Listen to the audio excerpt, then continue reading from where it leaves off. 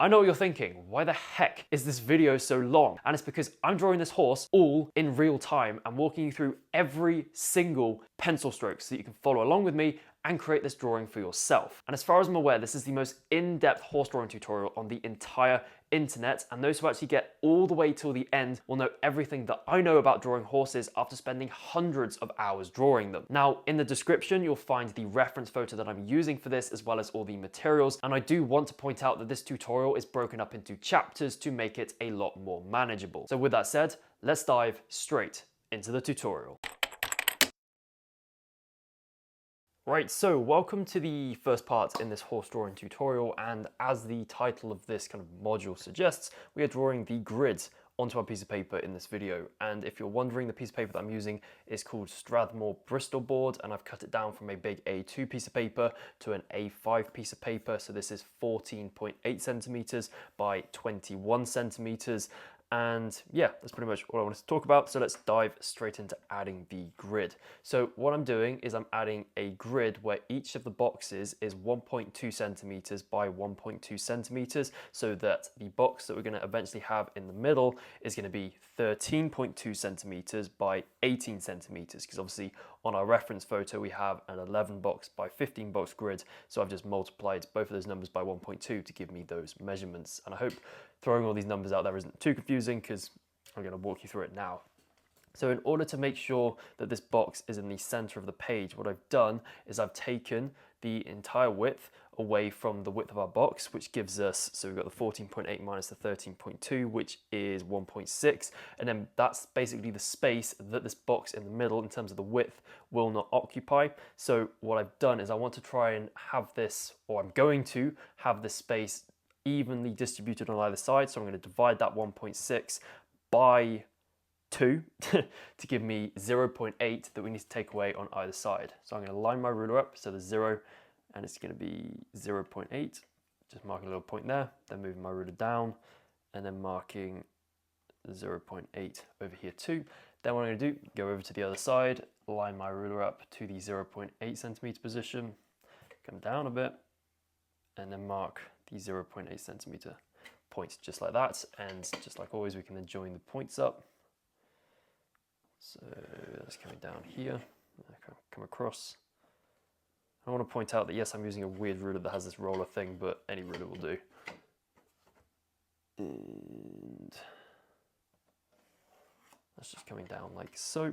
Then what we need to do is do the gap on the top of the bottom. So we've got this entire width is 21 centimeters, but we're only going to have 18 centimeters. So we do the 21 minus the 18 to give us 3, divide that by 2 to give us 1.5 centimeters that we need to take from the top and the bottom.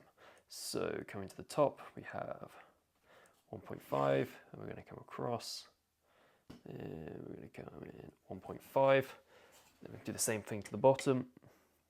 And this is 1.5.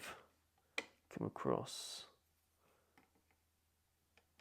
1.5, then we can join these up as this is coming across. Well, yeah, that was a little bit above the points, but that's fine. And then join those up, and just to check that our box is definitely correct, what we can do is just line this up with the edge and be like, okay, so this is 13.2 centimeters, and it is indeed. And then we're going to make sure our length is, what was it, 18 centimeters exactly. So just lining that up, and yeah, that is 18 centimeters. So this is all ready to be split up. So what we're going to do is line this up here, and we're going to go 1.2, then 2.4, then 3.6, then 4.8, and then 6, and then 7.2, and then 8.4. Oh, hang on. Yeah, this is right. Just checking my 1.2 times table, which is basically just the 12 times table. Yeah. I don't want to lead you astray. So yeah, 8.4, and then we've got 9.6, and then we've got 10.8, and then we've got 12. Doing this on camera is kind of ruins your mental math. And I'm just gonna come to the bottom now. and then 2.4, and then 3.6, 4.8, 6, 7.2, 8.4, 9.6, 10.8, and then 12. Then what we can do is we can do the length here. So we're going to go 1.2, 2.4, 3.6, 4.8, 6, 7.2, 8.4, 9.6, 10.8, 12, 13.2, 14.4, 15.6, and the last one is 16.8. Just like that. Oh, was it 16.8? I'm not convinced. I think it should be. But that looks a little bit further away. So let me just check. I think I've done one that's slightly wonky. Yeah, so that's 1.3. So that's correct. So I just need to move this one down. Just a smidge. So yeah, if you see a gap that looks slightly like smaller or larger than another one, you can just check it and be like, okay, so I can move that one just slightly. And then what we're going to do is come to the other side and do the same thing. So we're going to go 1.2, 2.4, 3.6, then we're going to go 4.8, then 6, and then 7.2, then 8.4, then 9.6, and then 10.8, and then 12, then 13.2, and then 14.4, wherever that may be, there is, then 15.6, then 16.8, and that is the last one there. And then what we can do is simply join up these points. And again, when we're doing this, we're holding the pencil nice and high to the top. So we can just go in and join these up like so. Bish bash bosh. And as soon as this is complete with both the length and the width, we will be left with a nice that's fine. Nice even grid of 15, or split up into 15 sections for the length and 13 on the width.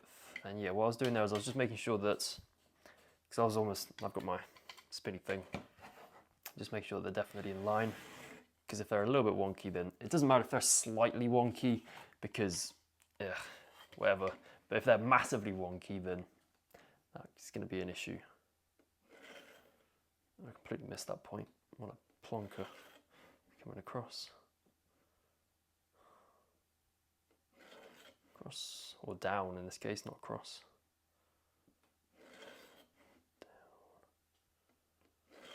Down.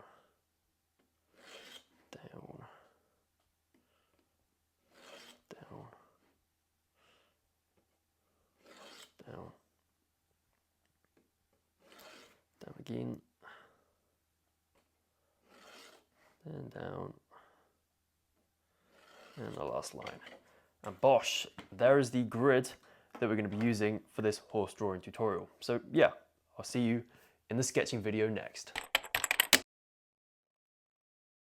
Right, so welcome to the next video in this horse drawing tutorial, and as you can gather, we're doing the sketch of the horse in this video, and to me, the most bold and obvious kind of standout area are the ears. So we're going to be starting there. So I'm just going to quickly do a little zoom in so it's a little bit easier to see, and then angle it so I don't end up focusing on my hand and then it's all out of focus like some of the other videos like the Porsche one and all of that stuff, because it's very annoying when that happens. But anyway, what we're doing is we're going 2 boxes across, and we have the very tip of his ear just in here, in the box, so this line here.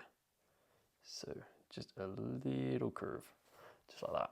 Then we're going to come down. So can you see it's curling under this way? So we're curling underneath like this, under, and then basically at this very bottom part it then flattens out and curves around there. So again, as I do in some of the other tutorials as well, is imagine that this box is like split in half again. So this is like quite far to the left of that halfway line. In fact, I think my line here just needs to go over just a little bit more. So I'm just going to push this over this way, and this is going up, and it slightly angles that way, and then this is curving up like that, and then it joins with the top here. So what I can then do is I can acquire my, where's my pencil eraser, or just a very, very, very thin eraser. Is that it? No. Come on, where is it? There it is. And then I can just erase that first line that we did. So if you don't have one of these, you can just use a very, very sharp point, so you can cut your eraser. If you've got like one of these, you can just cut like a little bit off it. But anyway, let's continue. So this is then coming down this way, so you can see that we're curling out slightly, so it's curling away, away, away, and then we're going flat here, and this is coming down and then over. So this line here is obviously a lot, hang on, I can zoom in a little bit more, it's coming angling down this way a little bit more, but the line has a little bit of a wobble to it, so to speak. So we're going, so it's curving this way, and then it's curving out, and then it's curving back round again. Then we're coming down, so this is crossing that line. This is coming down here, and then tucks in just like that. And then what we're going to do is we're going down, and this is coming across. So obviously this area is really quite dark now, but this is what's happening. So this is going down, and just for clarity's sake, what we're going to do is we're actually going to thicken it up. So ironically, we're going to be almost going over that line that I just rubbed out there. So this is coming round, down, and just to have a little bit of wobble to the line, because obviously he's an animal, so it's not all going to be straight and perfect. And then that's coming up there. So this is obviously that forwards facing edge of his ear. Then what we have is some darker patches over here, so these like little curves, so just working on the side of the box at the moment. And then these are coming down and over here, and this is coming down, over, and then in here, and this is coming just under this box, it's coming round and over there. So basically just adding in these little shadows and gaps, or the main big gaps within his like forelock area up here. But obviously we can get onto that in a bit more detail when we actually do the forelock properly, because what I want to do is start working my way down the front of his face and actually do his other ear first before we get a bit too carried away here. And this is just coming up and in like that. And I reckon for just a little bit more detail on the ear, what we're going to do, just going to come down there, and then this is coming down and across like this, and then the rest of the ear. Or actually, can you see that this has gone too far across, because what we want is it to be about here, and then that comes out. So I'm just going to raise a little bit there.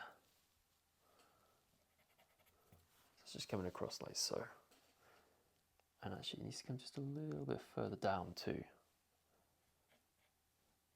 Just a little bit. And this joins in there, and obviously you've got his brow band there, which we can do after we do his other ear. So if I just Smidge across just a little bit. So we've gone, so this is the box where we've got the edge of this ear. We've got one box, and then this is where his other ear is. So this is coming in over here, and it's going up, and obviously a very similar shape to this one, similar curves, and then this is going over, and it's coming up, and this is going round, and down like so.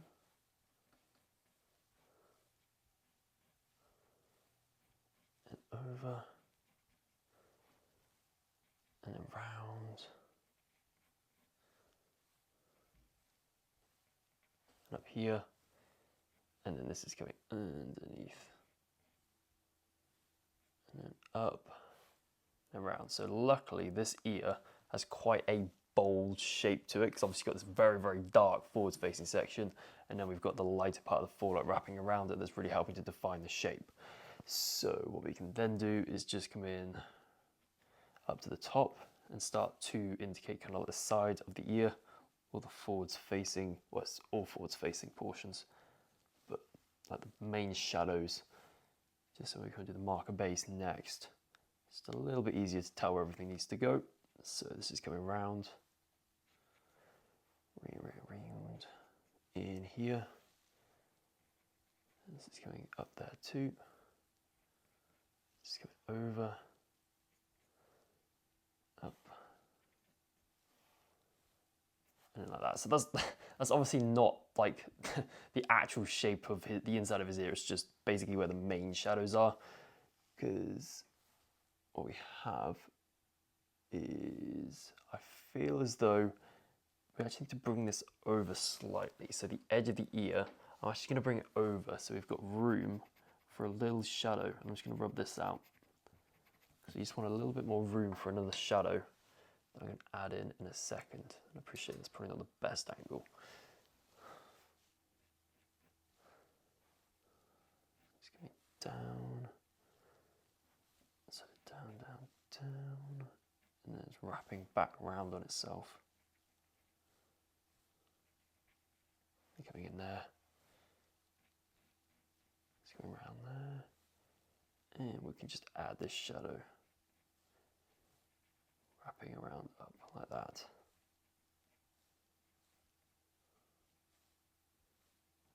And I reckon that ear is looking rather nice. So what we're going to do is we're actually going to work our way down the front of the face. So I'm just going to shift camera angle, probably a bit more of a front-on view. Hopefully that's not, yeah, that's not focusing on my hand, that's good. So what we're going to do is we're going to do this entire front section. So from the brow band, we're only going to do the tip of the brow band. So this is coming round, over, and then up.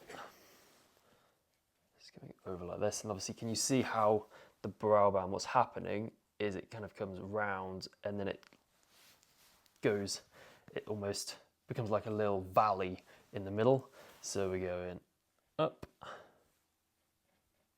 and then we're going under. Well, I said we were only going to do the outline or the edge of it, but now on this vein of thought with the hills and valleys, why not continue? So we're just going to come round, and that needs to come up. But what we can do is we can worry about all the jewels and stuff at a later point in the sketching video or in this video. So this is the thing coming up, around like that. So this is now a hill. It's going around there. So I can then just rub this out.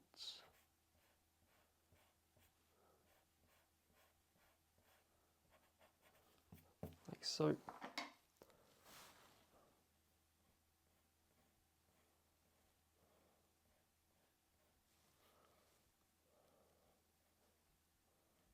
The reason I rubbed that out there is because it was looking very sketchy. Well, I mean, it is a sketch, but it was a bit messy. So I reckon that's looking a lot better. Then I can bring this over, and then this can come down. And this is coming around, and then that curves through. So this is the tip of his, oh, what's it, it's like his eye socket. So that's coming round, and this is coming down like that, down like so. And then we have his eye, which is going to be quite a lot smaller than the one we're going to draw over here. So this is coming just round like this. Again, paying attention to how far away. So again, if we imagine that this is now split in half, so we've got this halfway line in this box, it's literally just on this halfway line. Just to the right hand side of that halfway line. So this is coming up now. And then just run like that. And the thing with eyes is it's always a case of like, especially with these ones far away, it's like draw them almost smaller than what you would necessarily think you should draw them, because obviously this right here is pretty much the right size. If anything, it's probably a little bit big. So just like that, like an oval like so. And then we've got obviously his eye. Just add a little bit more detail so it makes a bit more sense. So this is coming up and around. So obviously you can see his eyelid here, just in this area like that. And then from the eye, we've got this line that's coming straight down, but then we've got a little bulge coming there. And then we've got like an oogie bit, a little bit in there. So this is going round like that. So this is obviously we've got the other side of his bridle there, but this little curve is actually part of his face. So then we're going to come down, down, down, down, just like so. And I've obviously got the start of his noseband. So this is coming round and down like this.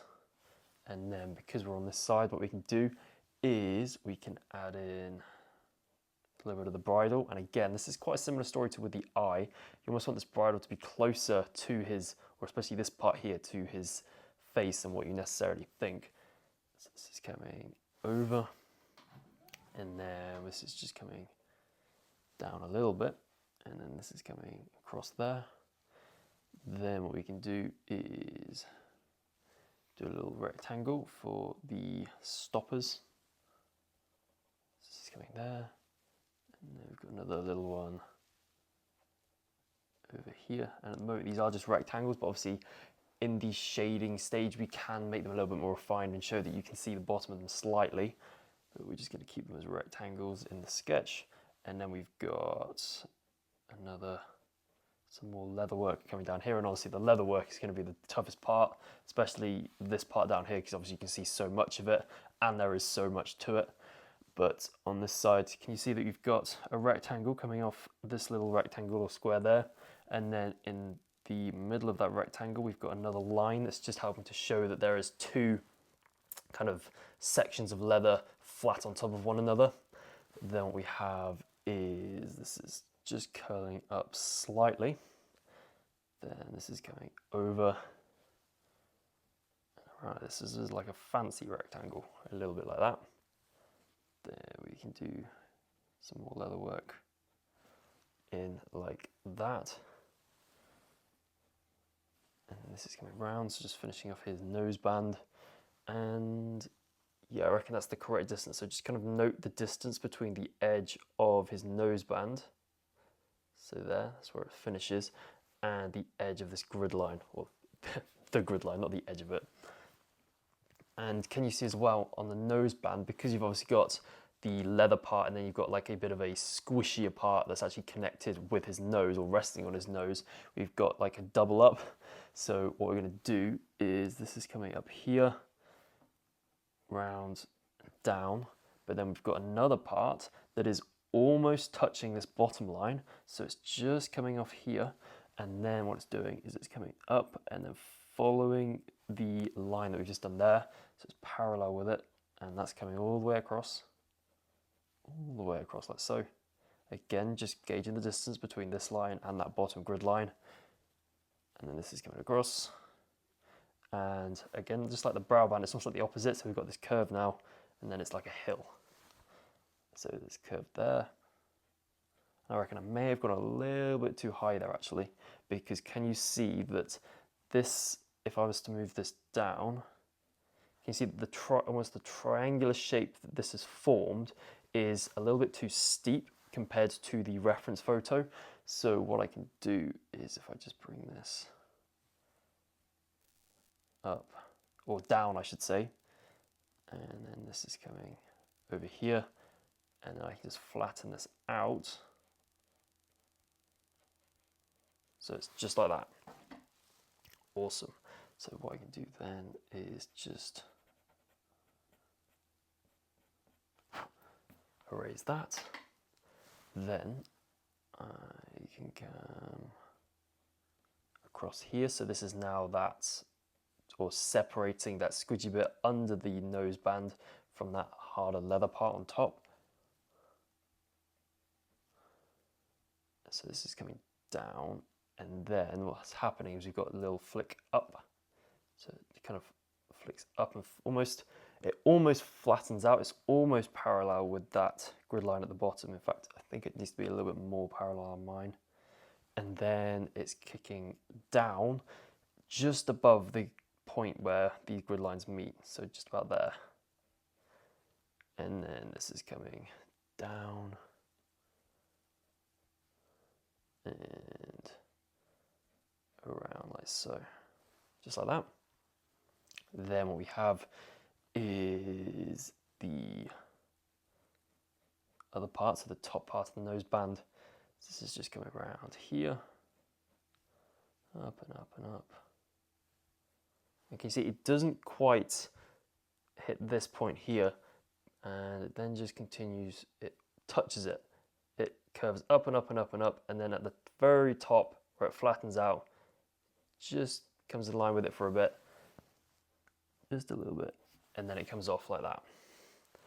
And then what I'm going to do is just bring this further down, but what's happening here is something very fancy again, because obviously here we've got this like double up that we can see on the front at this angle, but here as it's angling up his face, what you can start to see is a double up here. So can you see almost like it's like sandwiched two leather flats together, so to speak. So you've got a part that's almost coming off here. It's coming off, and then it's coming up. Up like that. Up and round. Up and up and up. Up and up and up and up and up. And this actually has gone too far to the left, because I'm then kind of almost thinking ahead and thinking, okay, so where does the line's direction lead it? And you can see here that this is going to lead too far over, because we need it to then cross at this point here. So what I'm going to do, so we've got this one here, so I can just bring this across ever so slightly. It's over here. And that's going round. Then what I'm going to do is I'm just going to erase that line that I just did because it's wrong. It's too far over. And I'm then going to come up, in, across, and then this is coming up, and then we're going to continue working our way up until there, where there's a little nook in and touches that grid line. And obviously this is where we have the other eye, which we can do in a second. But what I want to do too is, can you see that if you almost imagine the different 3D planes that make up this horse's face, you've got this plane here, which is going like this way.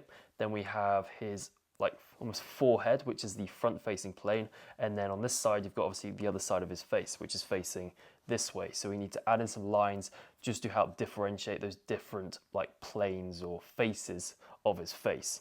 So the first one, so very helpfully here, it's almost like where the side of his face is orange, that's obviously that side, where the other side of his face is orange, that's the other side, and then where it's like browny black, that's where his forehead is. So we can basically just emphasize these different color areas. So we can just go, okay, so we're gonna go up here, this is coming round, and then up, across, over, and around there, this is kind of joining up there. And then we have a little groove in here, just above his eye. It's just coming across there. And then we have this one's coming here and across. You can see I actually went way too far over there. What am I doing? So just get rid of that.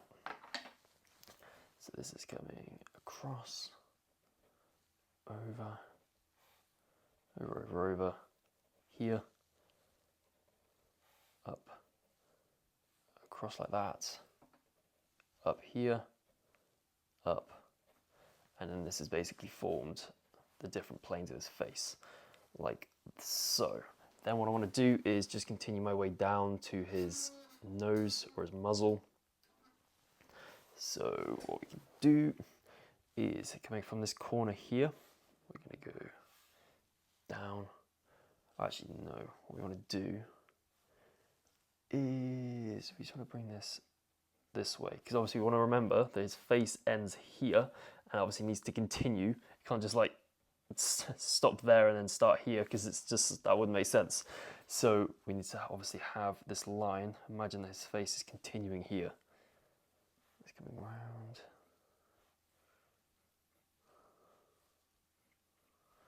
Then up.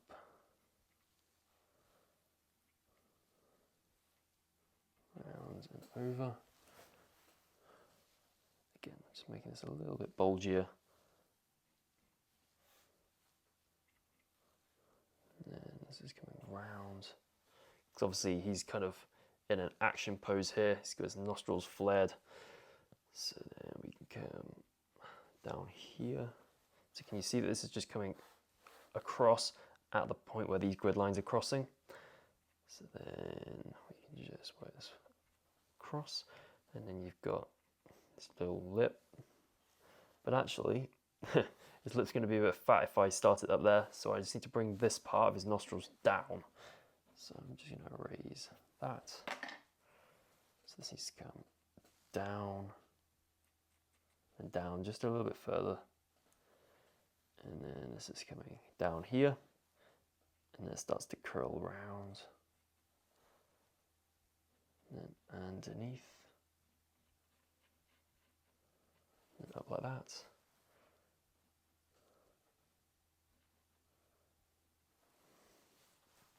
That's obviously the lower part, and then this starts to come up here. So up and up and up and up.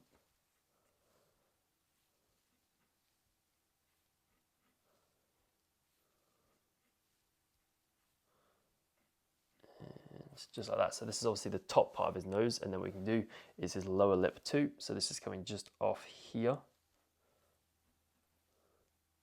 And then it's coming up. And this is coming up here.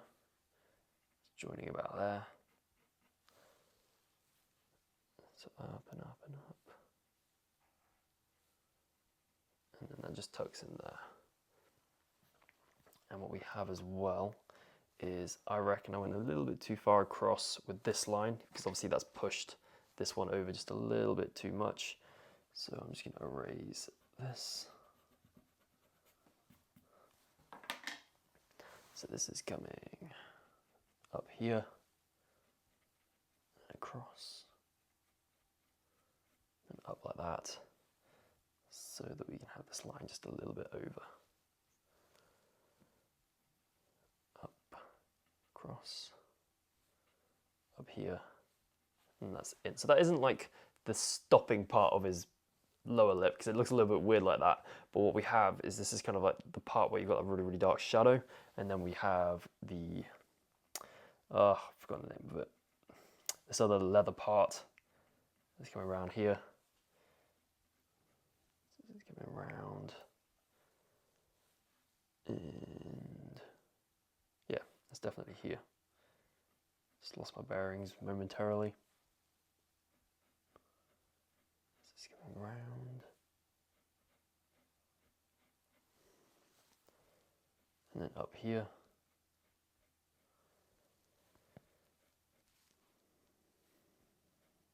And then this is joining to the nose band up here.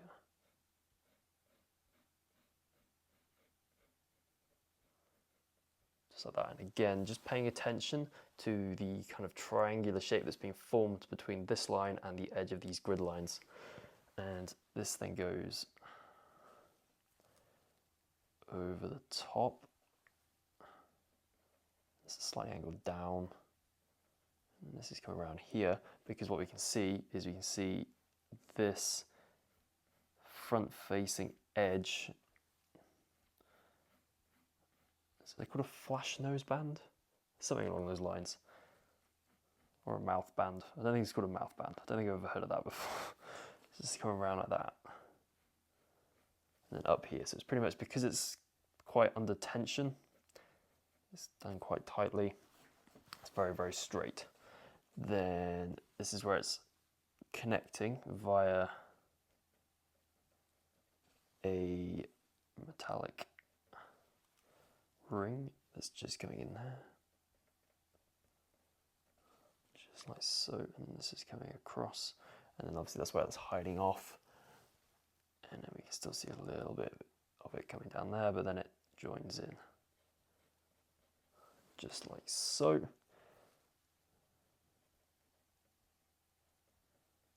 This goes around there.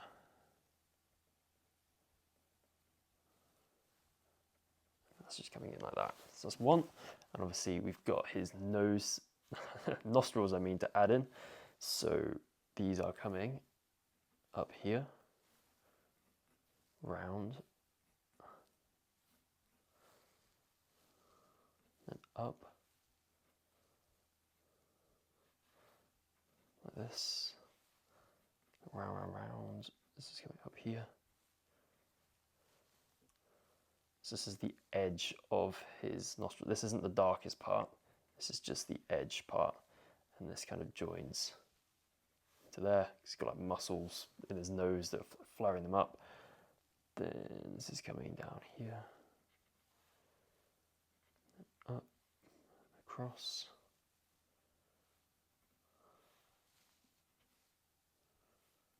Round. It's just joining in there. It's going round and up. And over like that. Then this is coming down, across,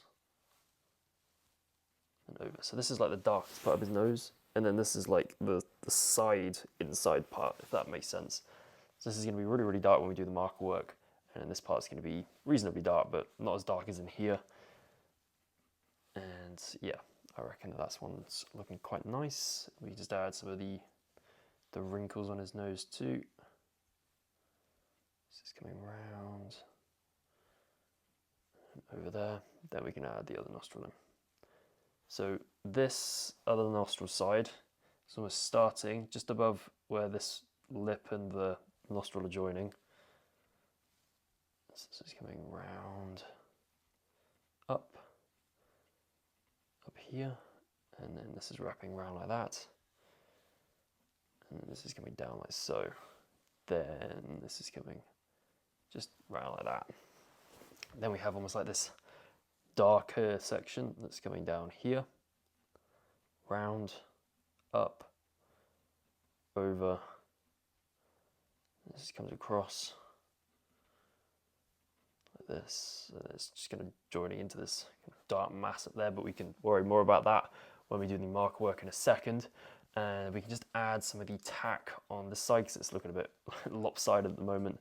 So we've got a little ring that's this ring but on the other side, but we can only see the front part of it. It's just on this grid line there. Then we have this on this side, which is coming down like this. but we can only see like the front part of it.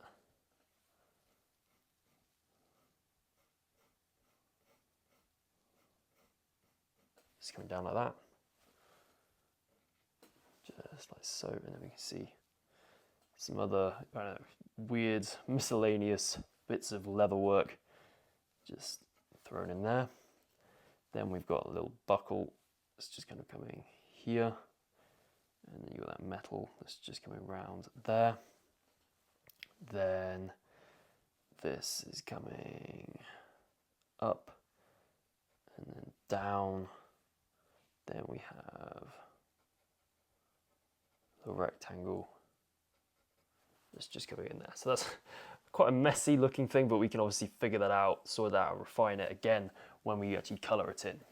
So what we can do now is the bit. Now the bit is always a pain because it's circles, and if they're not quite circular, they look a little bit so to speak.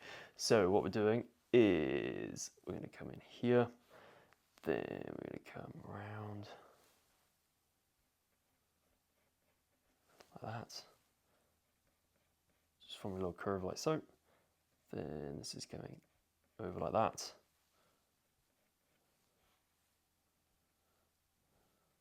So obviously they're not going to be nice perfect circles, they're nice, or they're ovals at this angle.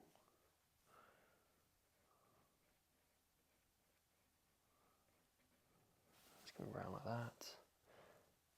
And then we've got this that's coming up and round. This is coming back round. And just pay attention to where this is crossing the, or this grid line.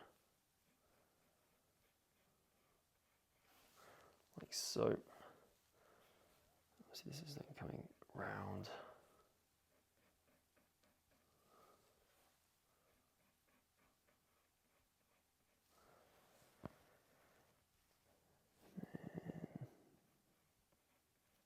Down like that. And then basically at the corner, say the corner of this circle, but like the lower right hand side. It's then going to come down like so, and then that's going to join into the actual part that goes into his mouth. So this is coming, or so you've got this curve underneath like that, and then this is coming round, and it's coming under like so, and connecting in there, just like that. That's obviously pulling that back, and then you've got the part of his mouth that's kind of wrapping around it, just like so. Then we're coming down,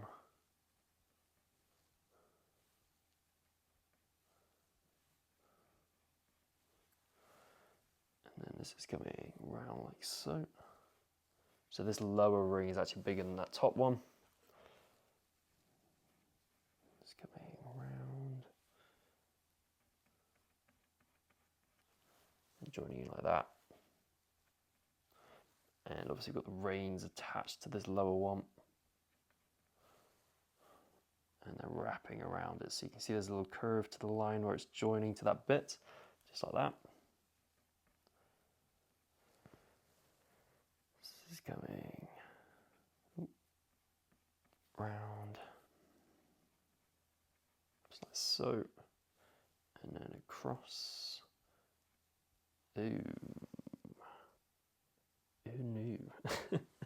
So yeah, we want this to be, what I reckon's happened is this part here is too far to the right because it's too close to my little kind of flash noseband thing, which is coming down there. So I'm just going to erase this part.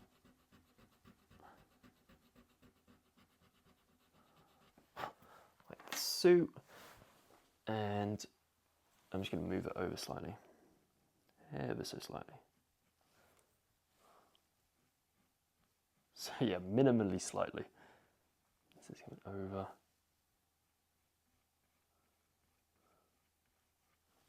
and over like that, down and round. this is coming up.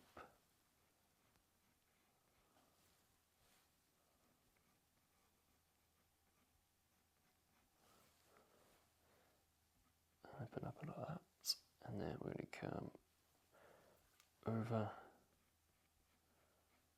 and then up there.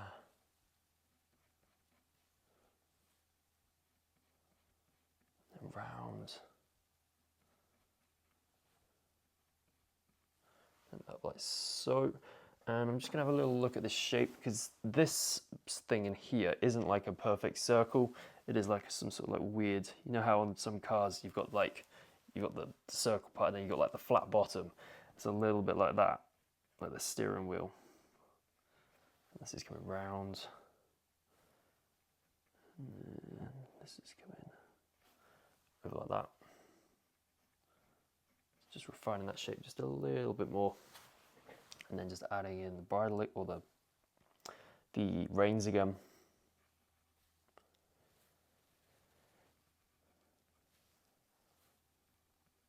Round and across like that. Up. And over there. And then this is just breaking atop that line, and then it's coming underneath.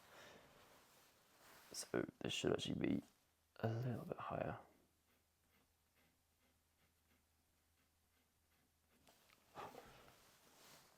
Then we have this part up here, which is just needs a raising. Get rid of that because we need to connect it to the rest of the bridle. And then this is coming up here, and then round there. And then this is then coming around just like that. So around this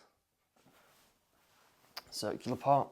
So then what I can do is add the stopper in.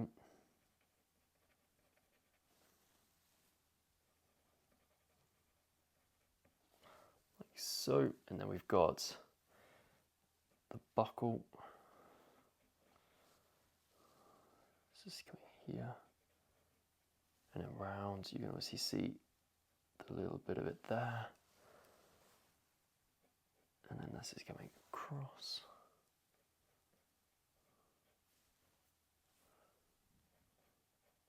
Over.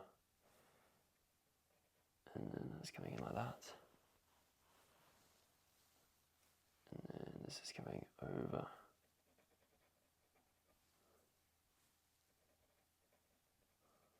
And then up like that. Over, across, and then round. So that's the little stopper. Just like that. I appreciate. I should probably move the camera up slightly. Then we're coming over and then just bringing this to a point, and obviously we can see the top edge of this part there. Then we can see a little bit over here. And this is the thing with leather work, it's literally just loads and loads of rectangles that are kind of like slightly warped and wonky, and you just gotta just gradually, bit by bit, just add them all in. Then we've got this other bit that's coming around there. This is then coming in here, coming up and across. I'm just going to bring this down slightly. And then that's coming around like that. Then this is coming over and then around like that. It's coming up.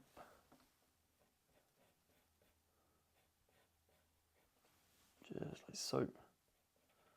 That's in there. And then we've got this coming off and is then connecting with that crossing point there. And then this is coming up and over. And then just draw another line there. Just in there, so it starts to widen up slightly. It's just coming across. Then we're going to go over, up there, then up, across, and then like that. That's forming another buckle, trying to get, can you see the lines of the buckles, or the kind of stoppers, in line. You can see that they're almost parallel there. Then we've got another one that's just going here. It's over, over, and up there. And then we've got another bit like that. And then this is coming in. And I'm starting to think that this is a little bit too far over. So I'm going to bring this across. And then in like that. And I'm moving this over slightly. And just adding these little dashes within those buckles to show that obviously this is the front facing one and this is the top facing one. The face, yeah. Just like that. Then we've got another one in there. Then this is coming from underneath. And then coming up here. And then round there. Just like so. And then we can just add the side part in there. Then we've got another little bit in here.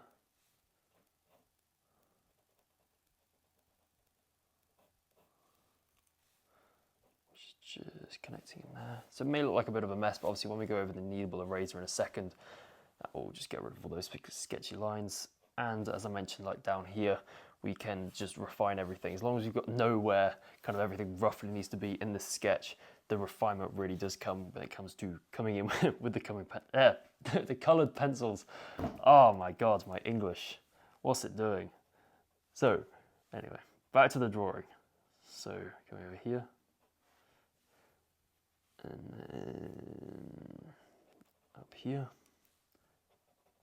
Up. And then over. Down and across there. This was looking a little bigger than how I like it to be.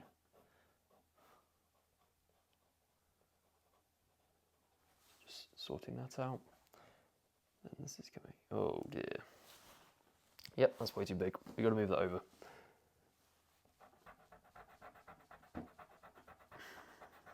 Just getting rid of this. And again, I press too hard, which is not good. So then we're going to go up. So it needs to go over like this. And this needs to come over there. And this is coming up. And then up here. And up there. This needs to go above that line, so this one here is not high enough. If I just move that camera angle up, that'll probably help. So then this is coming up more. Just like that. So coming down.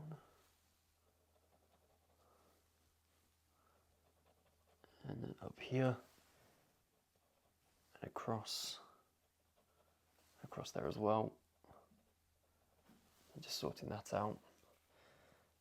Then we've obviously got to add these back in. Just like that. And we can add the side facing part of that. It's kind of looking like a bit of a mush of nothingness, but again, it's just kind of got sketchy lines on at the moment. Once you get rid of those, it'll all be good. Then we've got little dots where the what's it called? The buckles latch into. And then this is coming up and over here and around like that. Just trying to keep the thickness consistent. Then this is going up.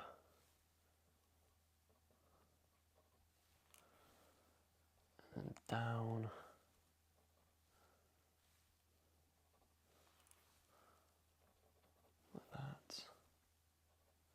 Over there.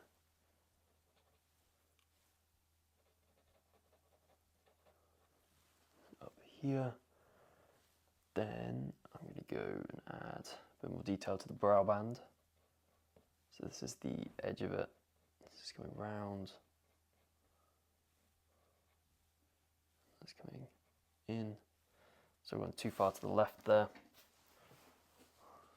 Oops, got a little bit of smudge in there.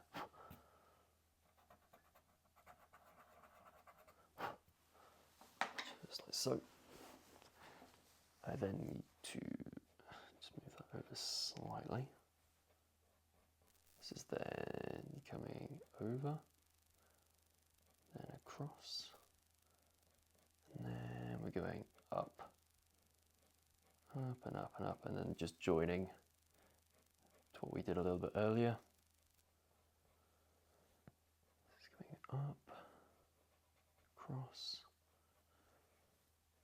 and then round.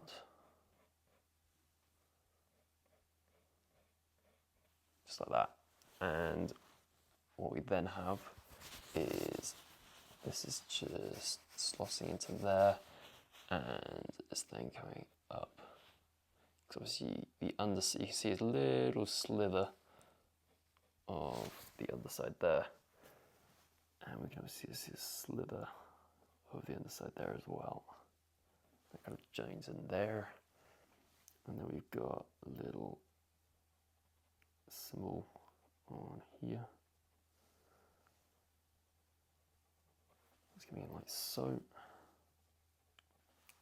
I reckon just to take a little break from the leather work, just after we added some little dashes in there, let's go and put his other eye in, because he's looking a little bit weird at the moment, just one eye. So this is coming down here, so down, and it's coming up, and then across, down, and I'm then just going to go, just take that off because it's a bit too high up. Down, and then across like this.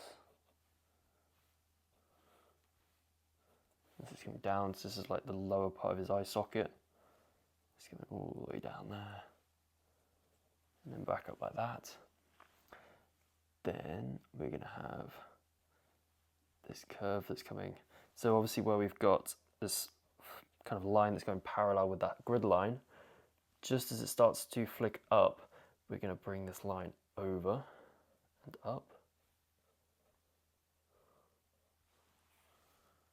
And then this is going to come round and down like that. So a very simple curve to start with. Then about here, we're going to add a little indent. Then this is coming round, then up, and around there. And then this is coming down, and like that. Then we're coming underneath, so under like that.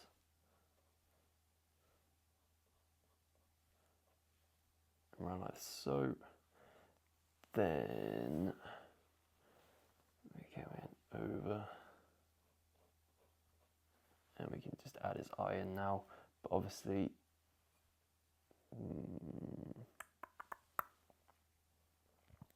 still his eyelid on top. So we're going round, so we're leaving a gap between that line. They're coming down.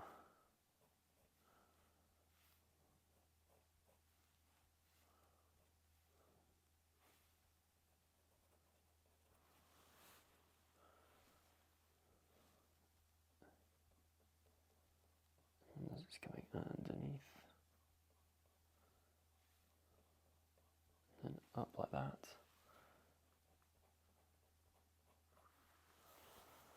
Then we have, you can see the pupil. Just going around like so. Then we have some little highlights on top, or little reflections. Just add in there. And there's one that's coming. I'm not sure if that's, yeah, I think that's a reflection. Definitely something light there. Then this is coming down like that.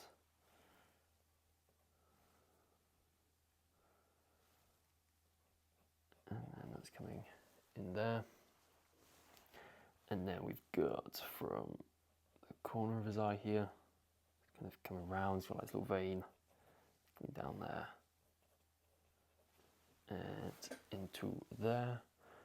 And then we have a little thing coming up like so. Then what I'm going to do before, so I just want to actually just come down there, refine that a little bit more. And I may as well add in the pupil on the other side.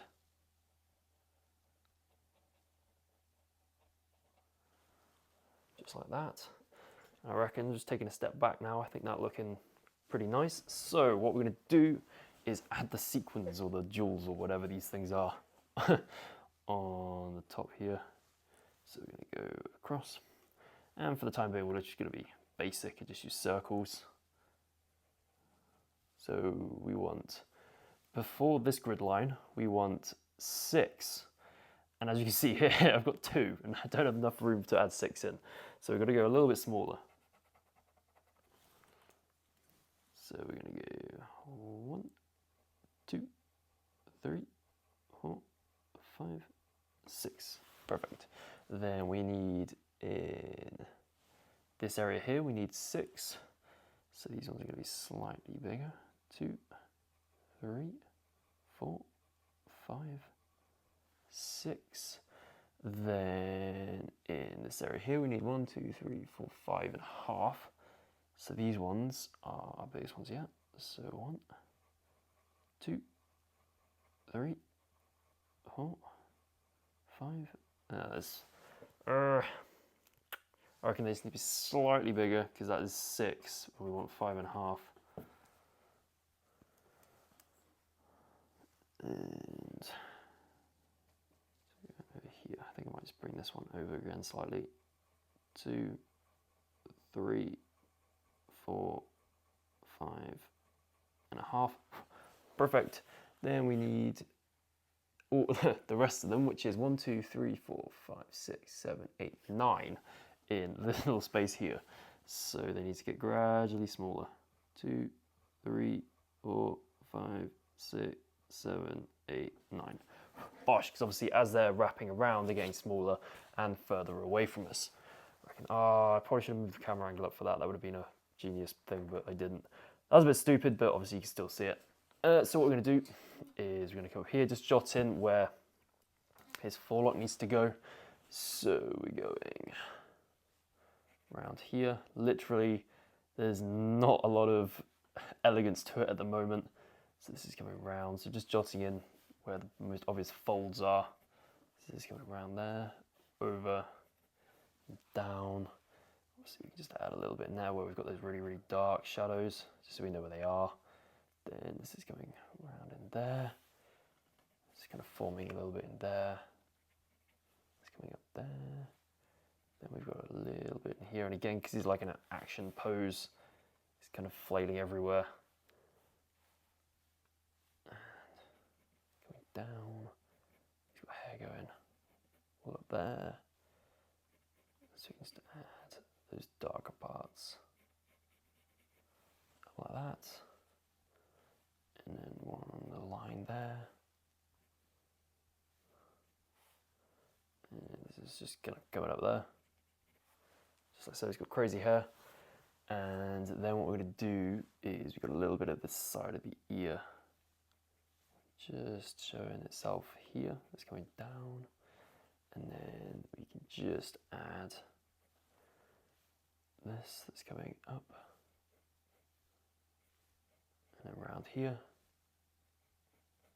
This is the part that's going behind his ears from the leather work.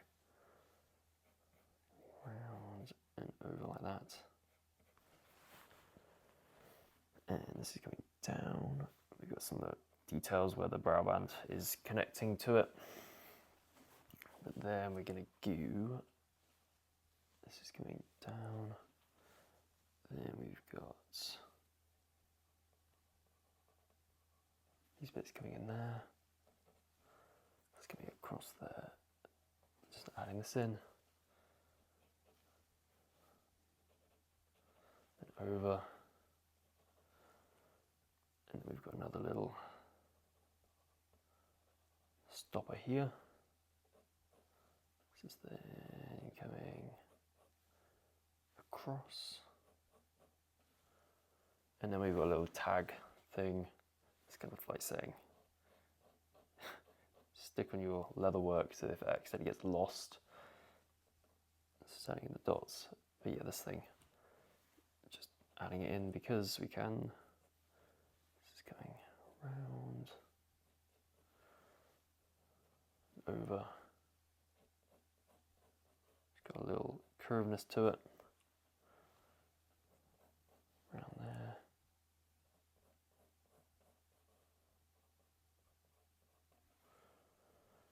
And then this is coming down. Around like that. Down. Then we got another rectangle.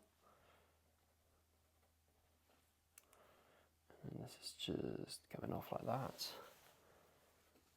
And then we're going to come down. And that's too far or too close to this line here, which is annoying. So I've got to rub this out and I'll move the camera angle down slightly. Like so.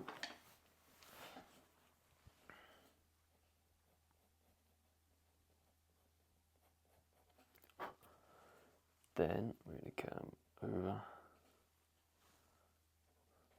across, adding this rectangle in again, around here.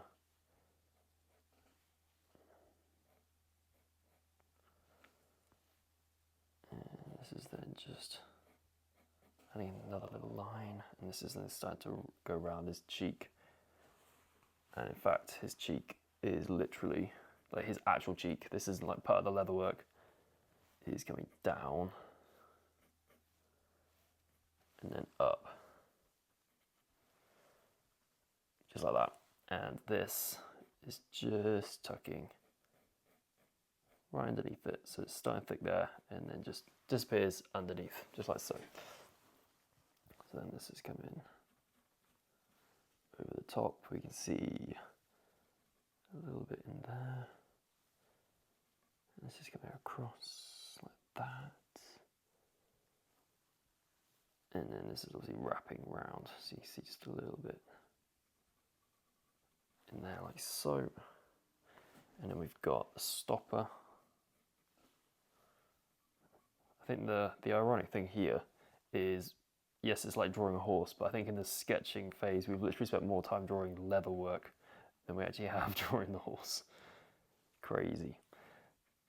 This is coming up, down, and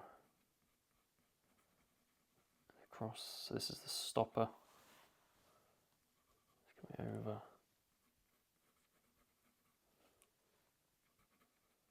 And up here, and then over like that. And then we're going across.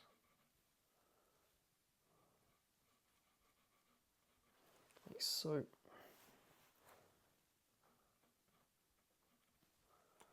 I just want to stop this like that, so you can actually see that it's going through this rubber stopper and not just like, I don't know, doing some sort of other weird thing. Bring this down. Then this is coming up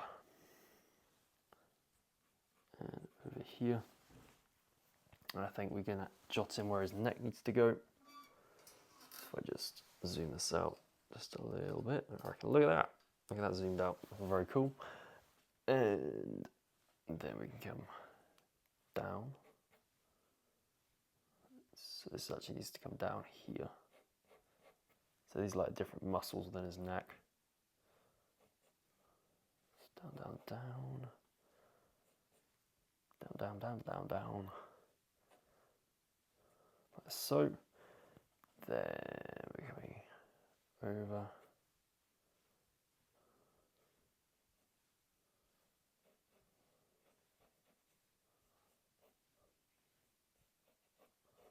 Round. So this is like at the base. And then we're obviously adding adding in his hair in a second.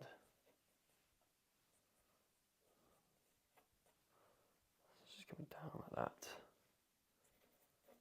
And then over, like so. Then we're going to come up here. This is the base of his neck. Let's just lower that down for you. It's coming up there. And then we can add the crazy, the crazy hair. That's like a mane. Well, it literally is a mane, like a lion's mane. That's kind of what I was getting at. This is obviously horse mane. Coming up there. See, it's pretty much just a dark mask, this thing, but we can just indicate it in. It's that one, this is this one, coming up there slightly. So they're coming down here. It's coming up.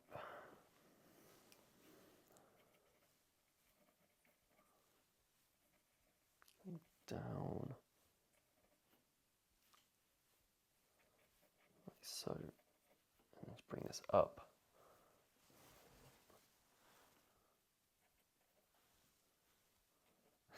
That looks like a little child scribble, but whatever. It needs to add a little bit more definition in here so that it looks a little less scribbly. But really that is all there is to the sketch when it comes to hair, because hair really is refined with the coloured pencils and the markers in a second. So what we need to do now is just include a little bit more leather, and then that will be our sketch complete. So what we're going to do is just add part of his martingale. So I'm just going to move this across, and this is coming down here. Then it's actually coming onto his chest. Hang on, that's wrong. Let's rub that line out. So this is the edge, and then this is actually crossing the edge of his chest. It's then just coming down to there. Then we can add another really thin line there. And then we can add a slightly thicker line. Go down here. So this is the front facing part of that martingale part. Then we have over here, we've got the ring.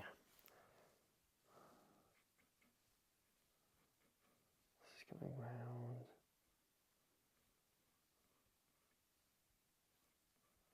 And over like that. Across and then round. Just like so. Then this is going round, over, round, and then this is coming down.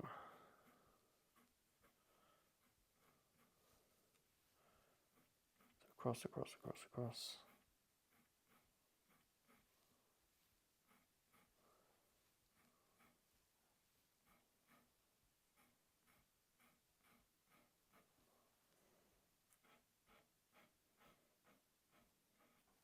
Just like so. And then what we can do is we can just bring this back.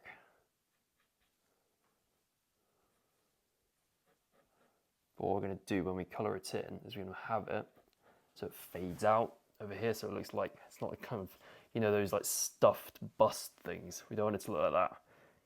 We want it to look a little bit more natural and less stuffed bust, so to say.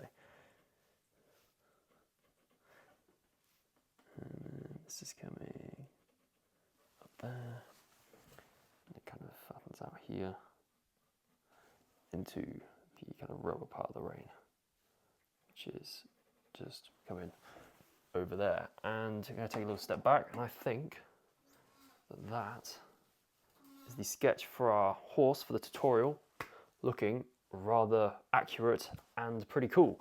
So yeah, I hope you've been able to follow along with what I've been able to do in this video. If you have any questions about your sketch before proceeding, actually what we can do, I say this, what we can do is we can actually add the stitching one last thing, we can add the stitching, just seen it, to the front.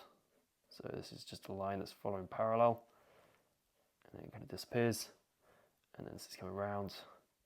I'm only doing this because I know that I'll finish the video and I'll look at it and I'll be like, oh, that's gonna really bug me. And then we can just bring this up there, in there, and around like that. So yes, I think it's safe to say that I am now happy with that. And I hope you're happy with your sketch too. And here is a photo of my sketch in case you want to compare yours to mine. So I'm just gonna go and erase the majority of the grid lines, but as you may have heard me talking about before, I'm gonna leave the ones very closest to our horse so that we can still use the gridded up, or the grids that are on the reference photo, in order to gauge where all of our tones and shadows and all those things need to go. So just coming up here, getting rid of that, coming over like this. And you may have already done this prior to watching this video, so I mean, feel free to skip ahead to the part where I actually start using the markers, but I just felt as though actually recording doing this bit opposed to what I've done in the past where I've just kind of left you to do it on your own devices. This feels a bit better, so I can kind of see you through the entire process. So that's the grid lines pretty much done. Then what we can do is eraser, or kneadable eraser time, and just kind of warm it up a little bit. So it gets a little bit stickier. And then we can just come in a dabbing motion. Just picking up this excess graphite. Obviously we're going to need to use it a little bit more over the tack, where I kind of pressed a bit too hard, if I'm being honest. But the thing is, I want the lines to be nice and defined because it's such a small area. If everything was like quite wishy-washy whilst I was sketching it, would be hard to see all the different parts. So that's kind of why I sketched so hard when doing the tack. Just going over it like so.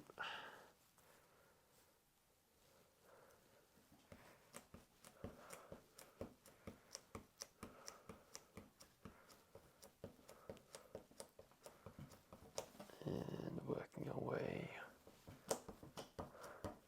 up here.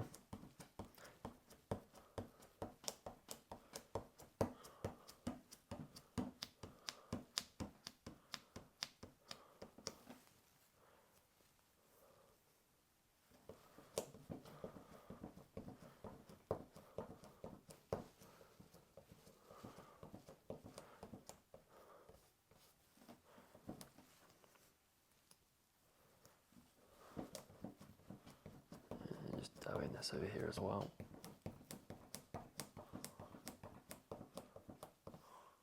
You just rub it over too.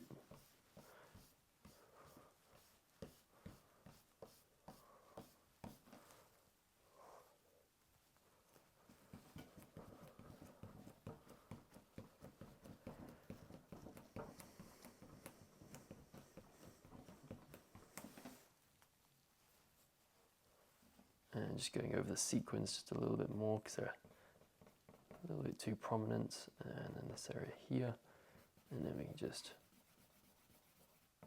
go over here as well. Just like that. He almost doesn't have a mane anymore. And that is the sketch all prepared, ready for the markers.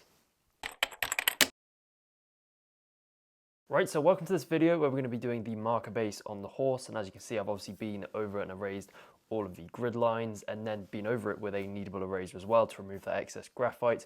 And I feel as though we may as well ease ourselves into it by starting at the left where we've got these nice big like shapes because we've got the neck and obviously the mane, and then moving in to the more detailed areas on the face. So what we're going to do is we're going to start off with our darkest grey, which is the storm grey, and we're going to come up to just this area here. So if you just gauge where your brow band is kind of connecting to the rest of the bridle, basically going to come to that square up there, and we're just going to start in here, and we're just going to start to use marker strokes that are flicking upwards because obviously that's the way that the hair, or the mane in this case, is going. So this is just coming up here, and obviously this isn't where we're really adding in all the kind of refined hair strokes. This is just indicating that this is hair. And obviously with the coloured pencils later, that's where we can be a bit more refined. So just coming around here, then we can just go up like so. coming up there. Because can you see we obviously have this hair, or a clump of hair that's coming. So actually if I just zoom in so it's a little bit easier to see. Because obviously here, so coming across the ear, we've got this part from, this looks like where the forelock is curling round behind the ear. So we're just going to be aware of that.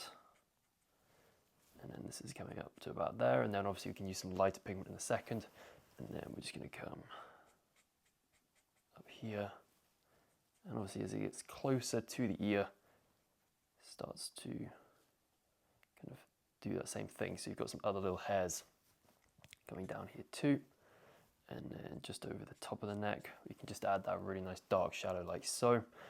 Then we can just continue coming downwards here. So this is coming down, down, down, down. Again, just making sure these are flicking upwards. Because he's kind of elevated off the floor right now, and that's why his hair's kind of going upwards. You've got those G-forces going on.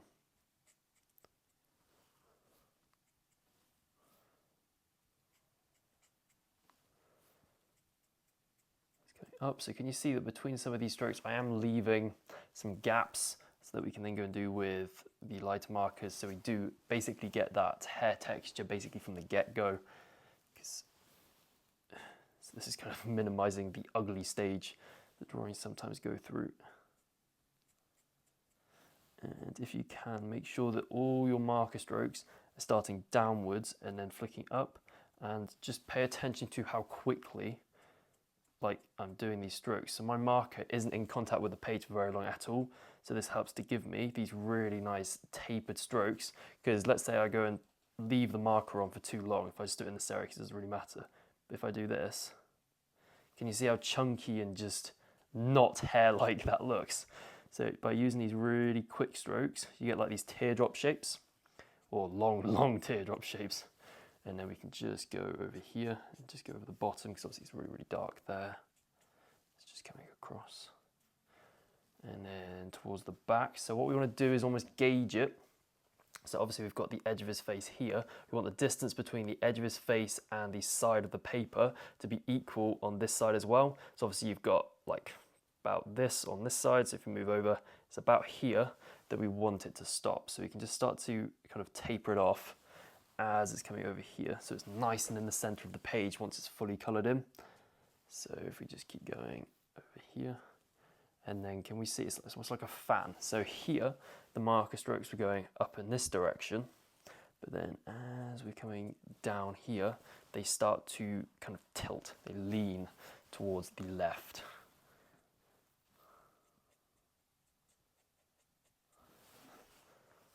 And this is coming over like this.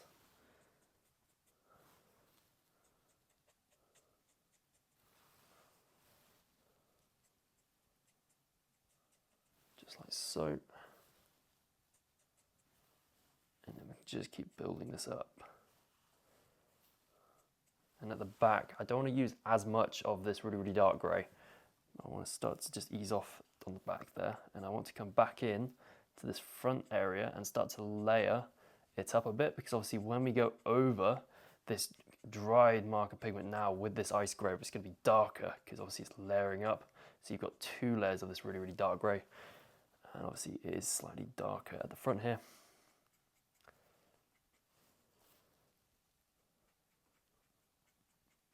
So we can just come across like that, just like so. And I reckon what we can do now is shift down to a slightly lighter grey, in this case the icy grey. And we can just start to continue our kind of main building journey. So this can come over here, just tapering that off. So we don't want a completely harsh stop, but at the same time, we do need to bring it to a stop at some point.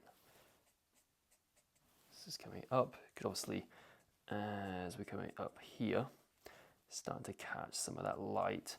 And if in doubt, what I'd recommend doing is not going as high, because obviously with the markers, we can only get the lines so thin, and we do obviously want in the final result for the tips of the mane to be really nice and thin. So I'd recommend to kind of when you start to approach the edge of where you've indicated your main to be, kind of like stop using the markers, because obviously we can come in with the coloured pencils when we do that. And that's where we can do the edge and then add those kind of flyaway spindly hairs. So this is going around like that. And up like so. I reckon that's the main looking pretty snazzy. So I just want to add in this obviously lighter streak there. So I'm going to come in with a lighter grey. This is the soft cool grey now. So we're going to go in this direction now. Just adding that in like so. And obviously we can use this up here as well, because this is where it's catching the light too. That's coming up like so. And over there. And coming under like that. Then what we're going to do is we're going to come back in with that darkest grey again, so the storm grey. And we're just going to do the ear. But we're not going to do all of the ear. What we're going to do is just this outside part. So this is going down. If I just move the camera up, I need to keep reminding myself to move the camera. I don't want to go off screen or off camera, that's not cool. And then we can come down like this, and then across, and that's coming in there, and then we can come over like this, and just begin to work our way up.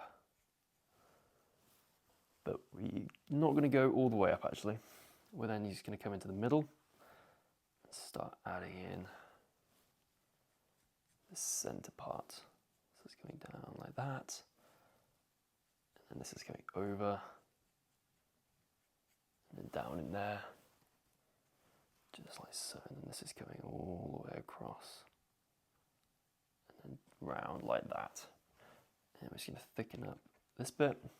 And you may be wondering, why am I not using black for this? And the thing is, I don't like using black within my marker bases because it's just a bit too potent, and obviously there's literally no other colour darker than black. So if you make any mistake with the black pencil, you're basically just scuppered because it's very hard to rectify any mistakes. But obviously with these dark greys, there is a bit more forgiveness in terms of rectifying any mistakes. So then we're going to come in with the icy grey, and we're basically just going to go over a lot of this area that we just didn't.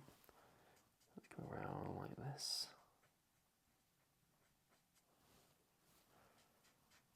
And around here. Like that. And what I want to do is start to actually add in some of the browns. So if I just get the colour sheet that I have. So yeah, this is the one that you'll find underneath with all the colours that I'm using for this. And I reckon what we're going to do is we're going to use the cedar brown. So our darkest brown. Yeah, that one. And we're just going to come in and we're going to go over here. Just like that. Just start to get in some brown there. Because in this 72 set of Ahuhu Honolulu markers, to be honest, I wish there was something like a walnut brown, because that would be much more ideal for this. But we have the cedar brown instead. So I'm going to make up for that. Then I'm going to come in with the Collingwood grey. So this is, it's a very warm grey, and we're just going to use this over here. So you can see it's got like a very brown yellowy tinge to it, and we can just use it like that. Right. So then what we're going to do is come in with our greys again. So we're going to go, what should we do? We're going to go that soft cool grey. So the one we used here, and using the bullet nib, or the brush nib I should say. We're just going to come around. And this is just coming up, so you can see you've got this kind of clump or cluster of hair, just working its way up there. Then we've got this one. It's just coming around like that. And this is coming around here as well. Joining to the side of the ear. You got another one joining in there. And then this is coming round, because what we're going to do actually is, if you come in with the icy grey, you've got all of these shadows within this forelock area. So we're just going to go and add a little bit in there. This is just dabbing up here.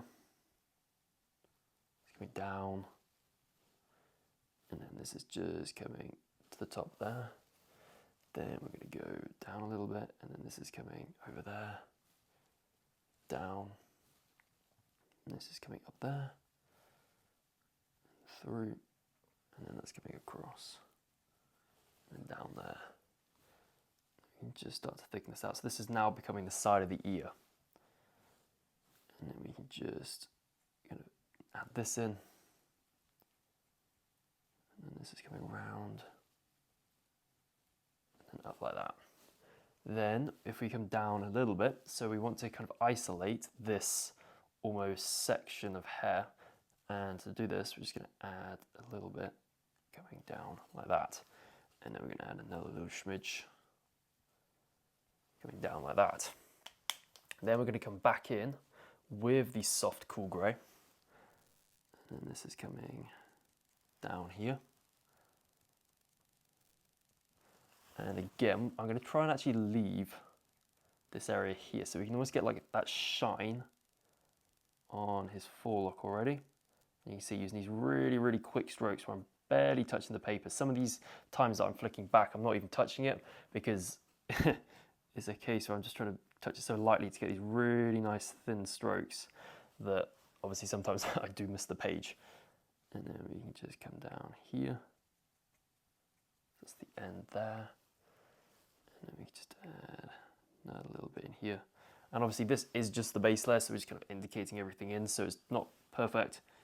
We can obviously refine everything with the colored pencils later. So that's coming down here. And in there. Awesome. Then what we're going to do is just do his other ear. So we're going to come in with the ice grey. No, we're going to come in with the darkest grey, which is the storm grey. And we're going to come in and do the edge here. So this is coming around and up and over like this. And that's coming down. And then we can just thicken this up here, and then it kind of comes down. So if you can still see your grid line, it's basically coming straight down this grid line here, or not straight down, but like slightly skewed to the left actually. Just like that. And it kind of joins in there. And then we've got another little bit down here. And then we can start to add just a little bit of that hair indication, but just very mildly. Let's come around like that. And that's coming up there. Then I can come in with the icy grey and just come around here. Again, because obviously within the ear, the hair is kind of flicking outwards this way. So I'm just making sure to use marker strokes that are obviously flicking out this way. And I'm coming to the edge, I'm just being very careful not to get marker pigment, or I do not want marker pigment to be. And I come up here, then I just want to come in with a brown. So that was our cedar brown. And then we can just use the cedar brown just over these edges. And then this can come across and down like that. And obviously we can see a little bit of the side of his ear. So what we're going to do is we're going to use the Collingwood grey. I'm going to use this just over the edge here, just like that. And I'm going to use this down here too. And then this is wrapping underneath like that. Then we're going to use the icy grey again. And this is coming in from the shadows and just going underneath like that.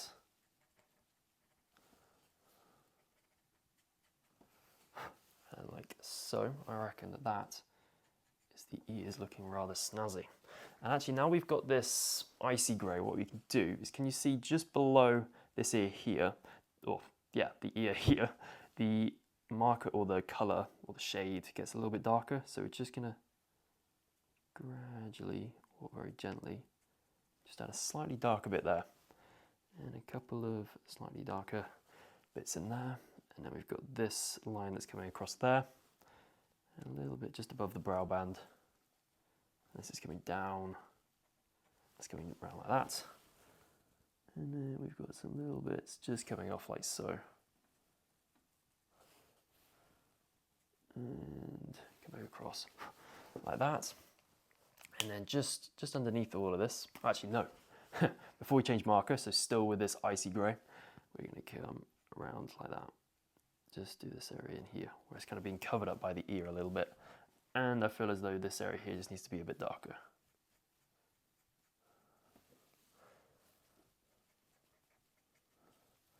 Just like that. Then what I'm going to do is I'm going to come in with, what should we do? I reckon the Collingwood grey. And we're just going to go like this. Just add a little bit of his forehead, just showing above the brow band and underneath the forehead, or the forelock, I should say. Then, actually sticking with the Collingwood grey, you've obviously got this area coming down here, like so. And then that's just coming up like that. Like so. And then what I'm going to do is I'm going to come down and do the neck. So we're going to go and do this. Then we're going to come in with the Storm Grey, so our darkest grey. Actually, no, we're not going to do the Storm Grey. We're going to come in with the Icy Grey, so our second to darkest marker. And we're just going to go and add a little bit in here. And can you see the direction of the fur, or the hair, is kind of following, so here, closest to the mane, it's still following that direction that the mane is going in. So this is going around here. Still using strokes going over this way. Then we're coming across here.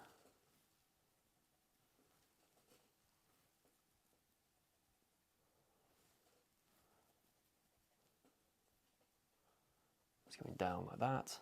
But then, can you see that line that we added in during the sketch? So if I just kind of highlight it here. So this is this line that we added in during the sketch. I appreciate I'm quite high up there. So this is this line, it kind of tapers off and disappears there. But pretty much everything above this line, the hair, is going upwards like that. And then it gets slightly darker towards the back, but obviously that's where we're fading it out, so it kind of cancels itself out because it's going to get lighter. We can start to darken this up a little bit. Just like that. And then what I'm going to do is come in with the soft cool grey.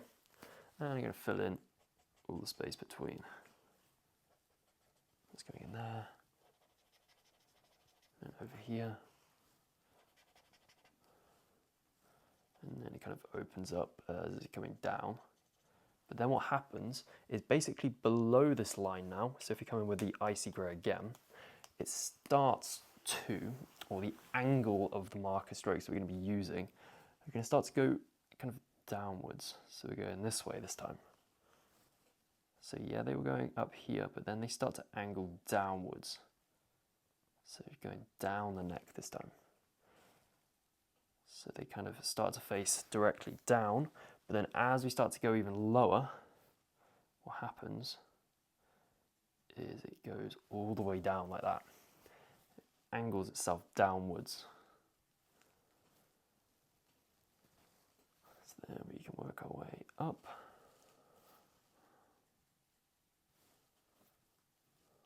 This, you've got a darker section in here.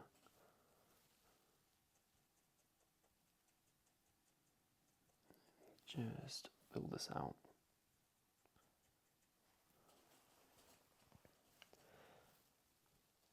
Coming across there. So it's coming over here. And then down. Just like so. And obviously, can you see just to the left of this bridle area is a lot darker.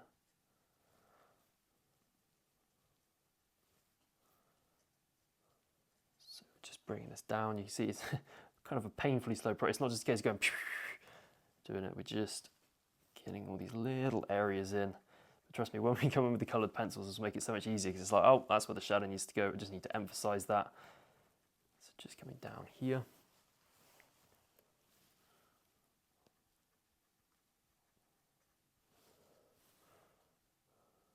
and coming up.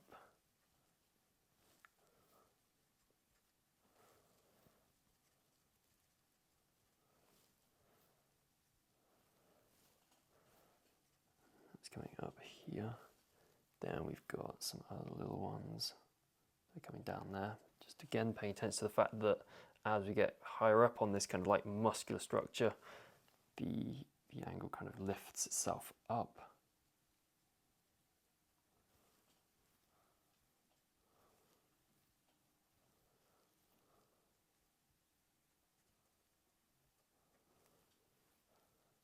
And that comes in here and then over like that.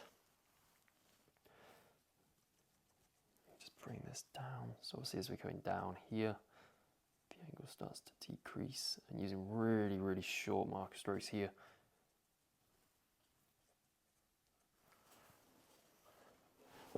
And we can then just work our way up.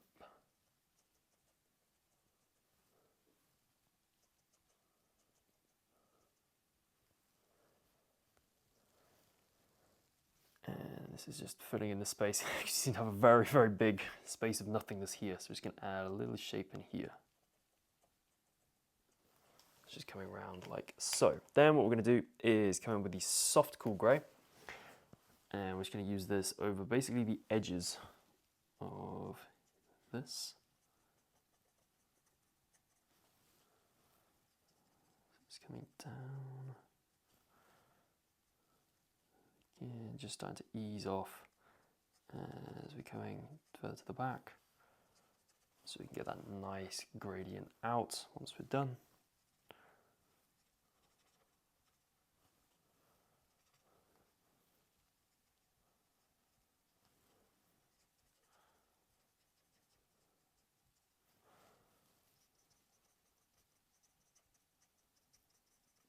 Just like so.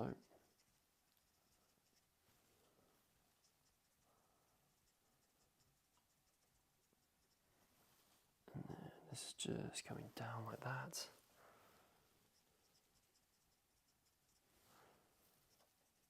And working our way across. And up like so. Then what we want to do is just come in with that Collingwood grey again, because obviously it's got that slight browny yellowy tinge to it, and we can just use it slightly, just very sparingly, just in some of these areas, just to give it a little bit of colour, just up there, and it's a little bit more prominent up here. See where it's starting to get to his head, and then this is coming down there. Then, in this kind of crevice where you've got his cheek and the bottom of his neck, obviously there's not a lot of light getting there because it's dark and it's kind of covered by folds. So then we're going to come in with our darkest grey, so the storm grey, and we're going to start up here, and we're just going to add these in. So this is coming round, so around like this. This is coming across like so.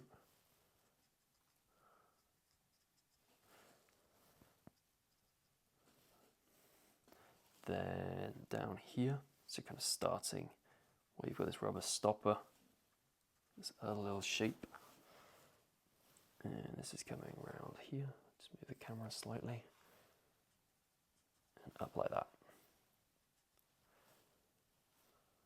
and in there. Now it's going to go basically around the rubber stopper, just so I don't accidentally go over it, and then around here. And just kind of fill the space in here, all the way up to here, where it kind of stops.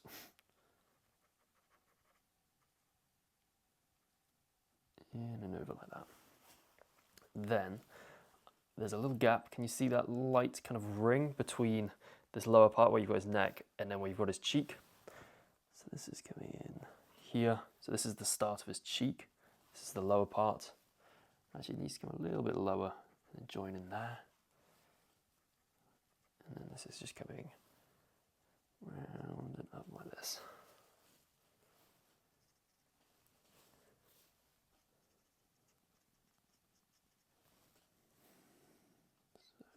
just coming down here.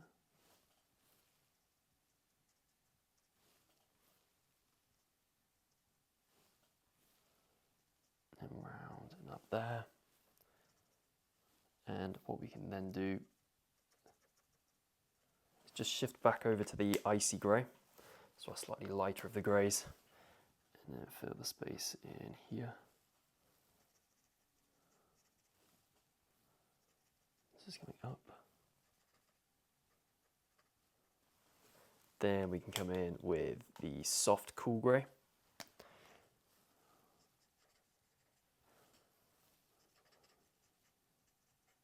And come around like that.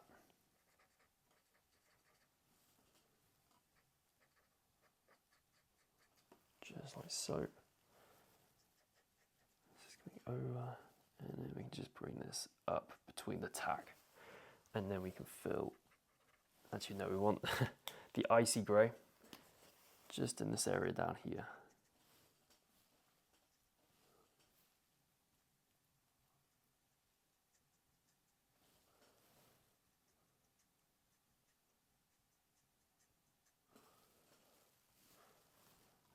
And this is coming down,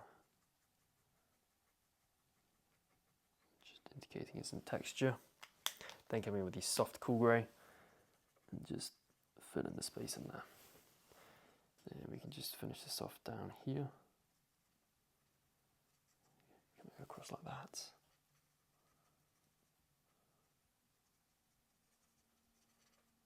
And round there too. Awesome, so I reckon that is the neck complete. I'm just going to take off my jumper. Kind of hot now.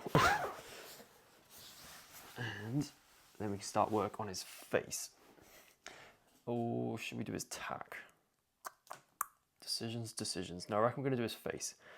We're going to prolong the inevitable suffering that is doing the tack. So coming in with the storm grey, what we're going to do is come in with a chisel tip. And we're just going to use this on the underside of his brow band. This is coming around there. So again, making sure that we're not kind of covering up any of the sketch. This is coming round over, so the shadow gets slightly thicker towards the middle, and it thins out as it goes further over there, because obviously it's further away from us, it's not as dark. If you just bring this out just ever so slightly, then what we can do is come in with the icy grey, and we can just bring, got a little kind of structure coming down here. Then we've got a structure coming over and then down here. And this is coming like that. And move it like so. Then we have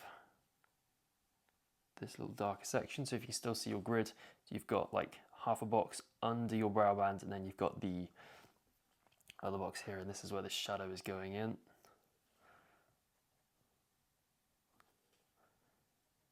This thing coming down.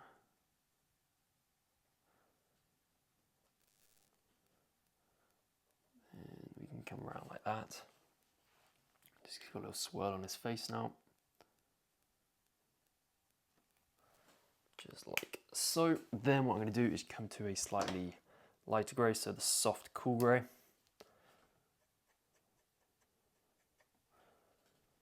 And we're going to work our way up here. Just going round. And a little bit over here too. And we're going to come across like that. And then this is coming down. And then we're going to come across like so. Just like that. Then what I'm going to do is we're going to start to use some of our other browns. We're going to use the potato brown. Where is the potato brown? There it is. So, potato brown. And we're just going to come and use this just up in this area here. That is quite potent, but that is fine. And then this is coming down like that. And then what we want is some of the cinnamon, just in this area over here, just to depotentize the potato brown. Just like that. And we're gonna have a little bit of this cinnamon just over there, just a smidge, and then we're just gonna blend it in using the Collingwood Grey. Yeah, Collingwood Grey. And then this is coming over there, and then that's much more in keeping. So you can see that the potato brown was quite potent to start with, but just layering it up has given us a colour that's much more kind of in keeping with what we have on the reference photo. I can just use this under there. I should probably move the camera. Ah. And then we're coming across. And then over here. Over like that. You got a little bit in there. Then coming back in with the, or should we go, no, we're going to go back in with a soft cool grey.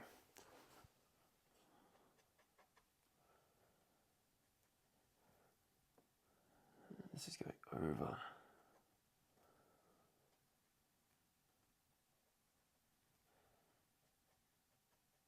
And then round here. And then up, so just indicating that swirling. Obviously this patch is slightly bigger. And coming around here. This dark area. And then we're going to come up like this. And what we then want to do is just add the shadow in here. It's kind of coming up here. And then it's just coming down to where his eye is.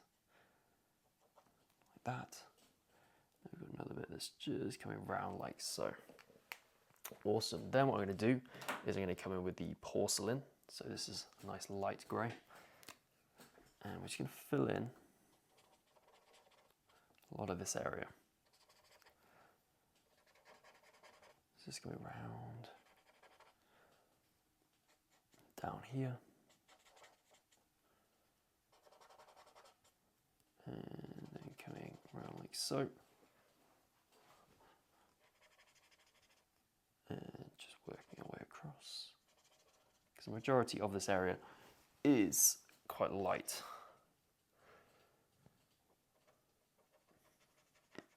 Just coming across like that.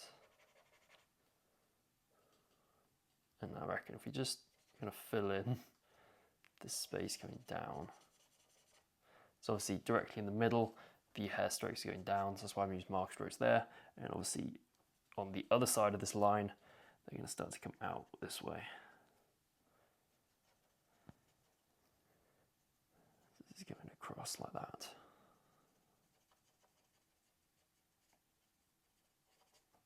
Like so.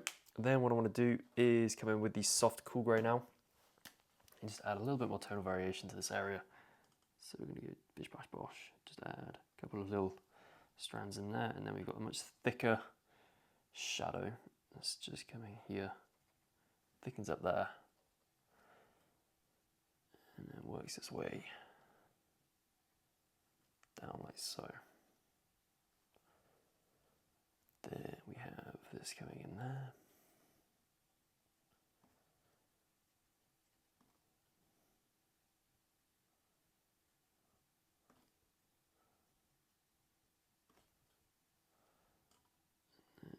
Coming up, so this is the brow band, or the nose band I should say, just over the top like that.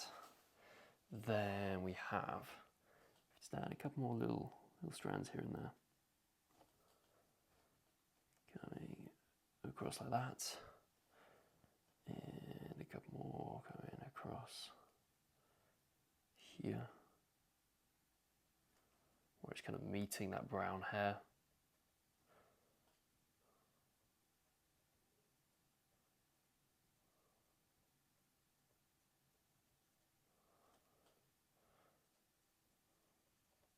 That's coming down like so.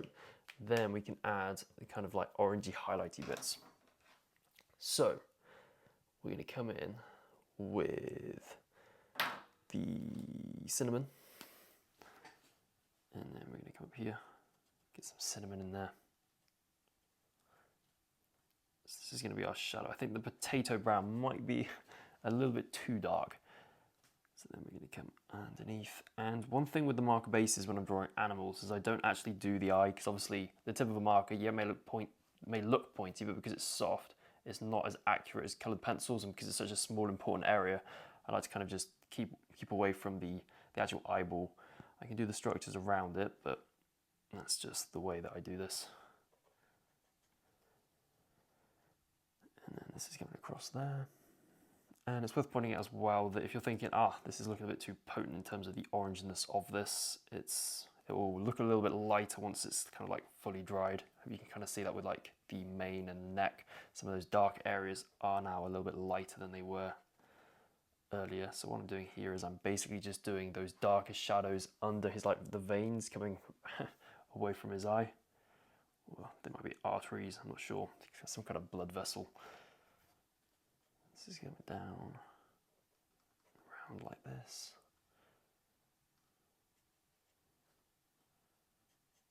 And that's just coming in there.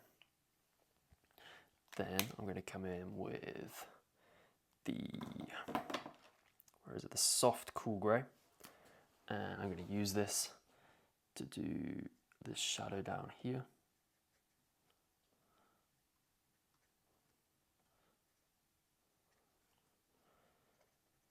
So this is working its way up. And actually I want to just make that slightly darker. So what I'm going to do is come in with the icy grey. And we're just going to go in and just, because obviously here, because the hair is so thin, we literally just have little dots to show there's a little bit of texture going on. The hair has been rendered to just mere dots. So go around here, and then working our way up like that. I just want to add a little bit of brown, so I'm going to come in with our cedar brown. So it's just coming down there, and a little bit in there, and we've got a smidge over there. And then what I'm going to do is just use the cedar brown to do that kind of like really, really dark line here, just above his eyelid. See, that's going to blend out. And then we have these little lines which it's a little bit thick. They're just coming around like that. Awesome. Then I'm going to come in with the Collingwood grey. And I'm just going to go underneath here.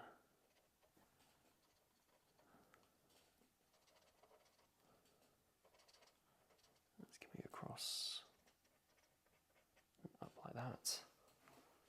Because obviously with the coloured pencils we'll have a bit more freedom in terms of making the colour a little bit more in keeping with what's on the reference photo compared to some of the markers that we have here. So this is going round and over, down, and up, and up like that. And then come round, and up like so, and then round here, just like that. And then I'm going to come in with the cedar wood, or cedar brown even. I'm assuming it's named after the wood colour. And this is coming in and up. Just darkening the underside there, and here, and just adding that in like so. Then what I'm going to do is come in with the icy grey, and we're just going to blend this shadow that's curling under the eye up. Then we're going to come in with the soft cool grey, and then this is coming up like that, and I'm just going to use this soft cool grey just over here, a little bit around there.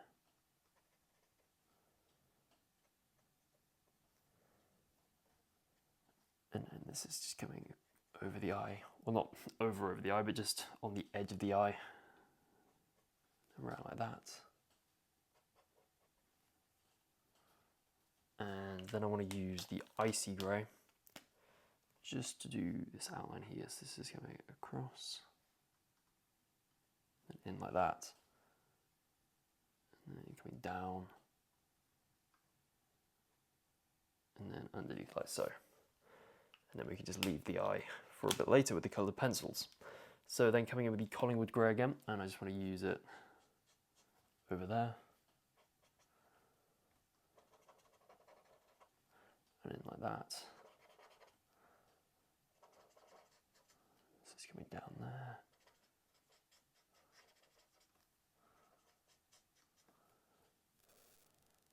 And over like that. And I just want to emphasize the kind of like oranginess a little bit more. So I'm going to come in with the cinnamon. Just get a little bit more orange in there. And this is coming down there. Across, making sure to not get too much ink in the veins, otherwise they kind of disappear. And then this is coming across. And then up here. Just like that. Then I'm going to come back in with the Collingwood grey.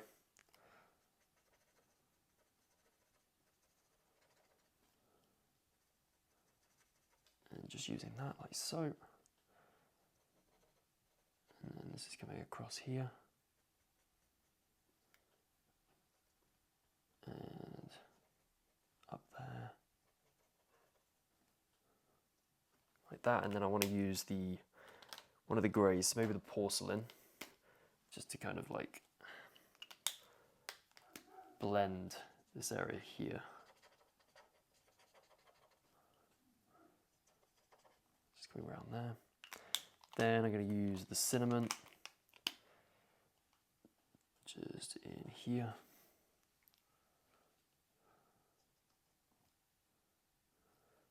And then this is coming over like that.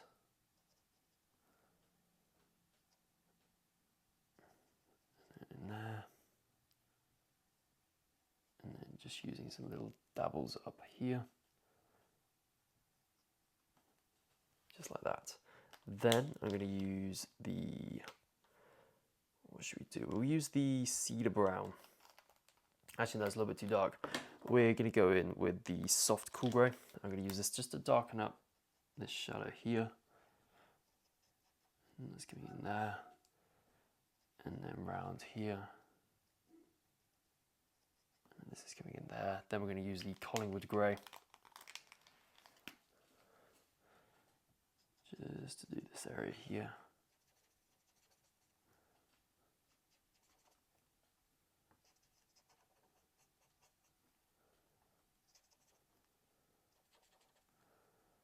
And then this is coming over.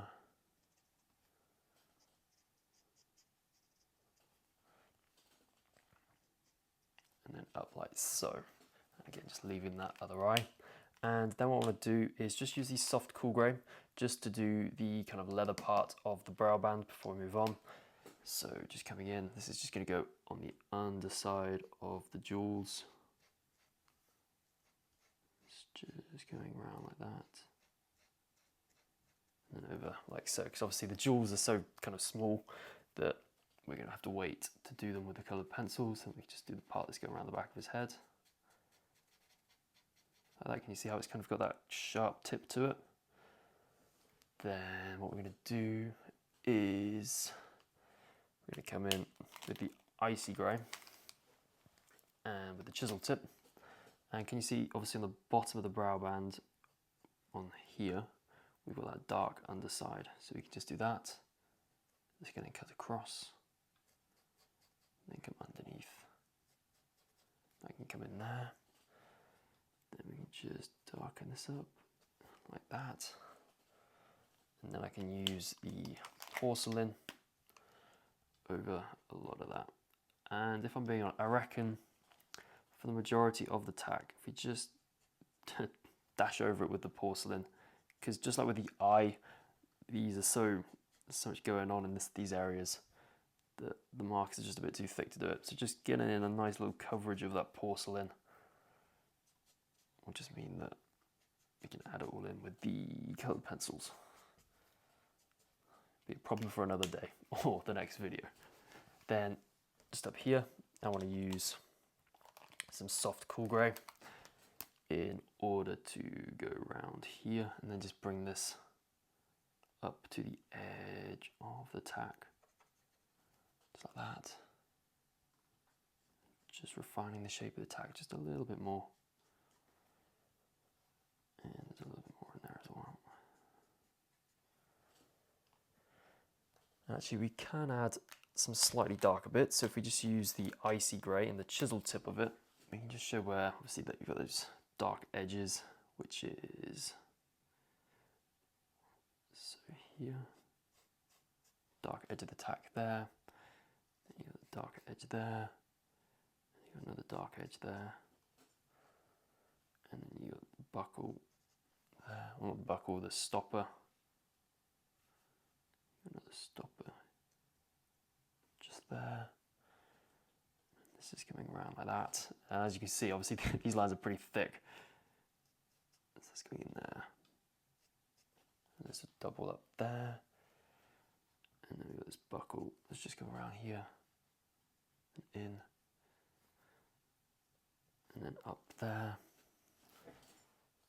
Then this is coming round like so. And then we can just add this in too. So if I just bring this down slightly. There, this is then coming up and down, round, across and down like that. And then round like this.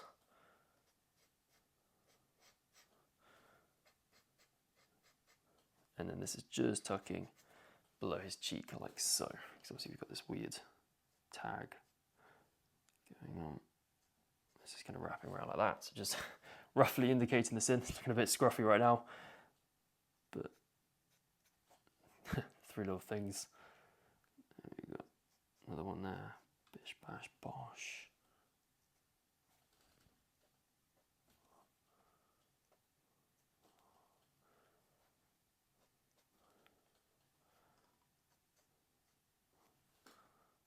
And across, down.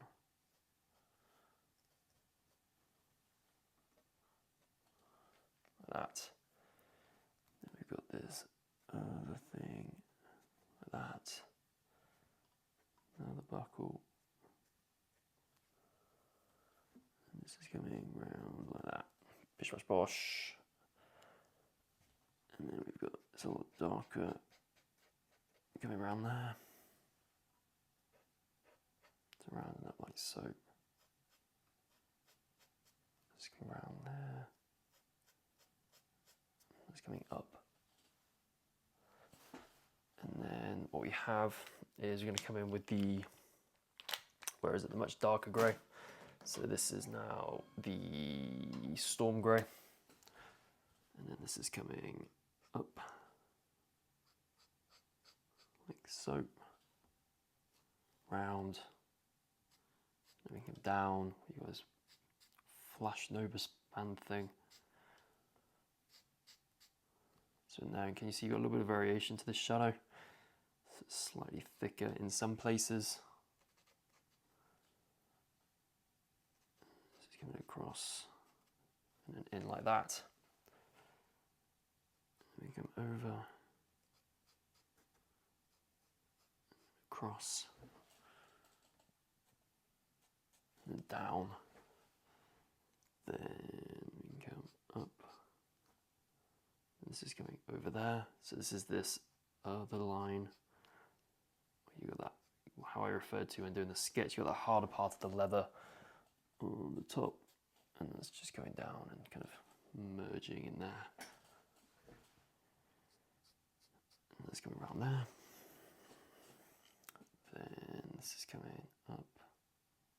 A little bit of stitching details.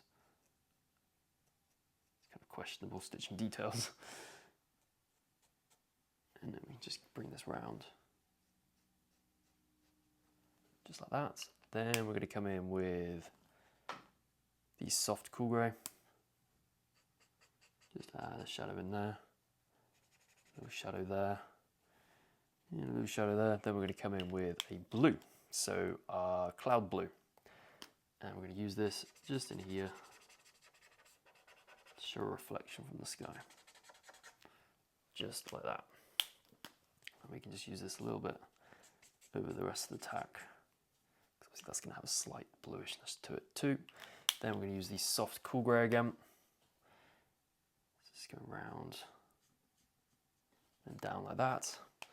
And then we're going to come in with the cedar brown again. And we're going to use this in this area down here. So can you see how it gets thicker as it's coming towards this flash noseband? And we've got a little bit of shadow, obviously on the underside, or there on the bit. And then we've got the kind of cheek piece that's coming round down here. My knowledge of horse tack names has just gone down the toilet. And then we're coming down here. Just like that. So just darkening this up. And then we're going to come in with the cinnamon. So we're going to go over here, darkening that up. We're going to go around, over, and obviously you've got the start of where his mouth is, all the stuff that's going into his mouth. That's coming over there. Then we're going to come in with the Collingwood grey. So then this is going in here. And then we're going over like that. Then we're just going to use the cinnamon again, just to add some orange coming down his nose. Pretty sure I should probably move this down. And this is coming up and over here.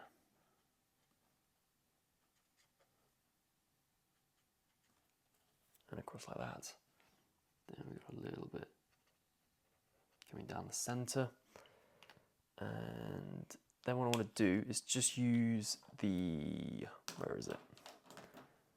Come on, the soft cool grey, that's the one. And then this is just going to bring itself down here. So we're coming down, just making the cinnamon slightly darker. This is now the shadow cinnamon. And we can then just bring this up to the edge there. And slightly over there too. And obviously just darken it up where his mouth is. And before we get a little bit too carried away up here, I just want to actually come all the way down to his nose. And we're just going to come in with our darkest grey, which is of course the storm grey. And we're just going to do this area in here. This is coming up. This is then coming round.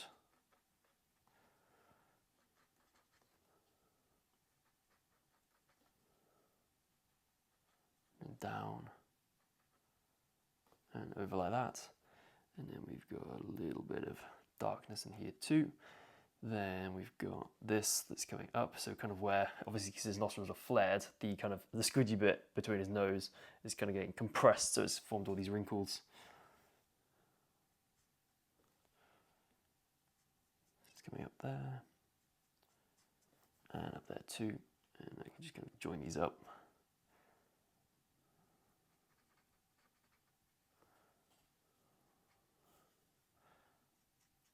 It's coming around there. Then I'm going to come in with the icy grey, and then this is coming round like so. And that's coming across there, and up, and down like that.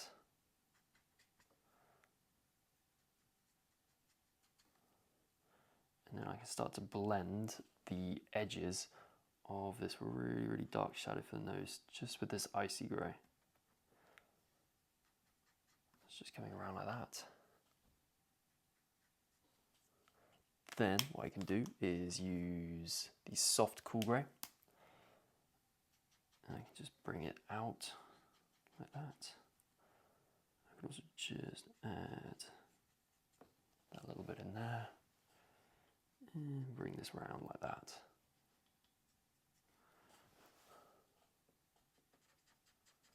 It's coming across and up there. And then this is going up and round.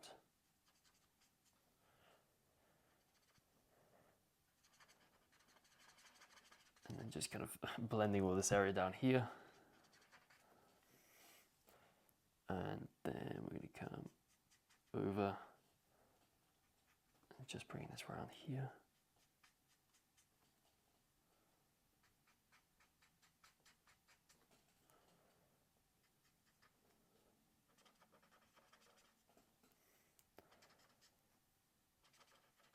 And then we're just going to bring this up like that. Just like so. Then what we're going to do is we're going to come in with our Collingwood grey. I'm just going to use this down here.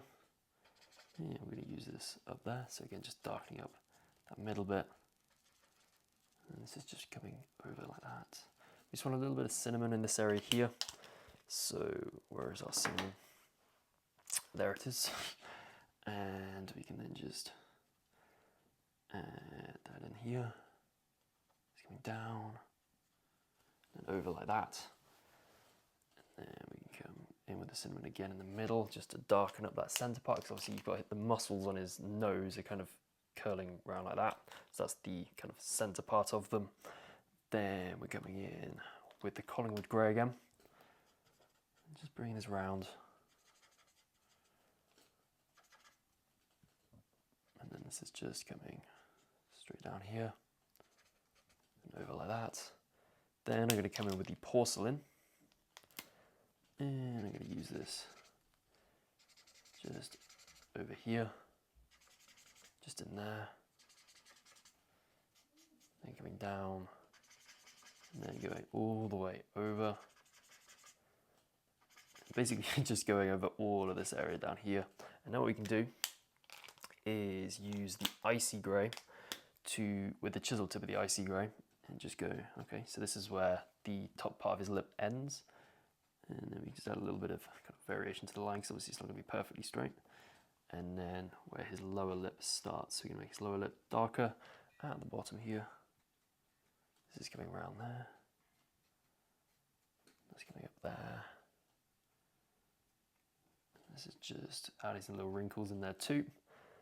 And then what we can do is use the porcelain just over this area here. And obviously it's going to be slightly thicker towards the front and then just thin out as it gets further to the back. Just like so. And yeah, we're going to leave the tack on this side when we do the coloured pencils, and we can just come onto the part over here. So actually, it looks a bit funky without anything there. So what we're going to do is use the soft cool grey, and we're going to use the chisel tip of it, and we're just going to go, okay, so he's going to add a little bit in there, got a little buckle there, a little bit here, a little square there, just a little square there, a little square, a little square, and then you got these little bits going behind, and then yeah, we can leave the eye though, because as I mentioned, when doing the more visible eye, I like to leave it. So coming in with the icy grey now, this is then coming over here, across and then down and then round. Then we're going to be going over, down, over here, and across like that. And then round like so. Then for the bit, we're kind of going to leave it because it's very, very light and you can't really add a lot of variation to it. So we're going to add the cinnamon in between it, or in the middle of it. Just like that. Then we're going to use the icy grey just to add the top of this leather.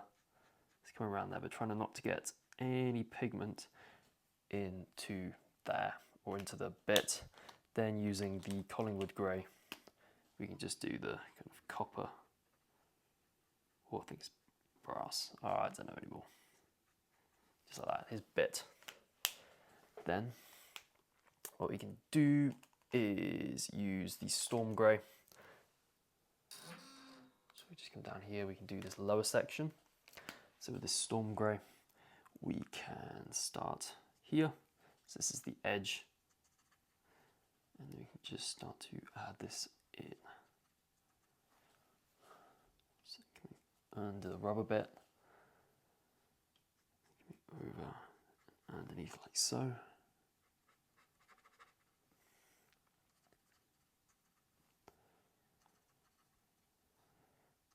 This is coming down.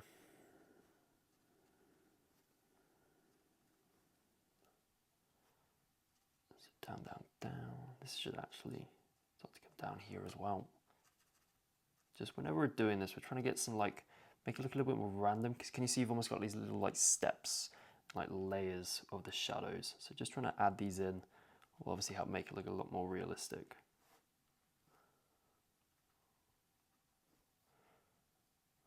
Just like that. Then we're going to come in with the icy grey.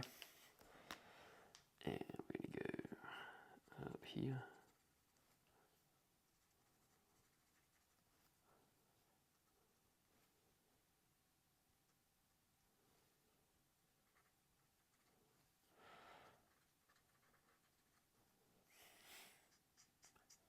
Just fill that space in here, then come down.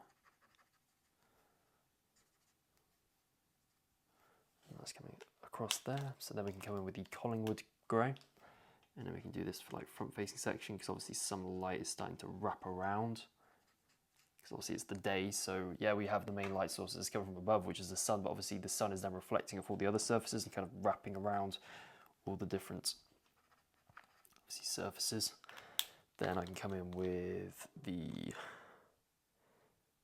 soft cool grey. So let's go porcelain actually.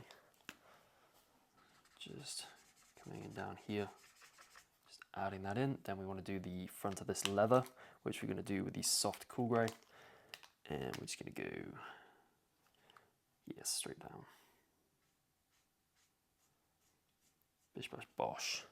Then with this one, we're just going to go bish bash bosh again for this part of the martingale, and then for this leather, we're just going to go over with the soft grey, and then just get some stuff in there. Then we're going to go icy grey to do the front facing part.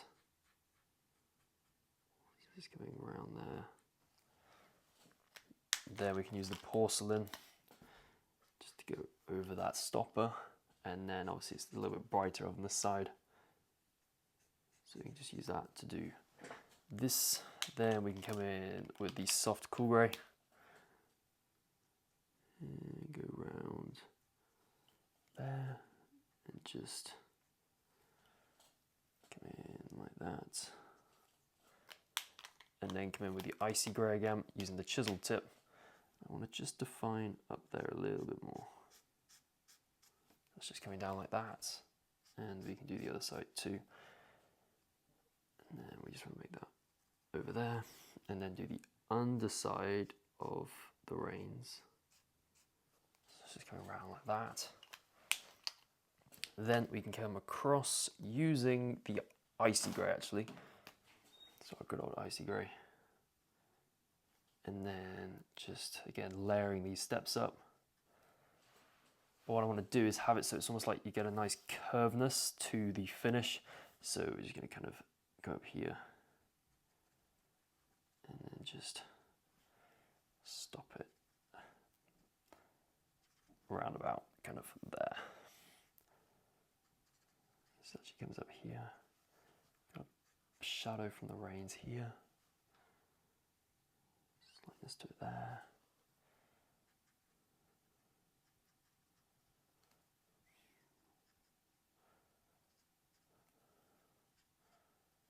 Down like so. Then what we're going to do is come in with the soft cool grey, just go over some of the edges,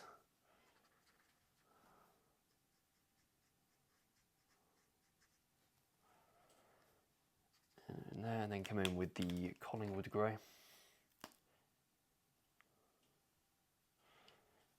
So just come in like that.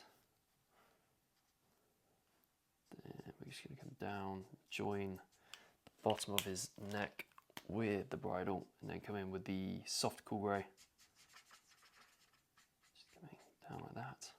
It's coming in there. And we just add a little spot in there. This is then coming round, just filling that in. A little bit in there. And I reckon that is the marker base for this horse tutorial, complete in just over an hour. And here's a photograph of my marker base, just in case you want to compare yours to mine. So welcome to the next part in this horse drawing tutorial, and in this video we're going to be doing the coloured pencil work on the eye. Now below this video you have all of the pencils in the 32 set of Faber-Castell polychromos that I'm going to be using throughout this entire coloured pencil section of this tutorial, which is basically going to take us all the way to the end. And yeah, I'm going to be using pretty much a load of these colours on the eye in this tutorial. So, and when I say all of them, it's majority, it's going to be the black pencil, and it's really important here that we are working with a very, very sharp black pencil, because obviously this is a very detailed area and we want to be nice and precise with where we're putting the lines in.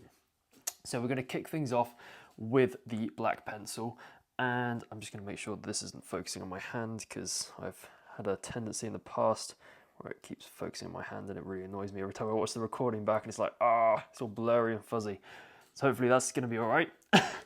And what we're going to do is we're going to come in at the very bottom. So this is the lower parts of the eyelid here, and this is just coming round like so, and then that's coming up here. So this is almost like the eyeshadow underneath, so to speak, that really, really dark line underneath the lower eyelid.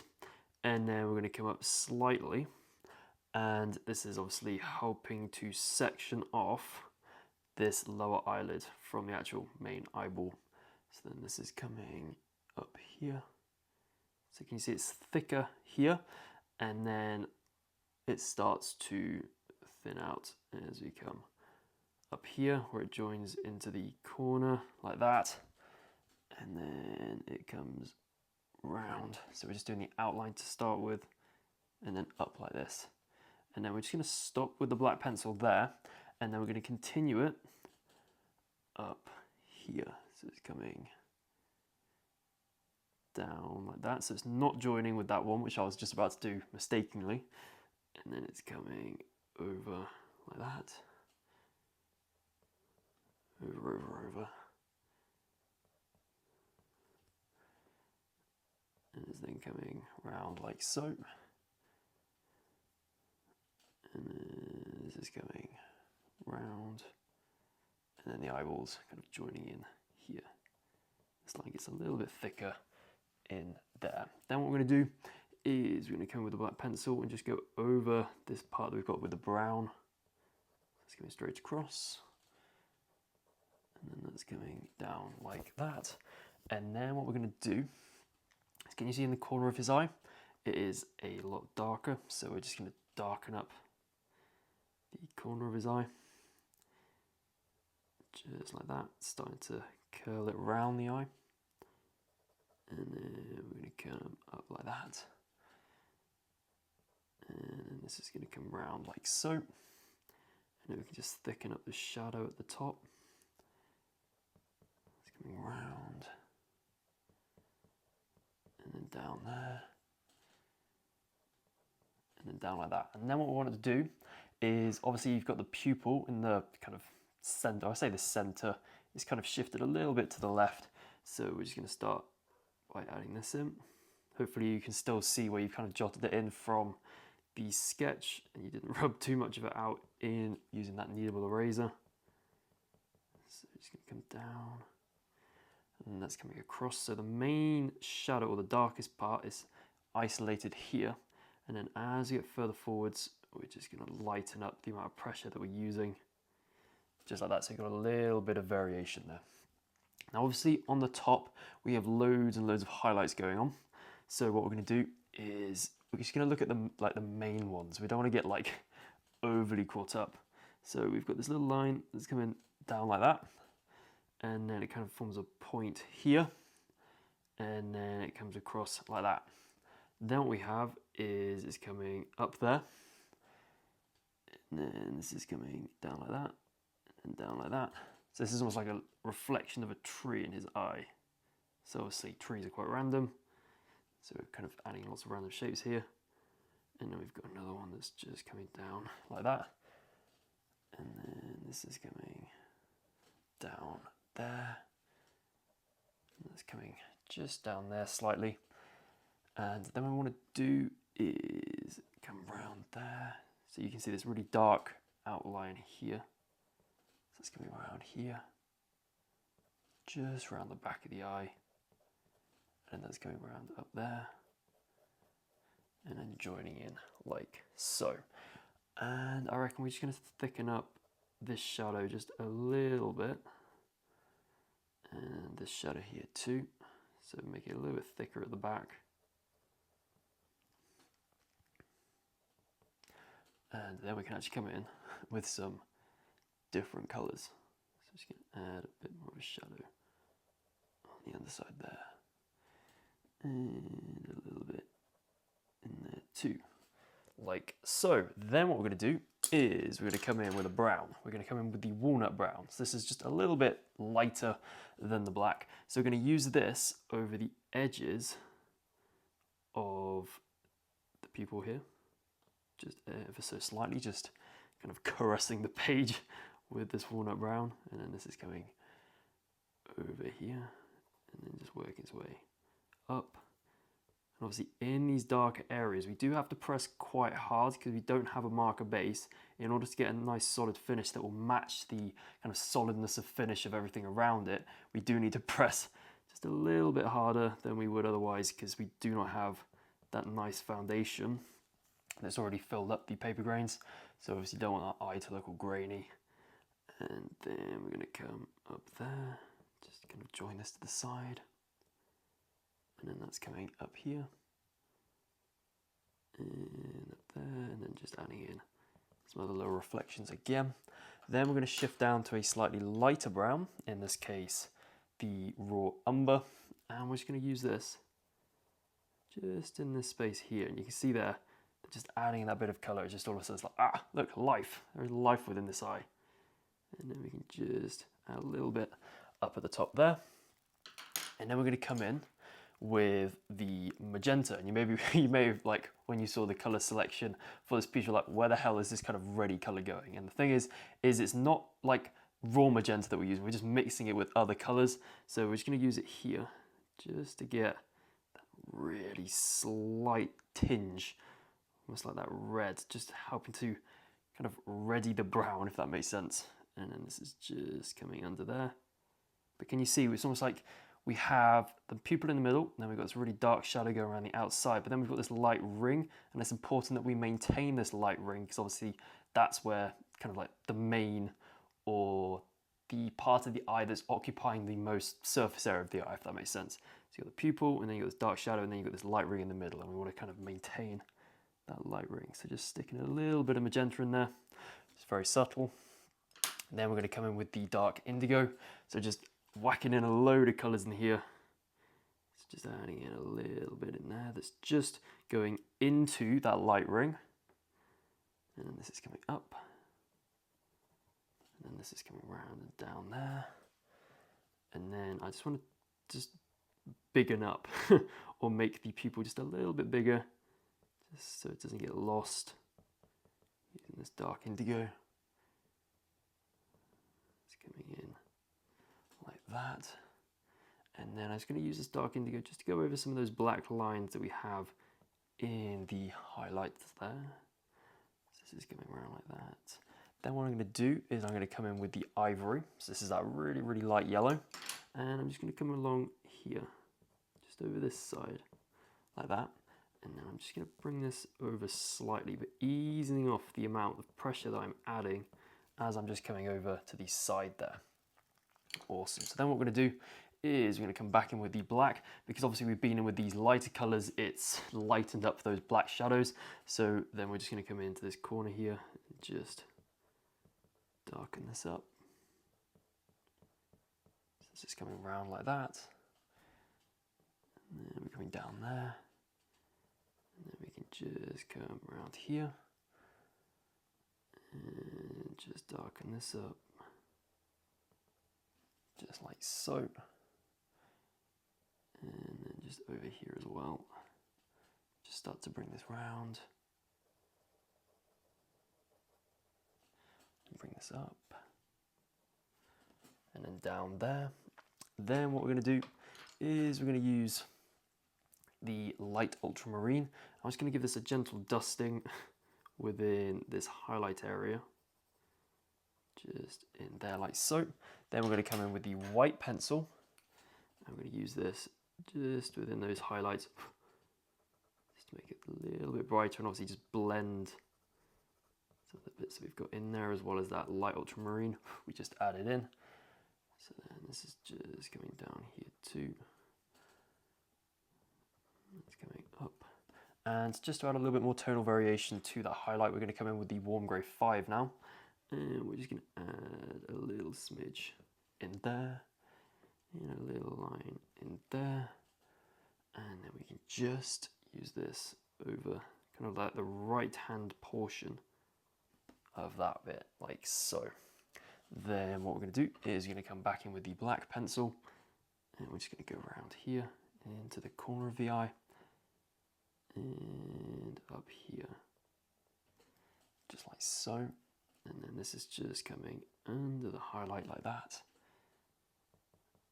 And then coming down like that. And then this is coming up, just thickening up that shadow here.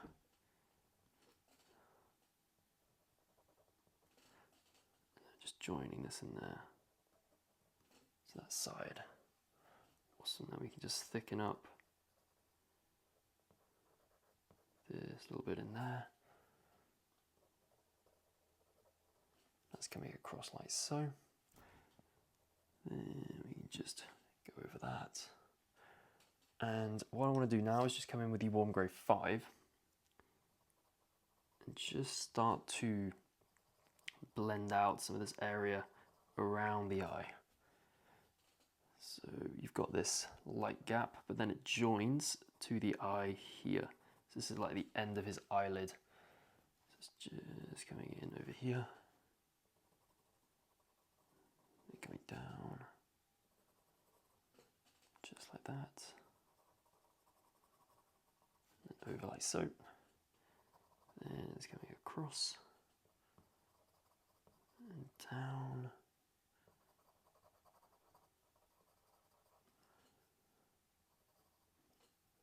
And then we're going to come in here. And then just go around like that. Then what I want to do is just come in with something a little bit more orangey.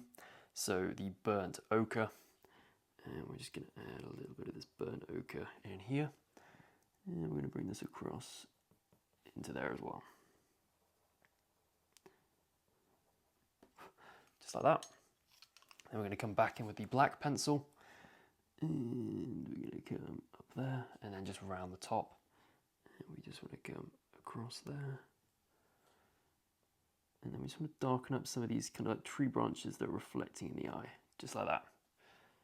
But only some of them, not all of them. Because we want to add that variation. So it's like, oh, what's going on there? Then we just want to add a little bit more blue to this area right here. So this is the light ultramarine. Just coming around like that.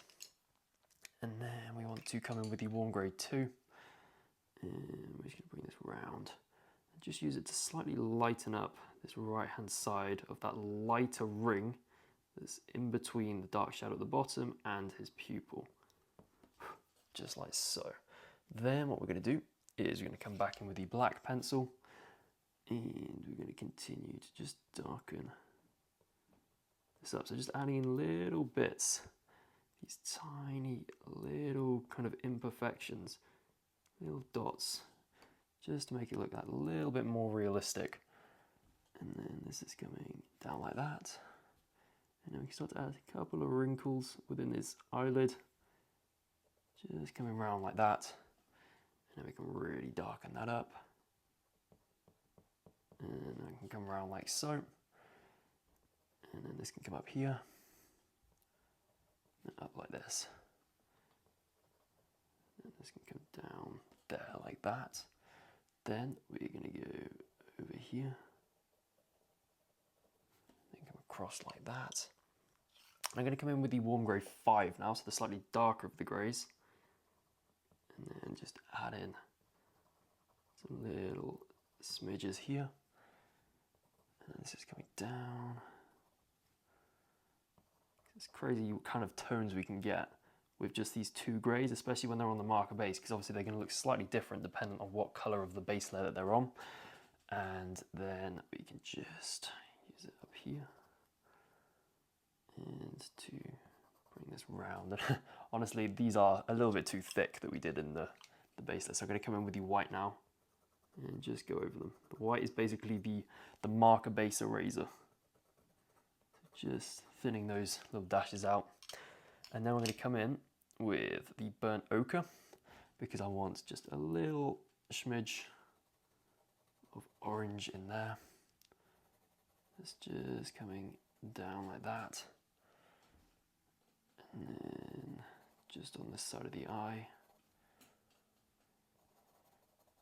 And then up like so. Then I'm going to come in with the warm grey 5. And then we can just come up here. And then round like that.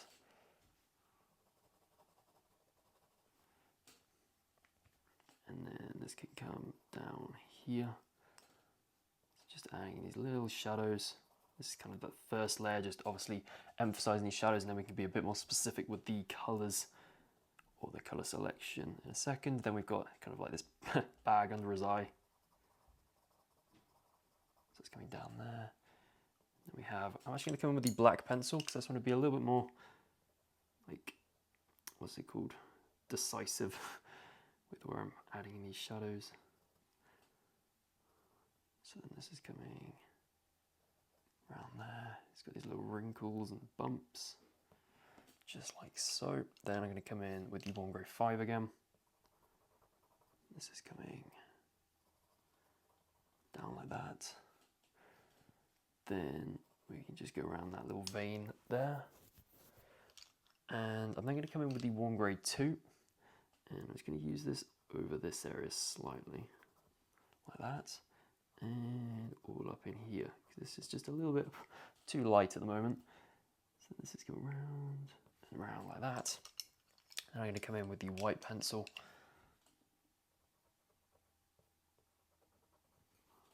Just like that. And then add a couple of little imperfections around there. And then this is coming up there. And I just want to add a little bit of brown to this area here. So I'm going to come in with the walnut brown. And I'm just going to bring this up like that. And bring this round here. Then I'm going to come in with the warm grey 2. And I'm going to use this around here. Just like that. And up here as well. Just like so. And then we can just use this just down here as well. Just bringing this like so. And then I'm gonna come in. There's too many colors to choose from. In with the burnt ochre. And then this is coming around like this, just coming in. Then I just want to neuter that color a little bit. So I'm going to use the warm grey 2. Just to get rid of that oranginess, just ever so slightly. Looking a little bit too tanned. And then coming up there. And then I'm going to come in with the, what's this, the raw umber. And we can just add a couple more of these shadows. It's probably adding a little bit too much kind of yellowy orange, but we can sort that out in a second. Just building up these layers. So coming around like that. Then we're going to come in with the walnut brown. Just adding this in there. We can go over some of that raw umber with this walnut brown. Again, just pushing that back. It's coming in there. Then I'm going to come in over what we did in this area here with the ivory, particularly in this area just to the left-hand side of the eye, just to blend everything together. Because obviously next to the eye, there's literally like no long hair. It's all very, very, very short to the point where at this distance away, we can't actually really see it. So we can just kind of blend it so it's almost smooth. But obviously it's not completely smooth. So we can then come in with like the black pencil and just add some little blemishes, not necessarily blemishes, but like little speckles, just to indicate that there is a little bit of texture there. But obviously it's so minimal that at this distance, as I said, we can't actually see it. So then coming in with the warm grey 2, we can then just come around here, because we obviously don't want this outline, this really, really harsh black outline to go all the way up. Obviously in nature you don't have really, really harsh outlines. And then what I'm going to do is just come in with the walnut brown. Just use this. Just coming up like that. And then this comes down and then just joins in there.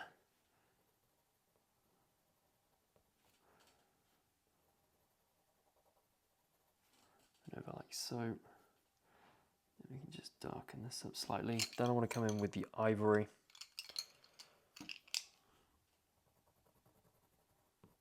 And then that's coming down in here. And over the top here. Just like that. And what I want to do as well is obviously because we've got a little bit of blue reflection within the eye, what we need to do is just add a little bit of blue to obviously this lower eyelid, because it's going to be slightly wet, and then obviously that moisture is going to be catching some of that blue light or the cold light from the sky. So we can just add that in like that. Then we can come in with the black pencil again, and we'll make this eyelid where this shadow is a lot thinner on this left hand side, and it thickens up as it comes over to the right. Just like that. Again, it's a little bit like he's got eyeshadow on, but that's what we need to do. And then we're just going to thicken up this shadow on the top of the eyelid. Just like so. And then we can just work our way up like that. And then I'm going to come in with the warm grey 5 again. And we can just darken this up. And you can see that we've got this really, really light bit, or the light top of the eyelid all the way up here. But then when it gets to here, this light bit disappears. So we're just going to cover that up and then just darken this little bit up there. Then what we're going to do is come in with the walnut brown. And just bring that over. And then bring this over here too. And then that comes up. And then we've got some little details in there. Some little kind of like striations. And then this is coming around there. So just tapering these lines. They don't just suddenly stop. And then I'm going to come in with the burnt ochre. Just over these areas, just in this area too. And then that's coming over here like that. Then I'm going to come in with the ivory, and I'm just going to use it in between all of these gashes. Or the wrinkles, not gashes. Gashes sounds like he's been injured. So that's coming down there. And then around like this. Then I'm going to come in with the walnut brown.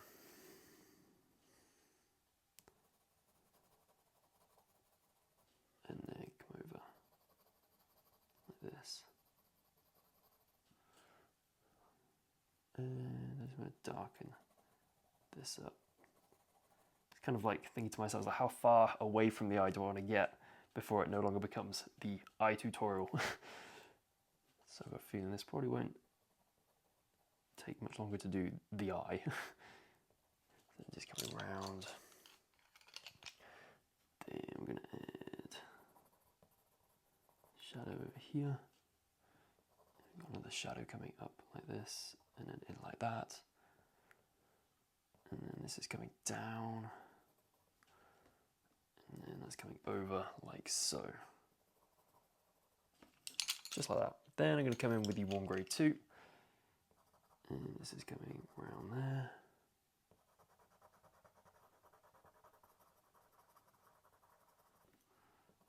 And over like that. Then I'm going to come in with the dark indigo. I haven't actually used this yet, I don't think.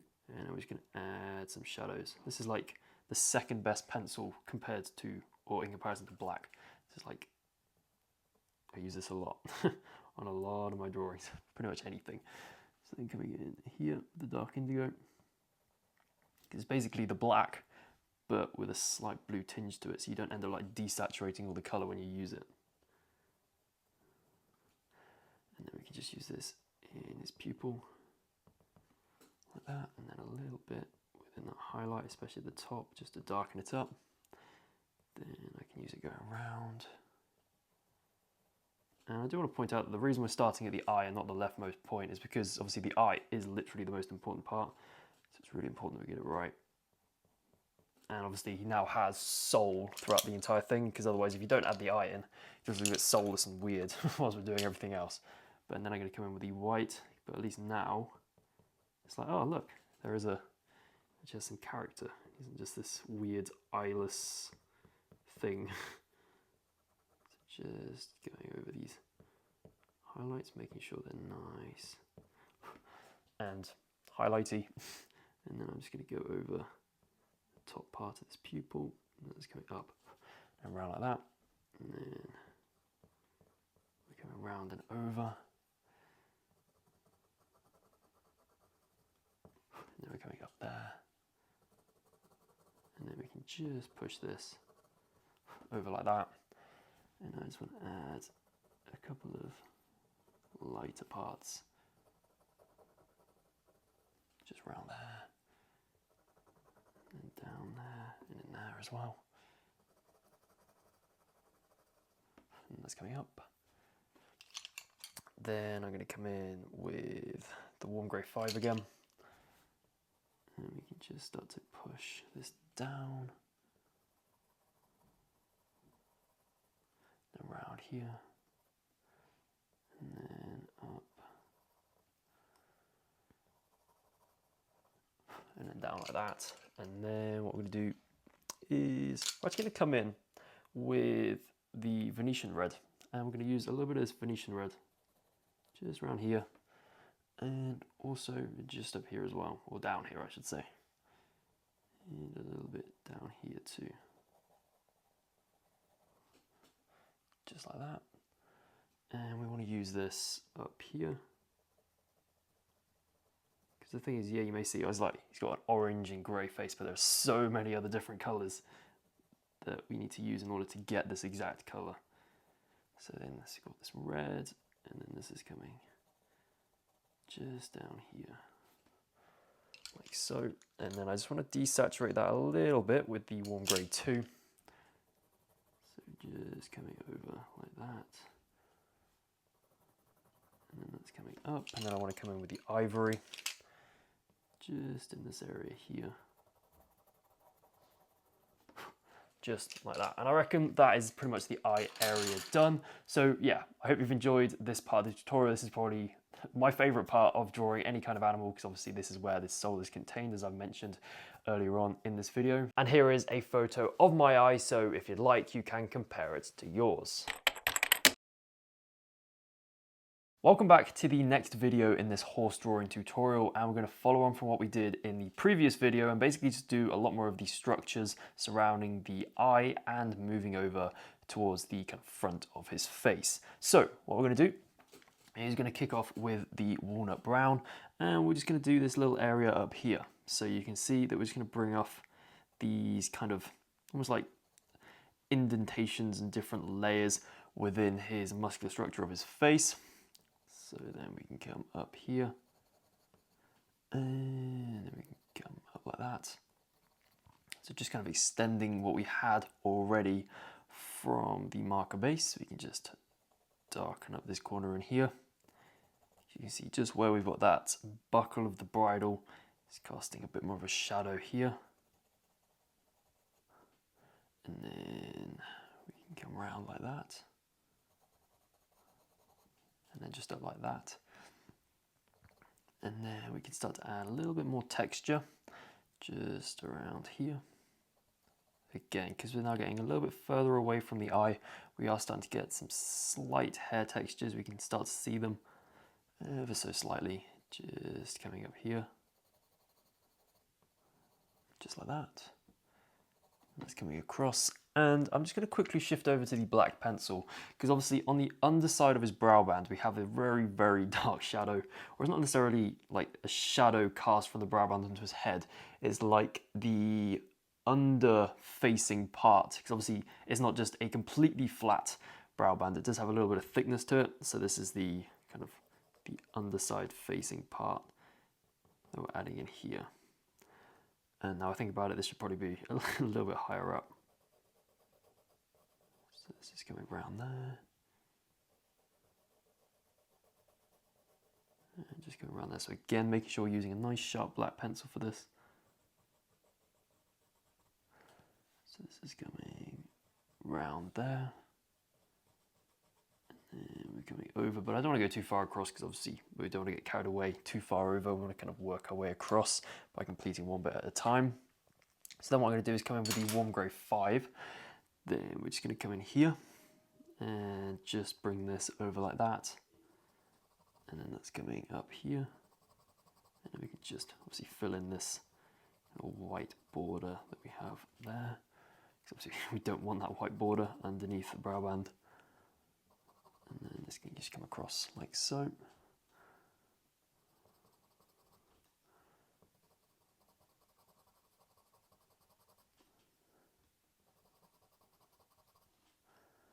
And then we can go in here as well.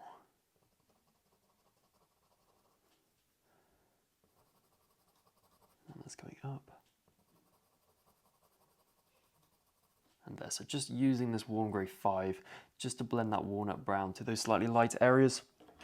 And now what we can do is come in with the warm grey 2 and then just use the warm grey 2 in those lighter areas.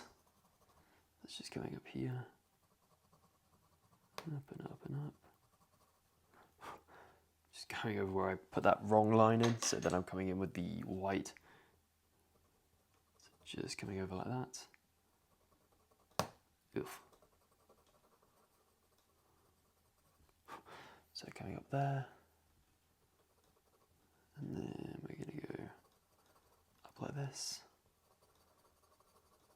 and round there. So what I reckon's happened now is the different layers have become a little bit too defined. It kind of doesn't look very natural at the moment. So what we're going to do is we're going to come in with the warm grey 5 and just start to kind of blend this out just a little bit more.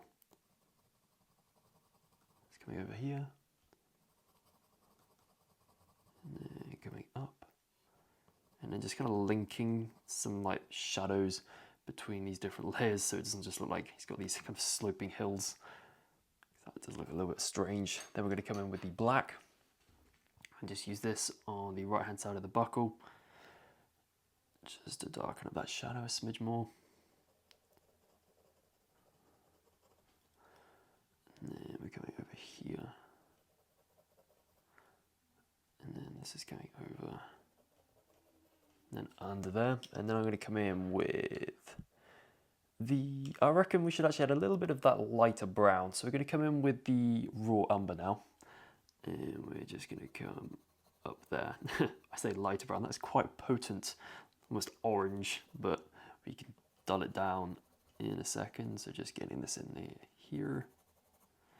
Then I want a little bit of that Venetian red just at the top under the brow band. So yeah, Venetian red coming just under here and then working its way down. So we're starting to get that nice rich goldeny kind of like orangey brown colour. That's coming down here just like so, and under there. Then I'm going to come in with the walnut brown. I'm just going to thicken up the shadow under the brow band. And again, just starting to get a little bit of hair texture going on, so just being a little bit squiggly with the strokes that we're using. And then this is working its way down like this, and across, and over here, just over the top like that.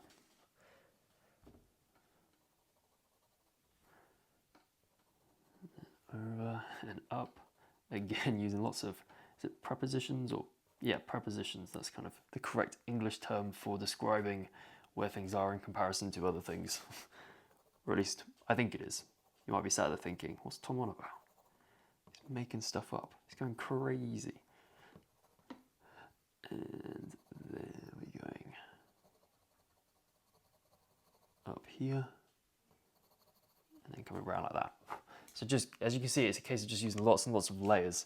Then what I want to do is I'm just going to come with the ivory and sharpen it up, which is sometimes a pain to sharpen, like these lighter colours. Because I don't know what it is, it's just any kind of pencil brand. The lighter colours, the binders on them just don't seem to be, oh, we got a nice sharp pencil with this. Yeah, as I said, the binders on the lighter pencils sometimes are a bit dodgy, and they just kind of break. They're a bit more brittle than the darker colours. Especially this ivory. I've had bad past experiences with this ivory. So then we can just bring this across. So using this ivory basically instead of the white, because it's got a little bit of that yellow tinge to it.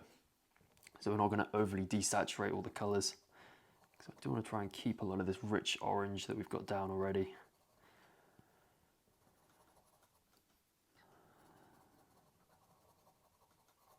That's coming across. And then as we're coming over here, start to indicate a little bit more of that texture.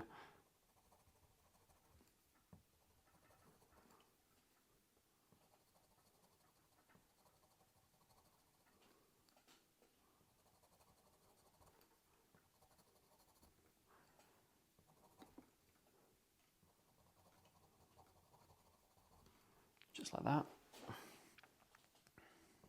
Then coming down, so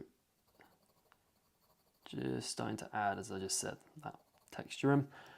And because we've been over everything with the ivory now, it's all become a little bit flat. So what I want to do now is come in with the walnut brown again. And we're just going to come in and start to be a bit more refined with what we're doing. So this is just coming over, just like so. So coming up, up and up and up.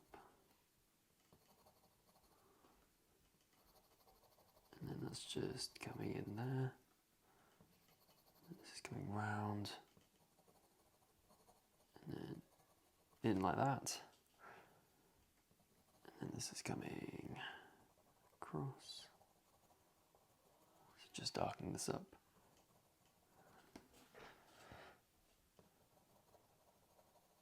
And then just coming under there. And then I'm going to come in with the warm grey 5. And just use this in this area here. Start to blend this with the side. Then we can just blend this out here.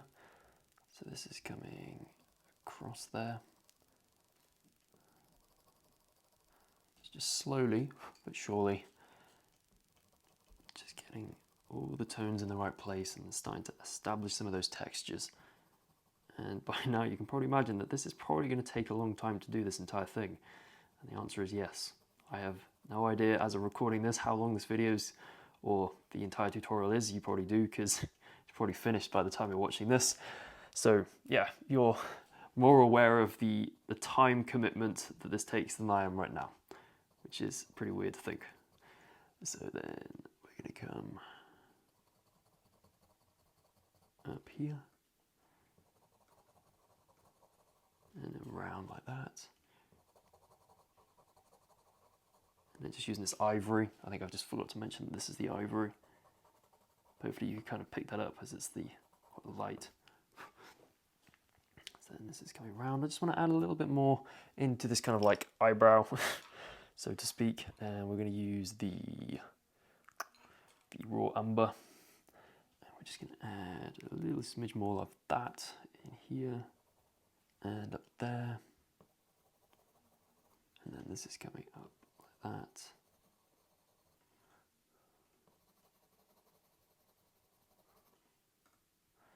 And we can just bring this up slightly. Then I'm going to use the warm grey 2. And then this is going to come all the way up and around there.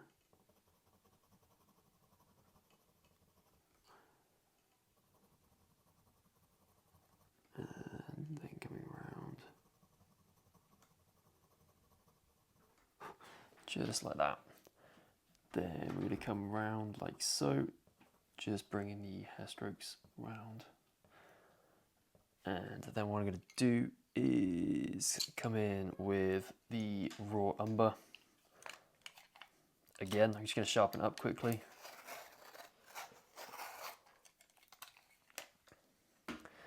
And we're just going to use this just a little bit in here. Ever so slightly. And then we're going to come in with the Venetian red. So Venetian red's getting a little bit more use than probably what I thought I would use it. It's coming around like that. And then we can just use this whilst we've got it in our hand, just around here. And then just in here as well. Just like that, so just around that vein, or whatever blood vessel it is, I don't know. Not the person who knows the horse anatomy very well. And then we're just going to use the ivory again, just to build up or blend this eyebrow to what we've just done up here.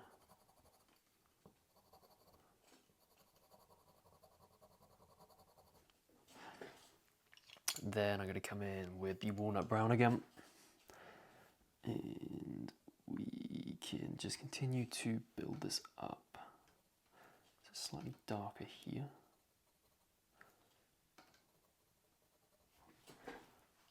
And then we're coming round like this.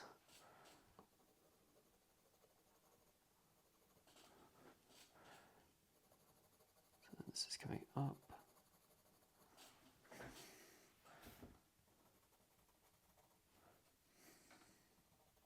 Then coming down.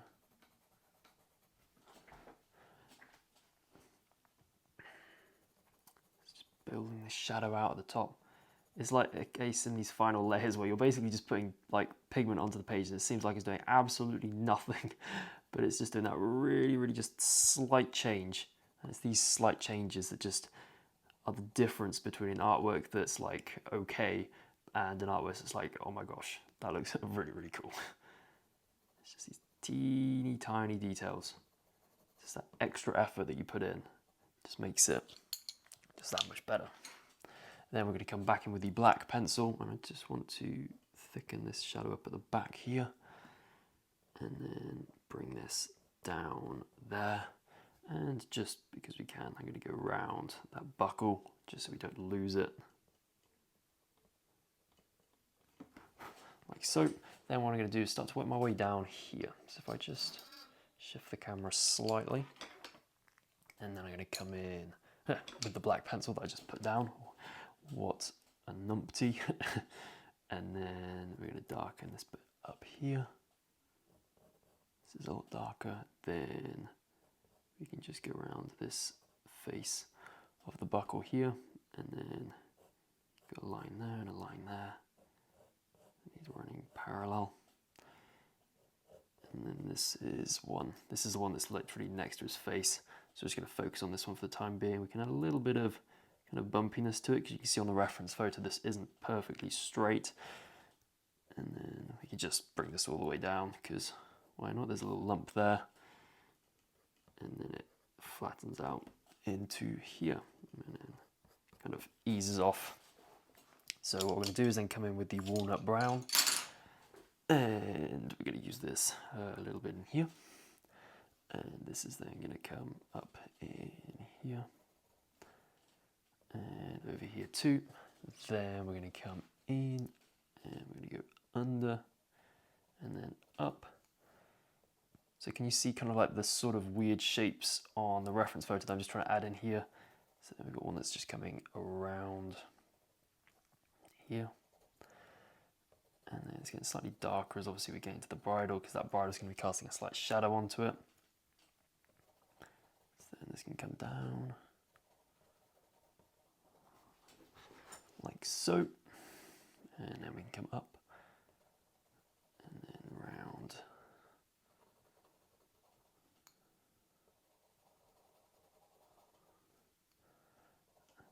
And then come up here, and then come around here as well, and then down. So I'm just going to kind of look at it as almost like the bigger picture. So just jotting in the main shadows first, which is kind of what we've done previously, but I'm going to do a bit more to an extreme extent. So we're just going to go in here. So just adding in all of these. So by extreme extent, I'm basically referring to just looking at a larger area. So then we're coming down like this. Being quite rough and rugged with the pencil strokes. I think I might even just sharpen up this walnut brown, because the hairs are starting to look a little thick, which is not ideal. So then what you can do is, now it's nice and sharp, you can go in and just keep building this up. And this is just coming in here and coming down like so. And then this is just coming around like this.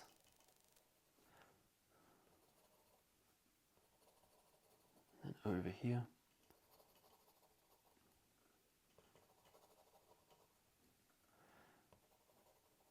And then coming around like that.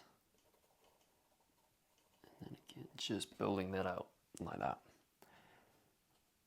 And then this is coming across, over like this. Then we're coming down, and then again just building out the shadow. So this is basically the main shadow, and then we've kind of got this like secondary shadow. It's just coming around like this.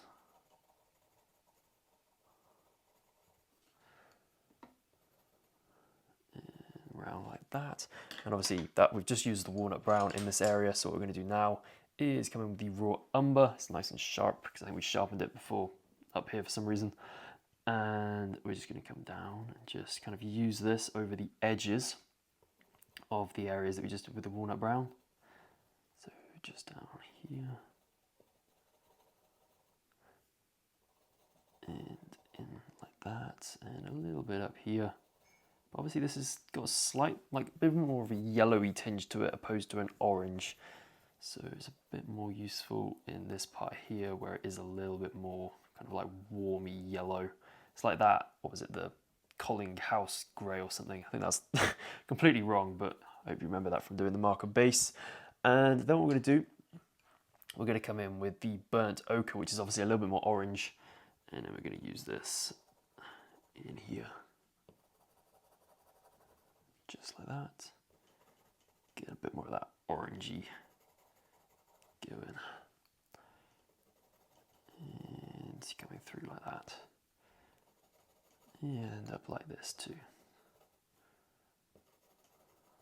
Bosh, looking nice.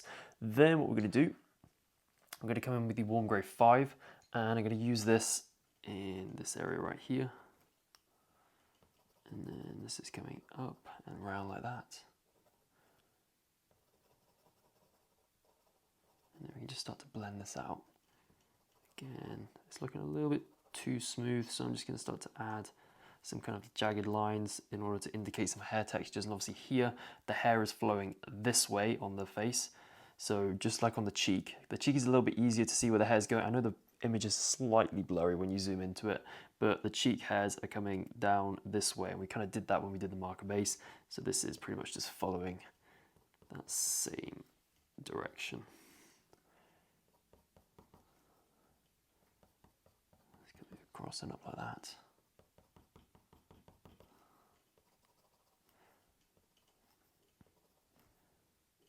And then we can just come down and around, or up, I should say, up and over, the opposite of what I just said. And this is then coming over here. And we can just build this out.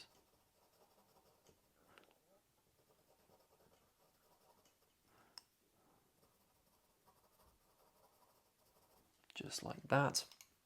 Then I'm going to come in with the burnt ochre.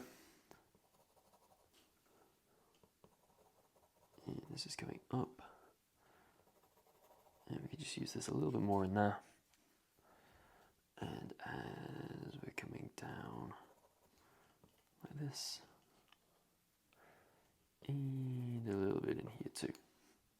Obviously, can you see we've almost got like 3 different almost areas within this one area. So the area closest to the bridle is really quite brown, and then you've got that grey kind of edge to it. And then we've got this area in the middle that is almost really quite light yellow, and it gets a little bit more orange towards the bottom. And then we've got this other area that's orange, which is obviously what we've got here. But what we almost need to do is smooth out the transition between all of these different colors or colored areas. And in order to do this, we're going to be like, okay, so the middle area is kind of yellowy, so we're going to use the ivory, and we're just going to use this over the edge of the yellow, and we're just going to push some of that yellow over the edges of those darker colors, and then this is just going to help smooth the blends between these different areas out. So instead of looking like it's some sort of like up, across, and then up, it looks a little bit more kind of smooth.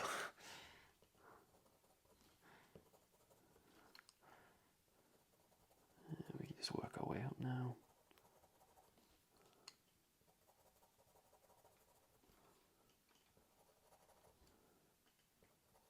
And then this is just coming up here. Again, what we can do is we can just go over even like the parts that are darker with this ivory and just start to add in some little hair textures. So use really short, fast, almost dot-like pencil strokes just to start to indicate a little bit of hair texture. Just like that. And then what we're going to do is come in with the walnut brown again, so our nice dark brown. And then we can just start to build up some more textures again. And this is the thing with like hair or fur when we kind of get up to the mane, because the mane and fur is kind of same-ish ways of doing it, so they're like the longer hair. It's just a case of using loads and loads of layers and just kind of like having, well, what's the word I'm looking for? Like having hope that at some point it will kind of emerge into looking like what you intend it to look like. Because for the first few layers, it's always just a bit like, what is going on? And then gradually, kind of layer by layer, it will kind of sculpts out.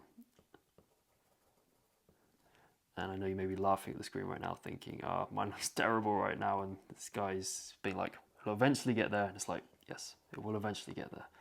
Just bear with. There is always an ugly stage when it comes to drawing the majority of the things, and hair and fur, there is an ugly stage for a very long time. So we come here, and this is going up. This is just a little bit darker in there. It's a little bit darker in there too. Then,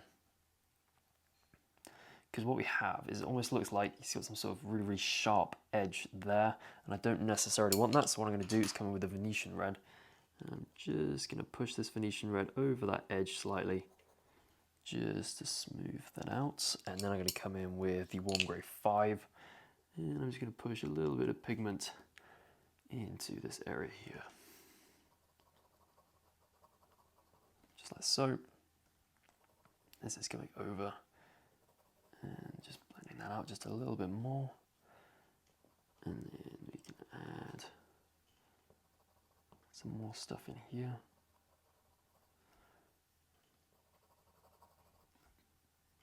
And a little bit more under like that.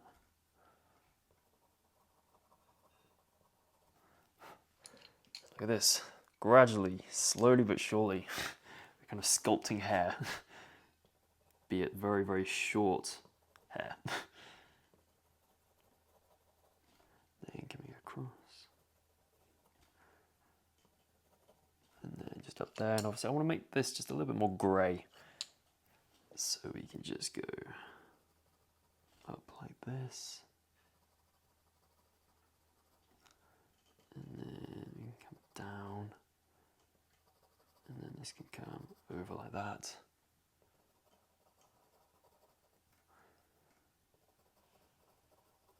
And then up like so. Then what I can do is come in with the warm grey 2. And we can use this just over here.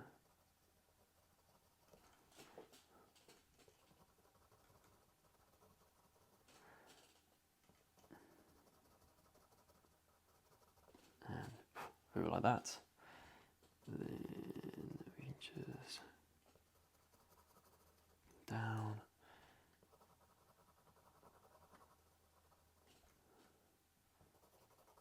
And then over like this, so just smoothing out that edge just a little bit more.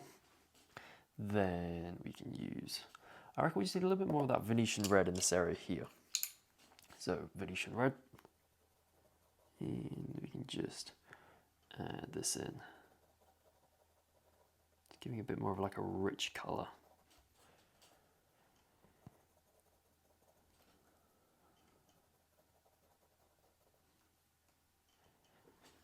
And just working our way up here.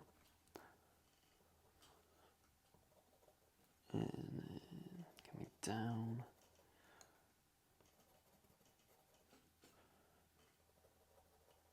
And then we can come up. And around like that. Then I'm going to come in with the warm grey 5. And we can come up here. Just like that. And then I'm going to go over the intersection with the warm grey 2. Just like so.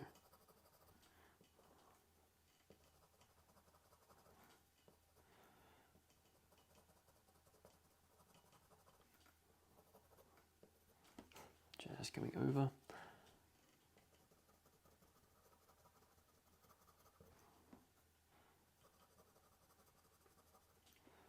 And then coming down.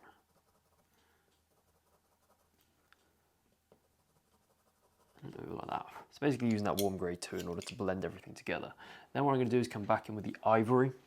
And I'm just going to extend this light streak to, so it's about here, and then we're coming down like this, and then up there.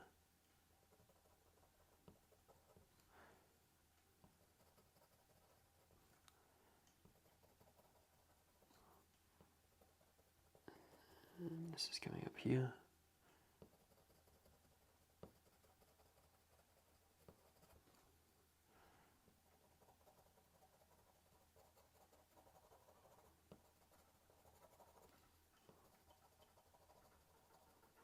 And over like so. Then we're just going to add a couple more dashes or kind of hair textures into here, just where the light is just gradually touching them.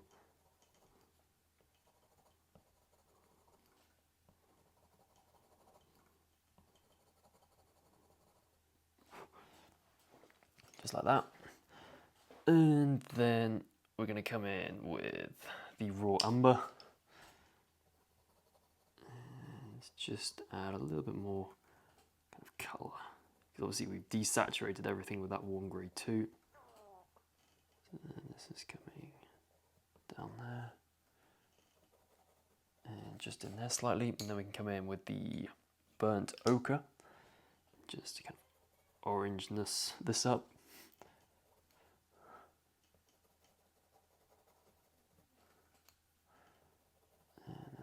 Over here, and then up there, and up there too, and then a little bit in there, and a little bit in there too, just like so.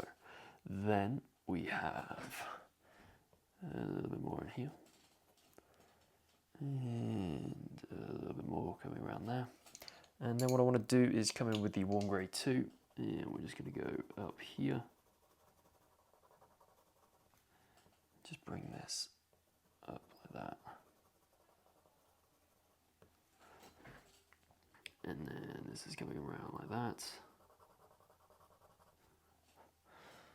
And then here, that's just slightly too light, just that bit there. So I'm going to come in with the warm grey 5. And just get a little couple of details in there. And then come in with the walnut brown even. And then just come around like that. And then I'm going to come in with the ivory. And just bring that up there. And then go over those details. Because I mean, it was too light before, but then just leaving it with those just dark pigment left it a little bit too dark. And then I'm going to come in with the walnut brown again. And this is coming over here and then down like that.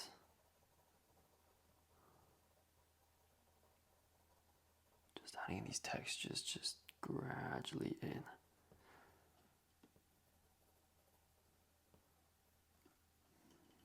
This is then coming up. Up and up and up. I just want to add just a little bit more down here. Just make the shadow just a little bit more, a little bit darker, not more darker. It's not exactly English. And there's a little bit of texture in here too. And then I can just sort this out. Be a bit more finalized with the textures that I'm adding in now. So I don't know how many layers it's taken to get us to this point. Too many to count or be bothered to count. But it is gradually starting to look quite hairy and realistic. So yeah, just this most miscellaneous area here has taken us probably about 25 minutes. That's pretty mad.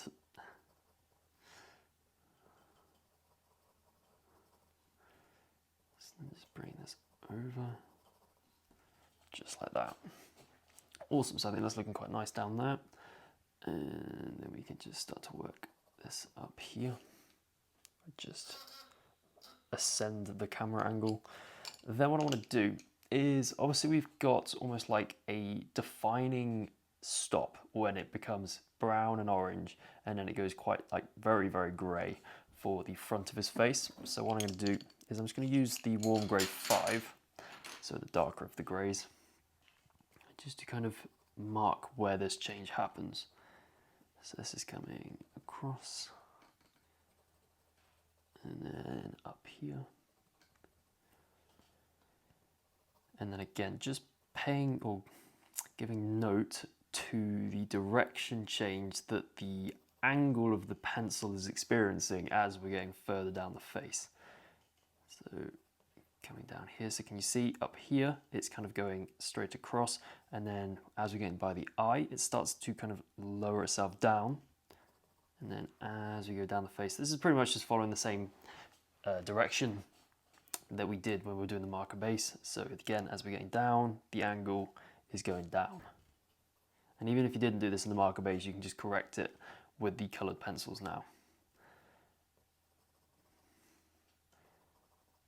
Just coming over and then up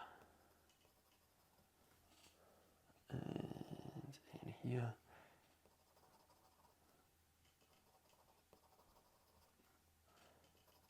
And that's coming across. And then down here again on the front of his face, the hair is longer than it is down here, so we're going to get a little bit more texture going on. This is coming across and over like this. Then we can start to kind of bridge the gap between the area we just did and this area here. So we're then going to come in with the walnut brown. I might sharpen this up just because, so we can be nice and ready. Then we can come in and start to just add in these textures and be a little bit more defined with these textures now. So this is coming down and going across. So just following this kind of line that we did in the marker base. Again, if you didn't have if your line isn't exactly like what this line is, you can just obviously just manipulate it, or manipulate your one to kind of be a bit more like what my one is, if that makes sense. So this is then coming around, and this kind of just disappears off. This kind of vein or structure behind the skin just kind of obviously goes inside. It's a bit of a weird thing to visualize, but that's pretty much what's happening.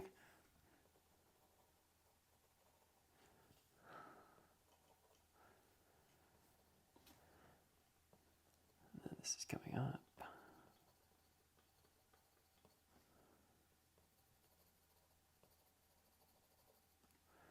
And we can just start to add this walnut brown just into that grey area, just on the edges of it. And we're coming over here. And then we're coming just down here, kind of switching up the areas I'm working on, just to keep it nice and interesting. And we just add a little bit more in there. And then we're coming over.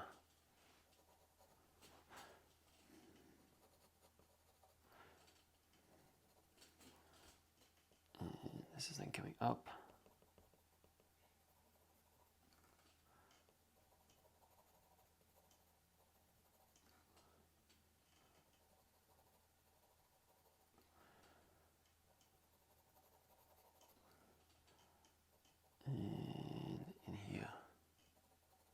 So again, just kind of like establishing these different layers, a little bit like what we did up here, but obviously these aren't going to be as kind of different or defined as up here, so we can just kind of smush them all together a little bit more. And this is then coming over.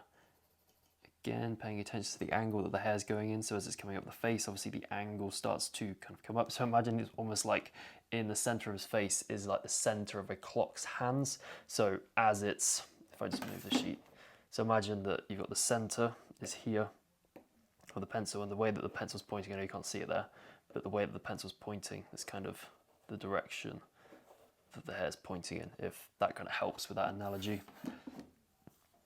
And then we can just keep building up these layers. And again, this is the thing with hair, it's just loads and loads of layers, and then obviously on the here we can be a little bit more fancy, or fancier I should say, because obviously it's a lot longer, so it can be a bit more defined with some of the hairs, and even see some little individual clumps forming. So that's some nice fun things to look forward to. And we can just work our way across.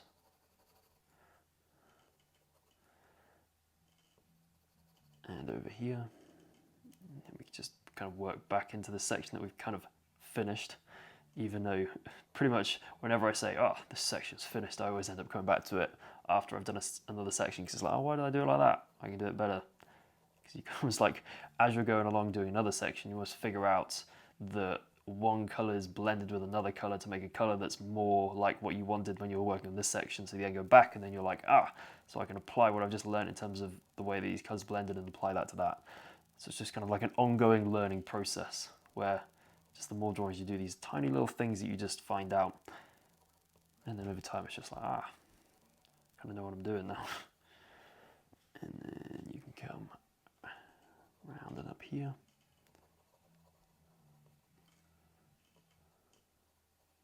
And then this is just coming round and up there. And you just start to bring this through like that. Then what I'm going to do is shift down a gear to the raw umber, so a slightly lighter brown.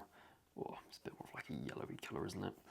And we can just use this just over here and in there. So just over the edge of where we just used the walnut brown. And that's just coming up.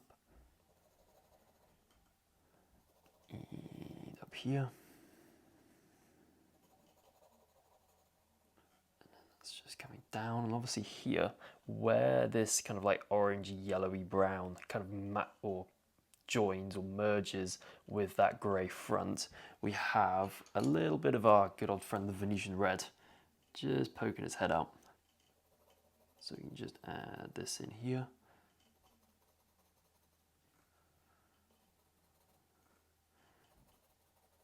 And then that's coming down like that. And then over here. And then we can just use this a little bit in this crevice there. And that's coming up there. And all the way up here too.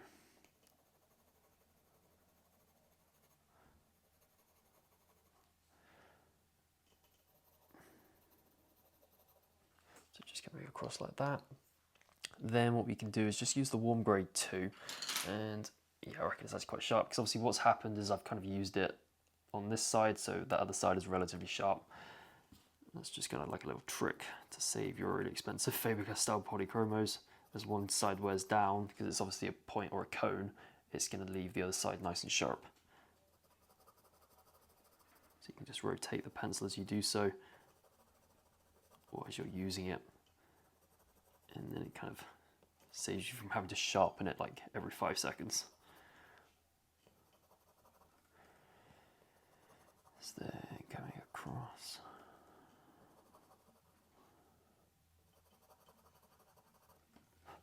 Then I'm going to come in with the, what is this? The burnt ochre. And just coming up here. And across there, and a little bit in there.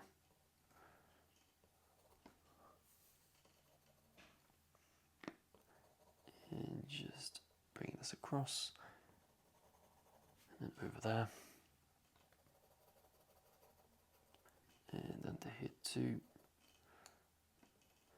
And a little smidge up there.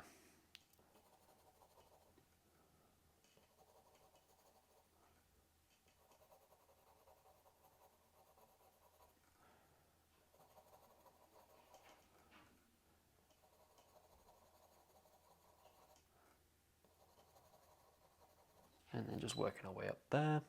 Then what I can do is just come in with the ivory. The ivory is a very useful colour when it comes to blending this kind of like orangey part. So I can just start to work our way down here. And just blending this out.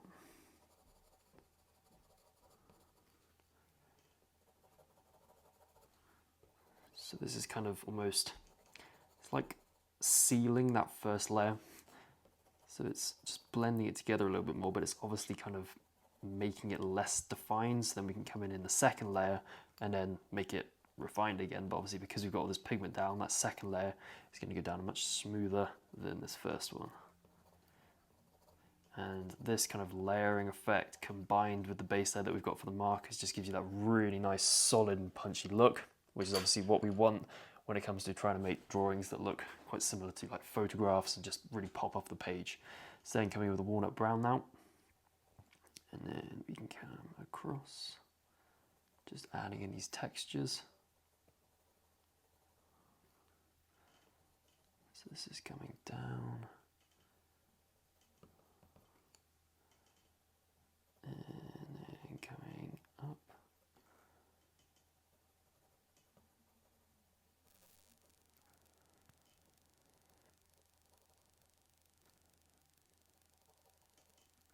And another little bit in here.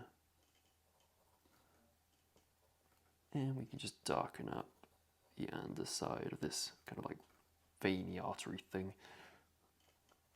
Let's just say blood vessel. This kind of covers both of those fronts. Then we're coming in with the warm grade 2. And I'm just going to blend the edge here. Just like that. And just over here as well.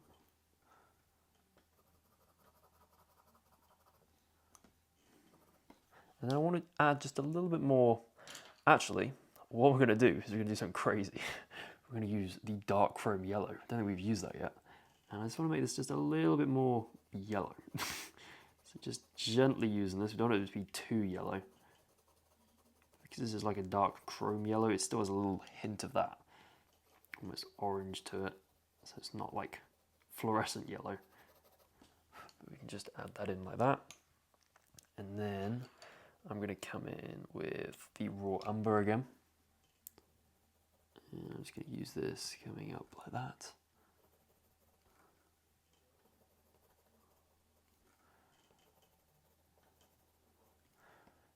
And then this is coming down. And it's now looking a little bit too yellow. So what I'm going to do is take a back off from all the yellow stuff and then come in with the burnt ochre, which is obviously a little bit more orange. Is it? It is. What am I on about? Coming around. And then around here as well. And then coming up, and I tell you what we should do. We should come in with the Venetian red. That's going to solve all our problems. So we're just going to come up here. Just adding in this slight tinge of red, which is just going to dull down the yellowness. And especially up here.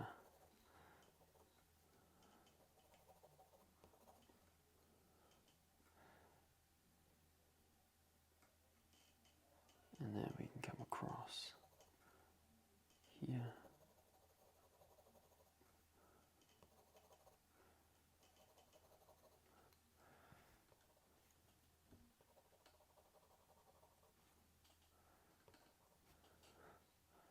And then round like this.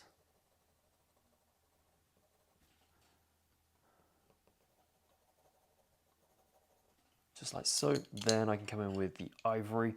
And I just want to use this coming down like that. And then just in these areas there. Just to add in these highlights.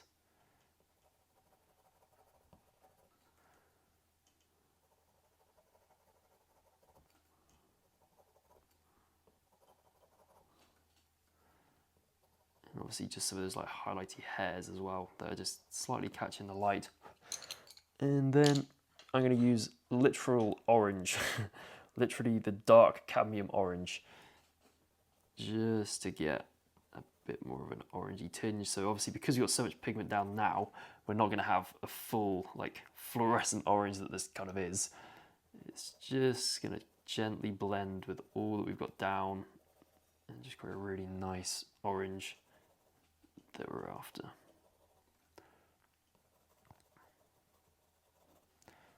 And then we can use it just slightly down here and up here too. And then we can just use this round like that.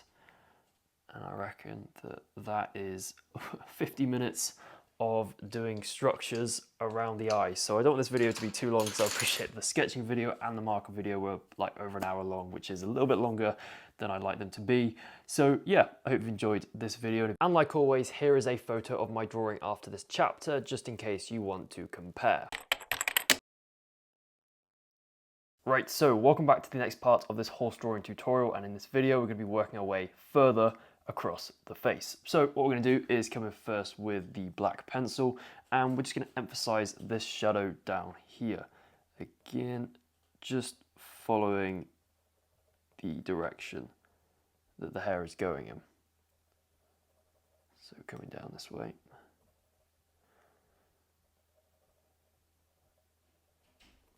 And just working our way down. And we're going to be using a lot less brown in this video because obviously the front facing part of his face is a lot more grey. So just bringing this across here.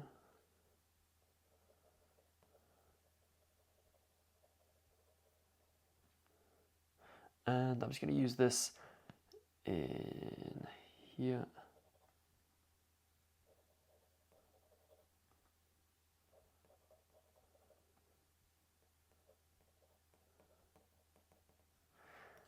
And then this is just coming round and up like this.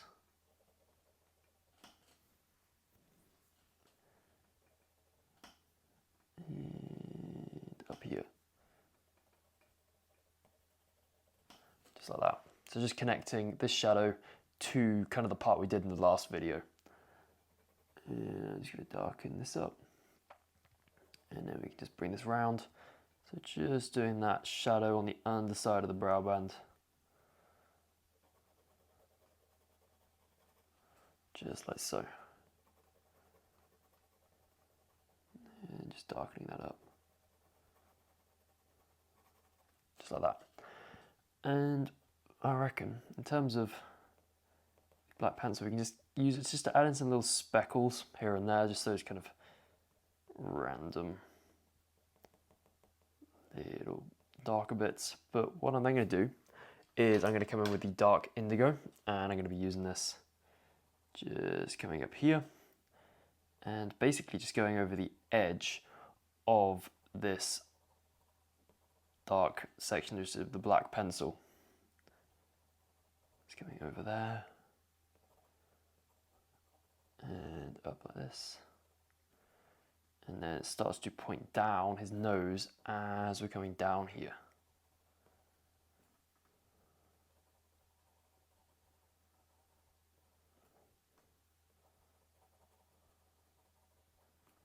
And then just using this over the edge of what we did last time.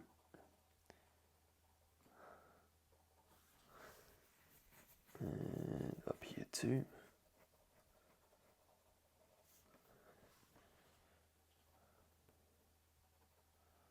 And this is coming down. Just like that. Then I'm going to come in with the warm grey 5. And then this is coming down like this.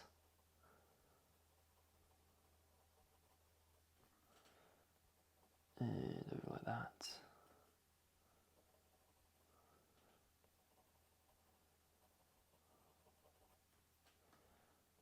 And then can you see, almost imagine that obviously where you've got that center part, which I kind of referred to in the previous video, where everything's kind of, or the angles are changing from, obviously when we're directly beneath it, the hair direction is going directly down. So just down like this. That's coming across and a little bit up. Again, we don't want to have like these really like uniform kind of clumps of shadows. We want it to be quite random, because obviously stuff in nature is pretty random. So this is then coming down and coming across. And then over like that. And then this is just coming over here. And down and like that. Again, just changing the direction. So this was like fanning out as it's coming across. So here it's coming down, and then we're getting over. You can see it's now coming this way, and then we're changing direction as we're going over that center ridge. And obviously the center ridge isn't coming down this way, it's slightly angled there. So this is the center line of his face. So everything along this line that I've just made with the pencil strokes are going down, directly following that line like this. And we're just coming over. We can just use this over the edge.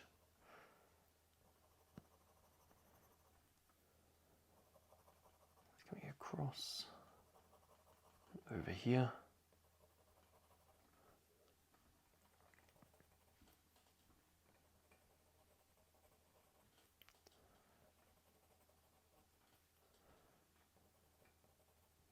And then obviously in the center, it's that slightly lighter patch where it's like catching the light, but it's not quite just a big void of nothingness. So we're just going to add just some hair in there.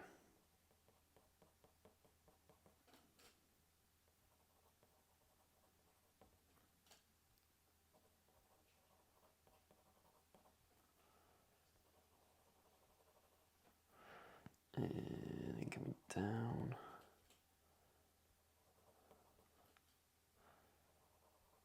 And like this. So obviously in the center, it's kind of like the point where all the different like directions are coming into one. So it's kind of like a bit of a free-for-all in terms of directions. But so this is going round, and at the bottom, it's coming down here, and then we've got like a little swirl in there, and then we're coming round over here. And this is coming around like that, and in there, or round. And we can just work our way up.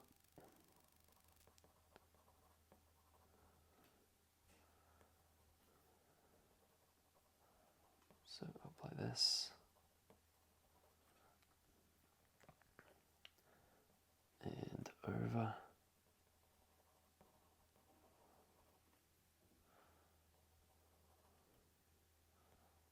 And that's coming across like that. But before we get a bit too carried away, I reckon if we just kind of like focus down on this kind of like line here and just make it a little bit more refined. So what we're going to do is we're going to come in with the walnut brown, and we're just going to go over the edge with the walnut brown. So just starting to integrate that part where it's quite orangey with this darker part on the front of its face.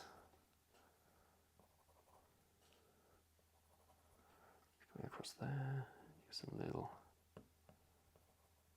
dimples going up like that. And then this is coming up, over like that. So that's coming up there, across like that, because obviously it's slightly darker under the brow band.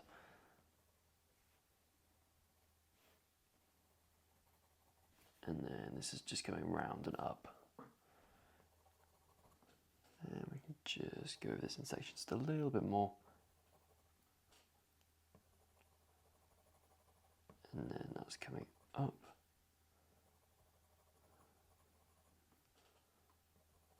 And then up here.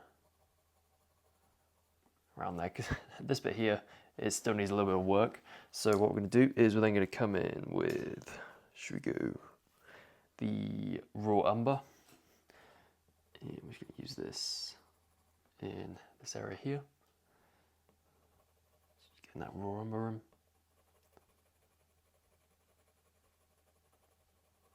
Just like that. Then we're going to come in with our Venetian red. And we're going to go in here.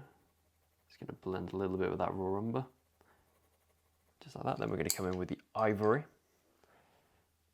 And we're going to go over the top of everything here.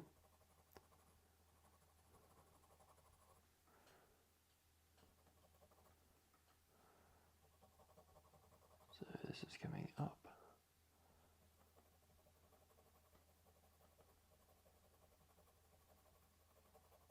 And over like that. Nice. So then what we're going to do is come in with the warm grey 5 again. And I'm just going to go in here. And then bring this down. And then this is coming across. And over like this. And in there. And then we can just integrate this shadow in just a little bit more.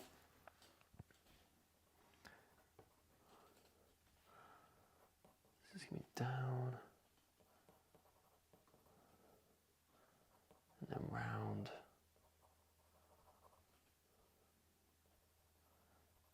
And then just again building up these little hair structures or texture by just using lots and lots of layers, which I've spoken about quite a bit already during this tutorial. So then just coming round.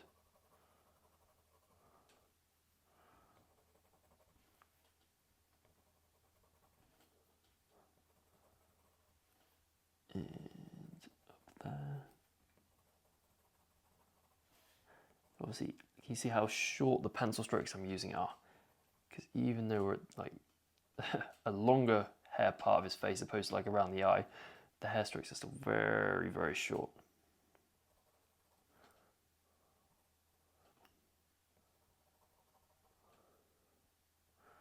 Around there.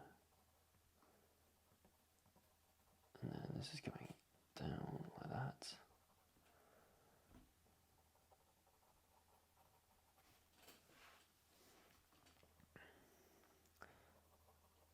Then we're coming across there. And we're going to add a little bit more in here.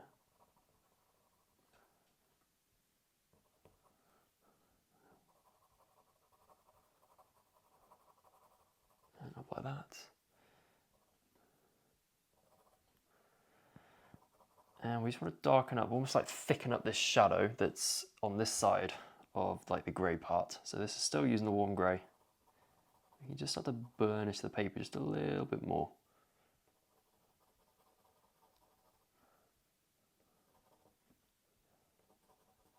And then it's coming down like that.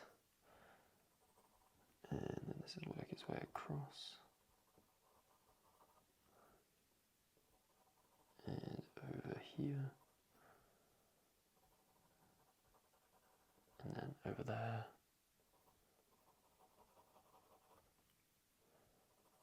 And then this is coming over like that.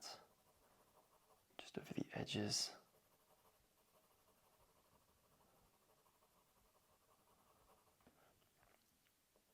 So can you see what I did there is I kind of bridged the gap between this shadow here and this main shadow in the middle.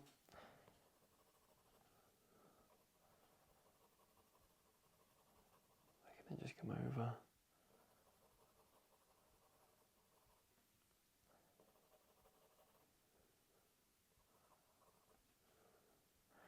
And just adding a little bit more into this area here.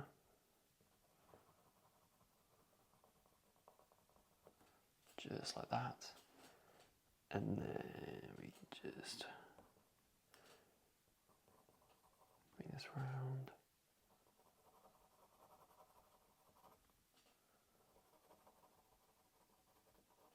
And over like that. And what I want to do now is going to seem a little bit weird.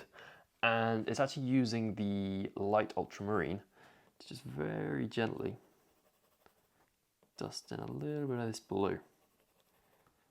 So very lightly, just getting in some blue. So this is coming down here.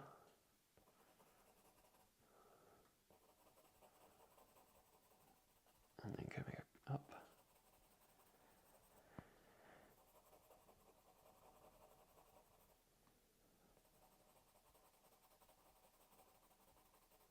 And then over like that.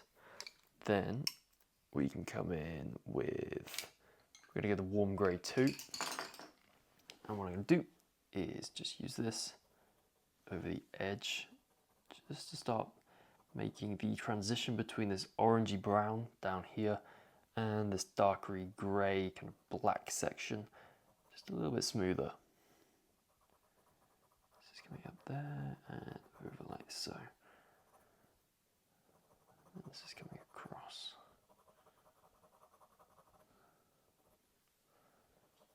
And working its way up.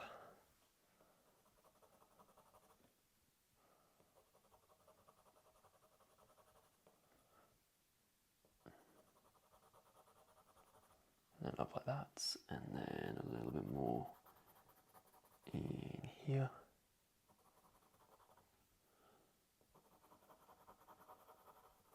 And this is going down. Just like that. And then what I'm going to do is I'm going to come in with the white pencil, and which can start to add in some of those lighter streaks. So you've obviously got this one that's coming just down the middle.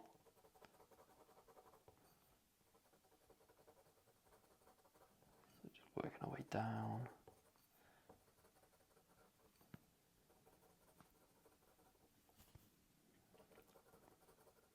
Just like that. And then this is coming around, and obviously we're not going to have it this bright in the final piece, it's just getting that lighter pigment down, so any pigment on top will just appear a little bit lighter in these areas. should still abide by the direction that the hair is flowing in.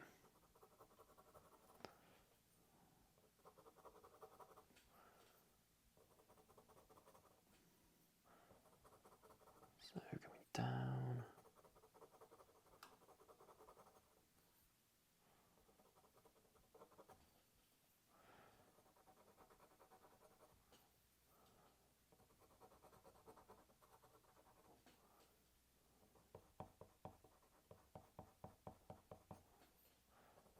And then obviously just using this in the swirl.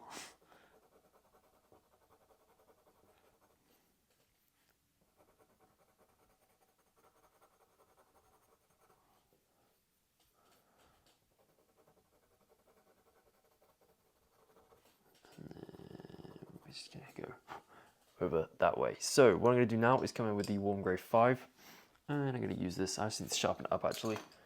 Where's pencil sharpener? Because obviously we want to get some hair textures in, and our pencil needs to be sharp in order to do that. So we're coming in, and we're going across like this. So obviously pressing reasonably hard in those dark areas, and as we're getting further away from those dark areas, we're just going to ease off the amount of press that we're using. And then coming over this side, just adding in textures here and there.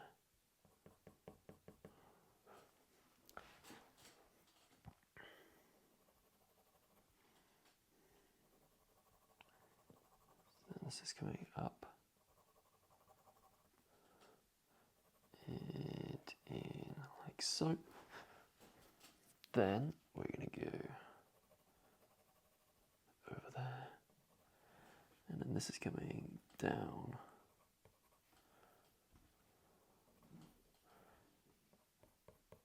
This is round here. So again, just adding in these textures. And then I'm going to come in this way, just add some little shadows within this light area, just to get a little bit more variation going on.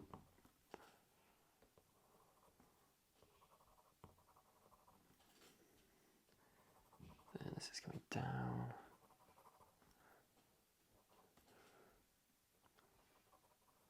And over and across, so you can just darken up this shadow at the edge between this dark area on the front of his face and this orangey brown section.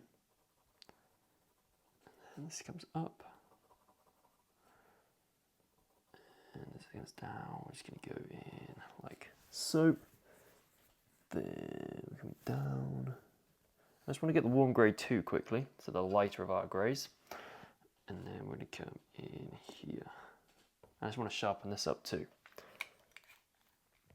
So stick that in. Then coming in with the Warm Grey 2, and we're just going to go just add in these textures.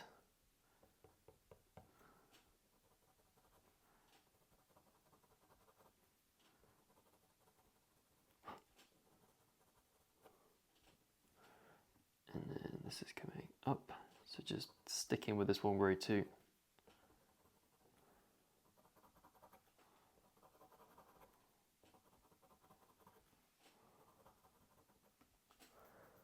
And then this is coming over and down.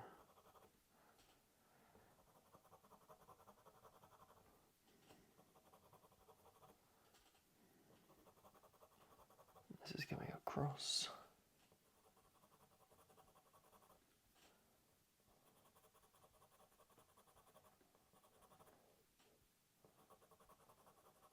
And again, look, so what this Warm Grey 2 is doing is it's just really helping to blend everything together and almost sealing the kind of like first layer that we've just done.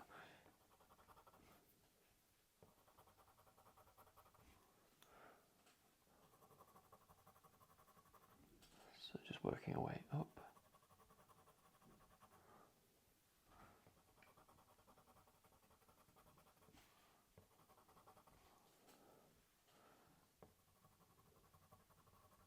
And across like this.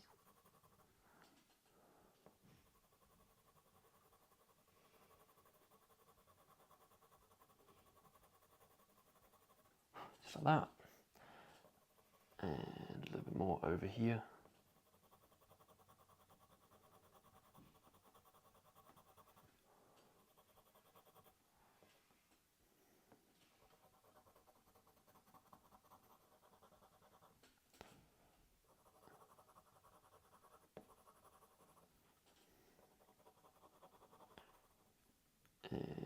and then just coming down.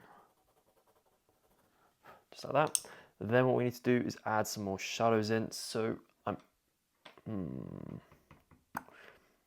reckon I'm going to go dark indigo for this. And mine's fairly sharp. So we can then just start to add in these darker parts.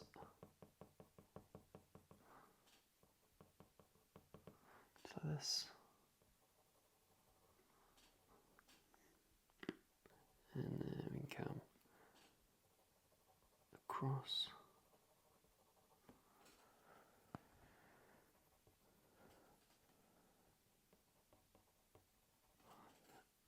And then down like that.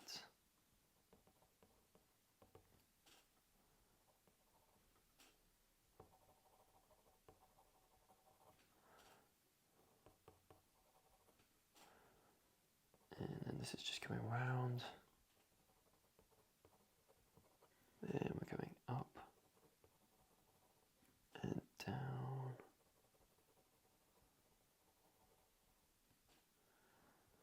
And this is coming in there.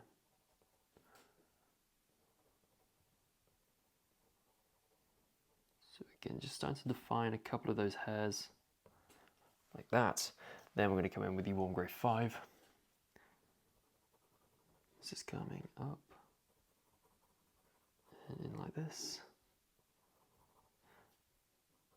So just working our way across and then joining this shadow here with this shadow on the side, just like that. And then this is coming down, working our way across. And then that is just coming over and up. I just want to connect this shadow a little bit more to the top.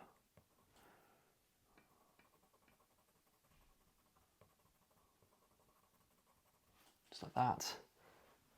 And then it's coming down and over. And it's coming around like that.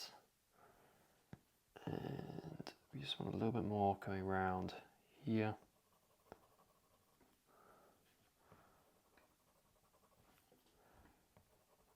This is just wrapping its way across there.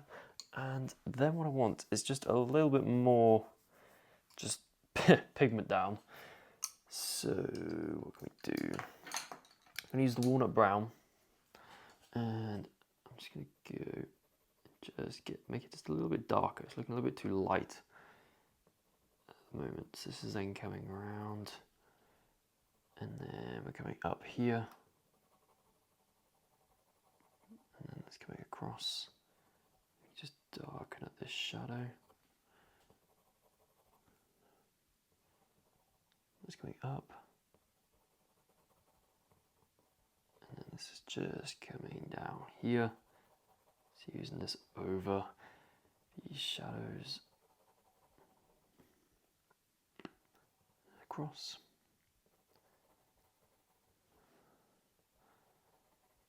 And this is coming up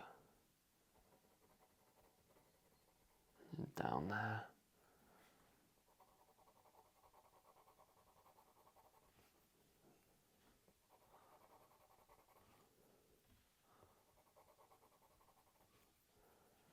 And then we can come up like this. And then this is coming across.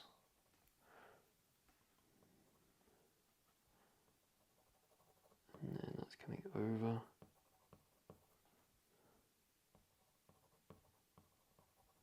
And then again, just adding in some little individual gaps between the hairs.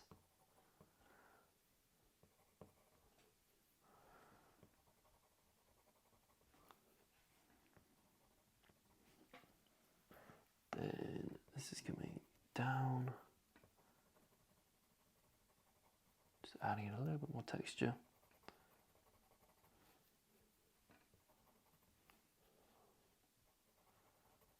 And it's coming down there. Then what I want to do is come in with the warm grey 5. Just blend this out. And we're going to come in here. Just bring this shadow out slightly. And then we're going to come over. And this is coming down there and across.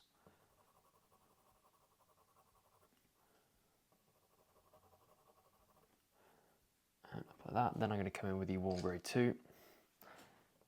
I'm basically just going to go over a lot of this. Very short pencil strokes and just blend it together.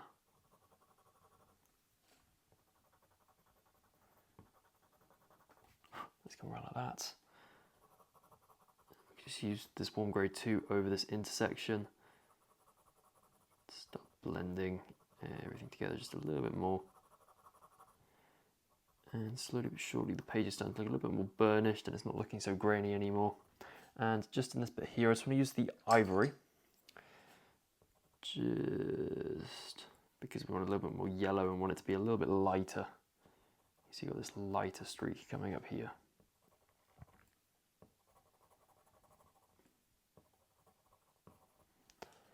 And just up here too. And then we're coming down. And across. Very, very short pencil strokes, but still these, although they're short, they're still going in the direction that the hair is flowing in. Like that. Then I'm going to come in with the walnut brown. And come through this way.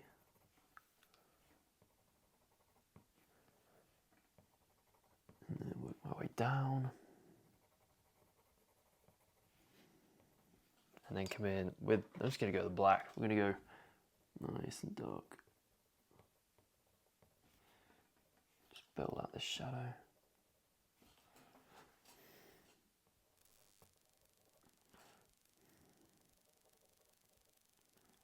So this is then just cutting into there slightly.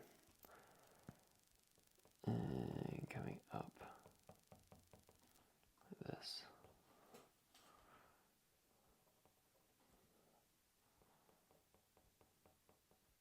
And coming down like that.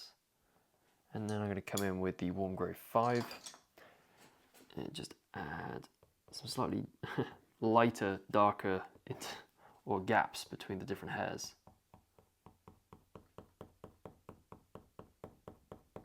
Looks like I'm just hitting the page at the moment.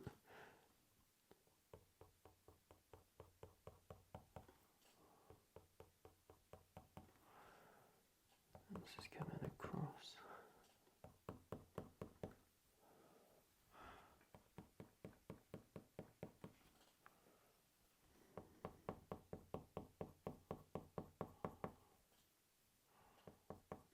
And up here.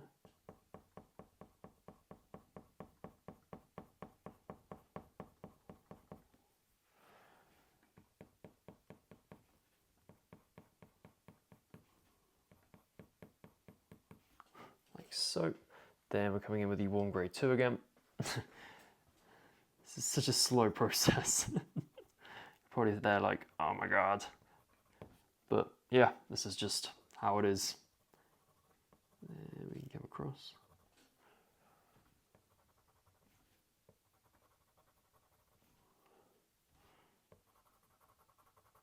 And then work our way up in that area. Again, just going over everything. Because we've got a lot of texture down already, when we go over it, that texture still shows through. So it can be a little bit more uniform with the blending strokes now.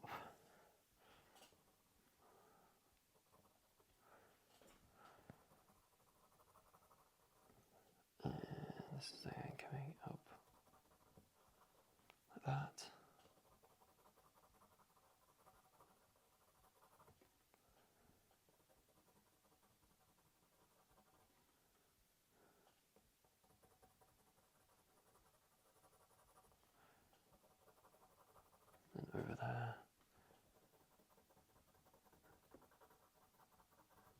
building that up on the nose a little bit more.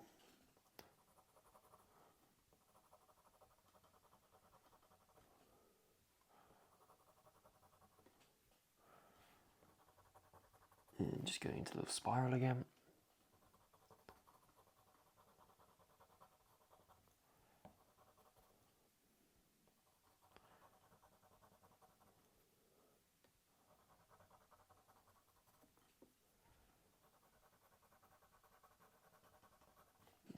It's just working its way up.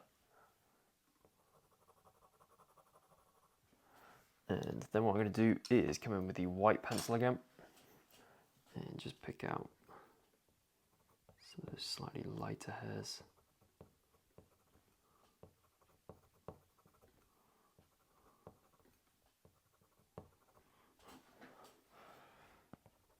And make sure they're kind of randomly placed. We don't want like this kind of uniform.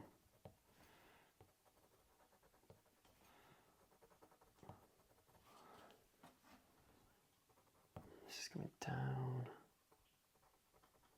It's coming over there.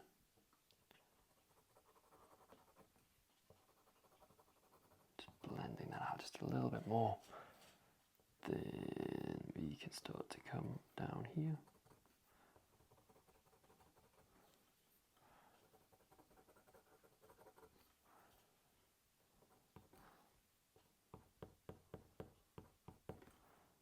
And then this is coming down like that.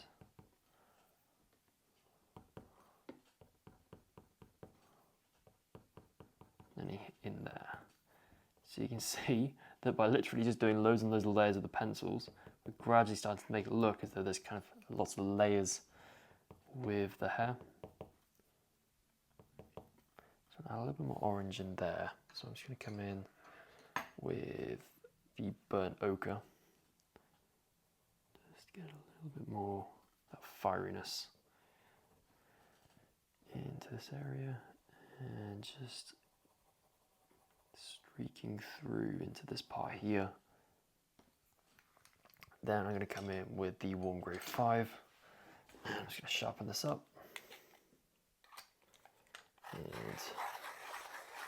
nice and sharp.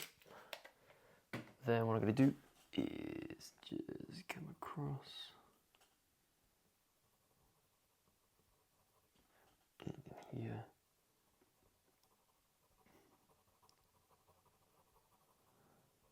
And work my way there.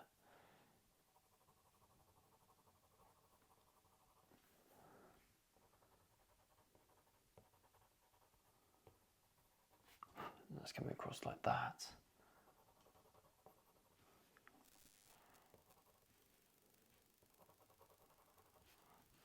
Build the shadow out.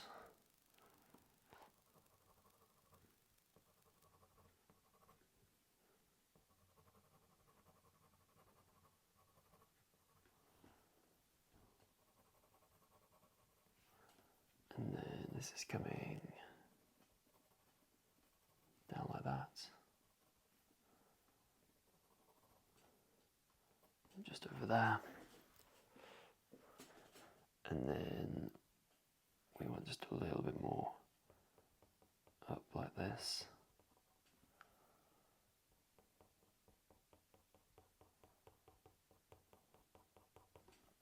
Like that. And we can just come up slightly.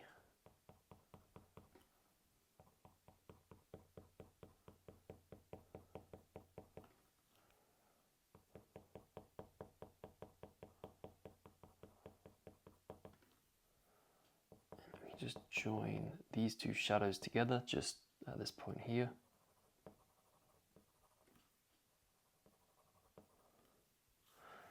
And then we can come across and just add a little bit of like a darker section to this shadow there. Just to again give it a little bit more variation.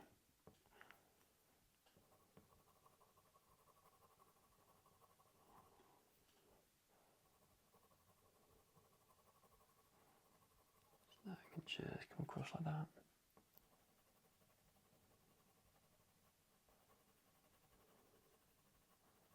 So this is the warm grey 5.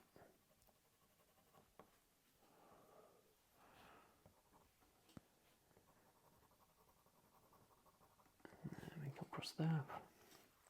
And then what I can do is come in with the 1 grade 2. And I can just use this over this area again.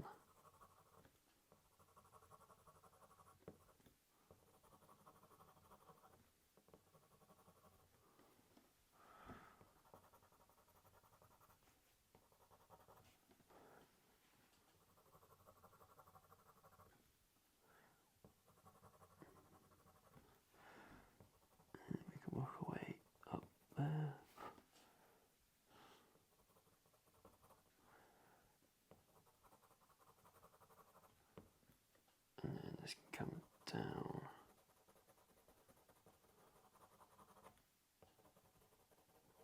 And down like that.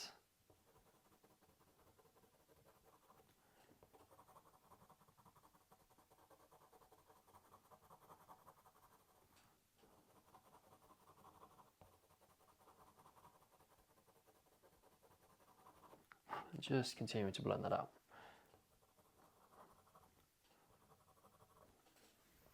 Then what I'm going to do is come in with the white again. And we're going to go, okay, so I want this area here just to be a smidge lighter. And then coming down here, we want this to be a little bit lighter. And down here, we want that to be lighter. And down here, we want that to be lighter. So just adding a little bit more variation within this streak that's coming down there. And I just want to add a little bit more to this swirl.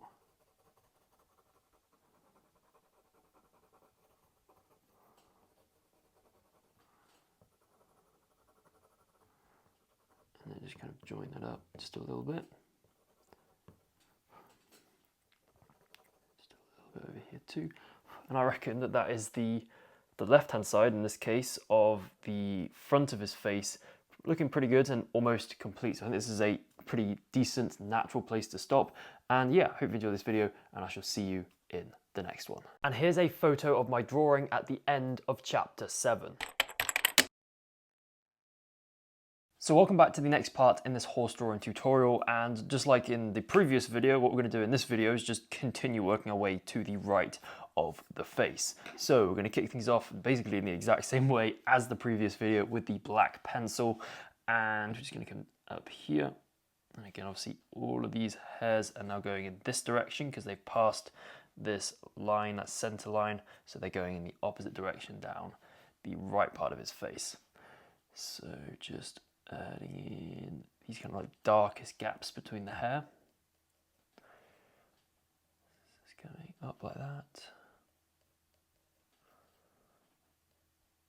And it's coming across.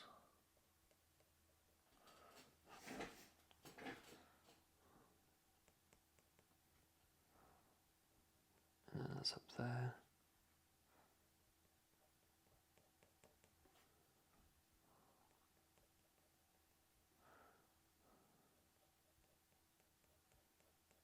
And that's just coming across like that.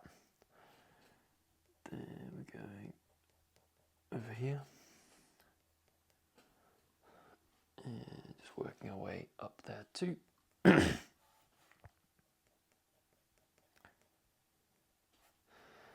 And then we can just pull this shadow out.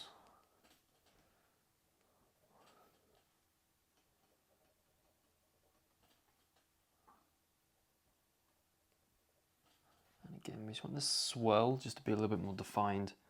It's not really looking like a swirl at the moment. It's going over like that. I just want some slightly darker gaps around like so.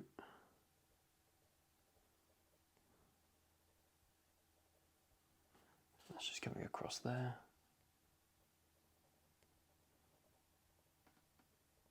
Then coming over there.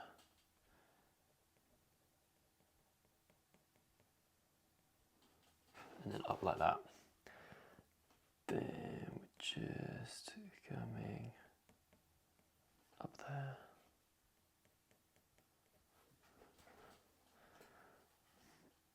This is working its way up.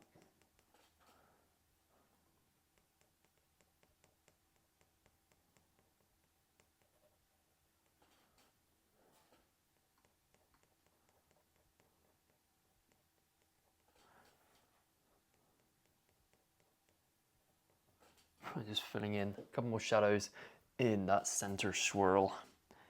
And we can come over like this. And then come down. And again, can you see that on here, we've got the really, really light swell.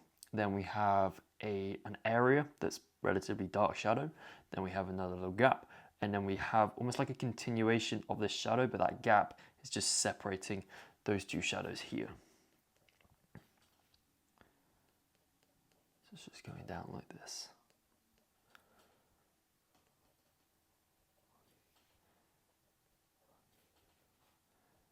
So just bringing this down.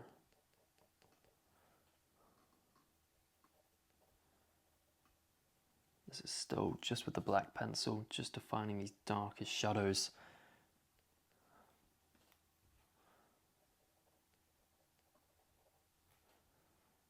This is coming down here.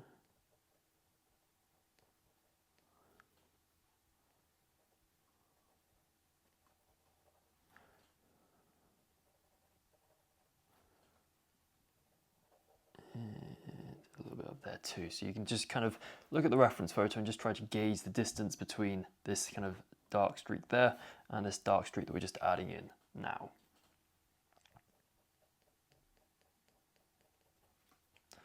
This is coming up and working our way up here, and what I want to do is then come in with a warm grey 5.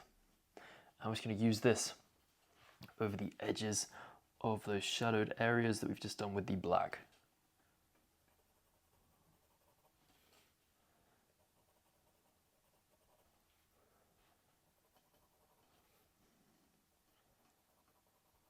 It's coming across, just starting to integrate what we're doing now with what we did in the previous video.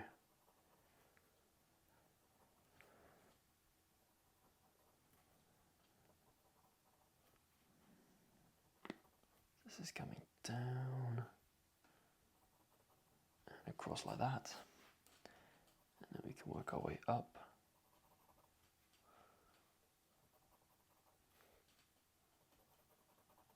This is coming up in there and round, and that's just coming around like that. Then I can just bring this across. And can you see that on this side, I reckon what we'll do is we'll come in with the walnut brown, because on this side, and I just need to sharpen it up as well, but we've got this shadow that's just coming down there just before the eye. So we're going to use the walnut brown just to add this in. It's nice and sharp now, and we're just going to come in.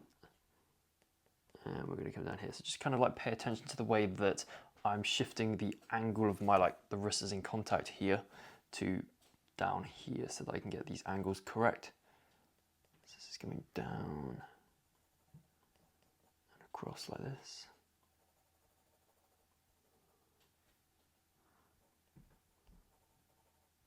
Then what I can then do is just shift my body and my hand position upwards. This is now coming across here.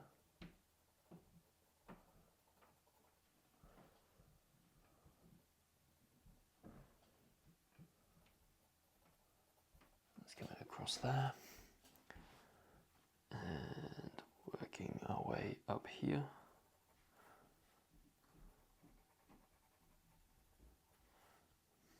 And then we're going to start up here, and then this is coming down like that. Then what we're going to do is just use this walnut brown and some of these shadows down here as well, just so we get a little bit of that brown tinge. Slight brown tinge, but then we're going to come in with the dark indigo to get a slight blue tinge, which may seem a bit counterintuitive, but they kind of work hand in hand.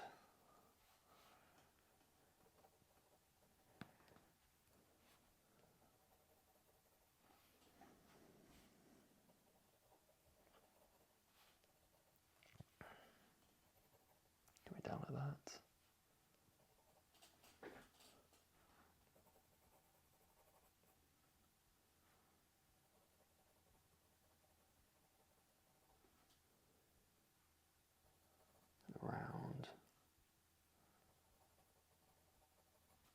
up there. And a little bit up there too. Then what we're going to do is we're going to come in with the warm grey 5 again, and we're just going to use this over almost like the change from this darker forehead area to the side of the face. It's just going to go, okay, so we've kind of already jotted it in with the marker base, but we're just going to emphasize it with the pencils now. So just coming down like this.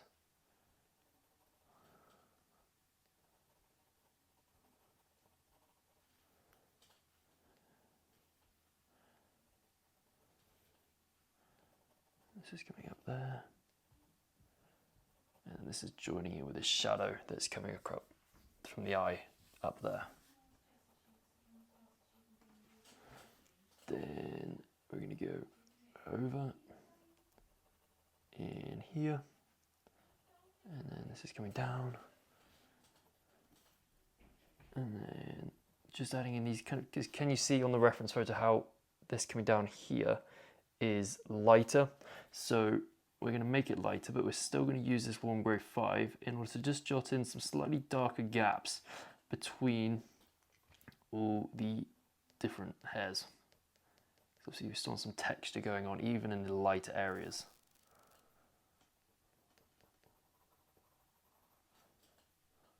This is coming down like that. Then this is coming up there. And then we're going to come up here too, like that. And what I want to do now is I'm actually going to come in with the warm grey 2, so the lighter of our 2 greys that we have in this 32 set of polychromos. So I'm just going to sharpen this up as well. And just like we did in the previous video, we're going to use this to kind of blend everything together a little bit more and just fill in the space that we haven't quite yet in those lighter areas. This is coming down.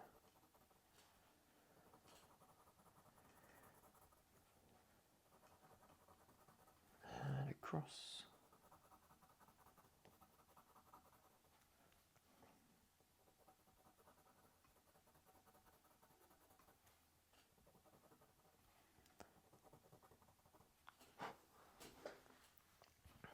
And we're going to come down here, so just going over the edges of those shadows that we've established.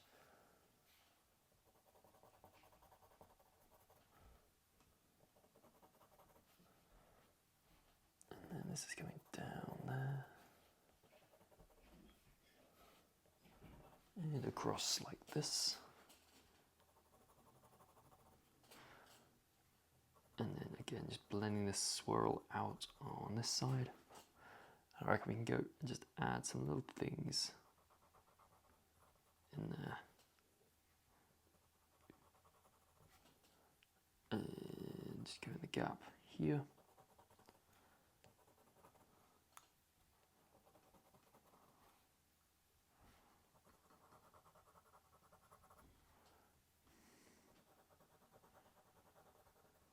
And coming over like that.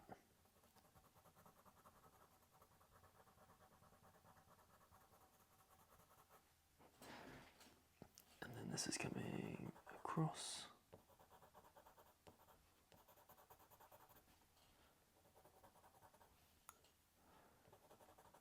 And then down like that. And do you remember how in the previous video we used that light ultramarine down here?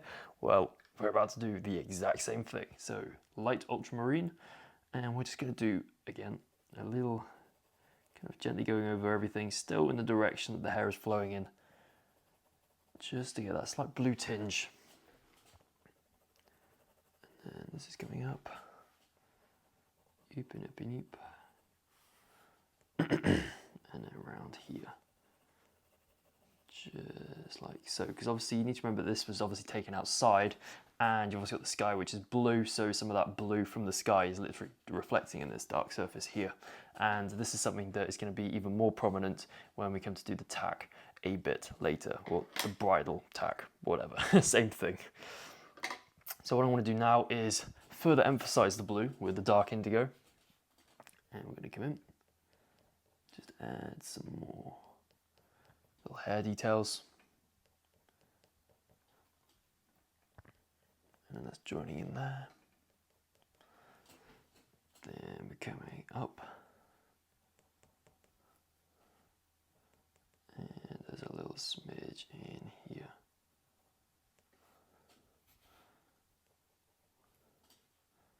And we're coming down as well.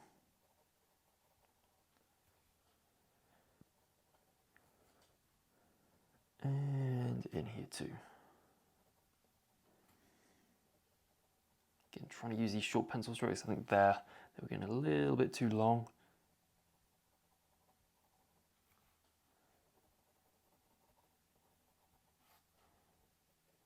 So just in like that. Then we're coming around like so. And what I want to do now is actually come in with the walnut brown. Actually, no, we don't want the walnut brown. We want walnut brown, actually. We are going to go walnut brown. And we're just going to pull this down slightly. So just over this edge. Just add these darker hairs in. And then what I want to do is actually come in with the ivory. I'm just going to use this over that little bit of walnut brown that we just used. Just to kind of like diffuse this darker streak on the top to this orangier, brownier streak here.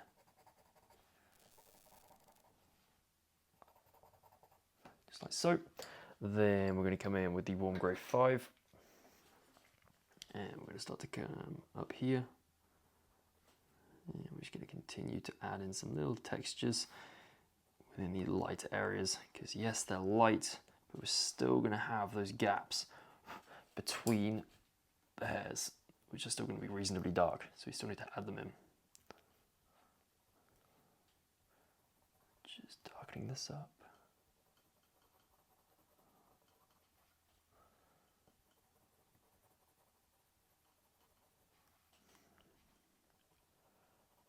And then this is coming up.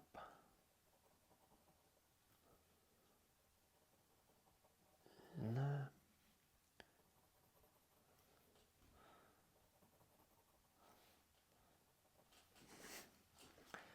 And then around there.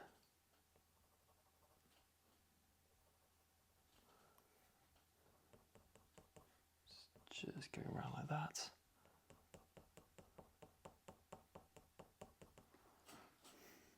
And there's a little smidge up here too.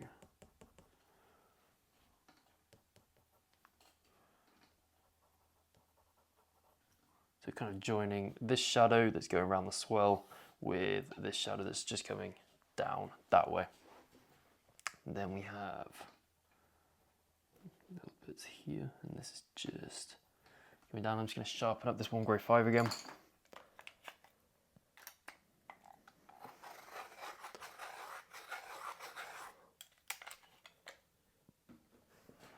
And back in.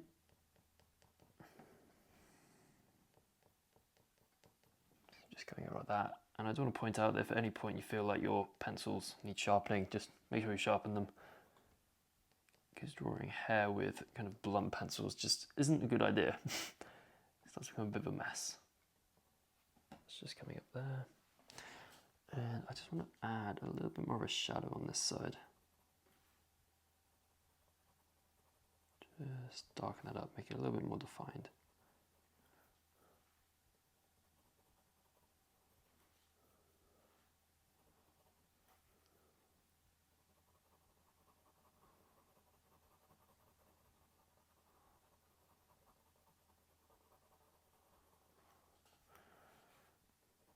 And then this is coming over.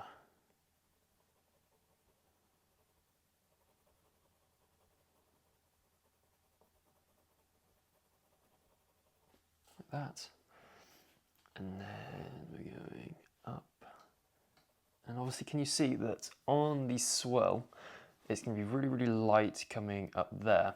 But then it gets slightly darker in terms of even the highlight part's darker. So we're just going to go over like this. And then that's coming down like so. And then you got another darker patch. Now I'm just going to quickly come in with the warm grey 2. And I'm going to go in here. And this is coming up.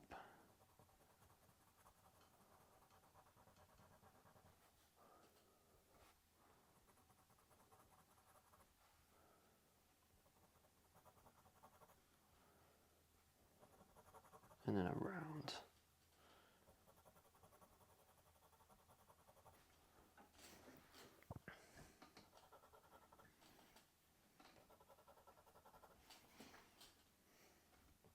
Then I'm going to use the white pencil to come up here. And then this is coming across and around.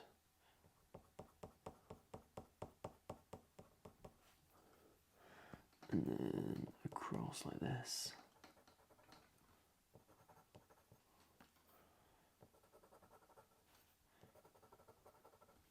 And then that's coming, so then we're going to come in with the warm grey 5. And we're going to use this a little bit more in this area here. It's up like that. So again, you can start to see these little kind of layers. So just like we had over here, we've got like these little humps. And these humps are starting to emerge over here as well. These different layers within the hair. Then coming up here, we can then come down. This is with the warm grey 5.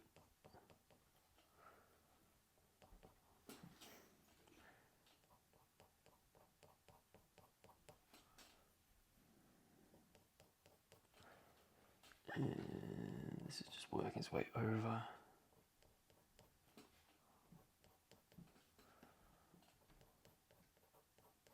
Across like that. And this is working its way up. Around there.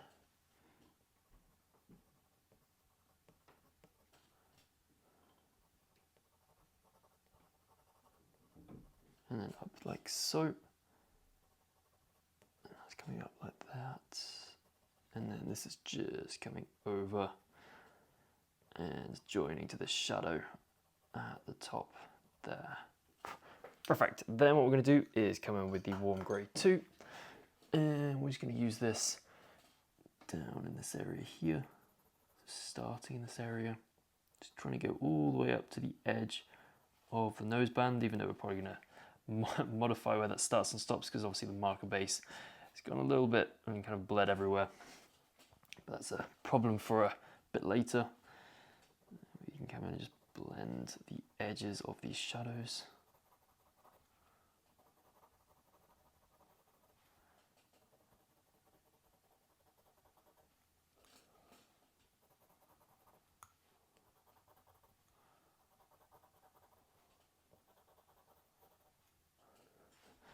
And up here too.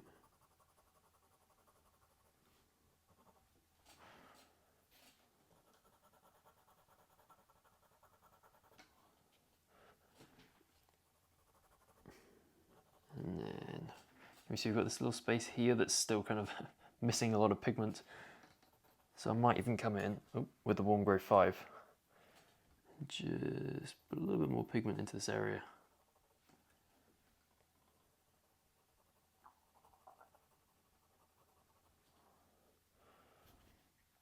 And then this is coming over here. And then up like that. So it's like a little V. Can you see just by the very edge that's just on the, so this is that dark line on the top of that really, really light highlight there. So what I'm going to do then is, still using the warm grey 5, just going to bring this up a little bit. So kind of, you can see that you've got that light bit there, and then I've just added that shadow, it's kind of cut it off. And now we've got this line that's a little bit brighter and thinner than the line there. It's got the highlight line there. And then this kind of joins and merges into this space here.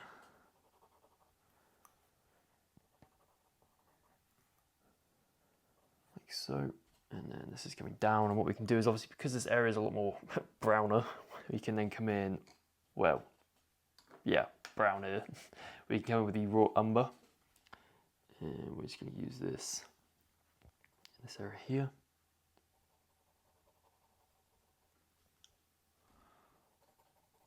Just coming over and down there, and then I'm going to come in with the Venetian red, and we're just going to add a little bit more of that red, just to get a bit more of a browny tinge, like that. And we're going to come down there, and we want a bit more in here too. Then what we're going to do is come in with the warm grey 2 again, and we're going to work our way up. Just layering this so it gradually gets a little bit more more well blended. That's very good English.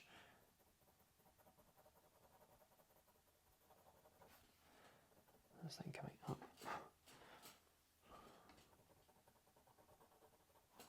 And across like that. And I'm then going to come in with the warm grey 5 again. Using the same pencils over and over and over again. But I suppose what this requires. So sharpening this up just before I use it. Then we're going to come over like this, just adding in, again, these, do you remember when we first went into this area, how I said we're going to keep it light, but we still need to establish some of those darker gaps between the different hairs? Well, this is basically doing that a bit darker, because obviously because we've been over everything with that light, like warm grey 2 and even the white, it's kind of lost those gaps. So just adding them back in now. So working our way up. It's just coming in here.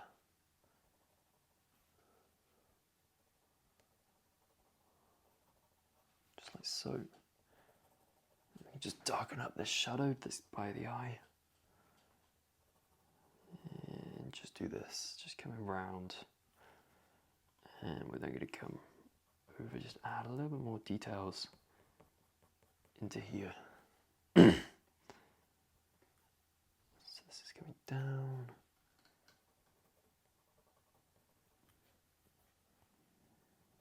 Just emphasizing some of the swirl bits.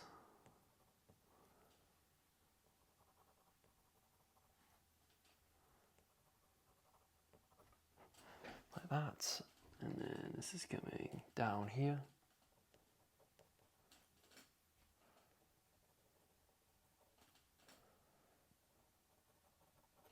Across, like so. Then we're going to come in with the walnut brown again, and I'm going to sharpen it up.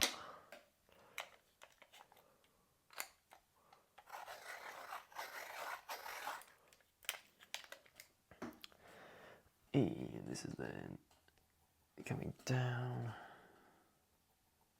and up. So just adding in these little structures. If anything, I think I may have brought this dark section a little bit too far to the right of his face, but we can just bring this out slightly this side. It's just kind of defining where the edge of his face is. So it's just coming down to about there. And again, making sure it's not perfectly straight. There's going to be slight deviations to the line. This is coming up, over, and then it's kind of coming in there, ready to do the eye in a second. Then we're going to go in, and we're going to come up, just continuing to add these hair textures in, just like that. And I want a little bit more kind of like browny orange in there, so I'm going to come in with the burnt ochre. So using this burnt ochre in here, and up like that. Just using this very lightly over here, because then what we can do is we can use the warm grey 2 to kind of desaturate that orange, just like that. So again, it's more orange than up here, but then it's not as orange as these bits there.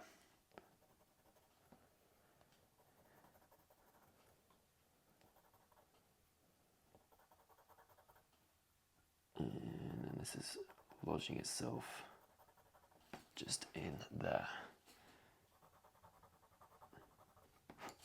That's coming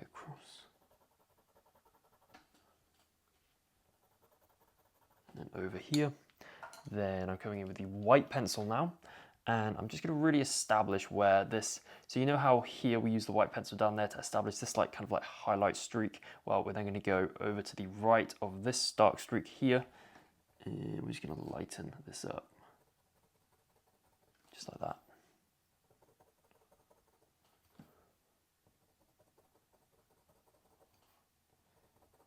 And then this is coming down. So again, really short back and forth pencil strokes here. So normally what I recommend doing is just using pencil strokes that are going in one direction, but for this like kind of burnishing with the white pencil that we're doing here, I wanted to press a little bit harder than I would usually do with some of the darker colors, but we're just trying to make it just slightly lighter and also get a little bit of texture in there as well. But again, yes, these are short back and forth pencil strokes, but they're still going in the direction that the hair is going in.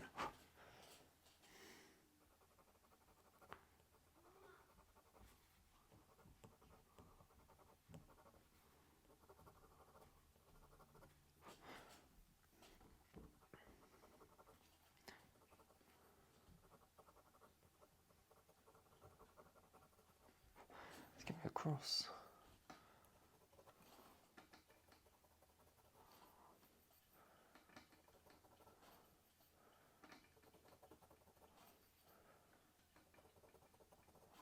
And just up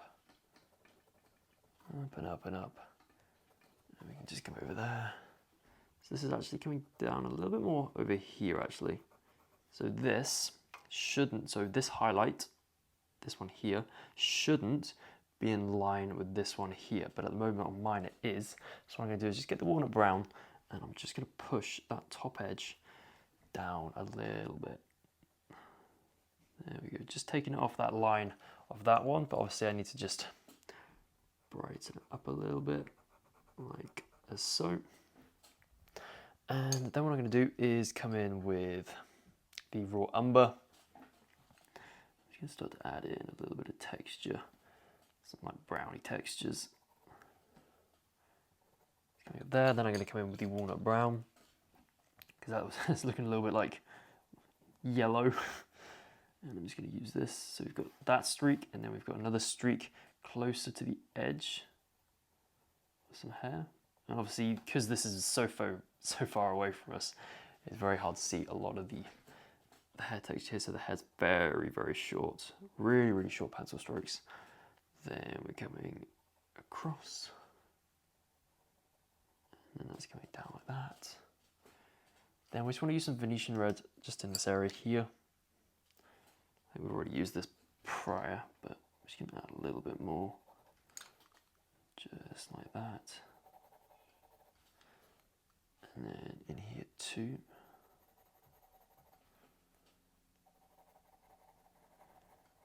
And over there as well. And then what we're going to do is use the ivory, and I'm just going to sharpen up. So whacking in the sharpener. Oh, that sounds like it just broke. And yeah, it did. Because for some reason, the ivory and lighter colored pencils are just so bad at sharpening. Just any brand, they're just, oh.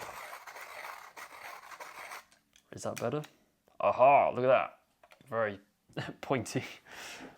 Then what we're gonna do is use this as like a white substitute, just to add some little textures into this more like browny area. It's like orangey part. So this is going across and over like this.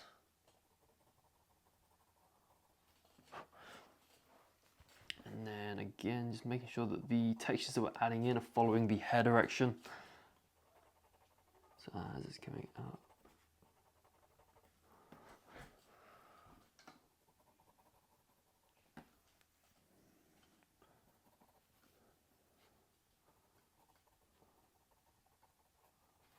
Just like that.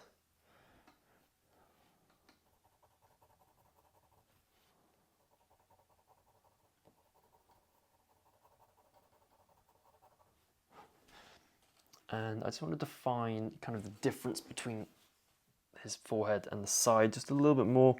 And I'm going to use the Warm Grey 5 for this. So is going to go in here, just like that. Then this is coming down, over again, just adding in some more of that hair texture, just in this lighter area.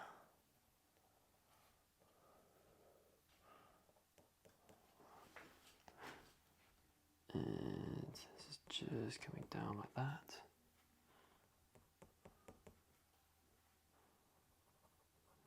Over. And coming round. I'm just going to darken up a little bit more on this side.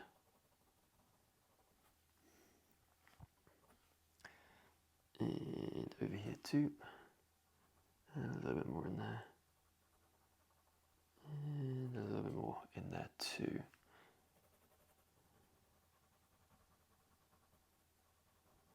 Just coming across. And then over. And in here as well.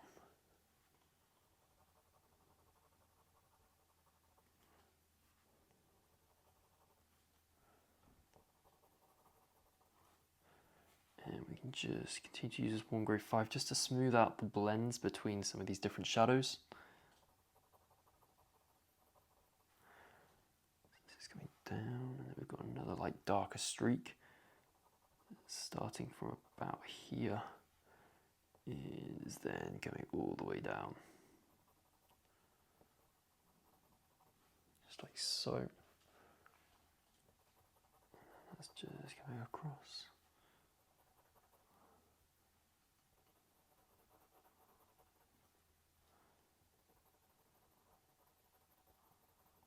And then up like that.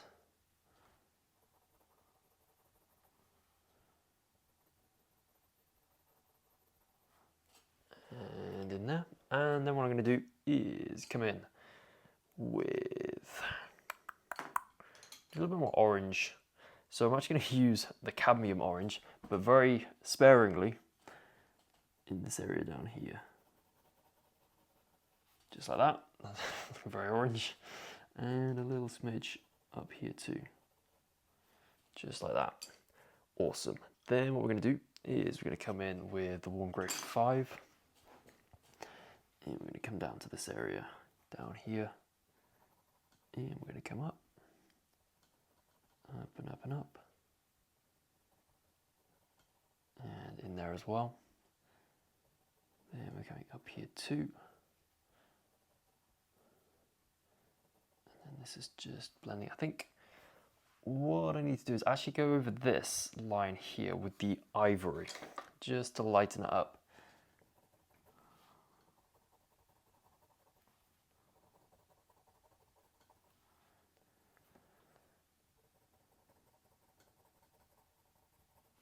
Just like that.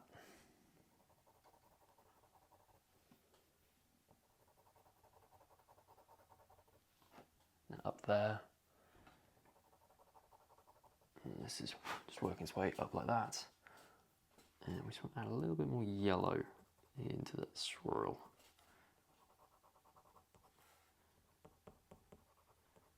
Just making sure that some of those highlighted hairs in the middle each have like a complementary shadow, just to give them a bit more like 3D punch, so to speak.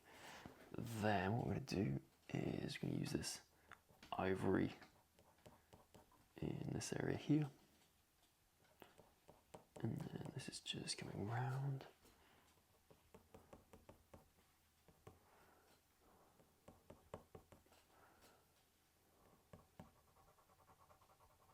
And then this is coming up there. So up and up and up.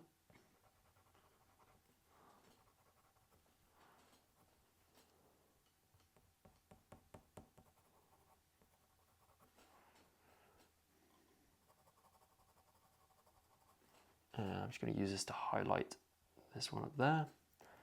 And a little smidge in there too. And then we're coming down here, just adding this in. A little bit more texture and getting rid of that graininess down here.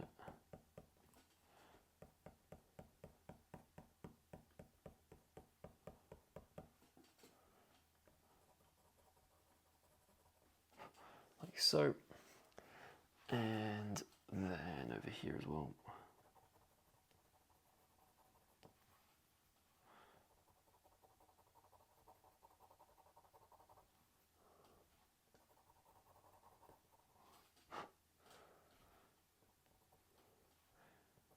And then this is coming down, again just adding in some more textures on the side.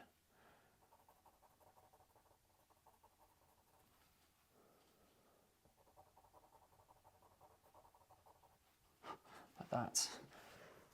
Then what we're going to do is come in with the warm grey 2 and use this over here.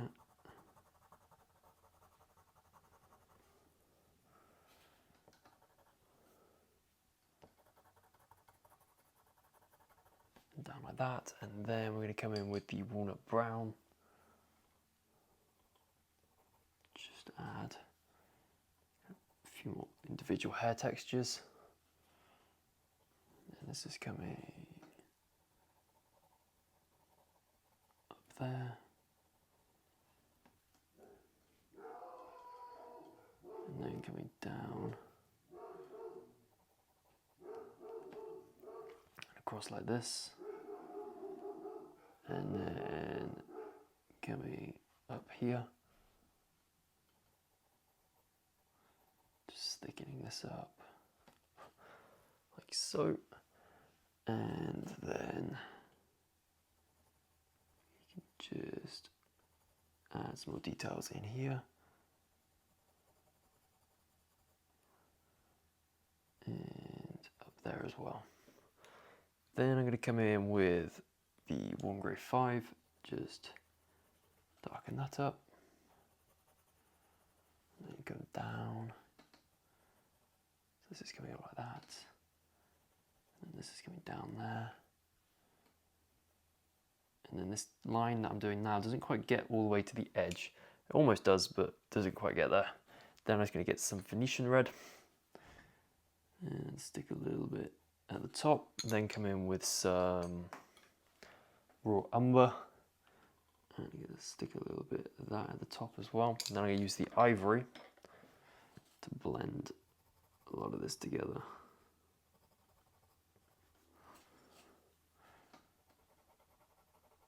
Coming down like that, and then I want to use the white to work its way down here.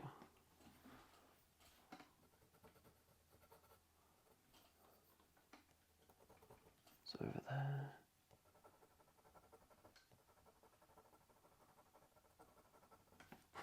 It's just coming across like that.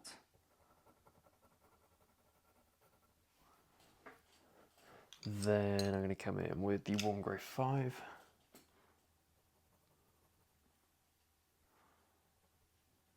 And this is coming down here.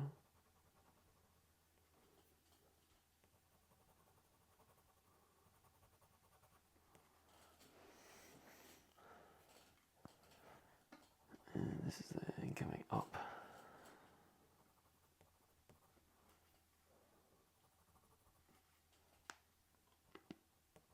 Adding in a few more of those darker gaps.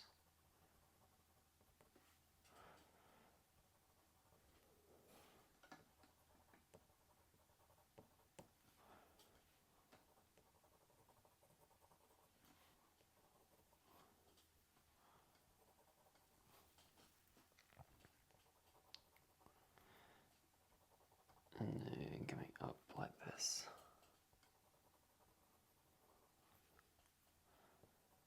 And a little bit up there too.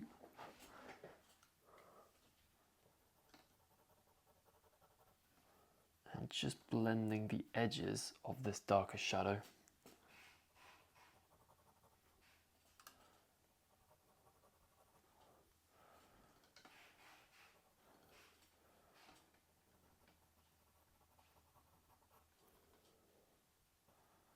Coming up there.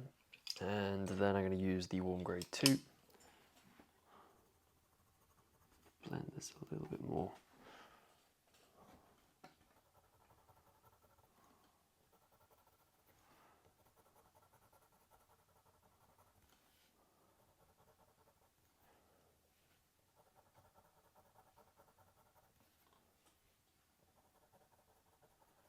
It's coming down.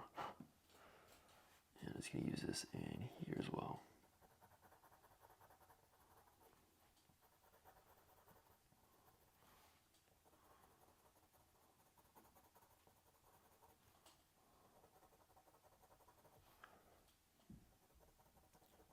Then coming across.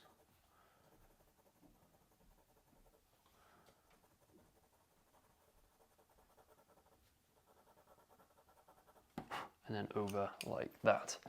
And yeah, this tutorial is getting a little bit longer than I would like it to be, so I'm going to end it there. And here is what my drawing looks like at the end of chapter 8. Right, so welcome to the next part in this horse drawing tutorial, and this is going to be a slightly shorter video, or I mean it should be a shorter video in theory. It might not end up being that short because all we're going to be doing is the other eye and this little part of the bridle. So let's dive straight into it with the black pencil. And what we're going to do is we're going to add in, so just like over here how I've got the eyelid, we're just going to add that eyelid in first. So this is coming over here. And then just over the top here, like that. And then this is coming down slightly like so. Then what we have is it's coming down, and then you've got the other bit of the eye. Actually, I reckon if I just move this over slightly. So we're then coming round and over like that. And then we've also got the pupil. But again, just like on this side, we have a lot of reflections going on. So we've got the main pupil is about there, and then we've got another little thin line just above it. So these aren't connected, well they're connected but at the base there. And then we've got another little thing coming over here. So this is again that tree reflecting in the eye, and I think I might even sharpen my black pencil up again because this is pretty detailed. So obviously want a nice fine point to get pigment into the right place. So then just thickening this up like that. And then this is coming down like so. Then we can come over there. So this is just the edge of the eye now. And then can you see in the corner, he's got like this kind of indentation, which is like this bit here. And this is just going down like that, and then at the base of the eye we just gently put in, and then this is coming round like that. Then what I'm going to do is I'm just going to come in with the walnut brown. So this is coming round like so, and then this is coming in here. So we're just going over that pupil there, and then this is coming across like that, and then coming up like so, and that's coming across there. Then what I can do is I just want to darken up this bit. So this is the top of the eyelid, so I'm just going to thicken this up just a little bit, and then we're going over here, and then that's coming down there. And then I'm just going to come in with the warm grey 5. So we're coming down this direction, across like that, and then in like so. And then we're just going to add a little bit of like more gradient over that pupil like so. And then what I'm going to do is I'm going to come in with the raw umber. And I'm going to add this just under here, just adding a little bit of colour. But obviously because this is so far away from us, it's like pretty difficult to see. So it's not going to be as detailed as this one. And by leaving it not as detailed, we're going to help add some depth to the piece. So now I'm going to add the warm grey 2. And we're going to use this just to blend some of this out. Just like so. And then we're going to come in with our Venetian red. And we're going to use this slightly under here. So you can see here we've barely done anything to this eye, and already it's looking pretty lifelike and like it's got a lot of soul. Then I'm going to come in with the black, and then this is coming up there, and then coming across like that. Then we can just work our way upwards like so. And then what I want to do is I just want to come in with the white pencil, and I'm just going to go over the top here and just bring this round like that, just like so. And I then want to add a little bit of blue, just like we did to this eye, to the reflection, because obviously, as I mentioned whilst doing this front section, we've got that sky above him, which has got some blue reflecting, and we can just add a little bit in there, like that. And then I just want to add some structures to the upper eyelid, because obviously at the moment it's a bit like this empty void. So you can add some little wrinkles with the warm grey 5 here, and then this is just tucking in just there, and then we can just bring this round and over like that, and then joining in there. Awesome. Then what we can do is come back in with the black pencil and just bring this down and then over like that, and then this is coming round and over. So in fact, the edge of the face that we established in the previous video isn't actually the edge of his face. Looking at this, so then we're coming down. So this that we're doing now is the edge of his face.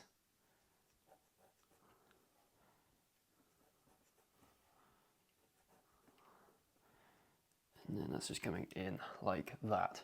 And then what we're doing is we're coming up here. So this is now part of the bridle. And then you've obviously got this darker part that's just coming down and in like this. And then we're coming over there. And then up. And here, we actually have like a double, what's called like a stopper going on. So we're gonna go one over here. That's then coming in. Then this is coming across a little bit. Then we're coming up. And over like this. It's coming up and in and around like that. Then we're coming down and then over here and down there. So basically what we're doing now is just establishing all the different structures on this bridle. So this is coming round and over like that. So this one isn't quite as kind of like perfect as this one. In fact, this one should probably be a little bit more over like that. And then connecting it to the noseband, we're coming across like so. Then what we're doing is coming in with the walnut brown, and this is going up here. So just emphasizing the shadow that we spoke about in the previous video. And still with this walnut brown, I'm just going to add a couple of details over like this. And then this is just going around there. And then down like that. And over there. Then I'm going to come in with the warm grey 5 again. And I'm just going to sharpen this up. So just give it a little sharpen. And I'm going to use this to go over here. So this is going around like that. Up here, and there's like a little gap. Over like this. And then this is coming up and over like so. Then what I'm going to do is come in with the black pencil. And we're going to go under here. And then this is coming across. So just thickening up this pupil, because at the moment his pupil is looking a little bit kind of, is it like constricted or kind of engaged? So it looks like he's terrified. We don't want that. So just widening up a little bit and emphasizing that one that's like above it with a gap. But obviously that gap's kind of disappeared now. So I'm just going to come in with the white pencil and just add it back in. And then we can just add a couple more reflections to the top here, just like that. Then what I'm going to do is come in with the dark indigo. We haven't used the dark indigo on this eye yet. So then this is just coming down like that. And then we're coming up like so. And we've got a little bit in there. It's coming around like that. Then I'm going to come in with the white. And then this is just coming over the top. And then over like that. And then round. And over there. Then I'm going to come in with the Venetian red. And I'm going to use this just a little bit over here. Just ever so slightly. It's coming up. Then I'm going to come in with the warm grey 2. This is coming round. Ooh.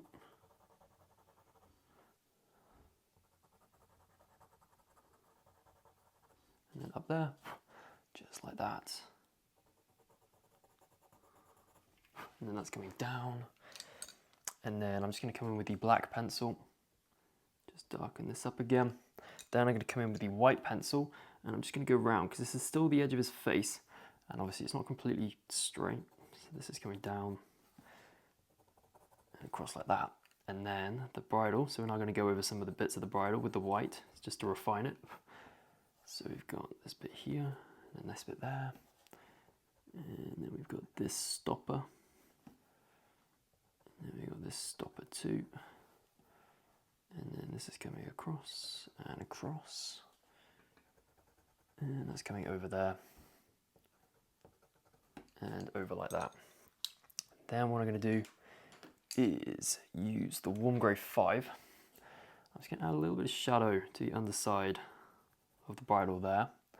And a little bit of shadow, like a little bit of a gradient coming up here, like that. And a little bit under there too. Then what I'm going to do is come in with the dark indigo. Just going to stick a little smidge in there. And we're just going to thicken it up. So this shadow that's separating these two bits, I'm going to thicken it up closer to the top here, and then it kind of comes into a point. It's coming down like that. Then we're going to come in with a little smidge there. And you can see a little bit of this side of the buckles. So we're just going to show that by darkening up this side of the edge. And the same thing for this one too. Like that. And then this is coming round. And over there. Then we can just darken that up. And then that's coming across like so. Then I want to come in with the warm grey 5. And you can come in here. And then this can just come up. And then what I want to do is I just want to bring this shadow up like that, and then this is just going up and up and up and up like so, just like that. And then I can just smidge this in there, just like that. And then what I want to do is I'm going to come in with the warm grey 2, even. I don't have a warm grey 4. The warm grey 2. And then this is coming around here.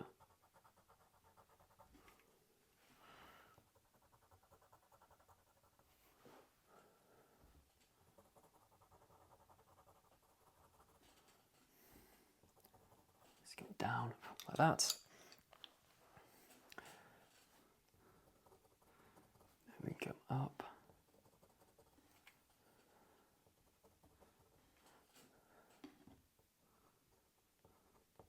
Around. And what I want to do now is actually just use this dark indigo just to darken up this part here, and then this top part above the eyelid. That's coming down there and round. And I just want to add some wrinkles to the eyelid too, just like that. And this is going around there, and a smidge in there too. And then I just want to darken that up. And this is going round. And then up here. And then this is just making its way around like that. And then coming around like so. Then what I want to do is I'm going to come in with the cream now. So nice, oh, not the cream, the ivory. And we're just going to start adding in a little bit of that yellow here. And because this is really far away from us, and just like on this side where the hair is basically so small or so short that you can't even see that there's hair, this similar thing, or basically the same thing's happening on this side too. It's just kind of all merging together. And this is coming around and down. It's coming around here. And coming up like that. And this is working its way this way. Just like that. And I just want to blend this line in just a little bit more. Awesome. And then this is coming across and up, just like that. And then we're coming up this way.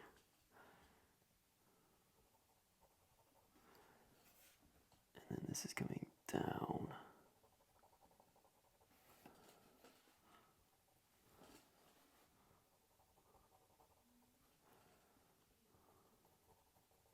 And then that's going over.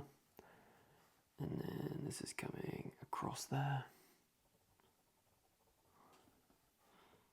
And then again, just emphasizing that eyelid. And I think it's getting a little bit too dark over here, so I'm now going to come in with the white pencil. And I'm just going to blend that out.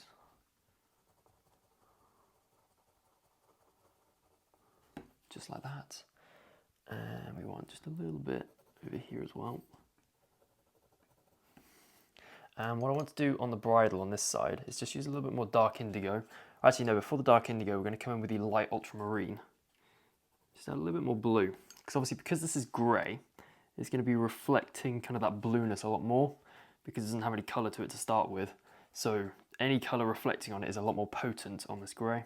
So this is coming around like that. And then I just want to use the white just to really brighten this up, because obviously we've got light coming from the top and then we've got it coming round, so this area is actually really, really light. We just want to make sure that we've got some really nice burnished pigment over pretty much everything. And we don't want to have overly harsh outlines.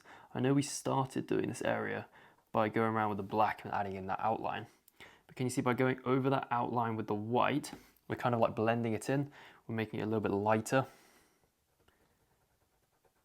This is coming around like that, and then over, like so. Then I'm going to come in with the black pencil. I'm just going to darken the shadow at the top there, and I'm going to darken this middle part there. And I'm going to make in between these stoppers just a little bit darker, because obviously the stoppers are casting a shadow onto that, or those strips of leather. And that's coming in there, then coming around like that. And then this is just coming round and up. It's coming in there. And in here. And then that's coming in there like so. Then what I want to do is I'm going to come in with the raw umber again. And I'm just going to go over the pupil just a little bit more, just to give it that brown tinge, because obviously you can see here that his eye is actually brown. So by obviously incorporating that brown in there, it's just helping to make them look like a matching pair. Then I'm going to come in with the walnut brown, just go over that slightly. And I just really want to darken up that center pupil just a lot more. So just going over that rectangular shape. Just to really make it look nice and dark, and obviously want to make it of relative thickness so it doesn't look like it's petrified. Just like that. And then we're coming over. And then what I want to do is come in with the white again. Just add a little bit more lightness to that eyelid on the top, and then kind of blend it in just a little bit more, so there's not like this harsh line separating this bit here from the eyelid, so it looks a bit more connected this way. And then this is just coming down like that.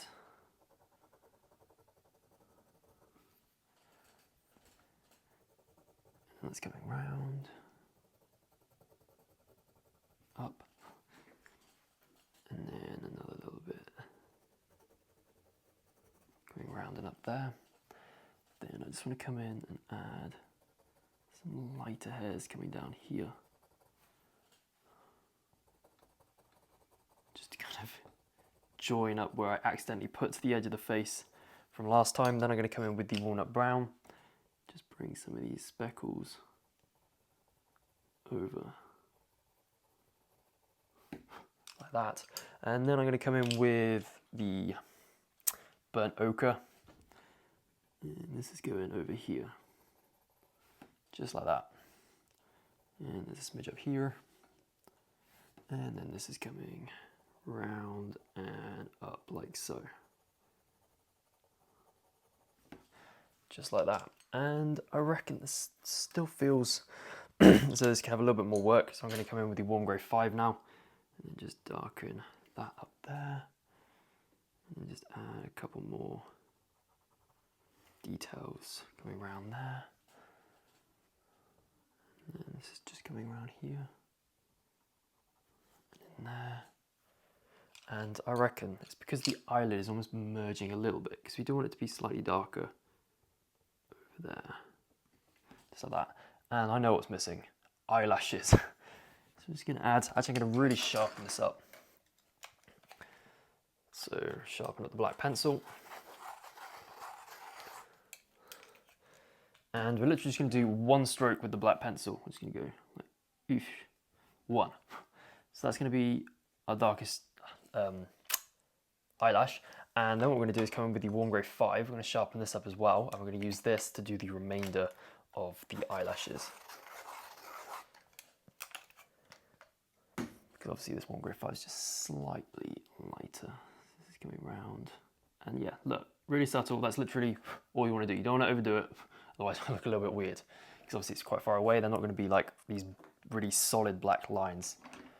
And then I'm just going to emphasize the top of the eye again. And one of those wrinkles. And that top part there. And this edge.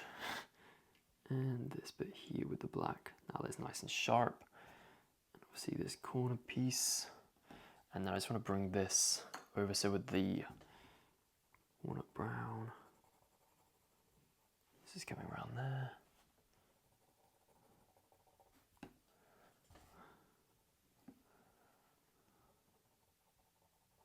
And that's coming up.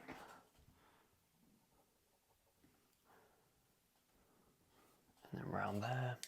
Then I just want to use a little bit of that. What is this? The raw umber. Just to go around like so. And we're going in here too. And we're just going to add a little bit more of this raw umber around this area. And to blend it all together, I'm just going to come in with the ivory and just use it over this section. Just like that, and then over the edge there. Like so.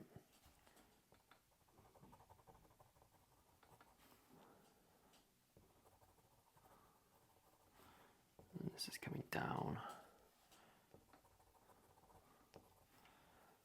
And then this is coming around there. Like that. And then I just want to use the walnut brown again, just in the lower part of his eye. Just to add that colour in. We don't want it to be like properly transparent. And I reckon that's looking pretty snazzy. I just want to use a little bit more of, should we do? I reckon we're going to go raw umber. Just a little smidge more of that. Actually, no, we want the decisions. We're going to go warm grey 5. Just going to slightly darken that up. And this is coming round like that. And then this is coming over here. And it's coming over like that. Then we're just going to add in some more textures here and over like that, and then this is coming down and over there, and then in like so. And I reckon I'm pretty happy with how that's looking. That is pretty much this kind of front facing area complete. I mean, we may come back to it in the later stages after like having a go at this thing and I'll be like, oh, why did I leave it like that? And that basically always happens. But yeah, for the time being, I'm pretty happy with how this is looking. I'm going to call that done. And yeah, this is probably the shortest tutorial in this horse drawing tutorial so far. And I hope you've enjoyed it, and I shall see you in the next one. And here's a photo of my drawing at the end of chapter 9. So welcome to the next part in this horse drawing tutorial, and in this video we're going to be doing the ears. So let's dive straight into it, starting with the black pencil, which we seem to be starting every single video with for the past few. And we're just going to come in and we're just going to bring this down slightly, like that, and then we're just going to bring this up here. And then this is just coming round. So round and then up. And one thing we want to do on this edge is just make it look slightly fluffy. So instead of doing like a straight line that's just following the curvature, we're going to use it kind of like a zigzaggy line that's just working its way up the ear. So just coming up like that, just adding a little bit of floof. This is coming round and then across and then up like so. Then what we're going to do is we are just going to thicken up in certain places. So this is just coming in there, and then in here too. And then we just want to kind of emphasize a lot of these main lines. So we've got one that's coming in there. This is getting a lot thicker like that. And then we're getting a lot thinner like that, and then we're getting thicker again. Just working our way across. That's coming up and then up like so. Then we're coming over and then up there. And this is basically joining into here.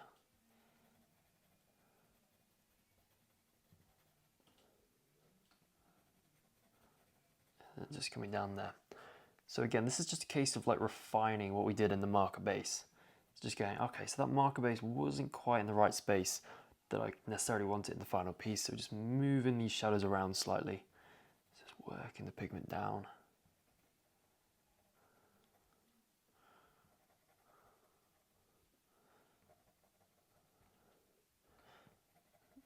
And this is going up.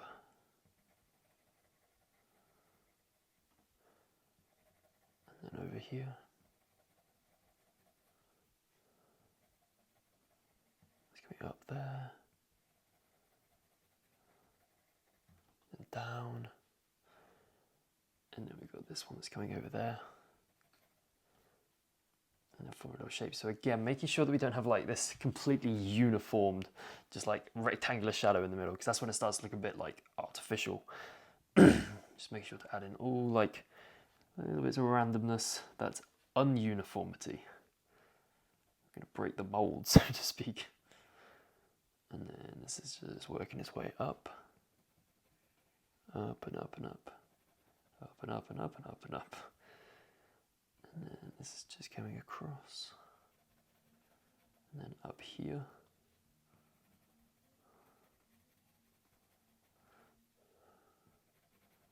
And this is coming up here as well. And then they all kind of join. So these like three pillars that we formed here, they kind of join at the top. So just in here. And that's wrapping around. And then coming down. And then down here as well. Just like that. And then what I want to do is actually just take a quick break from the black pencil and come in with the walnut brown instead. And we're using this over here and just up there as well. And a lot in here. Because you need to remember with the ears, it's almost like the fluff is going outwards and pointing up. So obviously it's coming in, if I just like this direction, so the direction that this point's going in, and as we're coming up, it just kind of comes round like that, and then we can just go in here.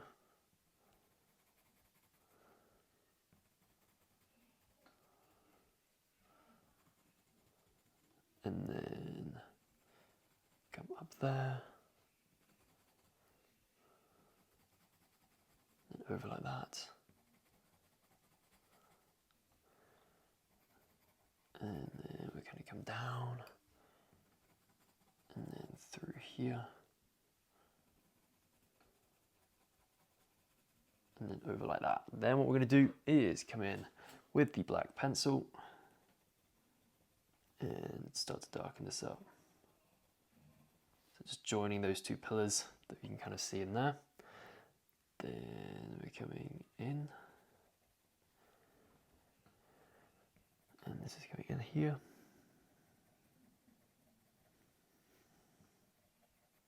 And this is coming down and across. And over there, so just adding in lots of little kind of shadows here, there, and everywhere.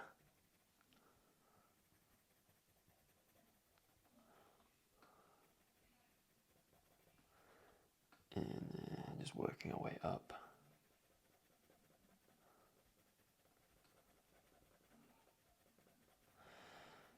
Like that. And then we can just come in and darken this up. So obviously what we're doing here as well is we're almost segmenting off slightly lighter areas.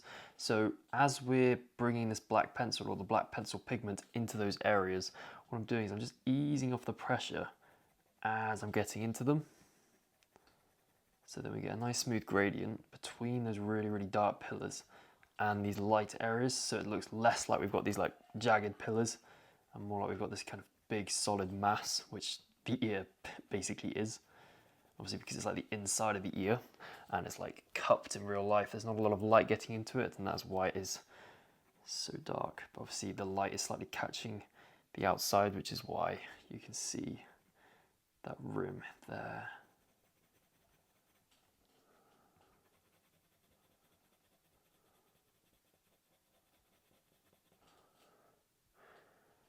And this is coming down here. And over like that.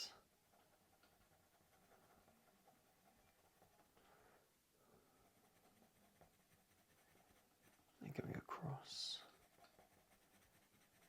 And then round. Then I'm going to come in with the brown, the walnut brown again. And we're coming in here.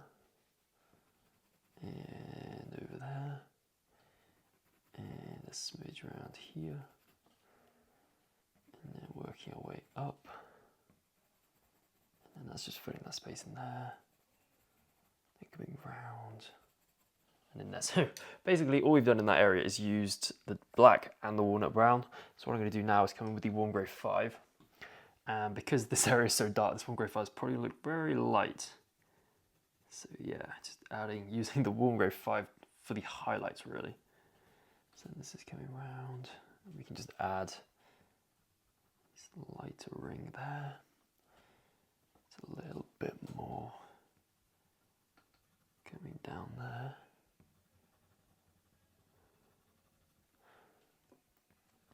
And up here too. And then just like we did here, where we've got the kind of like jaggedy, fuzzy edge just to show the fur on the edge, we're going to do this with the warm grey 5.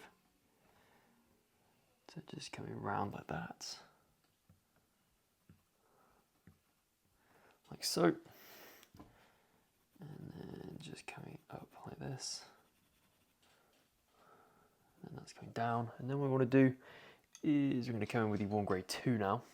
I'm going to do this or use it on the very tippy top here.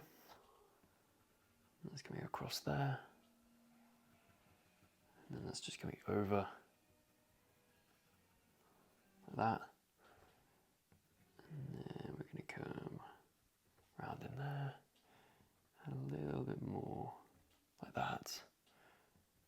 And then this is going over there. Down and in there, and then I'm going to come in with the black pencil and just darken up some of these shadows.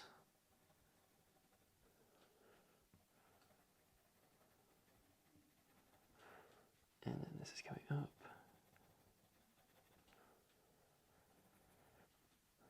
So up and up and up.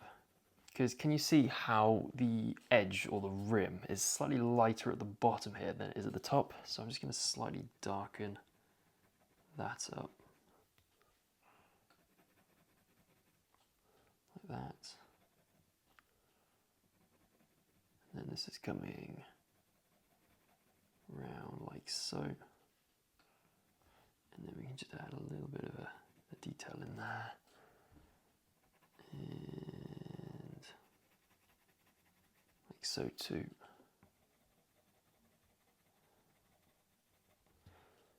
And then this is going in. And up at there. And we're then coming round in here as well. And then just working our way up.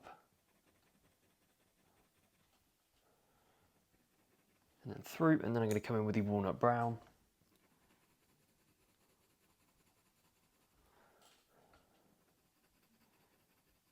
And then this is coming down like this.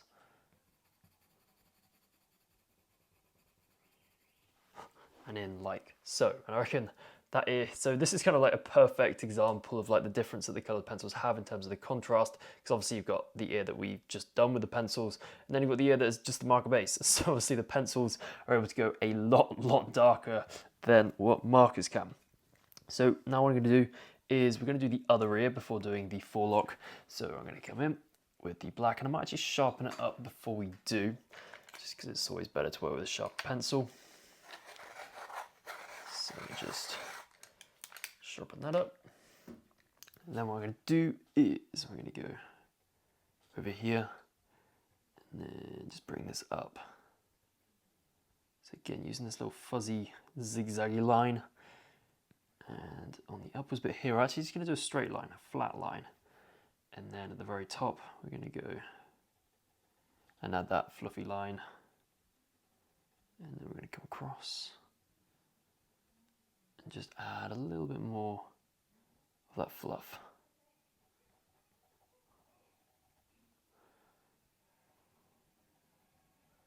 And there's a lot more towards the bottom. The fluff is getting a lot more extreme towards the bottom here. So just being very light with how we're adding those in. And then we can just work our way across. Can you see again that they're curling up? So these ones at the top are almost pointing directly upwards. And then the angle is slowly descending as we're getting further down. So now what I want to do is just thicken this up. And then this is just coming directly in. And then over. And then we're going up. And then this is coming down and in here and across. Again, just paying attention to these angles. So at the bottom, we're going across like this, and as we're working our way up, the angle starts to kind of increase. So we can then come in here and just go over the top, and then I can come down.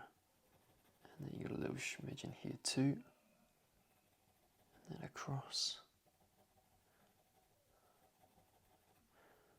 And over here as well. Now that's coming down. Then I want to shift over to the walnut brown quickly. And we're going to go over here.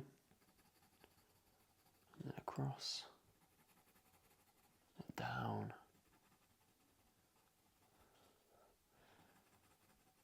And then we're going to work our way. So basically using this in a very similar way to what we did on the face, where we've obviously established where all the darker patches or shadows need to go.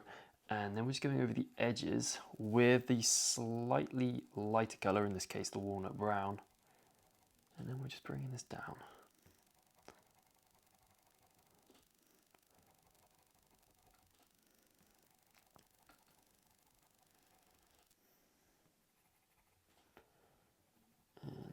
Up and across. Now That's going down, and I feel as though we just need to make this slightly darker again. So I'm going to come in with the black pencil, and we're going to go over here. So pretty much in the exact same places that we just went with the black pencil. Obviously, because we're going over it again, it's going to be slightly darker. It's just working our way up.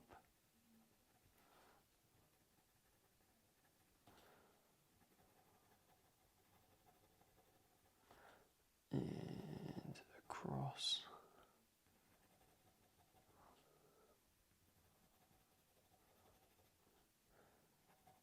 And then coming in like this.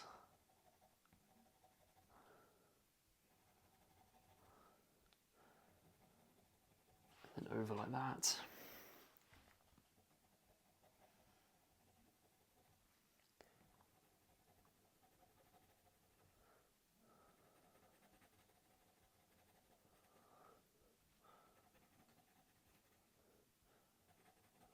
And going around like so, and then I just want to go over this edge with the walnut brown.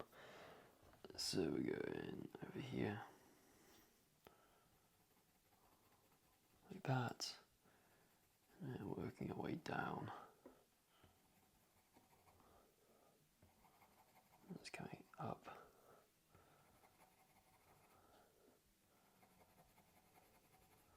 Like so.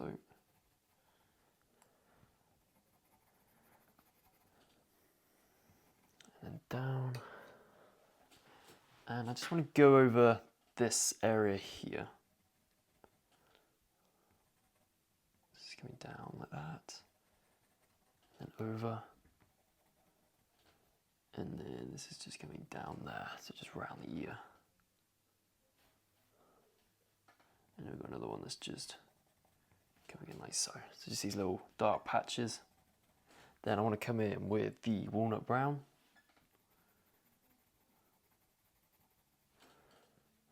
This is just joining in there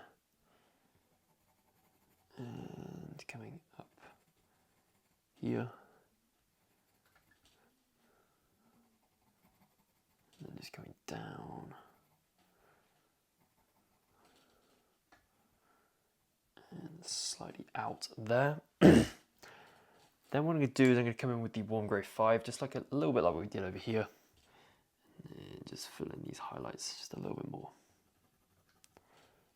So this is coming round and up like this.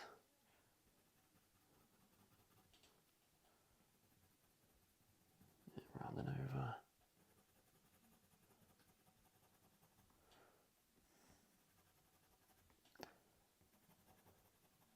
And then down like that.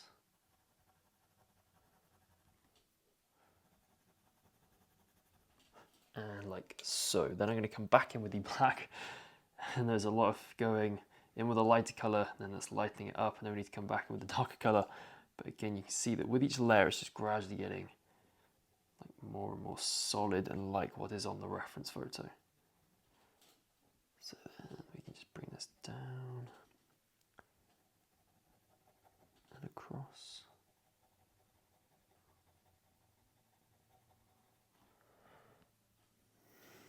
And then this is just coming up.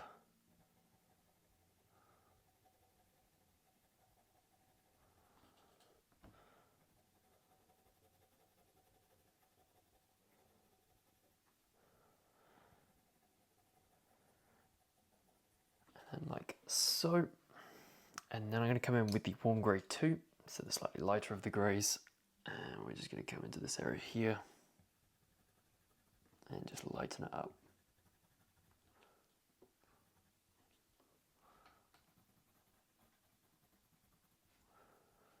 And then this is working its way up here.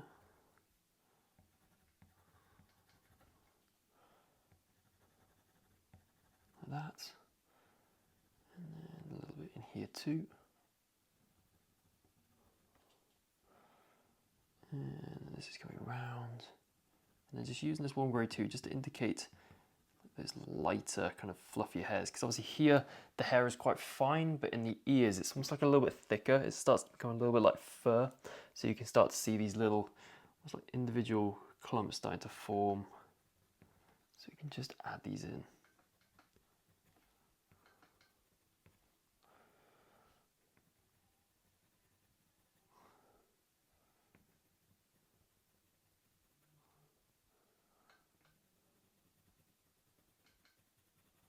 Just going, adding in those fluffy clumps to this ear too, like so.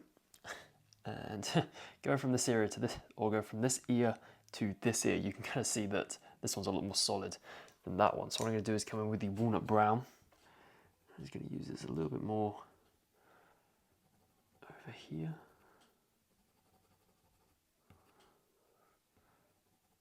And actually, I want to come in with the black pencil. And then this is just going over like this. And around here as well. And this is just working its way up. Like that. And then coming over. And then just tucking in here.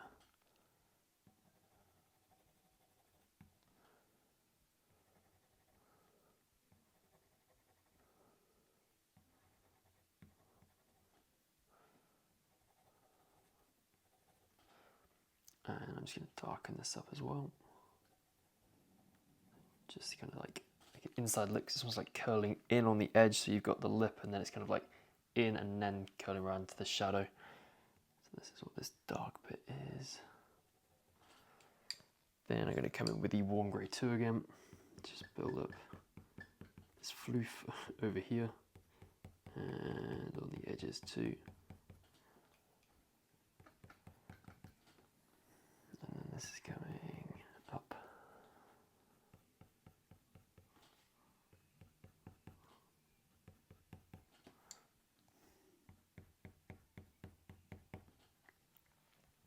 And then I'm going to come in with the walnut brown. And I'm going to bring this down here. And then up. Then I'm going to come in with the black pencil. And then this is just working its way around.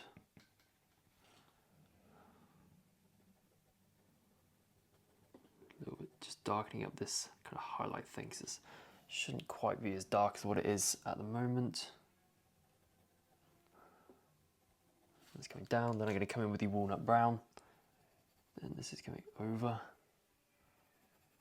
and across. And then we're coming up. And then down. And then across like that. Then coming over.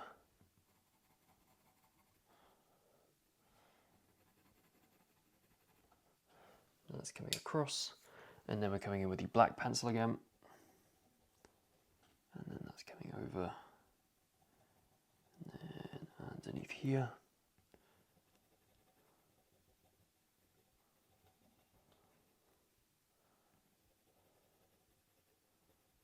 And then coming up. Then what I'm going to do is I'm going to come in with the walnut brown. And we're just going to go over this little bit here and just kind of gradiate it from this lighter, so make it darker here and make it slightly lighter as it's coming across. Then I'm going to come in with the warm grey 2.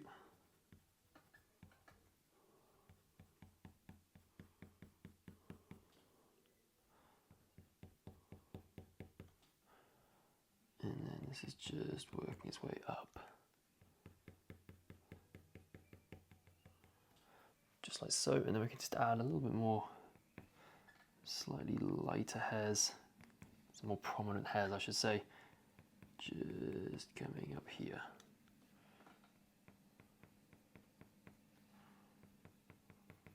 Just over like that. And obviously some more up here as well. And then we can just add those wrinkles, because obviously the ear, it can go forwards and backwards, so in the forwards position just create a couple of wrinkles in the side of the ear, just like that. And then I just want to come in with the black pencil again, just darken that up.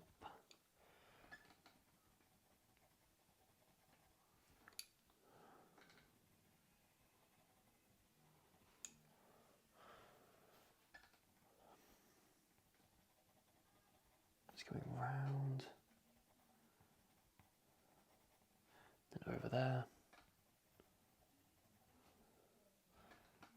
and then it's going down, and then up here.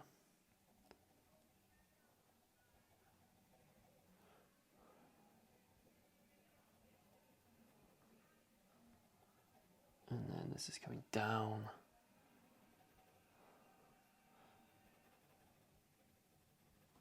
And then across like that. And I think that's the ears looking pretty snazzy. So what I'm going to do now is start to work on the forelock.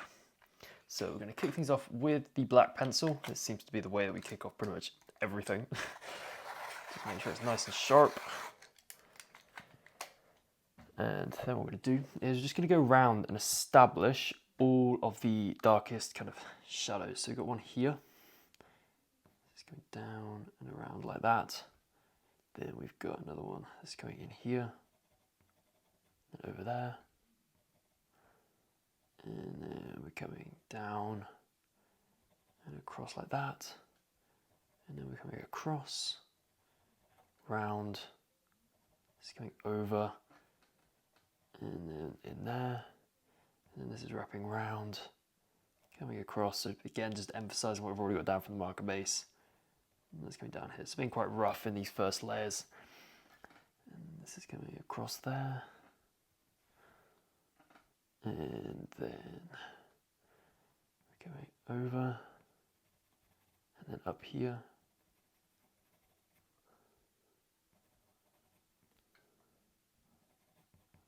Like so. And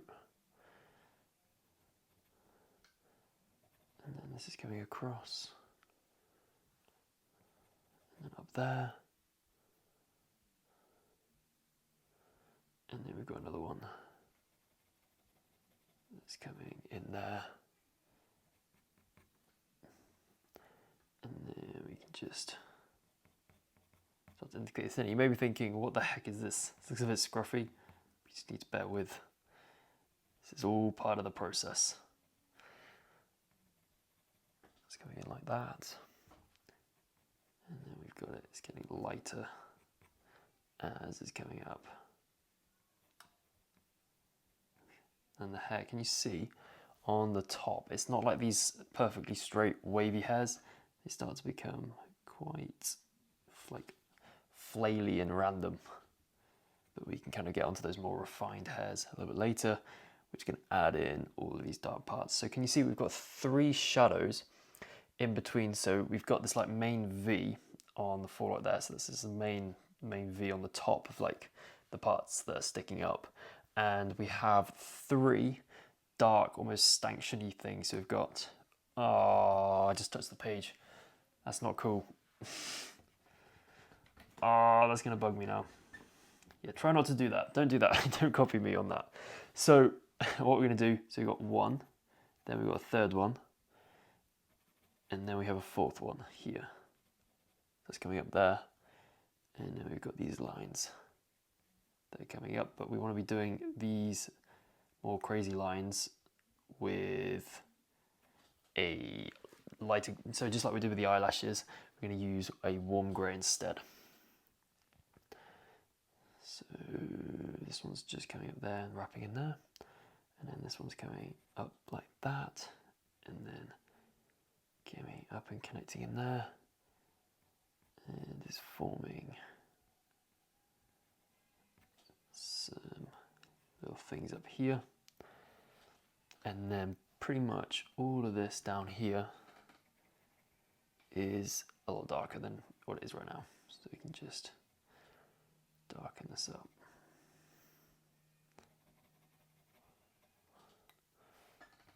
And this top bit too, and in there, and also we can come up and then down, and then this is coming across. It's coming over, and then in there. We can just bring that out like this. We can start to add little details here and there, and you're still probably thinking, what the heck is this guy doing? But just have faith to bear with. Then we can come down. Just darken this up. So this is obviously where the forelock is sitting on the front of his head.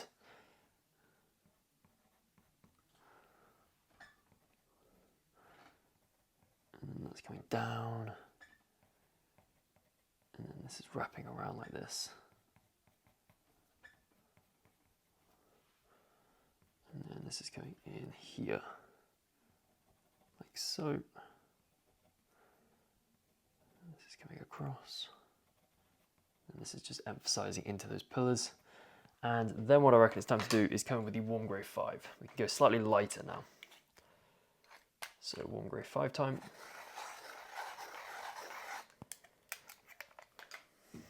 Then what we can do is we're going to come in here. And we're just going to feed off some of these darker kind of black areas that we just did. But can you see that I'm kind of making these nice long, so they're a lot longer pencil strokes than what we were using down here. So then we can just bring this across. Obviously at the ends they get a bit crazy. So you just start to do that. So we don't want it to look as though someone's just got some scissors and just gone straight across. We want to make it look as though it's kind of got some like volume to it. Just like that. And then we can just go across there. And then this is working its way over there. And then across. And in here too. So that's up. And then up like that. And then can you see we've got this that's going up and then connects in there. And then that's going round. And in like that. And round and down. So it's kind of forming this like weird like dark structure just in the center for the parting, because he basically at the moment has curtains. The very stylish haircut that is curtains. And then this is going round. And then through here.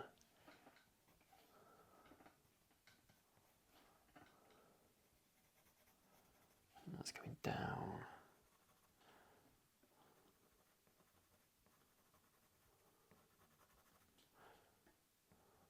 And then we can come across and then up like that. And then over here, we can just start to just darken this up again. So just layering up this warm grey 5 just in this area. And this can come up.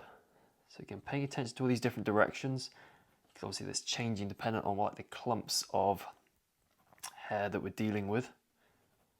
We can come round like that. And then this can come down and in there. That's going up like so, and in there too. And then this is going up and round, and in there.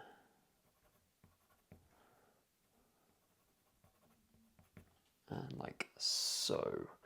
And I reckon that we're going to continue with the warm grey 5. So we just need a little bit more pigment in before we come in. Actually, no, I have a betterer idea. Much more betterer. It's called the dark indigo. So actually my dark indigo is pretty sharp.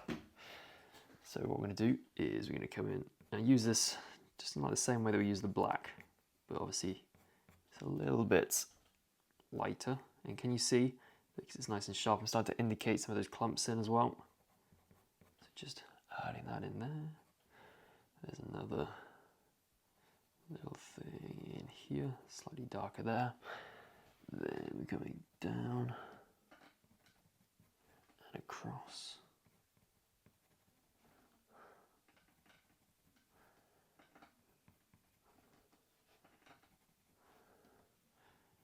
And then this is going up there. So can you see that slowly but surely it's starting to resemble hair, just a little bit more, like pencil stroke by pencil stroke. So this is going up, up and up and up, just like that. And that's just coming up here too. And then we can just come down.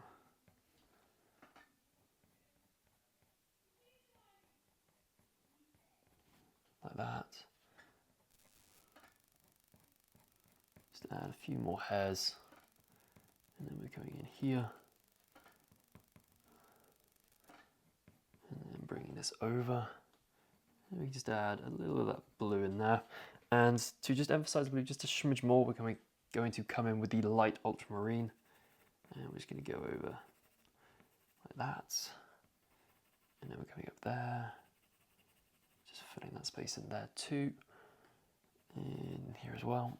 Because obviously his mane as it was forelock is black. So it's got the same principle that I talked about with the bridle, where because it's like black or grey and there's not a lot of colour in it, or there's a slight hint of brown that we can add in a second, but because it's quite like bland compared to this like bright orange, it does reflect or have a lot more of that blue than elsewhere.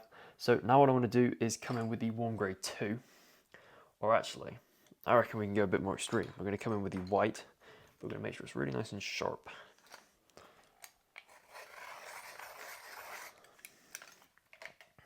And then what we're going to do is we're going to start off in this lighter patch here, and we're just going to bring it so where with the darker coloured pencils we left little gaps, we're just going to use this white coloured pencil in those gaps. Oh, press a little hard there. And we're going to use it just to start to kind of pick out some of these major or main clumps. So this is going around and up there, coming through.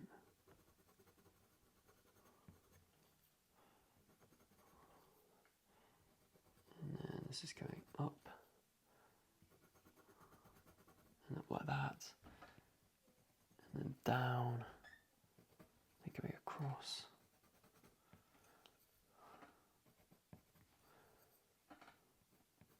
And that's coming through.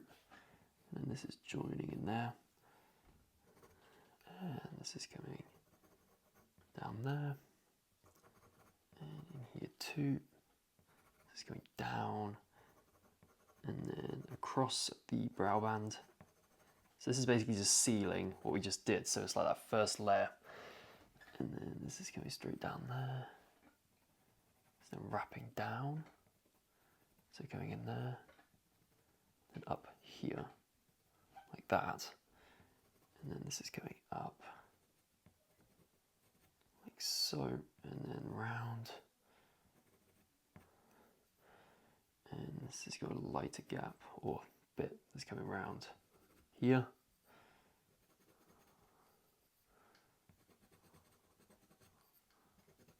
And then this is coming up there, just like that. It's still looking a bit, what's going on here? But obviously this is just the first layer. There's still lots more still to come. It's just like that. Right. So now what we can do is we're going to come back in with the black pencil and basically just repeat everything that we just did, obviously in a second layer. And because we've got loads of pigment down now, it's going to blend better. And it's a case of almost emphasizing what we did in that first layer. So where we added those darker parts, we're then just going to go in and go, okay, so we're just going to add those darker parts in again, then just add some more little gaps here and there. This is going in there, then this is going in there like that. It's just coming across, it's coming in there. So pressing just a little bit harder with this black pencil than I did initially when I first used it. And then it's coming across like that. And then round there. And it's coming down, and then across like that. And then we can come straight down. and just under here too. And where we make clumps, we're trying to make them as consistent in terms of the thickness all the way along as possible. I mean, sure, there are ones where there's a slight, kind of like, so this one here, you've got this shape, and then it's slightly darker at the brow band edge. And then we can just go in like that. And then we can come around like that. Then we have this slightly darker bit in there. So then it's just coming round and up like that.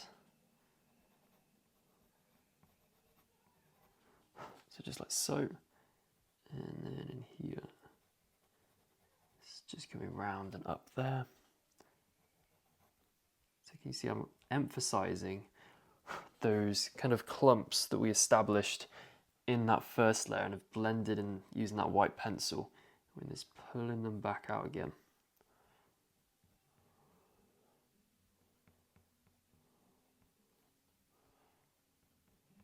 It's coming here. Can you see as well that between some of these shadows I'm leaving a very, very like, it's almost like a stark highlight to get that nice high contrast going.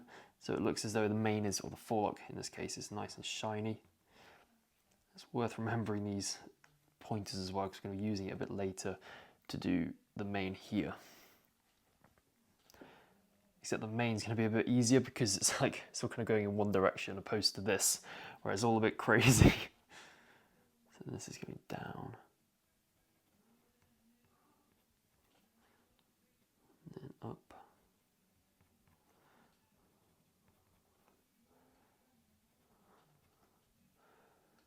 And across here, and then like that, and then this one's coming round and in there,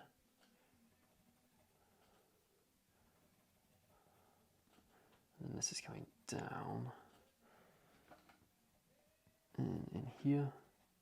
So again, just like elsewhere on the face, it's just a case of using loads and loads and loads of layers.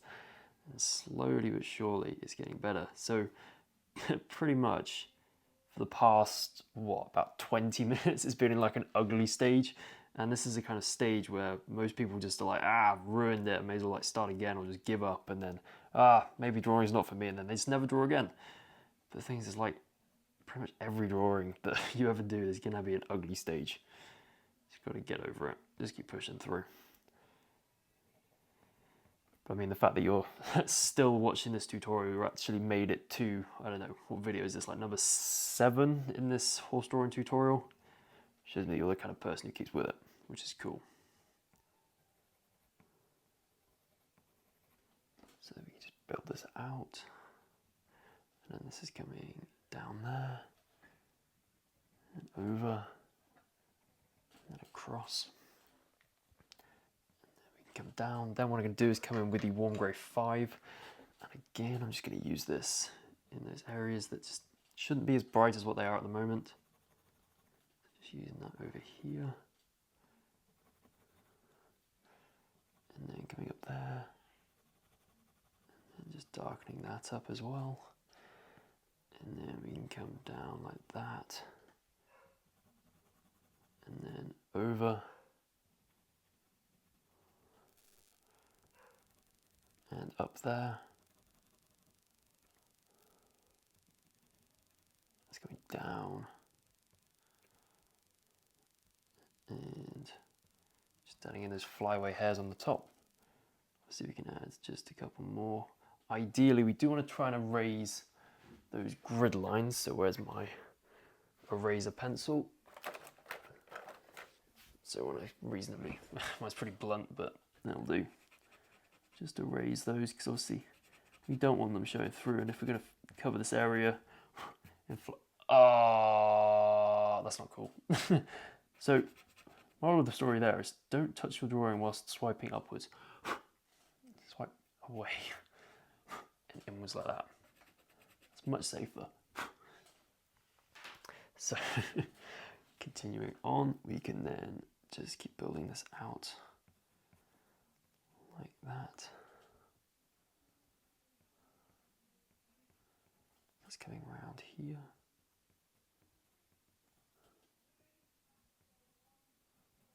And over there.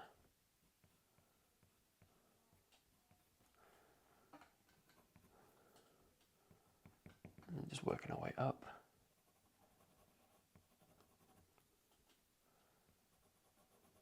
We can just use this 1 grade 5 still, just to come round and down here. That's coming over, and then in here, and then we're coming down, and then we're coming across, and that's coming over like that. Then we're coming just to darken up a lot of this. We want to really darken that up actually. Just like so. And that's coming up like that, and then we can just add some more flyaway hairs. They don't need to be exactly like what's on the reference photo. You'll go a bit mad trying to get them identical, but as long as they're like nice and random and kind of reasonably bulked up in the spaces where they're bulked up on the reference photo, and reasonably thinner. You want to make sure that they're getting lighter as they're getting further away. That will help make them look as though they're like tapering off. Just like that. Kind of crazy hairs.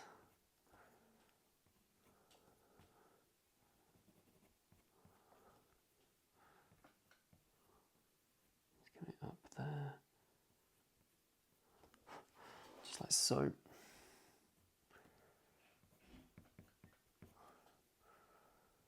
And then we can just bring this across there.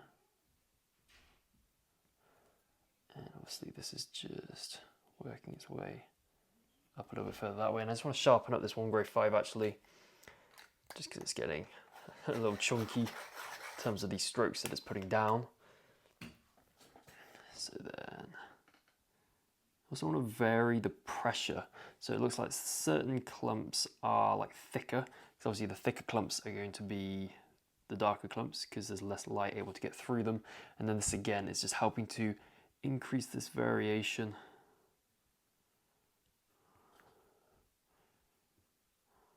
Like that. It's coming in there and across like so. And we can just bring that down and round. And this is coming across. And what we have now is we can actually got a much better understanding of like where all the different clumps have formed. And I bet that not every single clump on yours is the same as mine, but that's fine because there's so much like variation, such as minute, almost like room for error, that as long as you have your own individual clumps and they're reasonably thin and they're following the main patches that mine are, that's all you need. So as long as you're like 85% there, this is going to look fine. So just sharpen it with a white pencil again, and then we're going to do what we did after the first layer. We're just going to come in now and just emphasize certain strands. I want to add just little flyaway ones that don't necessarily follow the absolute pattern. So ones that are just coming round like that. Ones a little bit, they break the mold, which I've kind of already spoken about. And they come round like that. It's coming down and over. Then this one is coming over like that. Then we're coming up here. Ugh. Such a heavy hand when doing this. And that's coming across there. Then we have a slightly lighter bit coming up there. And obviously in here. as it's coming up like that. Then we can start to use this white a little bit more up here in that thicker part.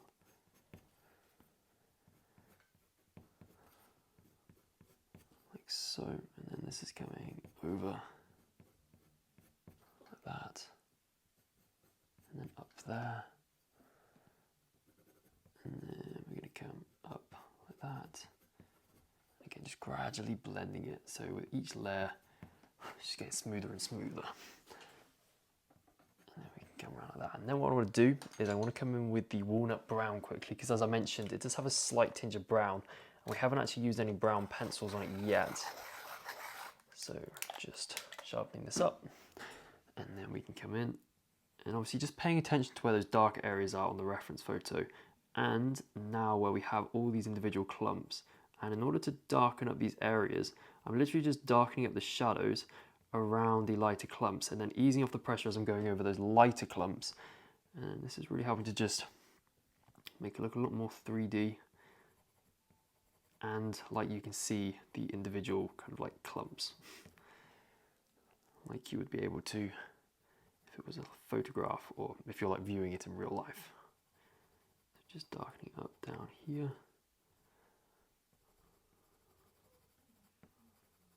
And then over like that, and then a little smidge in there, like that, and then we're just going to darken up this thing again because we kind of lost those dark like pillars that we added in the beginning, like that. That's just coming up here. And then we're going to come in here too, just darkening that up. Like that. Then I'm going to come in with the warm grey 2, and I'm going to sharpen this up as well, making sure when we're doing these hairy areas, we are working with a nice sharp pencil. And I'm going to use it just like we did with the white pencil, where I'm just going over a lot of this stuff like this, and then this is coming up here like that, and then over, and then we're coming up and round, and then this is coming up like that, then we're coming up and up and up and up, like so. And this is, we're really starting to kind of like experience the power of the polychromos and how they're, when they layer up, they just become really smooth. So just being like, okay, so I can see all of these hair details now, all these different clumps, and I'm now just kind of smoothing out, making sure that it's nice and solid, the pigment that's going on. There's no graininess anymore. Just like that. And this is coming down there. And then that's coming in here. And then, oh, God. It's a problem with, the only issue with polychromos is the leads are pretty hard. So if you press quite hard with them, they are pretty brittle. And this is just coming up like that. Bish, bash, bosh.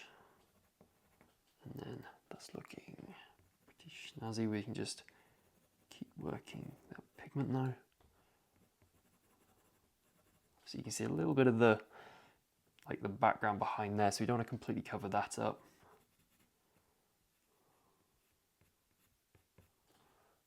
And then we can just come up like that. And then what I want to do is I'm going to come in with the warm grey 5. Actually no, we're going to come in with the black, because there's some shadows, or the main shadows, that have kind of disappeared a little bit. So just to emphasize them a little bit more. So what I'm going to do is I'm going to come in here, just darken that up. It's coming down there, and this is coming up there, and then we're working our way up like that. This is that first one that we did, that first dark pillar, and then this is coming across there, And then we've got this one here as well. Then we can just establish the hair bits here.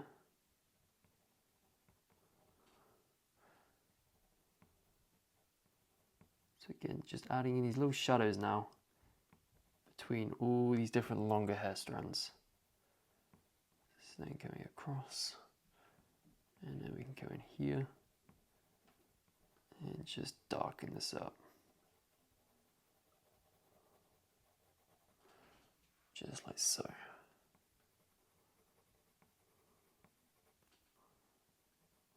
It's going around like that. Then we can just darken up this area too.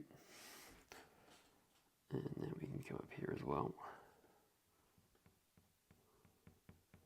Just like that. But obviously we've got this much darker streak running through there. And that's coming down and then across.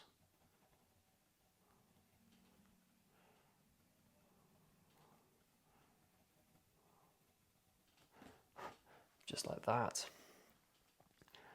And then I'm going to come in here and just darken that up. And then we can also just darken this up as well. And that's coming across and in there. And then can you see here, this one here, the slightly longer one, we almost want it to be like curling round. So we're going to have this coming in there. And then it's curling around like that. And then it's coming in like that.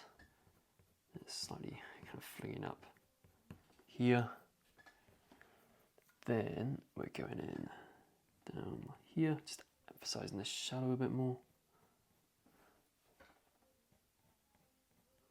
And then down. And then coming across. And over there.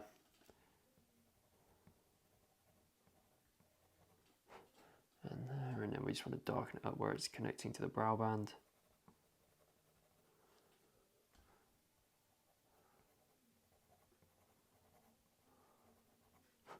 And in there too. And we're just going to add a little bit more shadow in there. And then we're going to come down there. Add some more bits in here. There's so many tiny little refinements that need to be made. So coming up, round, and then we're coming up here.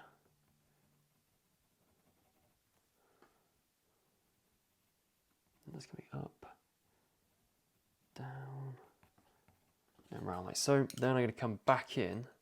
Actually, going to come in with the white. I'm going to make sure it's nice and sharp.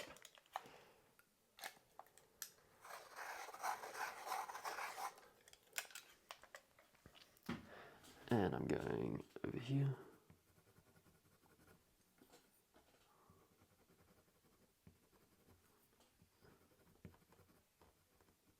Coming down like that. And then we've got that's coming in there, and over here, and over, and there's a little bit kind of joining down there.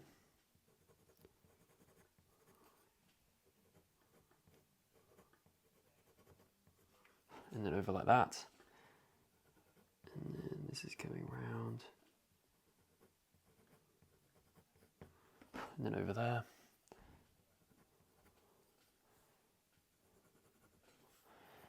We can add some little strands that are just flicking up and then coming across. Just like so. And again, just making it a little bit lighter in this area here. Just pulling out these individual clumps. And then this is coming up. And then up here as well. And then that's coming in there, so that's just connecting that lighter part, but you still want to keep that dark bit in there. It's coming over there. Then we can just continue to build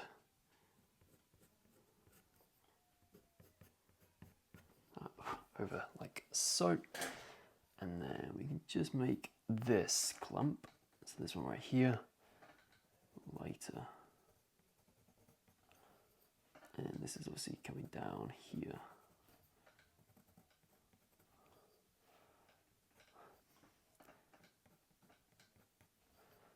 And then over like that, and then up slightly, and I just want to add a little bit more darkness into here with the warm grey 5. So this is coming over like that, and then across here, and into there, and then over like that, and then we can just kind of finish adding in a little bit of his forehead. So that's just coming over and across, then coming in with a Venetian red, just adding in a little smidge in here. Then we can come in with the warm grey and just kind of blend this together. And then we just need to use the walnut in order to add a little bit of texture to show that it's part of his head, not just this weird smooth bold patch. And underneath, I'm going to use the warm grey 5 just to add a little bit more of a shadow on the underside here.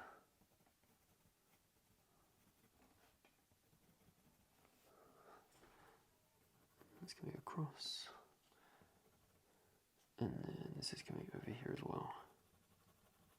So we just want to darken up this bit and that bit as well, and in here, and coming up and over here.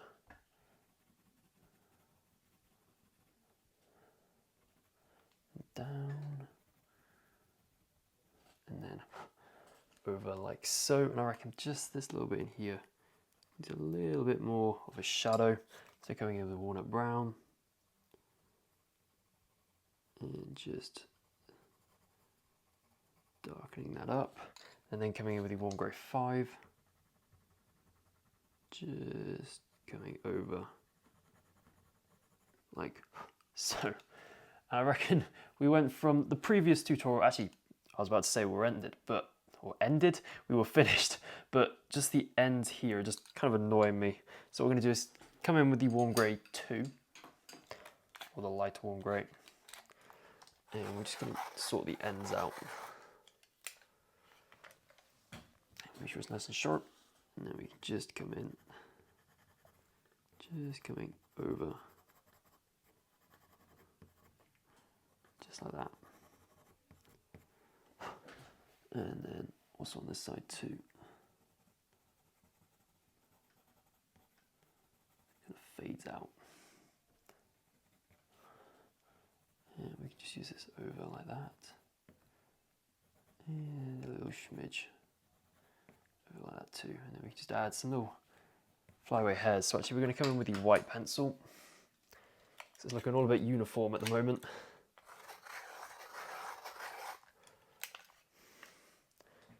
And we can go, okay, so we got a little weird thing going here, a little one here, the one there, very subtle, got the one there, the one here. We don't want to go too extreme, just less is more with this really,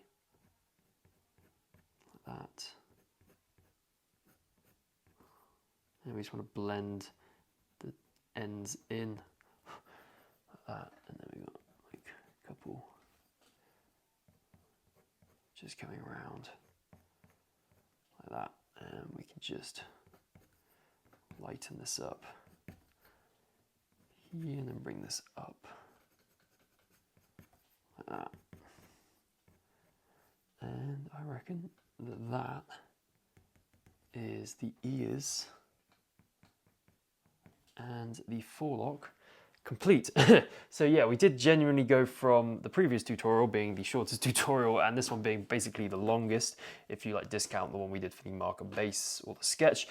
And yeah, I hope you've enjoyed doing these ears and obviously the forelock. So this is probably the harder, longer hair, because obviously the mane is going to be slightly easier because it's all in like it's unidirectional. And here's a close-up photo of my ears and forelock. So welcome to the next part of this horse drawing tutorial, and in this video we're going to be doing the brow band and potentially the nose band as well. And as you can probably guess, we are starting off with the black pencil. I'm just going to go around each of the sequins, so hopefully you can still see them from your sketch.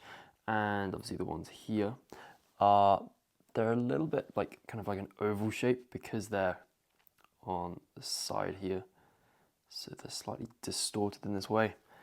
And then we can just basically just use this black pencil to go around each of the sequins, making sure that they're kind of going edge to edge. So can you see there's not like a massive gap in between each of the sequins, just going around like that. And then up here as well. And can you see as well that what I'm doing is I'm making sure that the sequins are almost, they're covering the top, because obviously they're attached to like this long leather strip, but you can't see the top of the leather strip, but you can see the bottom of it. So I'm just making sure that I'm kind of implying that and actually doing that on my drawing. So this is just coming around, and obviously they're getting slightly bigger as they're going over and they're getting closer to us.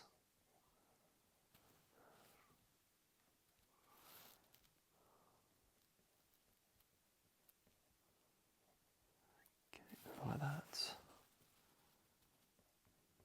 Then we've got another one here too, and it's really important that they're forming like this smooth curve. You don't want to have one where you've got a little one there and then one that's slightly lower and then one that's slightly higher. You want to try and be nice and smooth, so you can see how like kind of smooth it is in comparison to this lower edge. So then I'm coming up here.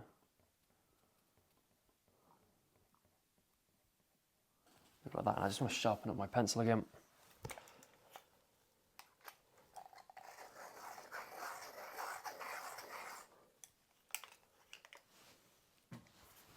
And then we're going over here. So I think in theory maybe mine need to be a little bit closer to the bottom, so I'm just going to bring these down slightly.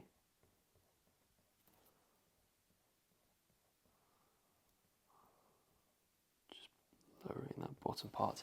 And the thing is as well, is because obviously the angle that we're looking at it, you can see a little bit of almost like the thickness of the bottom that you can't see on the top. So by adding in that slightly darker edge on the bottom, we are implying that we can see almost like the underside, that shadow here.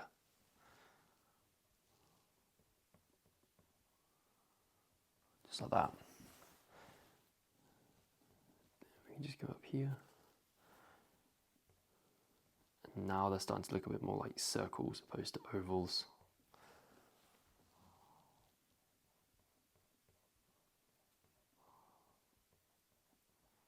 Just going around like that.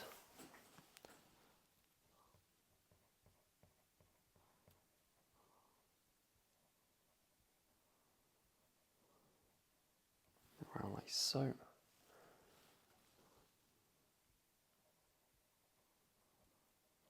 Another circle in there.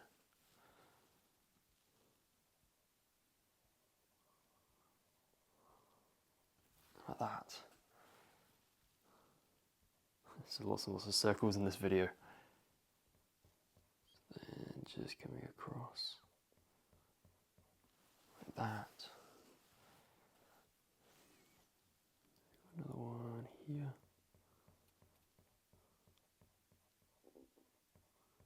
Just going over like that. So again, I hope that you can see the kind of the circles that we added in during the sketch, because obviously that's when we counted how many it needed to be in like each of the grids. And obviously we can start a couple more circle ones and they start to get a bit more oval again.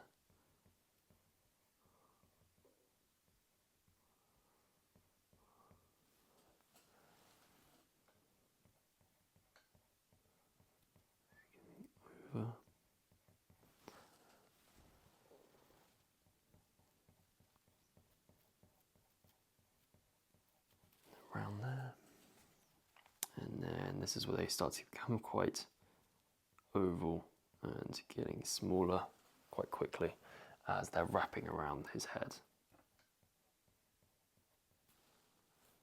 And can you see that they start to, because here obviously they're coming down, so it's like coming up, then it comes down slightly, which we've got already, but then we need to make sure they start to come down this way.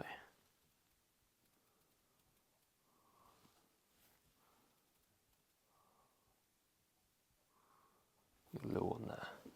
Boom, look at that. Very nice. So we can just refine this shape just a little bit more.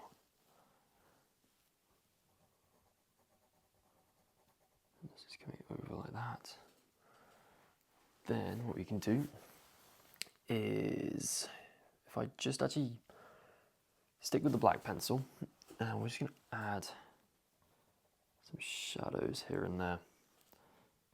So not just like all the underside here, but can you see these shadows aren't getting all the way to the edge, because that's where you're going to have like a little lip to show that it's kind of curving and isn't like this really sharp edge that you can always cut yourself on. Just going across there, so just adding in some shadows under each of the, or the majority of the jewels. And can you see that, because just like with the bridle down here, because you've got that light wrapping around, the jewels and the leather that we can see is going to be lighter on this side. So I'm just going to darken this up so to get a nice higher contrast with this side. And we obviously want to start to integrate some of the hair over ever so slightly. And this is coming up and into this crevice like that.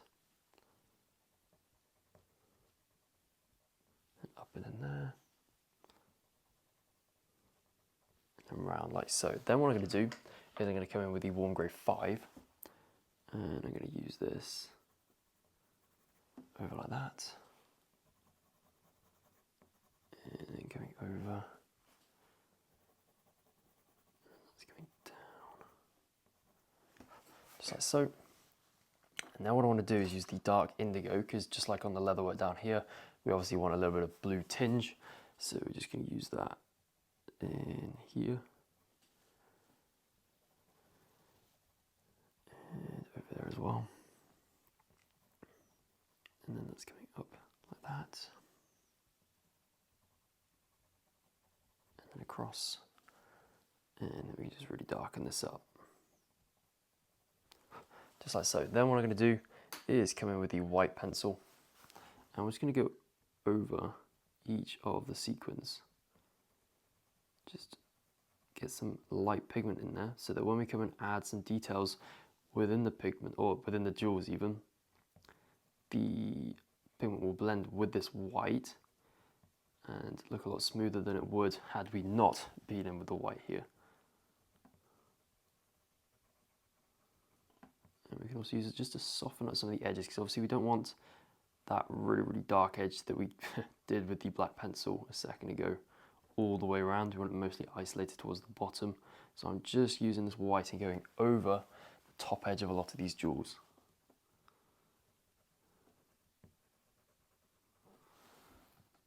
Just going down and going over each one, just like that. Awesome. Then what I'm going to do is come back in with the black pencil, and I'm just going to go around the bottom of each of the jewels. So we're not going over the top this time. And this is helping to show that obviously our light source is coming from above, and because these jewels are kind of like popping out from the brow band, they're obviously going to be casting a shadow onto the lower part of the leather. So this is what we're implying by adding these shadows in. Just coming around like that. And over. And that's coming up like that. And around. Then we're coming underneath and over like this.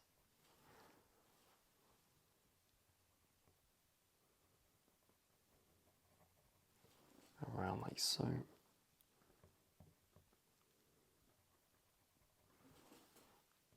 So you can see by doing this, it's just helping to make it look a lot more 3D pretty much immediately, and showing that these jewels are actually kind of like, they're not just flat on the leatherwork. This is coming up. So kind of using like those U's, it's like a double, you know when like you're in first school and you're practicing how to like write W's, it's a little bit like that right now. Just go around the curvature at the bottom of each of these circles.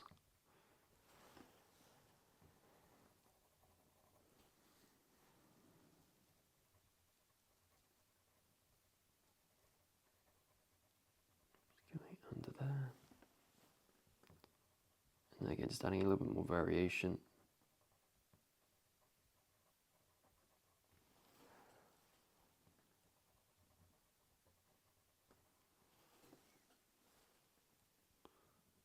You see a little bit at the top, just over there.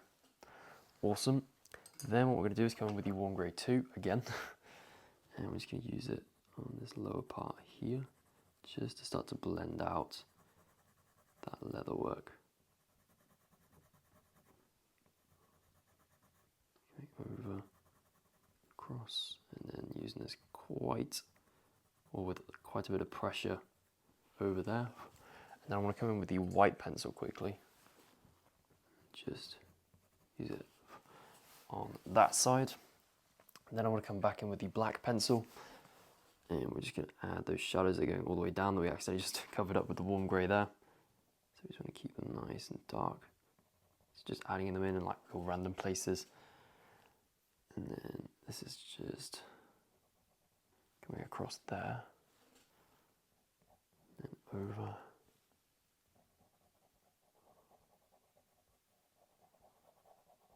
across like that.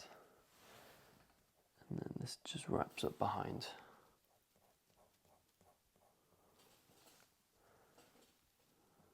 It's going down there. It's coming up. So yeah, that's just like where the brow band is connecting to the bridle. And we can also just add that in there too. So now what we need to do is actually add some details within the jewels. So what we're going to do is use the warm grey 5. Obviously, these they're not like actual real gem things, but they've been cut like out of plastic, and obviously because they've been cut, they've got like sharp edges to them. So we can just add some little sharp lines. They don't need to be exactly like what's on the reference photo, but as long as you've got sharp lines in them, it will make them look like they're actual jewels. This is going across, down, across there, in there. And it's worth noting that we're going to be using these more, or these lines more, in the shadowed areas. So where kind of like the forelock is covering them up, that's where they're going to be predominantly isolated to. Oh, these polychromos don't like being sharp. It's probably just me being heavy-handed. It's coming across and in there, and a little dab in there. And what I want to quickly do is just come in with the light ultramarine, because again, because we've got that sky, we just have a little bit of blue within the gems. It's coming across like that. We can just come over, and I feel as though I just want these ones to be a little bit lighter. So I'm just going to come in with the white pencil and just try and brighten these up just a little bit more.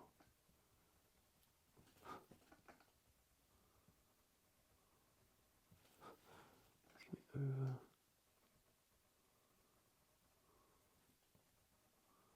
So pressing really quite hard here just to get as much of that white pigment going into the paper as I can.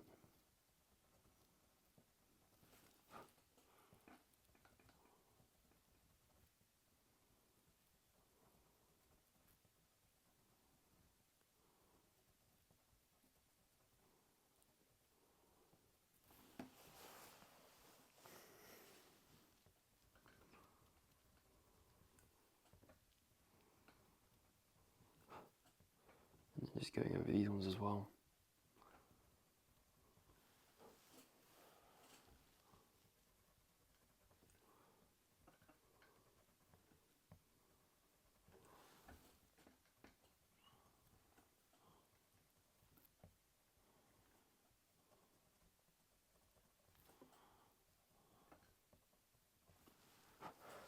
just in like so. Then we can come back. I actually want to use the dark indigo to add those kind of sharp edges within the things. So we're going to come in, do that, because we're kind of killing two birds with one stone with this, because we get to add a little bit of blue and the shadows at the same time. Just coming up there, down and across, over, up and across like that. And this is coming down, it's coming over and down.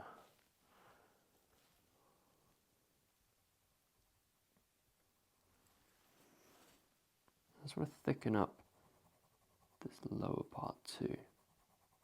Actually, I want to do that with the black, because if you think about it, because this shadow's on the underside, and obviously the blue sky reflection thing is coming from above, the fact that this is not facing that way means that it shouldn't have blue in it. So using the dark indigo is technically not the right thing to do. So we're going to come round, round. Just help separate the brow band from the face. And then what I can do is use the walnut brown just under it, a little bit more on the face, just to show that it's casting a bit more of a shadow than what it is at the moment. And potentially a little bit of the black just to go and just radiate off.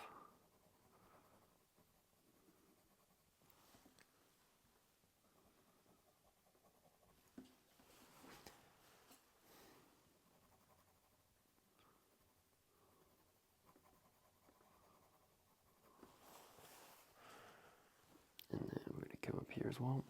And I just want to add some kind of like, make sure that the gems aren't all blending together. Add some little gaps between them. Just like that. And coming up here too.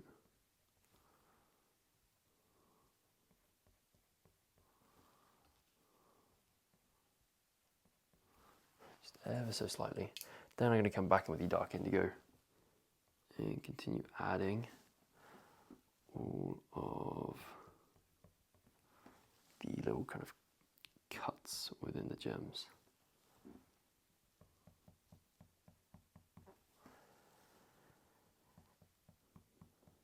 Down like that. And can you see where it's brighter, the kind of cuts or the shadows within the gems aren't as dark? So I'm then going to shift down to the warm grey 5 and just add these in.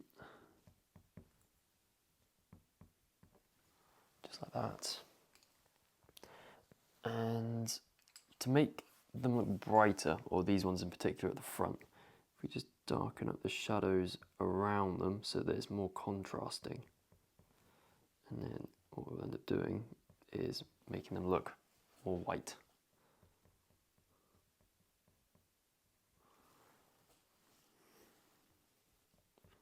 Just add a couple more details. Just like that.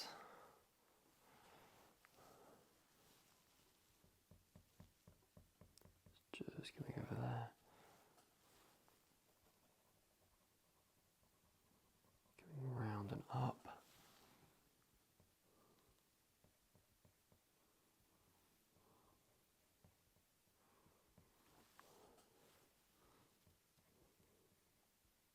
And then we can see a little bit at the top of the leatherwork, or we can see the leatherwork on top, just a little bit here, and then it kind of hides itself away again.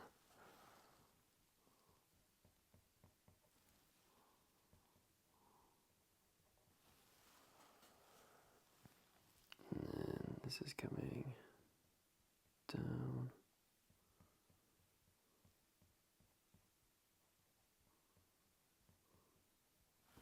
And like that.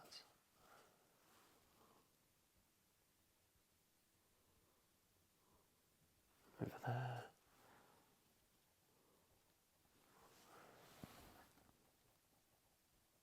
And then in like that.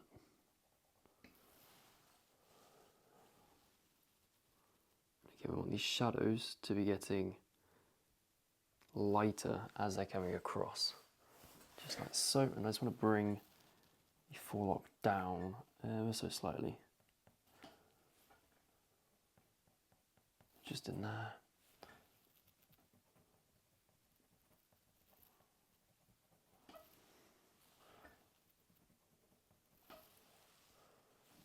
And coming in there.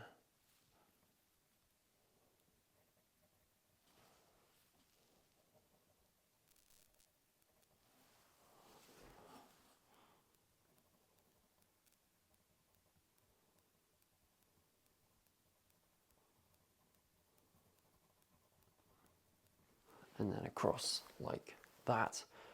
And then what I want to do is just add some, so I'm actually going to come in with the dark indigo now, because I just want to add some more details to the sequins. Basically just hitting the paper. It's just going down and then isolating these to the top, just like so. Then coming in with the Warm 5, just using this under there, over there too. Then coming in with the white again, and going over here.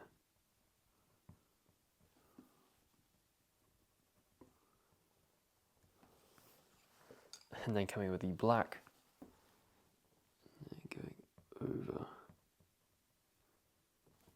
like this.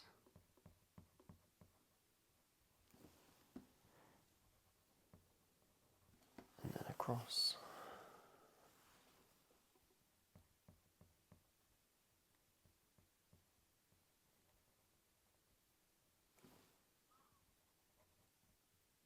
Like this. And a little bit in there as well.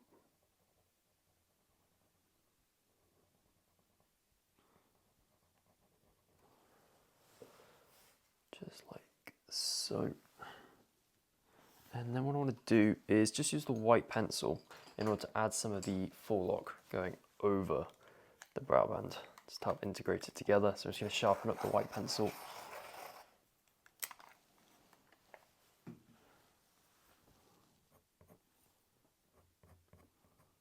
And just add some hairs going over the top, just like so. And I can come in with the black pencil and almost give some of these hairs a shadow.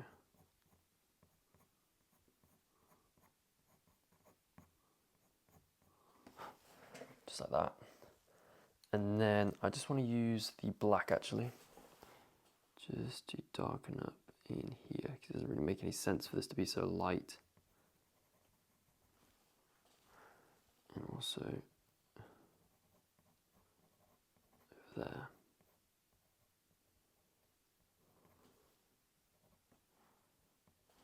And then again, back at it, adding in some cuts within the jewels. I just want to use the dark indigo for this. Down and over. Rounding up there. Up. Across. And obviously they're kind of merging into one as they're coming across there and over there, so they're going to be more defined obviously in the middle. So I reckon I'm going to leave the gemmy brow band. Actually, I just want to do that bit in there because it's bugging me. So we're going to come in with walnut brown, just put a little smidge in there, and then we're going to come in with the warm grey 5 over like that. Then we're going to come in with the warm grey 2,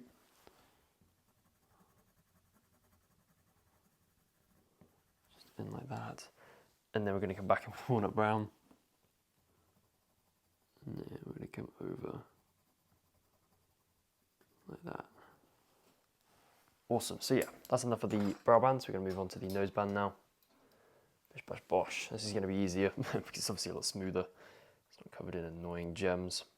So we're going to come in with the light ultramarine first, and we're going to go get some blue in here, in the highlight. Let's get him light, lots of blue. And then we're going to use this over here as well. Get that blue in. Then I'm going to come in with the black pencil. the black pencil that basically we use on everything.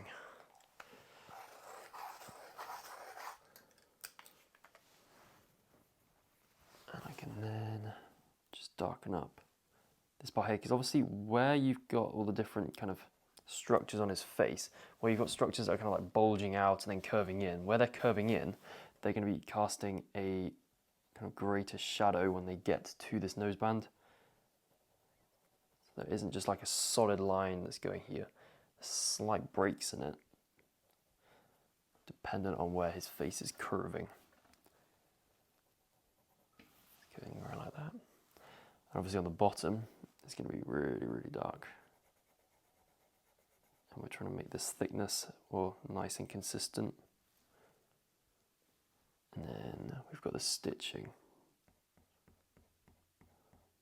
So it can come up. So a lot more like a solid stitching down here. And then it gets lighter. And going up there. And then we've got some more stitching working its way up that way. Then it stops there. I'm not sure why I made it a lot darker there, because it's wrong. Shouldn't be that dark. Or actually, yeah, I'm not sure why I did that. A bit strange. This is just coming off there. So can you see you've got the stitching stops, and then if I just get rid of this part that I did with the marker base with the white, well, momentarily slightly cover it up, and then you've got this line, which is kind of like the edge of this main piece here, and then you've got another little line that's kind of making a little lighter line, and then this is where this ring connects to.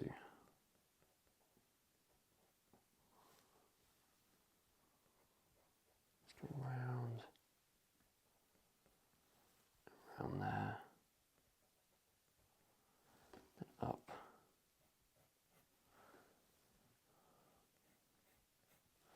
and then coming down like so.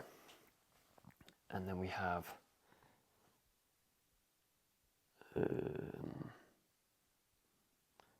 this that's going under here. This is joining up there. And this is coming round.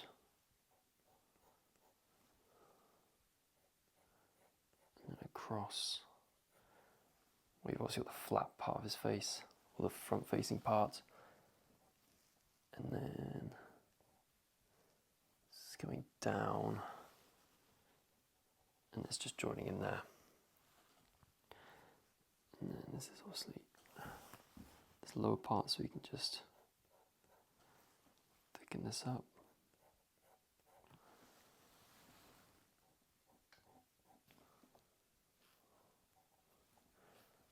And then this is just kicking up there. Awesome. So then what we're going to do is come in with the Warm Grey 5, and we're going to use this just over here. So can you see it's not all the way to the edge, it's just working its way over. This is this kind of shadow that's just on the top. It's kind of the most obvious shadow to me, which is why I'm adding it in first. Then we've got a gap here, and then we've got the stitching, or some more stitching. So this is then going like bish bash bosh. It's using like a kind of staggered line. Well, not necessarily staggered, but sketchy dotty line, which kind of forms into a solid line as we're going round.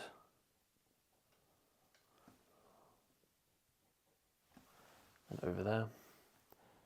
And then we're going up and up and up.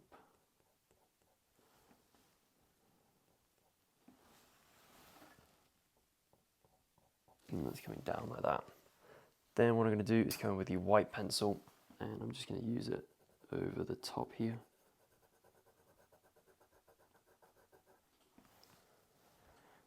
And then this is coming down. over here as well.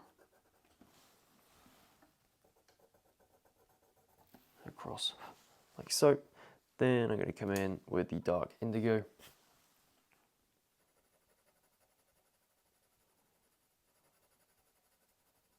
Use that in there. And in the shadow too.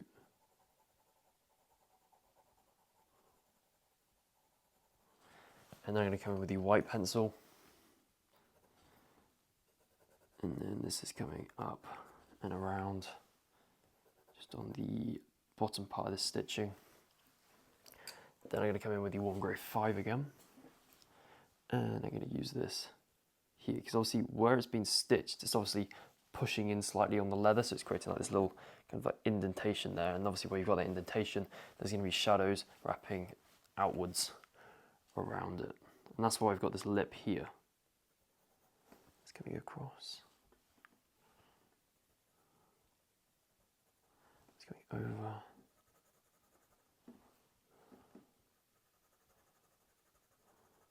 And up here. Then coming down. And then coming over the white. So working my way up. And up there. And just start to move that over. Then I'm going to come in with the warm grey 2. I'm just going to use it to basically just blend what we've done so far.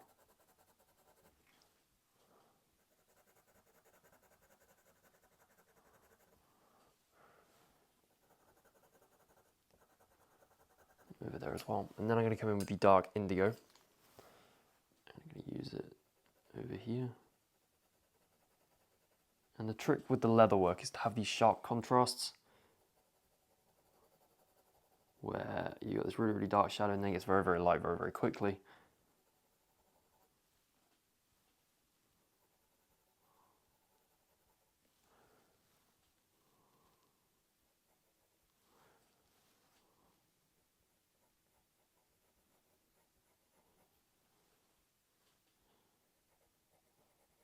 Just coming under there.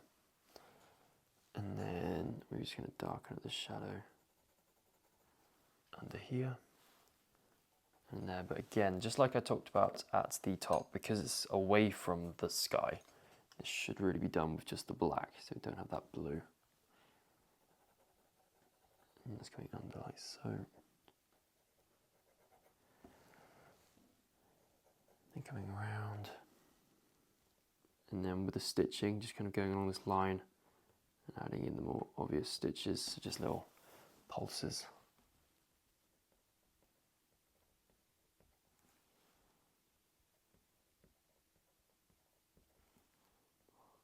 So then can you see that the line of the stitching on both sides here is running parallel.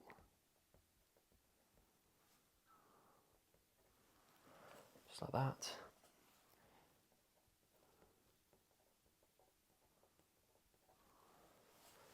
And then up like so. Then I'm going to come in with the warm grey 5 again. And I'm just going to darken up certain parts of this shadow.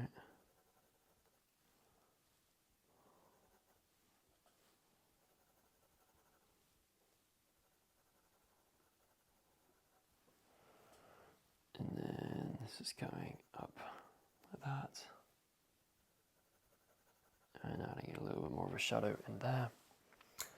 Then I'm going to do something pretty crazy and just basically just blend it with the white pencil.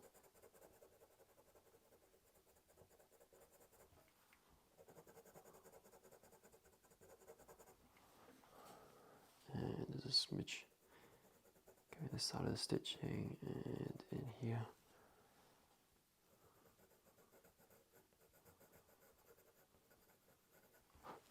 It's coming down like that. And this is coming over. And then round. This is coming across. And over. And then we've got the white coming in there.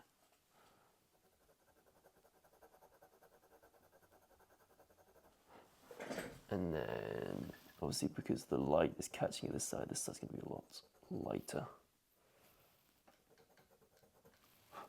Awesome.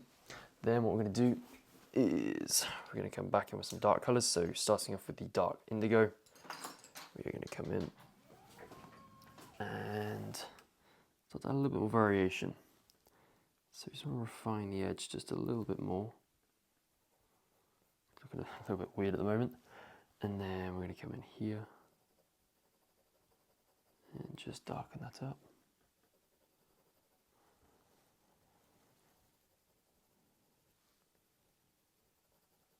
And then coming down and across.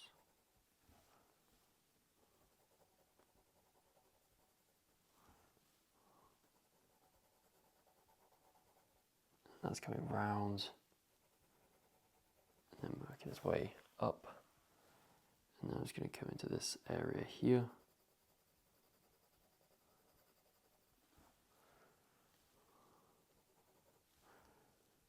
And obviously I just want to really darken that up in the corner. So just over there. So this is just go straight across like that.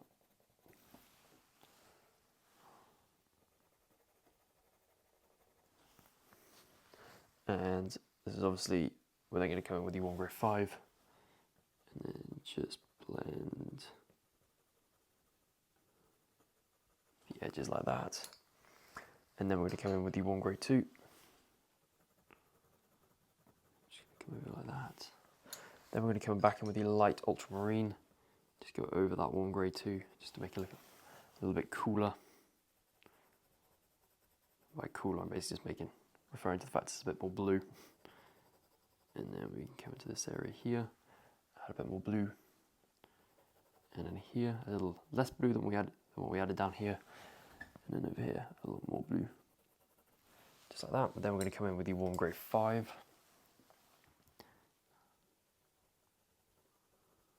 Like so. And on this side, we're then just going to come across.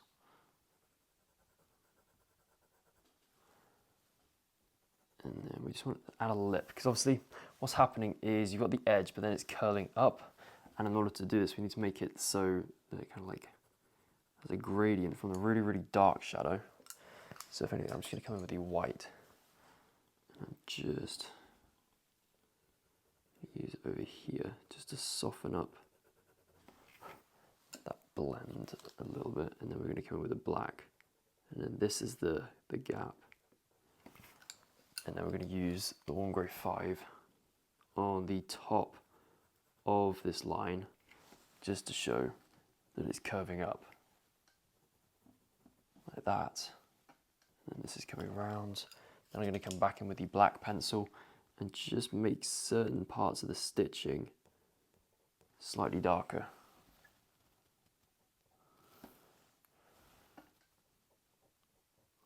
Like that. And then coming in the Warm Grey 5, I'm just going to sharpen this up.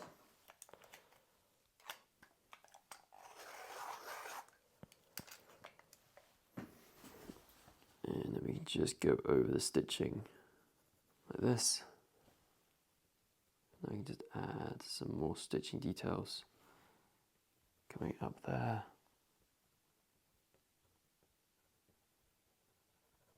And that's coming over. And then the stitching here is actually a lot lighter than what it is down there. So I'm just going to go over it with the white, but not all of it. I'm going to be a little bit stifled.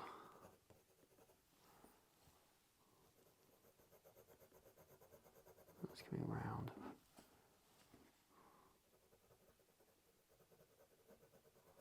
And up.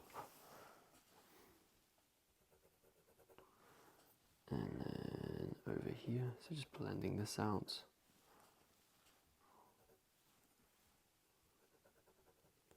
Just coming round. And then we can just blend this a little bit more.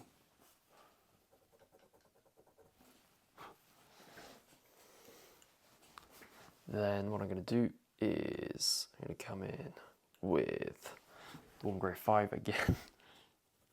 And we can just burnish this shadow a little bit more. So really pushing the pencil pigment into the tooth of the paper now.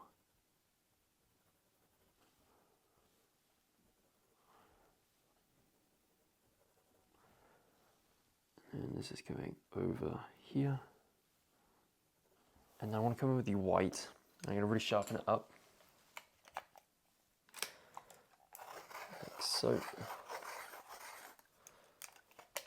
And then this is coming over here. Make this a lot brighter.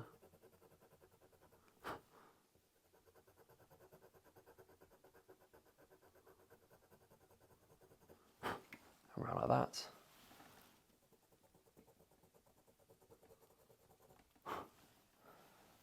And then in here. Just like so. And then this is coming round. And then in there. And then what I want to do is just thicken up the shadow that's being cast onto his nose. So just coming over. And then we can just thicken this up on the bottom. Like that. So it's a lot thicker in the middle. It's obviously like semi-lifting off, because can you see the muscles on the nose here? They're kind of curling in like that. So this little divot here is the shadow that's going into that curve. And then we can just kind of lighten it up as it's going across. Then I'm going to come in with the warm grey 5. And then we can just kind of add a little bit more variation to this shadow.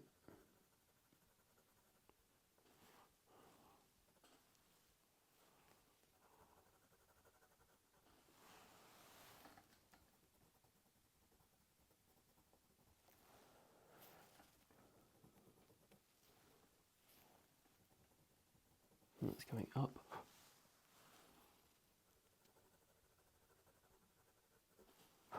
And up there.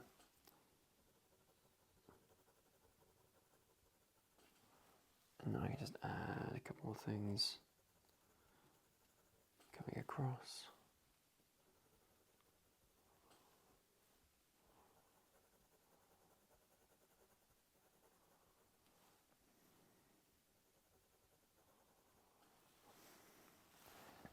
And then there's a couple more like little shadows in the corner here. And to this one, there's a little thing there. And coming up like that.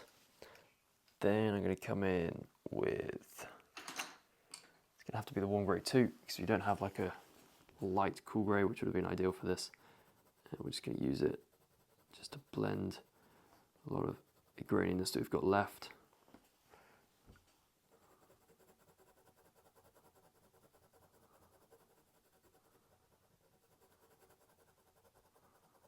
It's going over.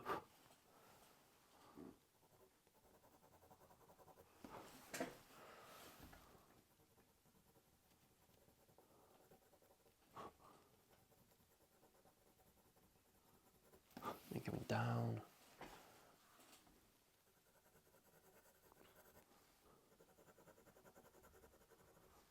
Over like that, and because it's warm and we don't necessarily want that warmth, we're going to come in with the light ultramarine. And we're just going to use that just to make it a little bit cooler. Add that blue reflected from the sky. We're going to add a little bit in there. Then coming down. And we're coming across like this. Then over. And then like that.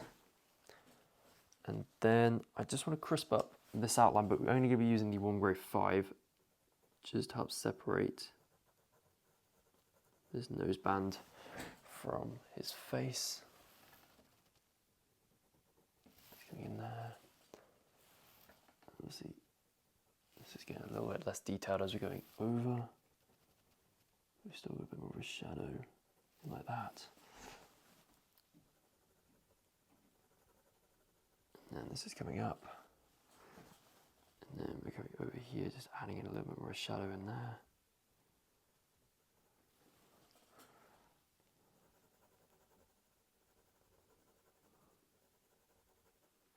It's coming round.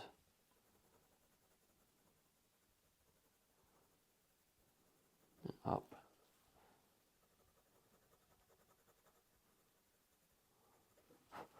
And over there. And then obviously, can you see in this corner here, we can start to see where, let's sharpen that black pencil up.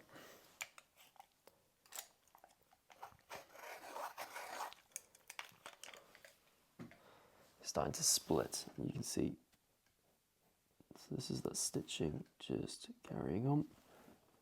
Then we're going in here. It's going in there, then we're going round. And in there, and then it's just working its way up and over there, and then we can come up here and just kind of imply there's a much darker shadow. We can add some texture, because obviously this is the face, but we can texturize it a little bit later, just like that. And it's going down. So it's going to be really dark in here too. And then this is just joining in to there. And we can just darken up the gap between these different layers. Like that. And then just adding in a little bit more variety to the darkness of the stitching. As we're working our way up. It's coming over.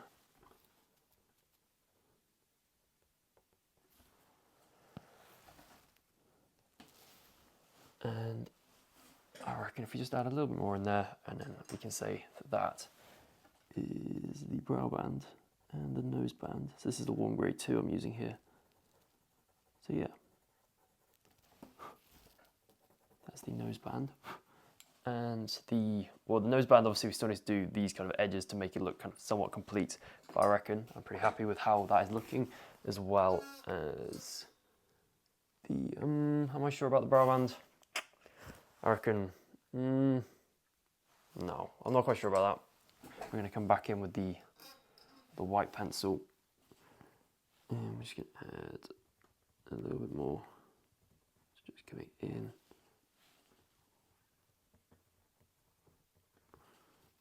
Making the individual gems on the front here just a little bit lighter, and adding in some more kind of like forelock detail, kind of going over the top.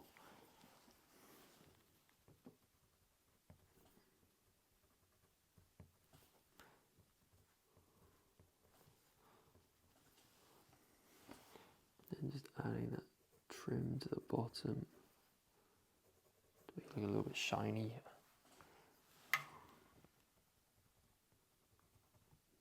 And going over here, like that.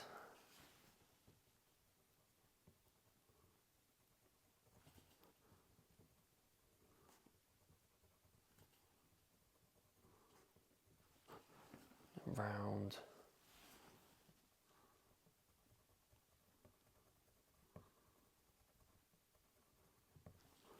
And over like that.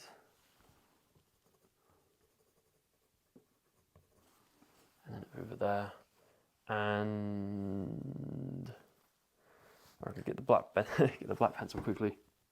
Just add in a little bit more cuts, make them a little bit more obvious. At the moment, they just kind of look like these very flat white dots.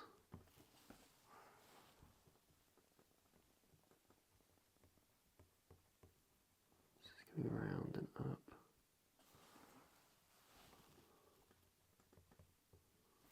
And across like that. And I reckon just darkening these ones up, because they're under the forelock, will help. And I reckon that is looking Very snazzy.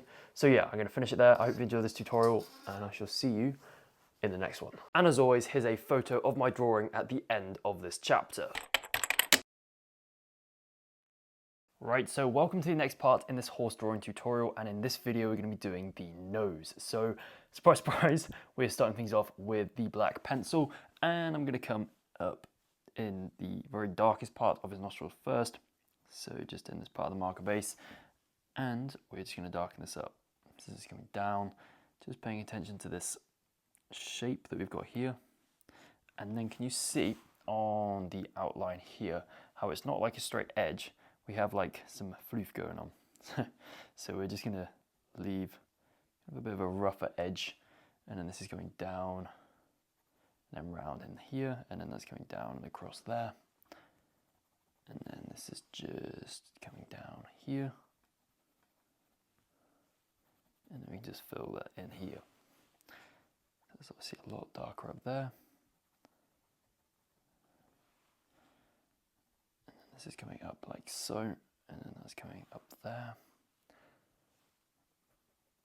And then down. Can you see I haven't gone all the way to the edge of this darkest section of the marker base? I'm leaving that so we can go in with the grey and the dark indigo in a second. So then this is just coming down, and then up there. Then sticking with the black pencil, we're just going to do all the bits that need doing with the black pencil before we put it down. We've got the outline here. So I've spoken earlier in one of the previous tutorials about the fact that as we're using like the pencils, the kind of the side is being worn down, but because one side's being worn down, it's sharpening up the other side. So to do this line that I'm doing now, I am rotating the pencil away from that flat side that I just did or used there, rotating it to the sharper side, and then going down. Obviously you want to add a little bit of variation as well. Make sure it's not just one solid line. I want to add some little breaks within it, and that's coming up here, and then this is coming underneath like that, and over like this, and then gradually getting lighter as we're coming down there. So then what I can do is we can just refine these shapes that we've already got down from the marker base, so just darkening that up, then this is coming across, and working our way up and up and up there, and then across, and then we're going to come down like so.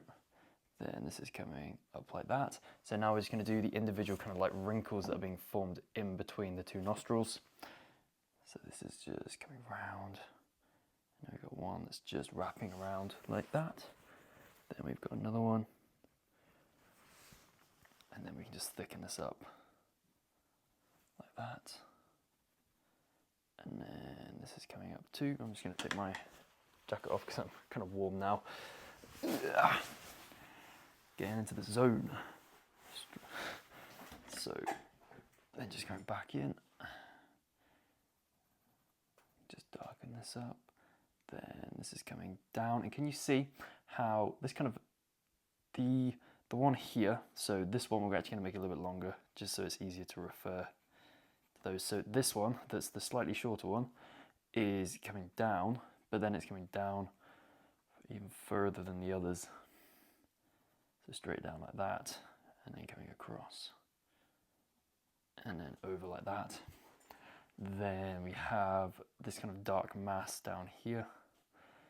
And again, using quite rough squiggly strokes, because obviously it's like hair that's very, very short and going in lots of different directions here, because obviously this is wet. This is like his lip that he uses to kind of forage around the grass and stuff and all of the mud. So it's a bit worn. So then coming up here, and then coming down, and then up here as well. And then that's coming in there. And then this is just joining, coming up there. So just paying attention to all these different shapes. And then that's coming down like that. Then what we can do is just thicken that up. We can then go thicken this up too. And this can come up like that. And then this is coming over there. And that's coming up and nice and flush with the edge of the muzzle. Then we've got this darker line that's just coming over there, and then up, and this is coming down. And then can you see on the bottom we do have a bit of an outline going on, and I reckon my black pencil's alright to do this, so we're just going to go darken up a little bit there, and then a little break, and then it's slightly darker there, and then this is going around and over and then up. Then we can come up here, and then it's coming over like that, and then we can just bring that over there. Then we have these dark bits just working its way up, so just darkening up this center part like that, and then this is coming down there and then up like that. So just gradually, slowly but surely building up all these different shadows. And whilst we're over here, what we can do is just add a bit more of a darker shadow in there. And just like on this side, we do have like some fluffy bits, so we're just making sure that we can see those fluffy bits over like that. That's coming across, and then over there. Just blend that out, just gradually, like so. And then we can just continue to build this up. We want the shadow, can you see it's like in the middle? It's like almost like a bar that's coming across and then down. And we just want this to be just a little bit like darker. It's going across, and then up.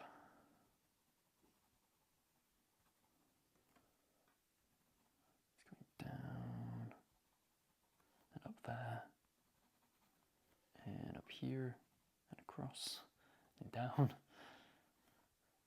And I just want to darken up just down here as well. Just like that. And then obviously where you've got his top lip is separate from the bottom lip too. So then this can just come around and around like that. And then we can just add a little bit more shadow over there. Just like so. And then what I'm going to do is I'm going to come in with the Warm Grey 5. And I'm just going to use this over the edge of the nostril here. And then bring that up. And then this is coming over like this. Then up there. Over, and then that's just going around like that. Then we can come in. And then we can start to go round just this top part, just to kind of isolate the floofy bits. Then this is going down here, and then over like that. Then we can come in, and I'm just going to add a little bit more of a shadow down here, and this is coming down there as well. Across, and then just working our way up, and then in like that. Then I'm going to come in, and then we're going to go down to just over this opposite nostril, and then we can use this in the area here, and then that is coming up. Down and over here. So just like what we've done elsewhere, we're just using this over the edges of those areas that we just did with that dark black pencil. Not sure why I said dark in front of black there, because pretty much all black is pretty dark, but whatever. And this is coming down, and obviously because this is the muzzle, there is literally like very little, if not any, hair textures going on, so it's quite smooth and silky. So then we can come up here, and then just wrapping this round, just like that. Then we've got another little bit that's coming off here, and coming in like that.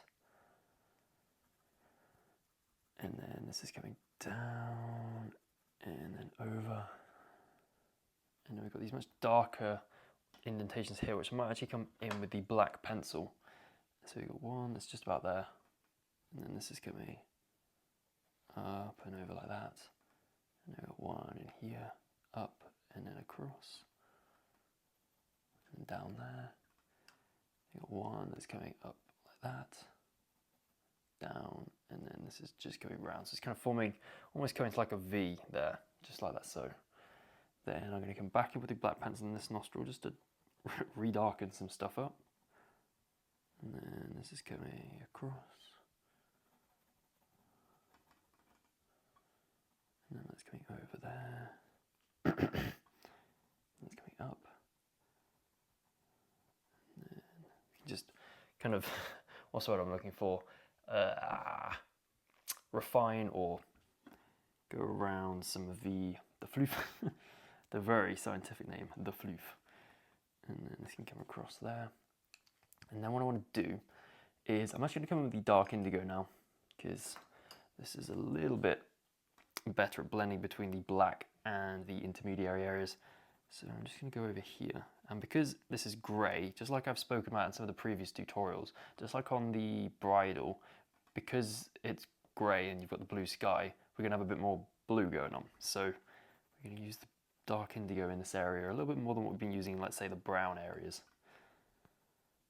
So that's coming across, and up there, and then over like that. It's going down, and then over and across, and then up.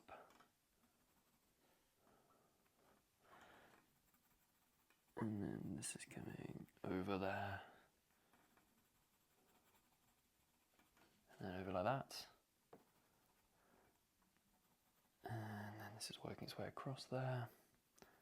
And then you can just start to make out a little bit of that blue as it's wrapping or curving over this nostril. And then we've got a little bit of darkness under there. And then this is coming over and up. And then over like that. Then this is going over, down, and then up like that. Then in this area down here, we're just going to use a little bit more. And then this is going around. Again, can you see we've got lots of like little speckles going on, lots of little like dimples and not necessarily things that are following the general pattern. So we can just add those in like so. And then what I'm going to do is I'm going to come in with the warm grey 2, and we're going to come in to this area down here, and then that's just coming in here. So using this over the edges of a lot of these darker areas. It's going up and up like that, and then coming down. So just starting to blend these edges. And just on the underside here, and it's a bit lighter in there, and this is going across and working its way up there. And what this is doing as well is it's giving a little bit of a brown tinge, which we don't actually have at the moment, and that's obviously what we want, because if you look at the reference photo, it does have a slight bit of brownness that's almost carrying over from the brown parts up here. And this is going up. This is going down. So just going over like some of these wrinkles now. So where we, with the black pencil, identified where all the gaps between the wrinkles need to go, now we can just identify the positive space or the actual wrinkles themselves with this warm grey 2.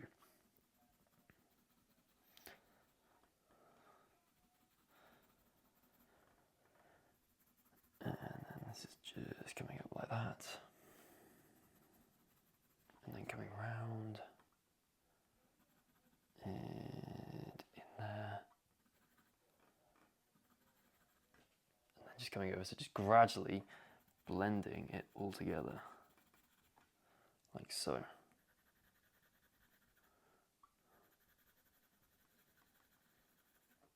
just like that. So what we've just done there is basically just sealed that first layer. So now I'm basically going to come in with the black pencil again and just do everything that we've just done, but again. And because it's already got some pigment down now, everything's going to go down a little bit smoother, which we kind of already discovered in this tutorial already. But I'm just repeating for emphasis sake. So this is coming up there. And coming down. And over like this. And then just go around this shape at the bottom like that.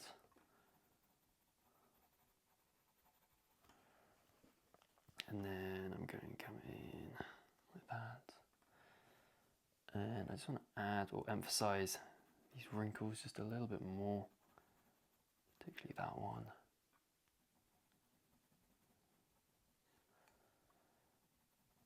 And this is coming across and over like that.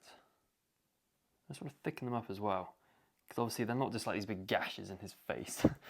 They are a little bit more like, so obviously on the nose, can you see how it just gradually gradiates out to a lighter part, because it's kind of like rolling out.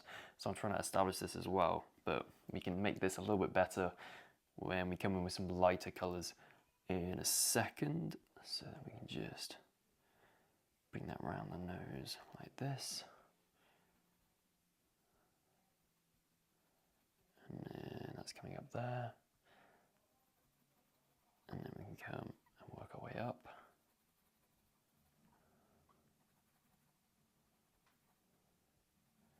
And then down there.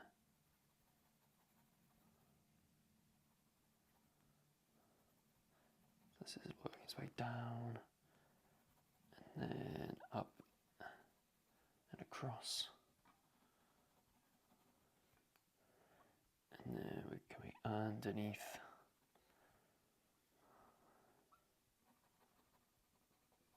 And then over and then up. So just starting to like refine and sort of look for like cement these different structures within this area here. Then I'm just going to add a couple more wrinkles down like that, down here, and then this is coming across, just like that. And then we can add just a little bit more over the top there. Then I'm going to come back in with the warm grey 5, and we're going to use this just over the edges of those black areas that we've just done. And this warm grey 5 is going to help to create that illusion that these are literally wrinkles, not like big gaping gashes. And then this can come up, and we'll make sure to just ease off the pressure that we're adding as we're getting to closer to the edges of the shapes or of these lines. And that's coming up there. It's coming down and over and across there. And then down like that. And just adding in some more shapes down here.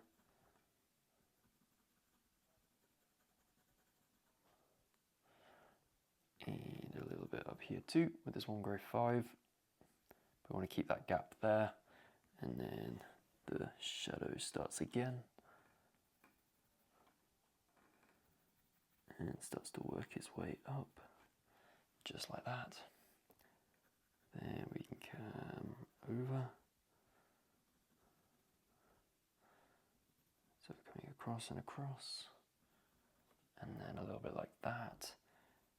And then we just want to add a little bit more pigment to this side.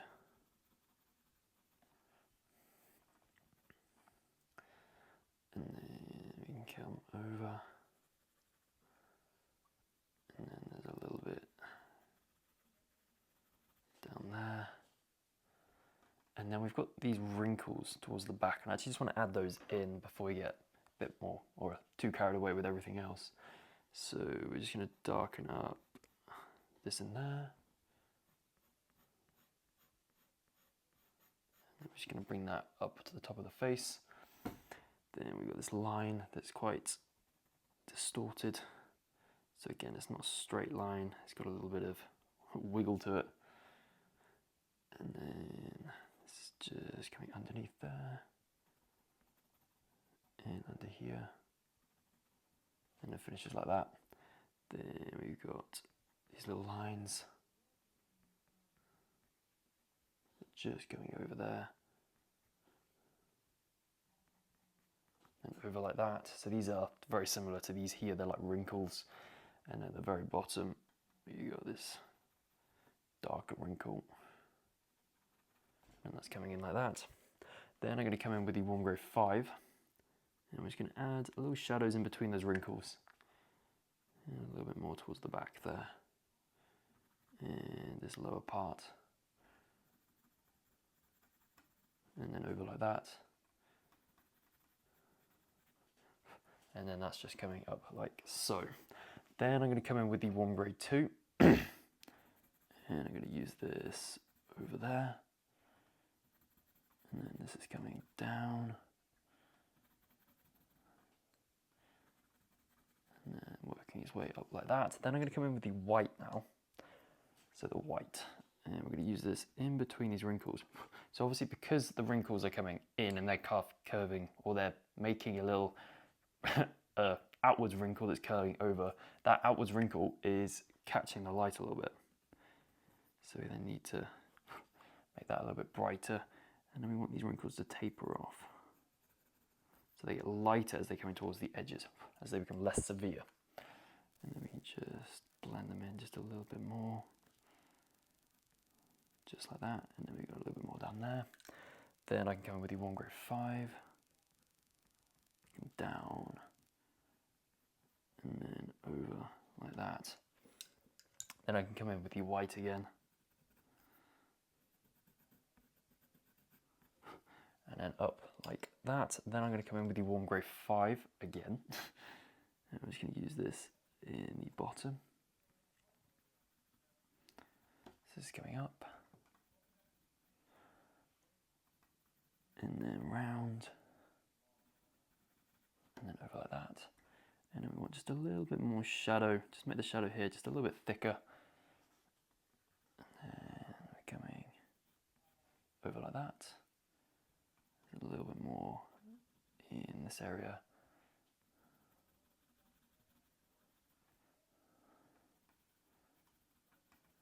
And it's just blending into that main shadow in here.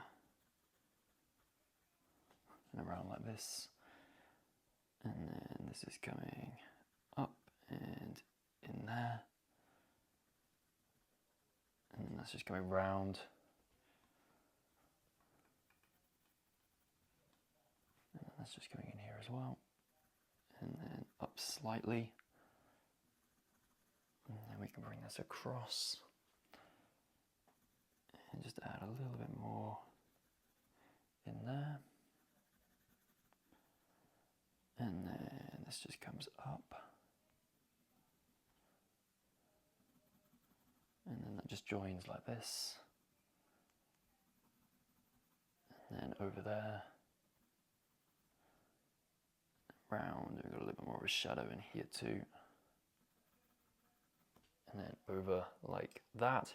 Then what I'm going to do is I'm actually going to come in with the white onto this bit here. So what we're going to do is we're going to go around just this outline. Just add a little bit of that light pigment over here. And then we've got these wrinkles that are just coming around there. Then we've got this lighter part in here. And some lighter kind of wrinkles coming in like this. And over like so. Then we're going to add in the fluffy hairs. So these are coming round and over. And then this is coming round. So these are the little fluffy hairs like that. And then we're coming down onto this side, adding in the fluffy hairs. And then we can just add that edge.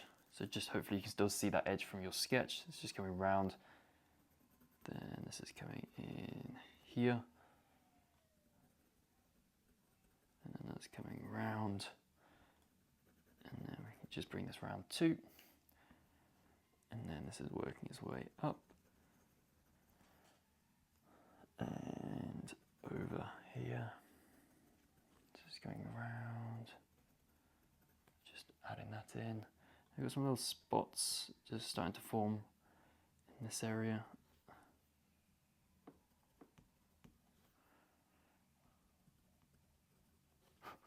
Like that.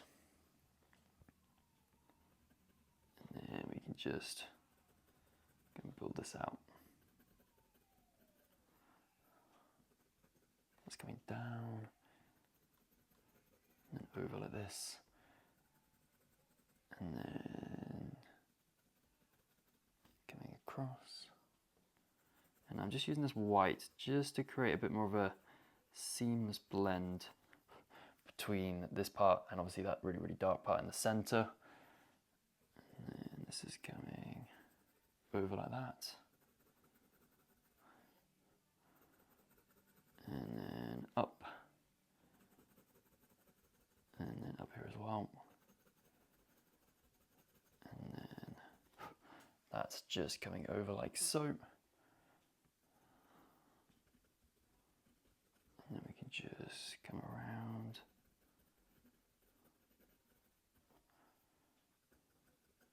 So again, just using this, so basically any areas that I feel are a bit too dark from where I've used those darker colored pencils, and I'll just make them lighter again with the white.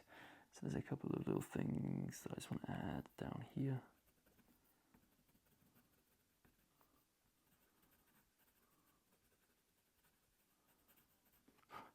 Just like so. Then what I'm going to do is come in with the black pencil. And then come around.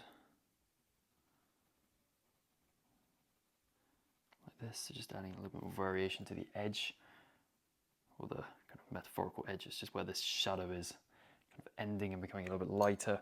Then I'm going to come in with the 1 grade 5. And we can go up. And then over here. And round.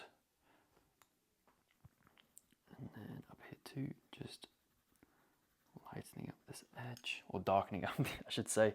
Then we're going to come in with the 1 grade 2 quickly, and just use this at the very top, just to start wrapping around.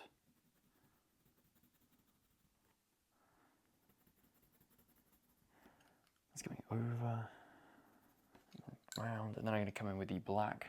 So this is coming in here, and then down, and round, adding in some more wrinkles.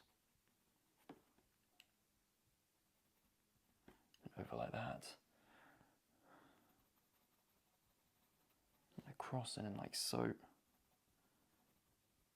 then coming in. And down like that. Then what I'm going to do is come back in with the 1 grade 5 and then just go over some of these lighter parts that we've just done with the white. Obviously just make them a little bit darker and blend them in just a little bit more. And this is coming up there. And then we're coming across. And then up. And then over here.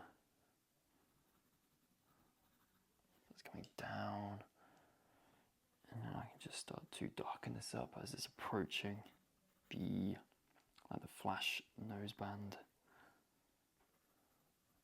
Just working our way over. Obviously it's slightly darker at the top. There's some darker wrinkles like that. That we can then add a little bit more shadow in here. And then we just need to add a little bit more of a darker shadow between these two shadows there. And then that's going up there, down, and then over and across. And then over like that. And up there. And then across like so. Then I'm going to come in with the 1 grade 2. And I'm just going to use this to basically just do a lot more of the blending, being a little bit like sporadic with my pencil strokes here. So quite random, because as I mentioned a little bit earlier in this video, it's quite rough down here. There's no like set direction that the hairs are flowing in. So just bringing this round. Just blending that out just a smidge more. Then coming up.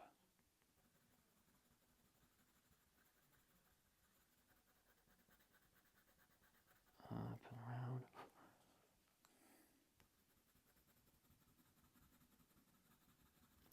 And then up like that.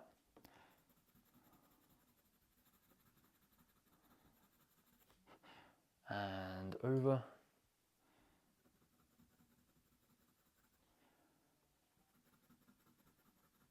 And then round here too.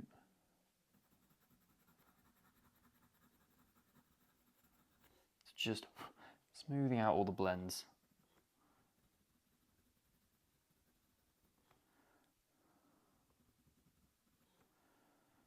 And we just want to lighten up this side with this warm grey too.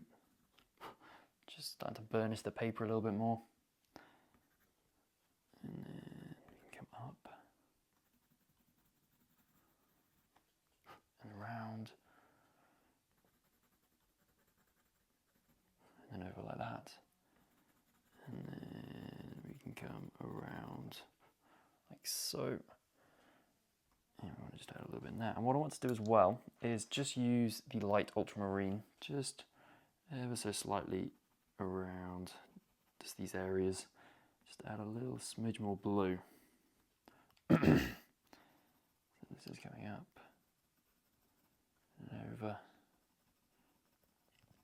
It's coming up here and up there and then round and then across and then up. And we want just a smidge in here too, or down there I should say. There's a little bit more in the floof.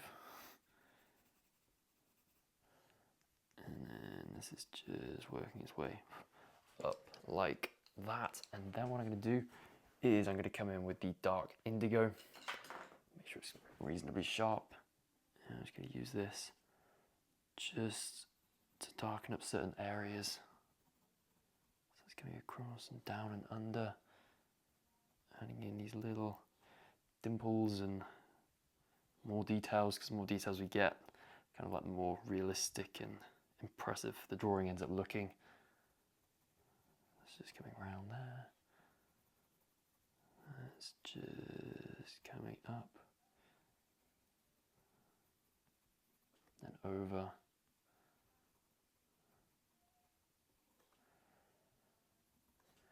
And then over like that. Then we can come down and then down like that.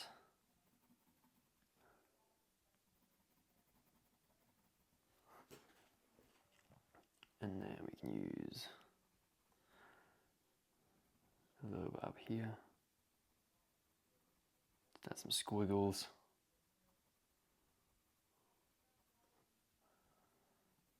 And it's a little bit darker at this part on the nose there. Just where these wrinkles are. We can just be a bit more defined with these wrinkles now because we're in some of the later layers. And then this is coming around like that. And then we can just darken this up too.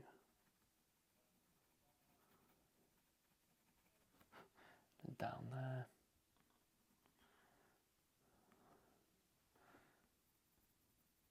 And that can come across.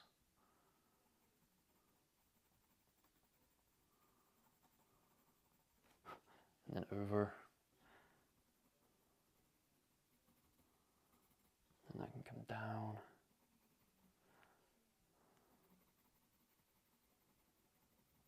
And then we just bring that up. And then this area in here, just this little bit, it's just looking a little bit kind of yeah. At the moment, that's kind of the only way I can describe it. So we're just going to come in with the white, and we're just going to use the white just to blend everything together. Just a little bit more. This is underneath like so. I'm just going to come under there.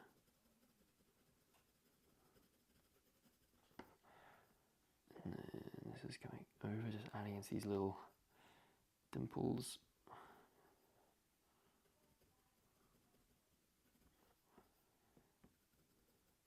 And then we've got this little shape that's just coming in there.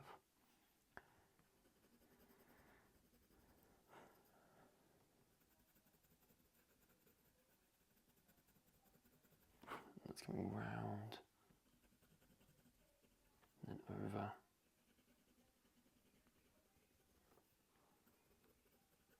and then across,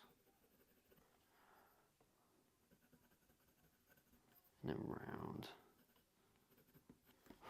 Just adding in all of these wrinkles now.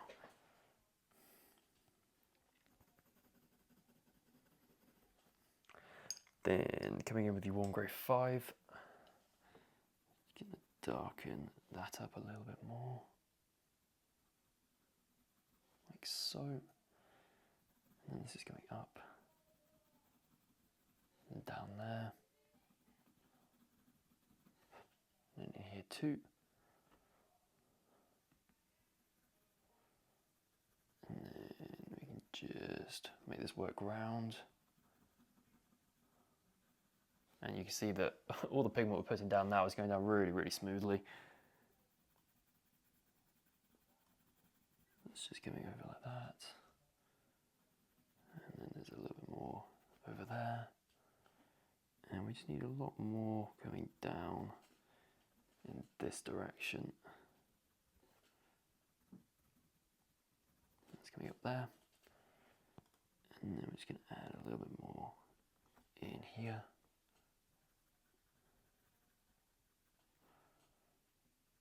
And this is coming around like that.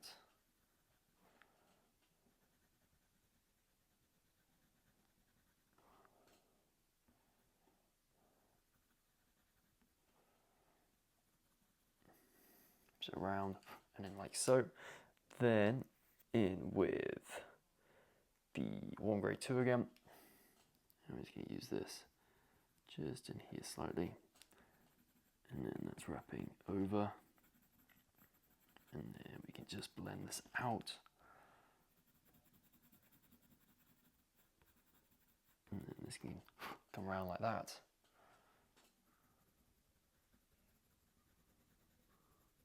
And then over, just making it a little bit smoother.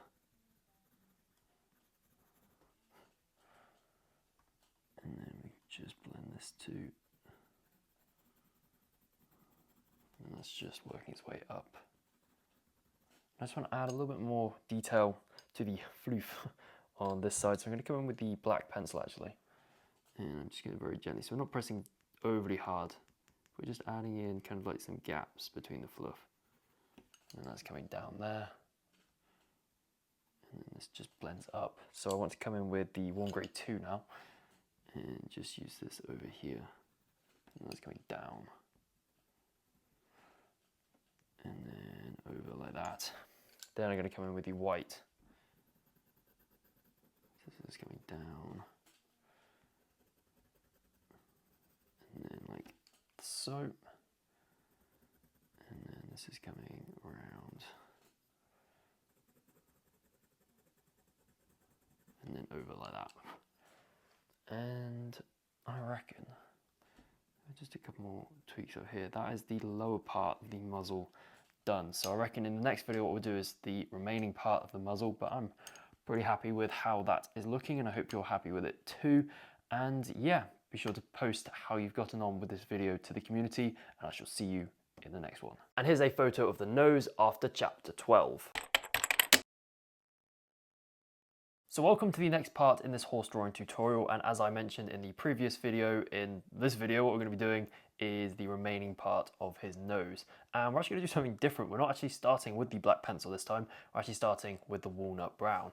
And we're going to be using this to do the shadows. So we're still doing the shadows first, but with a different pencil. So we're going to start up here, and then this is going down. Again, this is that groove in between like these muscles on the top of his face here.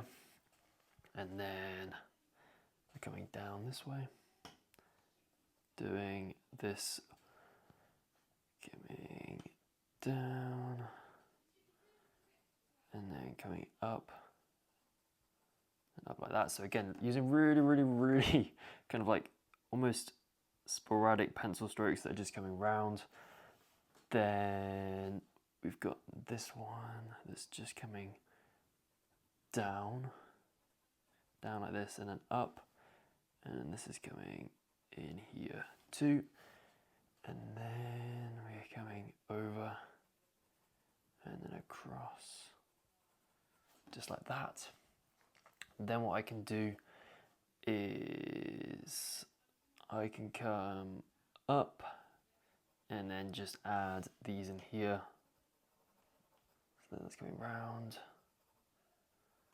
and then this is going down, and then down like this, and that's coming up and over there, and then this is going across, and then round like that. So again, this is just where we've got a shadow being cast onto the muzzle here, but then because you've got the muzzle's got different kind of curvature to it, depending on where you are, that shadow is falling differently in terms of, it's not just like a straight shadow like you've got for a straight edge here, you've got that curve to it. So just making sure that we're incorporating that into our drawing too.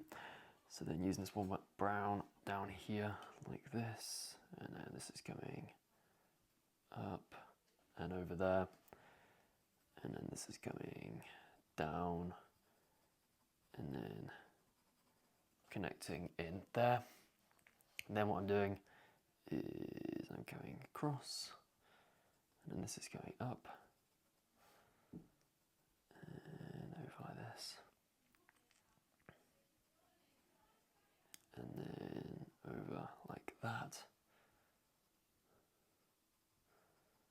and then up, and then over there. So you've got this little kind of shadow that's just forming in there. Then I'm going to come up this way,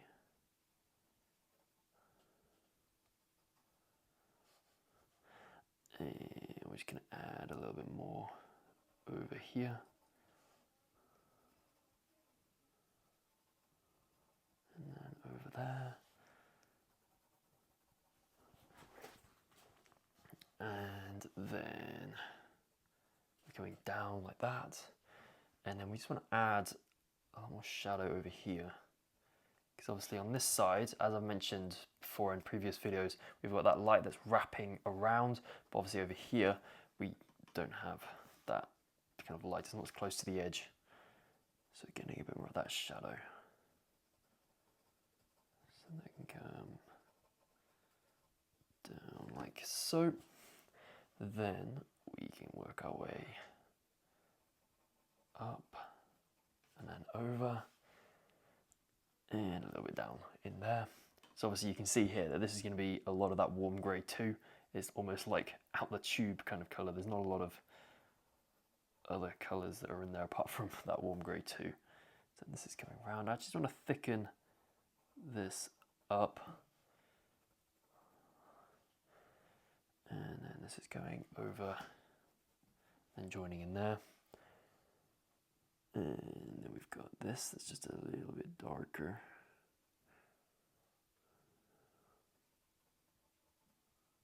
And then that's over there. And then this is just coming up. And then what I can do is just continue this shadow that we kind of finished off in the last video. And then this is just working its way up like that. And then we got a little bit more in here. And up there too. And then this is just going around. So this is now the edge of his face. Just like that. And then I can just come over like so. So what I want to do now is I'm going to come in with the burnt ochre. And I'm going to use this just over this area here. It's just adding in a little bit more of that orangey tinge. So this is going up and then over and then in here. And then this is going across like this. And we just want to add a little bit more of it down here too.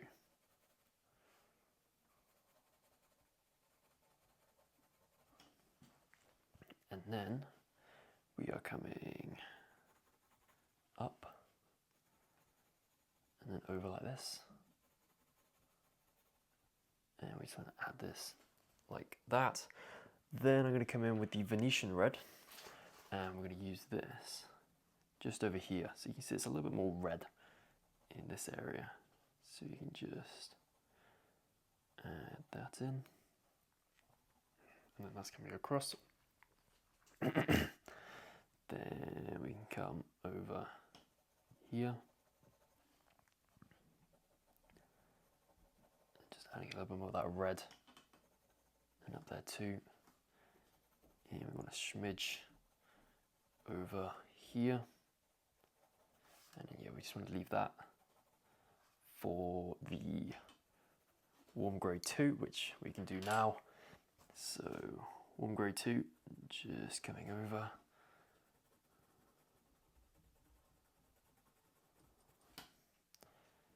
And then this is coming round.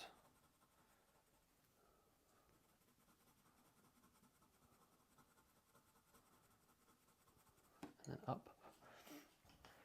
And a little bit in there. And then this is coming up.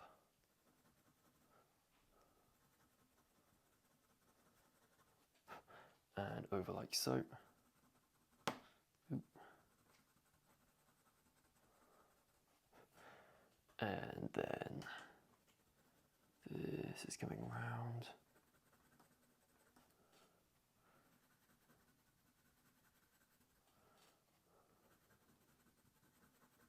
So just kind of blending it out just a little bit more. Just a smidge up there. And over here too.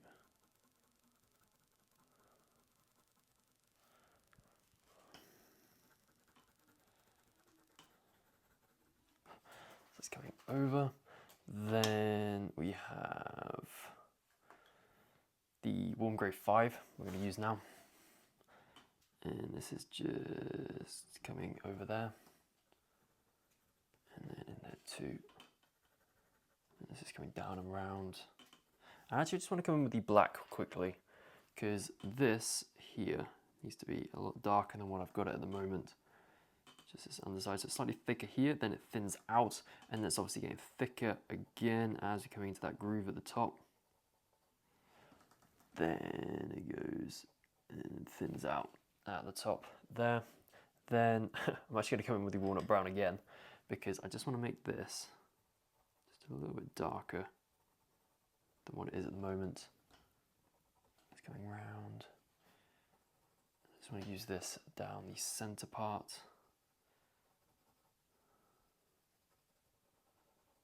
And then that's coming over like so.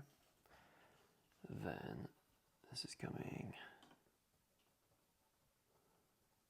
down like that. So now just starting to indicate a little bit of that texture, because yes, down here there's very, very little texture because it is so smooth, but up here you've still got kind of a similar amount of texture to what we've got there, and then it slowly kind of gradiates out of the texture, if that makes sense. So it gradually gets smoother as we approach his muzzle. So we're just adding in a little bit of texture, and again obviously the hairs on this side are coming down.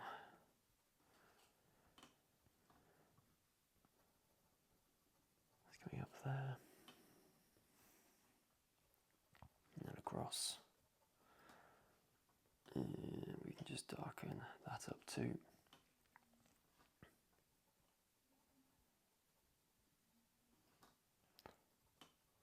And we want to just sharpen up this walnut brown, because obviously, because now we're adding in hair details, we need to be a little bit more refined. That's coming down, then we're coming up here, and obviously then just kind of shortening our pencil strokes gradually as we're approaching the nose. So we can just thicken this up, and that's coming up there, and then over here,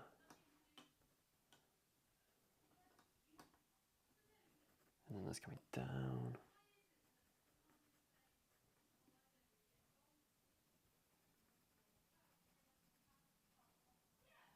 and then round, and then we can come up, then we can come up here, come round, and then that's coming over like so, and then we can come in here,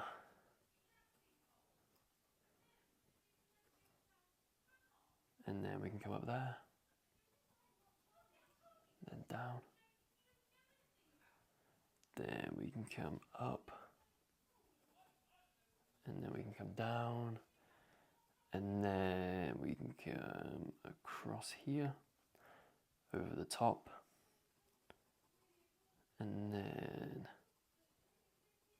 we can come over like that, and then we can come across, and then over, and then we can come across here, and then across there, and then over like that. So it's almost like semi-matching kind of shadows on the other side. Obviously you've got two definite ones there, and then you've got one just in like that, and then this is coming over, and a little bit of brown on the nose too. So coming down, round, and then over like that.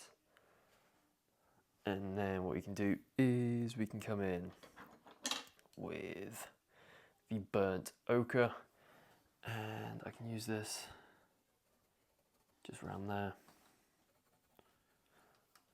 and up, so up like that,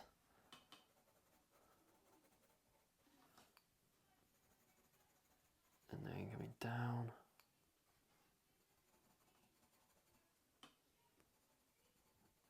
and then round like that, and then up there too. Then I'm going to come into this area, and then over, and then a little smidge in there, and we just want a little bit more in here. So you can see that this area here is kind of like the main like orangey part. So this is just coming down like that, and then I want to come in with, what should we do? Let's go the raw umber. So I'm coming in like that. We can just go over this area. A little bit of texture. And then I come in with the walnut brown. Just come over like so.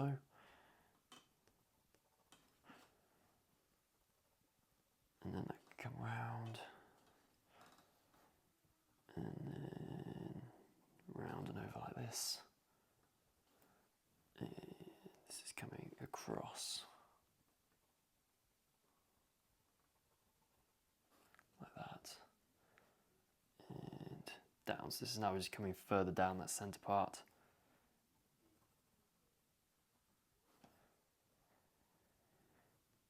And then in like this.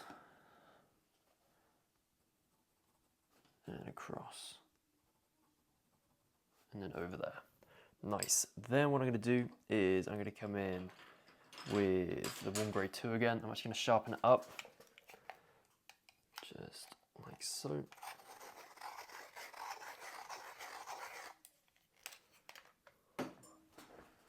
Then we're just going to use this to basically just blend everything that we've done so far, so kind of creating a first layer. Oh, the point just broke off, but hey ho. And we can just work our way up here.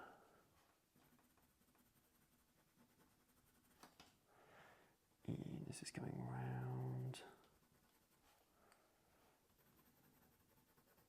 and over. And then this is coming up there. And just blending this out, just ever so slowly.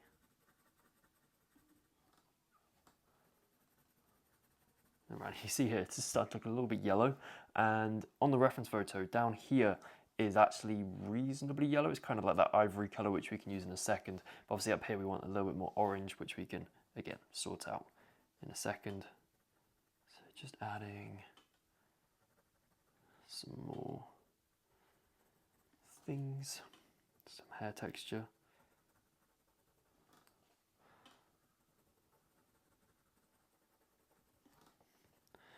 And then we can come down like so. And this is just working its way down the nose. Like that. And this is coming up.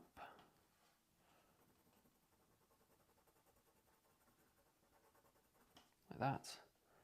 And then we can just blend this together a little bit more.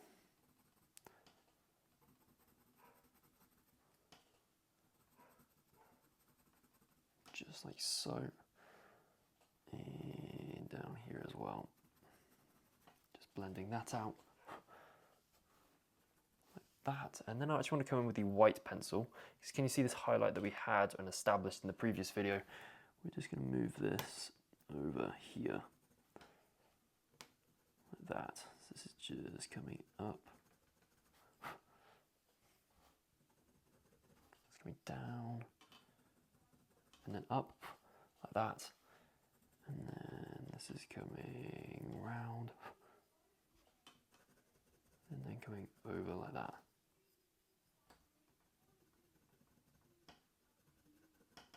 And then coming up like that. So just starting to add a little bit more texture over here.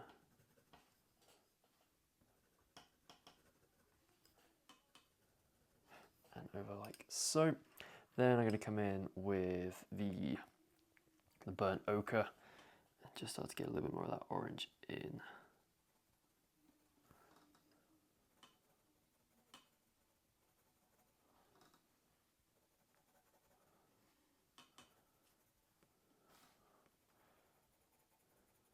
And then we're coming over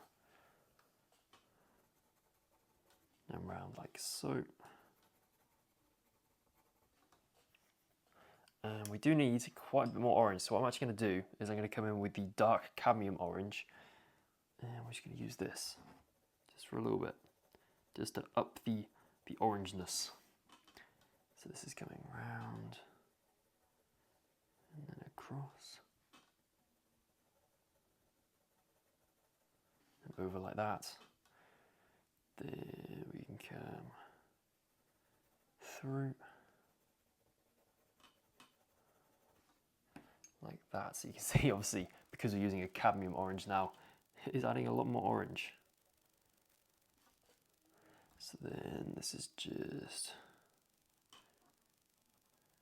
coming over there and then just easing off as we're coming up like that.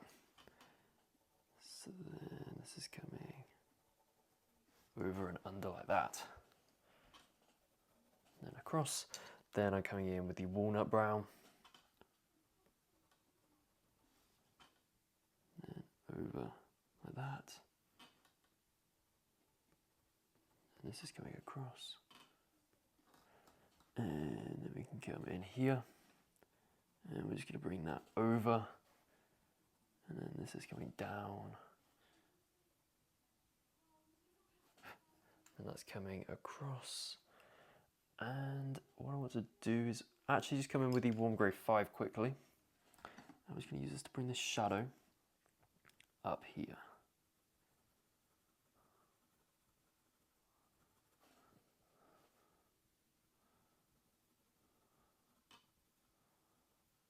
Like that.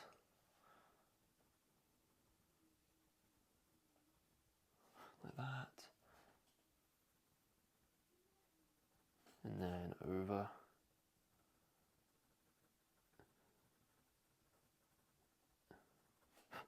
and across, and then we can just join this up in here, and then that's over. So you, again, just like elsewhere over the piece, it really is just a case of going, okay, so it's just using loads and loads of layers, and then slowly but surely it all comes together. So this is just coming across, adding this in here too.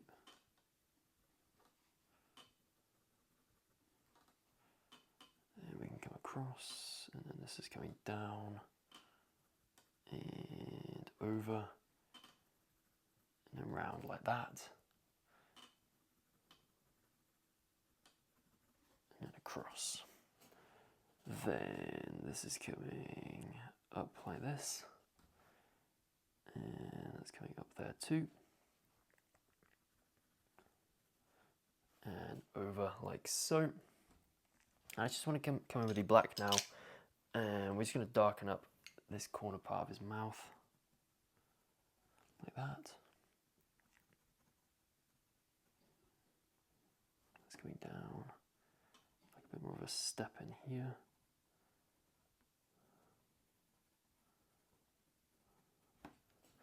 And yeah, that's just helped to increase that contrast a bit more. Then we want to just add a bit more of a shadow in there. So this is quite a kind of curving shadow, because obviously this area here is curved. Then this is coming up, and then that's coming round, and this is coming up there.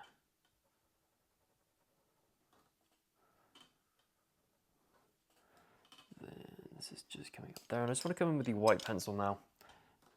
And I'm just going to go over this buckle, just like that. And then coming back onto the actual muzzle before we get a bit too carried away. So what I'm going to do is come in with the warm grey 5, not the walnut brown even, and then we're going to come up here.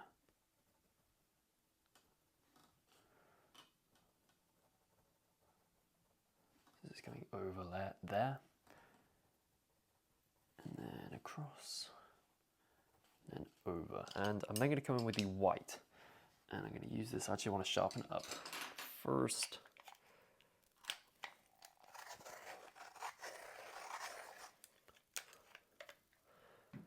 And we're going to come in and we're going to add a bit coming down here. And then this is coming across.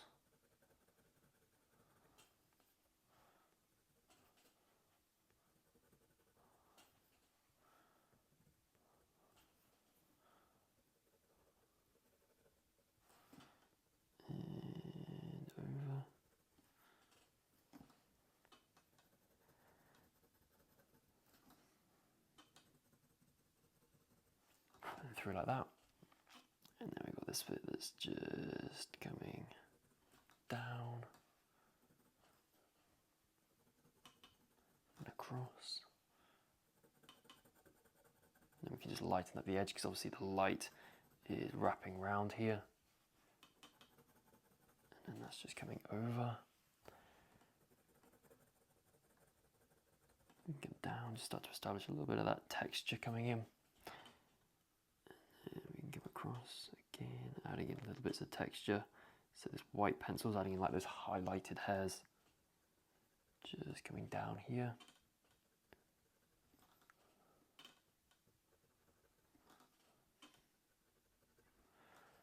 And then coming up,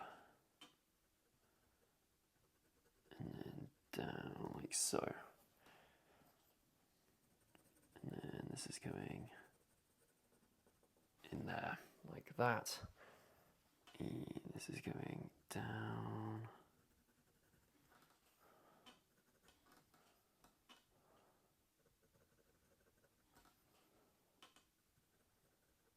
and then up like that.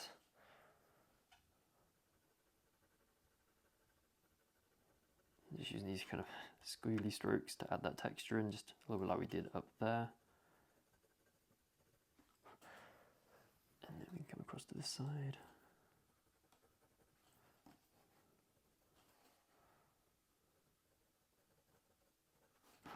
And then over like that.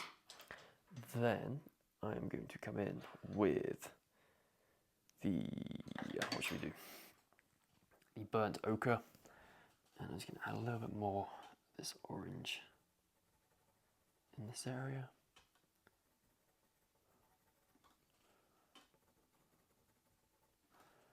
And then we're working our way up.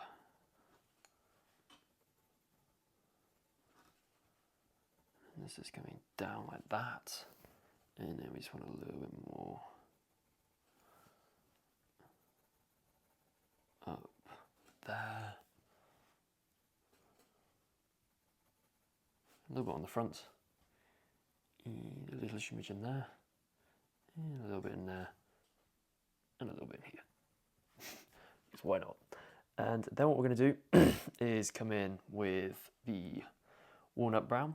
And then again, just add some texture. So where you can see like those little strands that you added in with the white, you can kind of just add some shadows to some of those white strands just to make them pop just a little bit more. Then we can come to the top. And then come over. It could come up like that. And we just bring that down. Obviously, we do need to thicken up this shadow with the black in a second. And then this is coming over.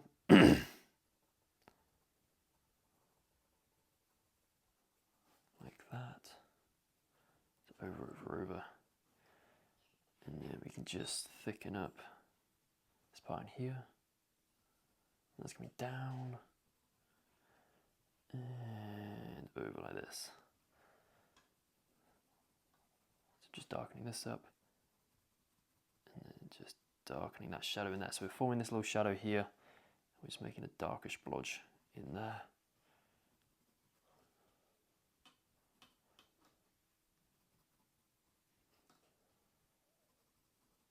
And that's coming across. And then over there. And then this is coming down like this. And joining into here. And there's a little bit more up in there. And then what I'm going to do is I'm going to come in with the warm grey 2 again. So just sharpening this up.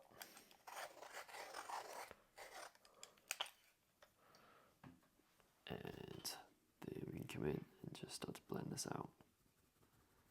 And what we'll find now is some of this texture is still going to show through this warm grey 2, especially those darker parts of the texture. And then we can just bring this round. And then this is coming over. And across. And then we can just bring this up. Just like so. And then we can come in like this and then just start to add in some more texture at the top. And bringing this over. And then that's coming across like this. And then we can just bring this round. And over.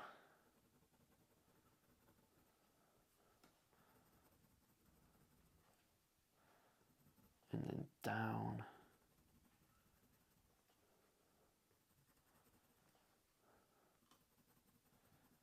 So again, look, it's just really starting to smooth everything out and linking what we did in the previous video with what we've done here.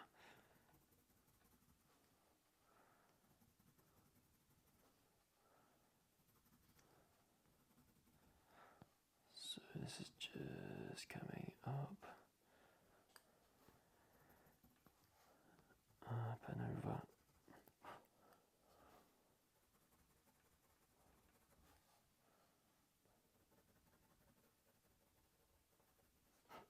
Just like that, and then we're going to come in with the warm grey 5. Just add in a couple or a little bit more texture. This is coming down and directly down the middle.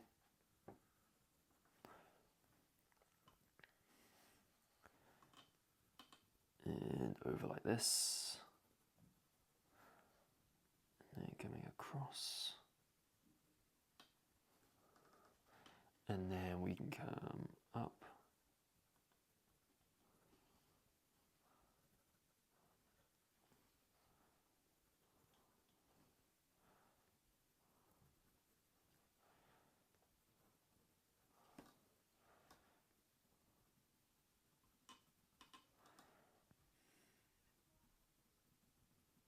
and down here, and over, and across there, and over, and just establishing those wrinkles a little bit more, and then this is coming across like that, and up,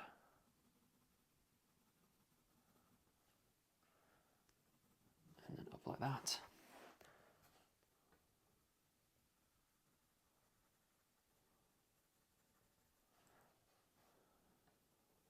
And over,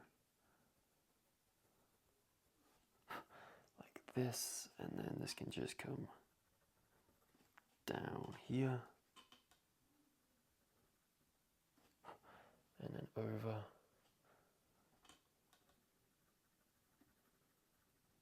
and then across like so. And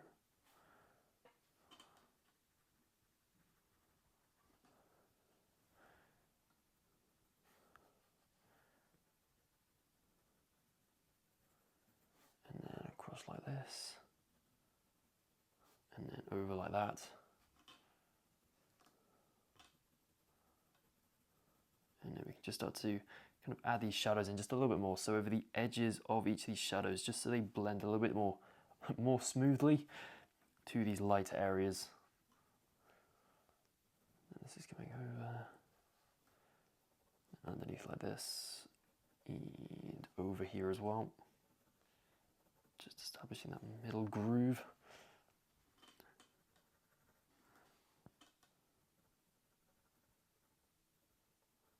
And that's coming across, and then up, and then round like so. And then we're going to come in with the ivory now. We haven't actually used the ivory in this area, so we can just come down in here. Again, just adding a little bit of texture as we do so. Just come around there, blend the edges of that shadow, and then we can come up and over, and then come round,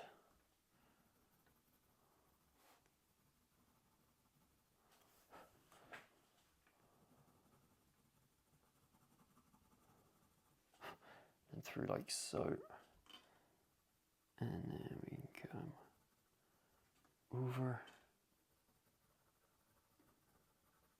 and then around,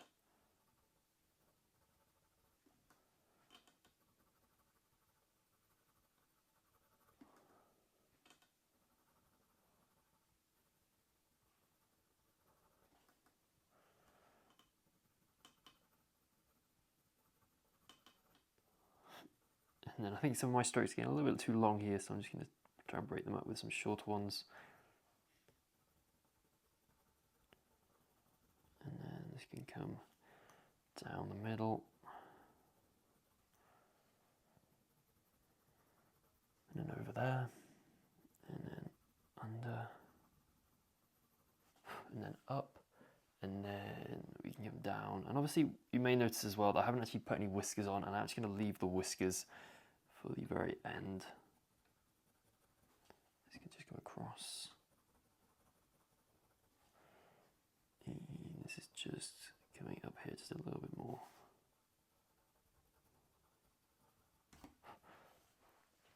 And then you can come over like that.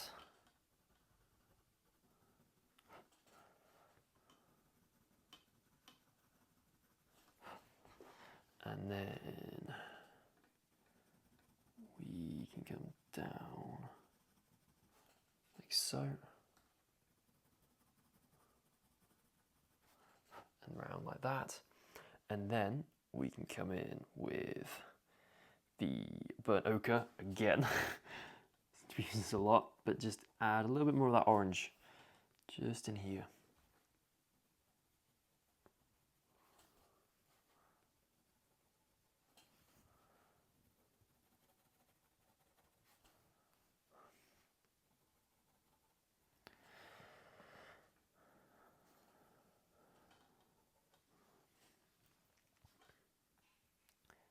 And then a little bit down here.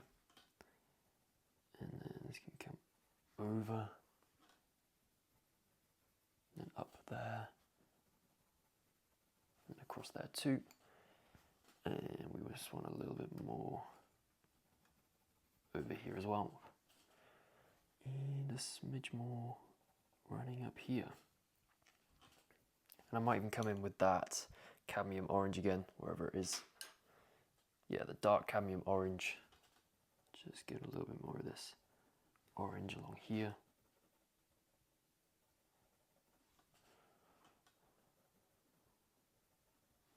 And across. And then we can just use a little bit more of this in there. And then this is coming across and up. And then around. And then I just feel it needs just, it's almost like, can you see, obviously we've got a lot of texture up here, and then all of a sudden the kind of texture disappears. So what I'm going to do is I'm going to come back in with the ivory, and we're just going to be a little bit more textureful. Being very short with our strokes on the side here. Just like that.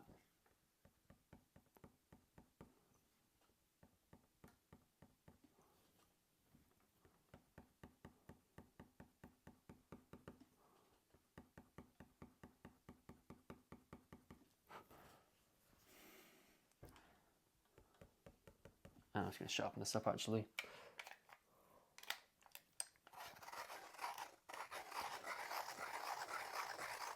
Something tells me this is broken in the sharpener. Oof, yes. Not good. Oh my god, that's broken again, hasn't it? Yeah, broken. Stupid ivory. It's like unsharpenable. Right. Oh, again. Look at me, I love sharpening my really expensive German polychromos pencils. Oh, this is not, I'm just going to use that sharp edge. Because obviously, yes, it's basically just there, but you can see we've got a sharp edge to it there. So you can just go in like this. Oh, this is tricky. Yeah, that's not working. Ugh, stupid ivory. I've only got half this pencil left, and I'm pretty sure this was brand new when I started this drawing. Right. Haha! We have sharp ivory. That's a very rare sight to see. Then what we're going to do is gently now add this in, because I don't particularly want this to break, considering how hard it is to sharpen. Just coming up there. And then we can come round. And then up.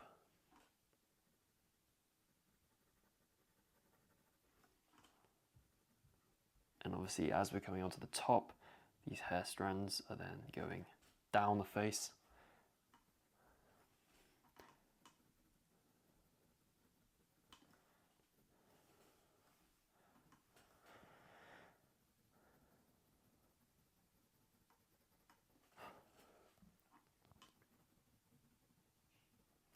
And then we can come across.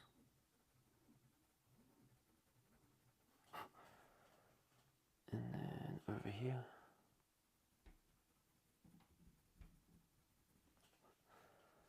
And then what I want to do is just use the warm grey 5 again, but just in like a little bit more of what we did last time. So just bringing this shadow up.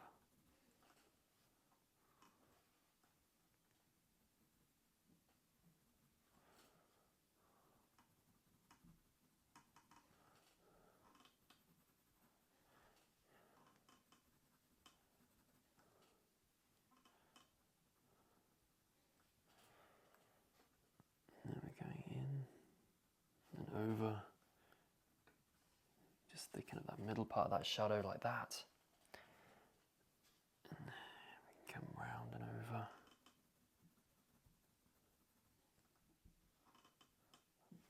And then we can come in with the warm grey 2 and just use it in here.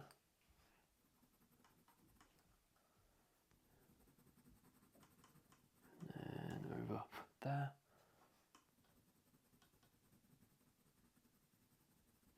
And round like that. And up.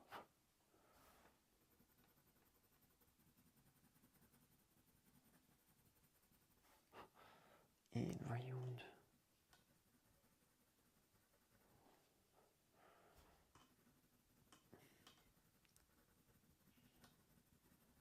And then coming over like that. And then I can come around like so. And then over.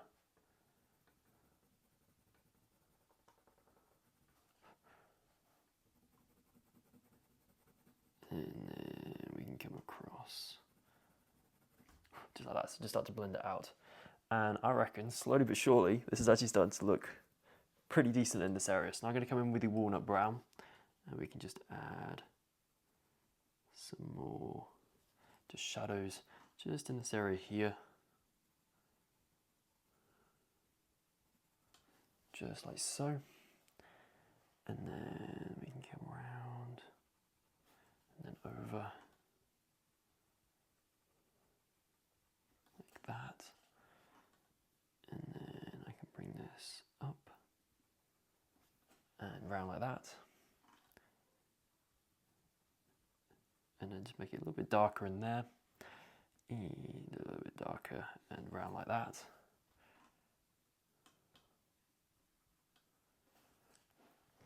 Then we can come round. And this can come down like that. Then we come over, bring this up in there. And then we come round. So again, just using this walnut brown, I might just sharpen it up quickly. So, just like that. Then we can come in and go, okay, just add a little bit more texture to this side. It's looking a little bit flat and too smooth at the moment.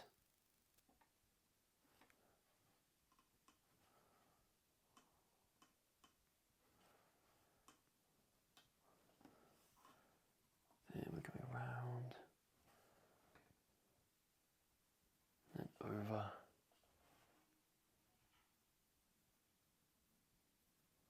And across like so. And then we want just a little bit more on this side too. And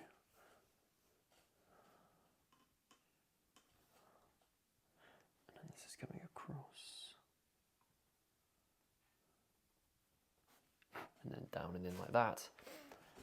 And I just want a little bit more over here.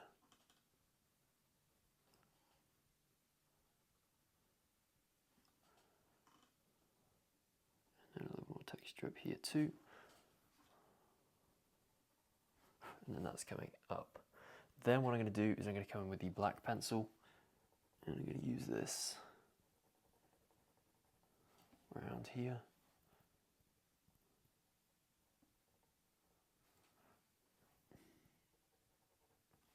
And then down. And then in here, so we can just start to work on the leather work on this side. And just before we do that, I just want to make this just a little bit smoother than what it is. So we're going to come in with the warm grey 2. And we're just going to blend this just a little bit more.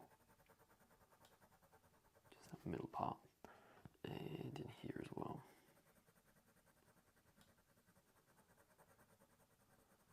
So it's coming over like so.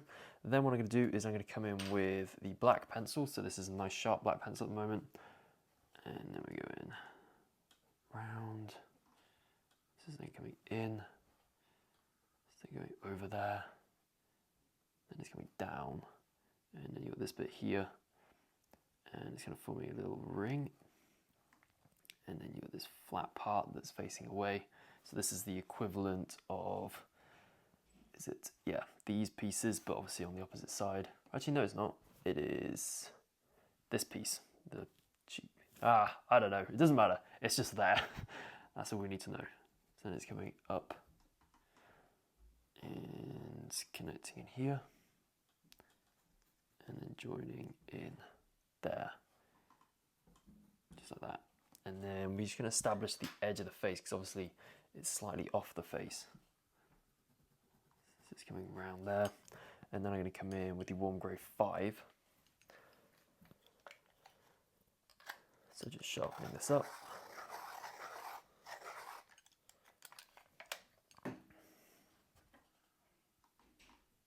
So this is the edge of the face. Then coming around. Then I'm going to keep with the warm grey 5 actually, and just thicken that up here. And this is coming up. We can then just come back in with the black, just darken this up, and then we've got another bit that's coming up here, and then we've got another couple of bits that are coming up like that. And then we just add a smidge in there, and then we've obviously got the top of this, because this dark line here is just the side, so then we can add in the top by coming just down like this and down like that, and then we have this just coming over there and then round like so. So this is like a little buckle, and that's coming down in here and then across and then over and then across like so. Then we have another little buckle on this side. So yeah, this is that bit there. And then we can just go, okay, so we've got to add the long parts in there. And then you've got the actual buckle itself, which we can just go around. And then we have that just coming through like so. Then this is coming down. And this is then coming straight across. And then we've got this little ring. So this is this ring here. It's just coming around and over like that. And obviously it's very dark under that ring. And then we're going to come up here. So straight across like that. And then we're just going to darken that up like so. And just continuing to add this shadow in. And then we're just going to bring that up like that. Then what I'm going to do is come in with the warm grey 5. Just darken this up. And then this is coming across like that. And we are then going round, then over, and down there. Then I'm going to come in with the white pencil, and I'm just going to use this over this line here. So that top edge, we've then got a little buckle in there. And we've got a little buckle there too. We've got this long edge there. And then you've got that stopper. Then we've got the top. And obviously that's just connecting to that side part there. Then this can come round. And then up. I just want to darken this up like so. So that's going round. And then up. Round and across like that. We just darken that up just a smidge. That top edge. So it's going around, and then I just want to add, coming with the warm grey 5 now. Just darken that up slightly. I'm just going to add a little bit more variation. And actually what I want to do is come with the light ultramarine on this side, and we're just going to come in and just add a little bit of that blue tinge so it kind of matches up here. So there's not a lot needed on this side because obviously it's so far away from us and like the other side that it's not overly massively detailed. And we can just darken this. So this is the black pencil now. So just darken that part up where it's coming in there. And then we can just bring this over. Add some little details darker part and a darker part there. And this is coming over and across. And that's coming round, and I'm going to come in with the white. And then across like that. Then I'm going to come in with the black pencil. So it's coming round. And then we can come across, just adding a little bit more texture to that side. Then I'm going to come in with the walnut brown.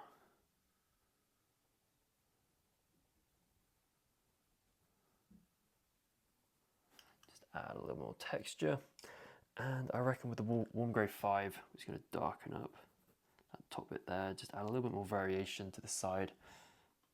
Just go up there, go around the buckle a little bit, and then like so. And then that's coming up. And then we just want to thicken up this shadow in there. That's obviously coming round. And then I want to come in with the white again. And I'm just going to use it just to lighten this highlight up that's coming down here.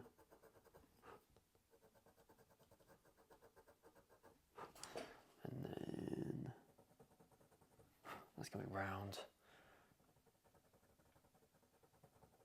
and over and then across and then across like that. Then I'm going to come in with the warm grey 5, just add a little bit more variation to that white that we've just done. Then I'm going to come in with the light ultramarine, just add a bit more, or a few more dabs of colour. And I reckon I'm pretty happy with how that's looking, and that is the nose and the muzzle area complete. And here is a photograph of my nose and muzzle area. So welcome to the next part of this horse drawing tutorial, and in this video we're going to be doing the mane, and I'd highly recommend getting some sort of like plastic sheet like I have here, or just like a piece of paper to go over what we've done already, so you don't end up smudging it or kind of moving pigment around, because that's obviously not good. So we're going to crack into this, starting off with the black pencil, kind of like always, apart from the last one, we started off with the walnut brown there, but we're just going to start at the very base of the mane here, and we're just going to come up and start to add in some hair like this. And actually what we want to do as well is, what should we do? We're going to leave, so you know how we've got these kind of like flaily hairs coming down there, we're going to leave those until the very end, and we can do those there. So this is coming up, and obviously we're using longer pencil strokes than what we've used so far, because this is obviously very long hair. Can you see how I'm using these flicking strokes? So just like how I spoke about when we did the marker base here, I'm coming in and I'm pressing really hard, and then I'm easing off the pressure at the end of the stroke, and you can see what that's doing is it's giving us a really nice tapered line, and this really is the key when it comes to drawing this longer hair. Just coming down there, so just coming in, looking at those really obvious gaps. Or those, not gaps, like the shadows, that's what I'm referring to. So then we come up, and then we can just build this up. And again, the mane is pretty, unfortunately, a case of using lots and lots of layers. So we can go up here, but obviously you can see here that all of the, it's quite, because obviously here on the mane, on the forelock even, we had quite a bit of kind of variation to where the hair is flowing in, except here, it's almost like a fan, so it's coming up here, and this is kind of what we established in the marker base already. So it's just a case of going around and being like, okay, so what direction did I use in the marker base? Because I know that's correct, and then just emphasizing it with the pencils here. It's coming up. And actually what I want to do as well is, just like we did in the forelock, I'm just going to erase a lot of the grid lines there, because, where's my eraser? Just seek it out. It's gone walkies. Where is it gone?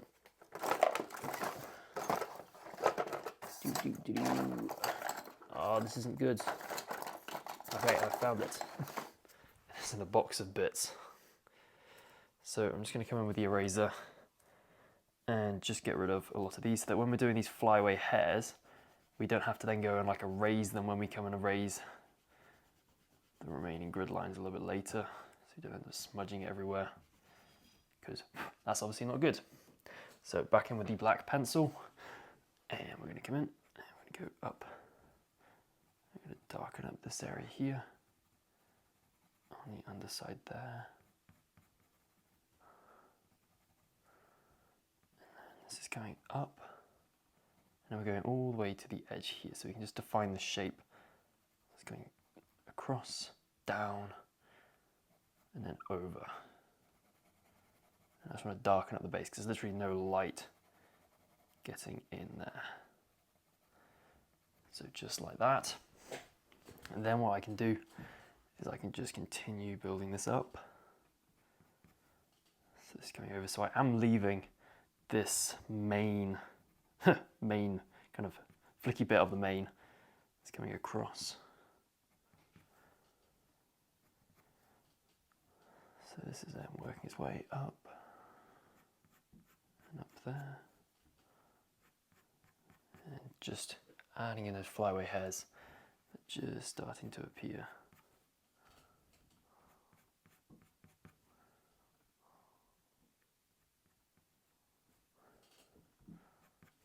And this is coming up.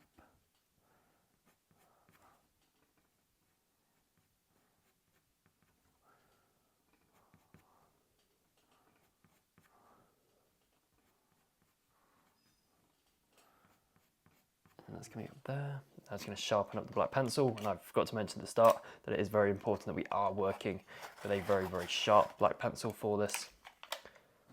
And then I'm going in, and I'm going under this way, just darkening up this last kind of properly shadowed kind of tuft up here. And then I'm just going to come in and start to add a little bit of detail to this one. Just some bits, just to show that it's like a hair and not this weird thing. So that's coming down there and across.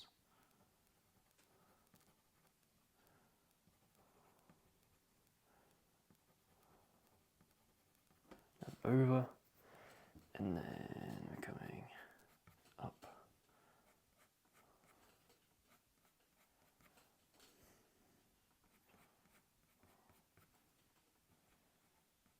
And just adding in those kind of flyaway hairs, just coming up there. Just like that. Then we can come down here. And then that can come up. Just like so.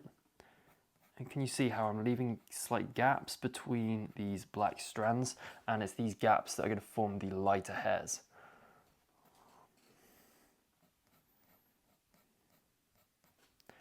So that's coming over, and then this is coming down. So I do want to point out as well that whenever you're drawing like manes, so let's say obviously here it's kind of gone like a bit of a mohawk because he's kind of like mid-air, so it's kind of floated up. But if you're going to be drawing like a mane that's flowing down like it would naturally hang, you're basically going to be doing this in reverse, and it would be curving with that kind of cylindrical shape of the neck. So this is still a really good exercise and practice to do, even though this isn't kind of like a standard mane that you're going to be drawing probably most of the time. This is going up and then working our way across. That can come down there.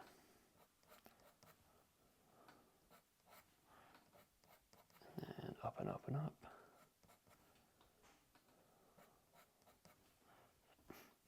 And then this can tuck in like that.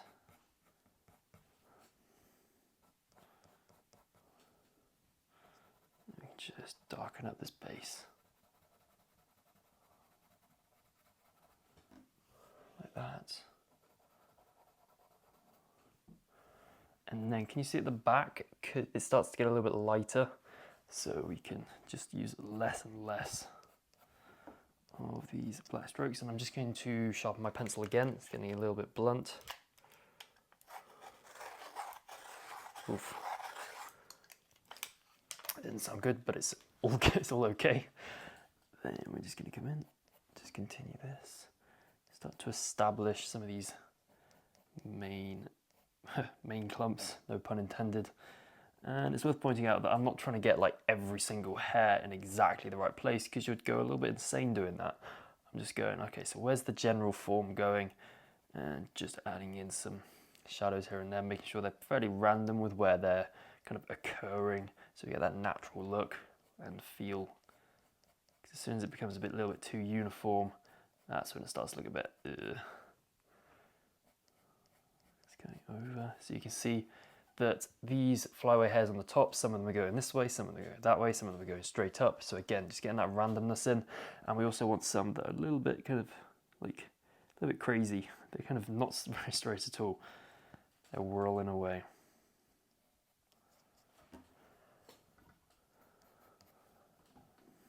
And this is coming over and then up here. Then coming down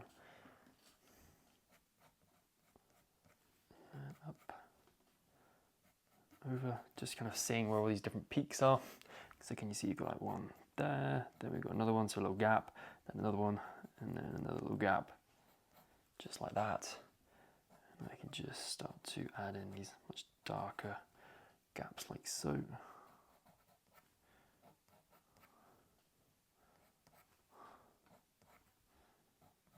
And that's coming down there, then we're going across, like that, and then we're coming up there, and then this is coming down, and then this is working its way over. This is a slightly longer one there. Across, and then we can just work that upwards. Then we are coming down like so, and then we're coming in and then across,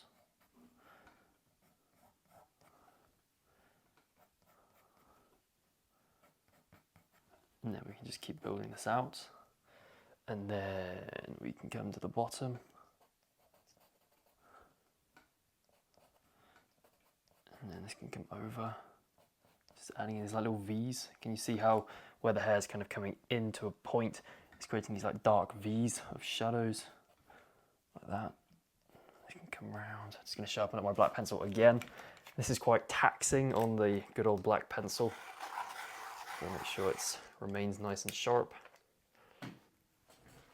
Then we're coming over, just adding this in, and then we're just going to darken up at the base of the neck,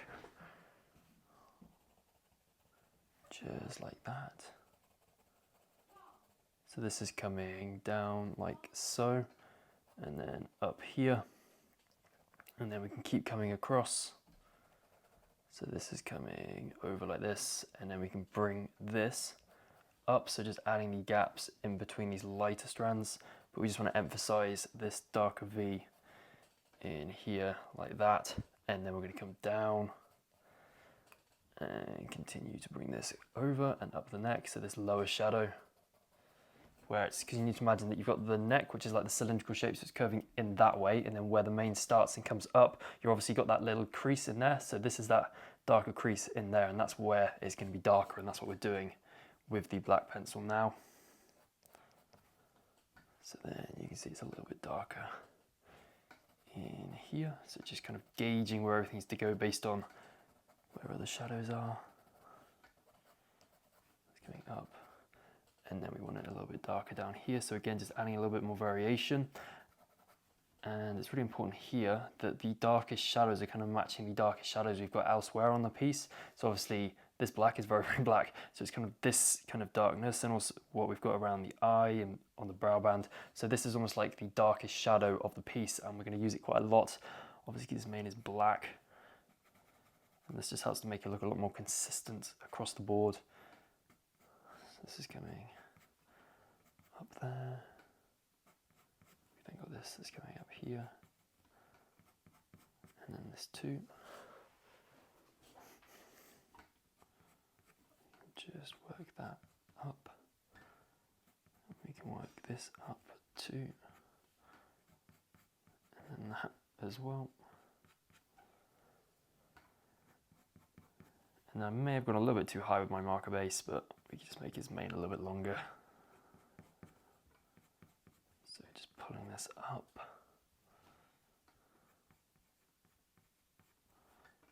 Up like that.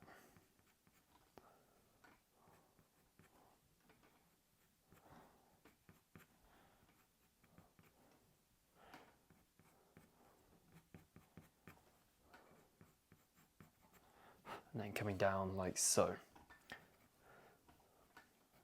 And then we can come up like this, and then over, and then across like so. And then we can come up and then round, so just bringing this up now, making sure a little bit of variation to those flyaway hairs on the top. They're kind of going in random directions to make them look nice and natural. And then this is coming across.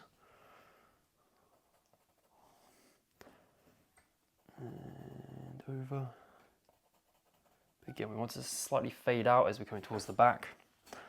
So we're just going to ease off the amount that we're using as we're at the top here.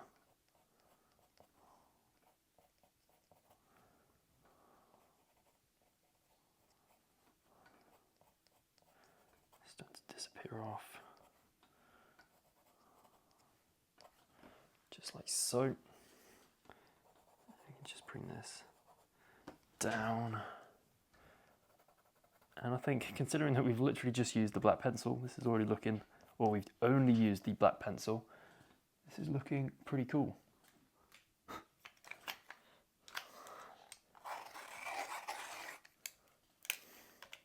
And then we can just add a little bit more shadow in here. Just like that, and then another little bit more in there, and then that's coming over like that, and then going up and then over, just going down and then up like that, and just continuing to build that out. Just like so. And I reckon we're going to have a gear change to a different coloured pencil, and we're going to go for the dark indigo. Again, I think mine just leaves a little bit more of a sharpen. So going in.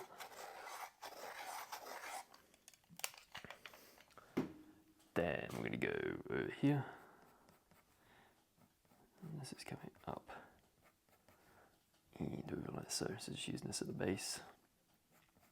So just starting to blend the edges of those darker shadows that we just done with the black pencil. So that's coming up and over like so. And actually, just before we continue with the dark indigo, I just want to come in with the black in this area, because this just needs to be a lot darker than what I've got at the moment. So we're going to come over like that. And this way, when we add these fluffy hairs coming in a little bit later, they'll pop a lot more, because obviously they're going to be more contrasting in comparison. So I can just bring this to this fluffy bit here. Just like that. So it's going up and then down. And then we can obviously just darken up the base just a little bit more. And already this is, because we've obviously just been in with the dark indigo, we can just start to blend this black with the dark indigo, and already it's like, oh my gosh, it actually looks relatively decent with fairly little effort. And then we can come down, and this is obviously again the power of the marker base, because if we were doing this without a marker base, then we would have had to have spent a lot more time building up even more layers before it got to looking like what it does now. So just sharpening up this black pencil, and then I'm coming in just over the top, and then darkening that up, and then this is coming across and up, and over, that's going up, and over like that. I can just bring this up too.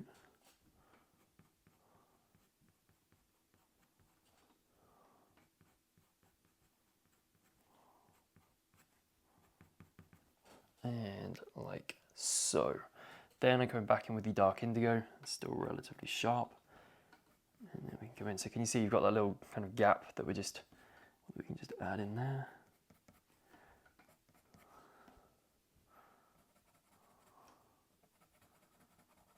And then I can come around, and then we can just use this down to this lower part of the mane. Just add in those shadows that weren't quite dark enough to do with the black, but then they still need to be a bit darker than what they are now. Just coming down, then come through and up, just like that. And then we can come over, and that just kind of blends out. I'm kind of leaving a little bit of the marker base as well. It's almost like a homage to how you created it, so that when people look at the artwork, you've obviously got this really refined part over here, but then the part where it blends out, you can still see like literal raw marker strokes and raw pencil strokes. And it's almost like it kind of like merges from the paper, if that makes sense.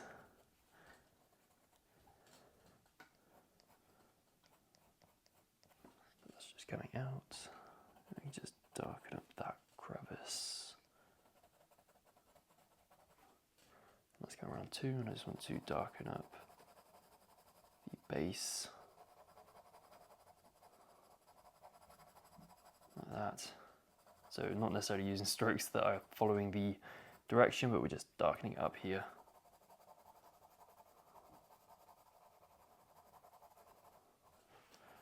Just like so. And now what I want to do is start to add in some of the lighter hairs, and we're going to do this with the warm grey 2 opposed to the white, because obviously the hairs on here aren't exactly white. So making sure this is nice and sharp, we're just going to go in and be like, okay, so where are these hairs that, or the lighter parts that are really obvious that I've left with the black pencil? So these may not be exactly like what I've got, but it's a case of still using this layering technique where I'm just going, okay, so got a little gap there, I'm just going to emphasize that. We've got a little gap there, one there, here, and just going through and pulling out these individual clumps of hair, so they can be kind of going over here and a little bit here.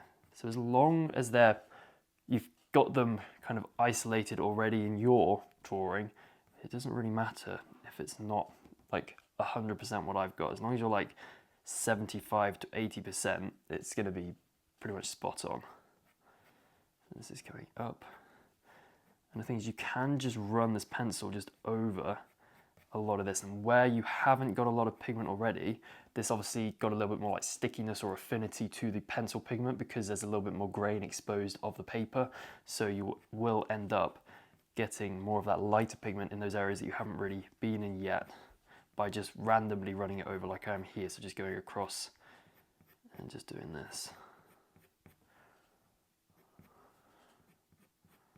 This is going up, this is going over, and then up like that. And I reckon, just for the like consistency's sake, if I come in with the warm grey 5 now and just do this tuft up here, so we're using the warm grey 5 to do the darker areas, so just like we did on the dark part of the mane, I just want to sharpen this up first too. So I'm just coming in.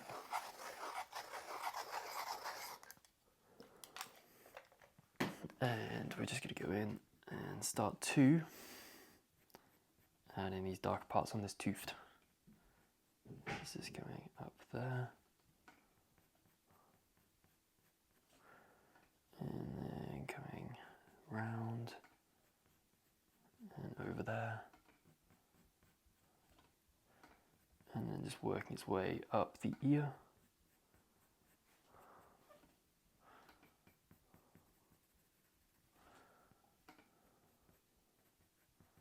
And then across. And then it's going down.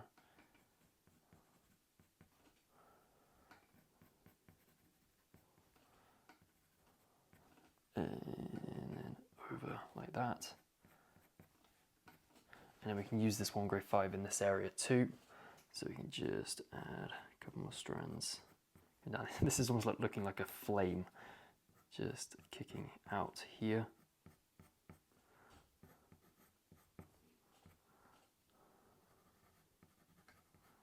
Just adding in a slightly darker bit there. And then we can go up to the top, add a slightly darker bit, and then that's coming over there. And then we can just come down like so. And then I just want to make this flush with the ear, because obviously we don't want a light ring where it stops. And you can see it's just a little bit darker in this piece here.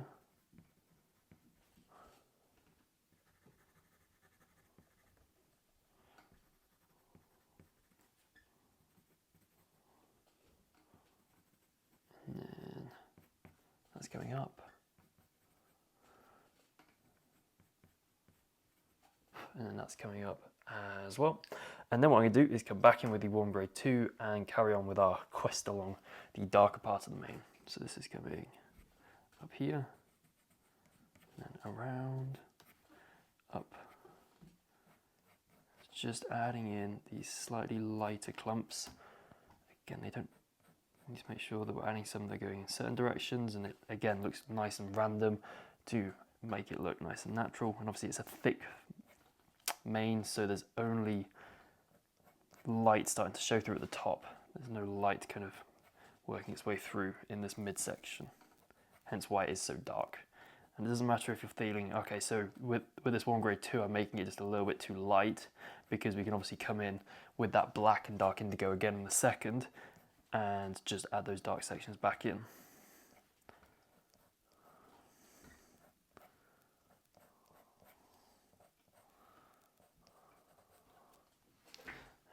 Down to the base here.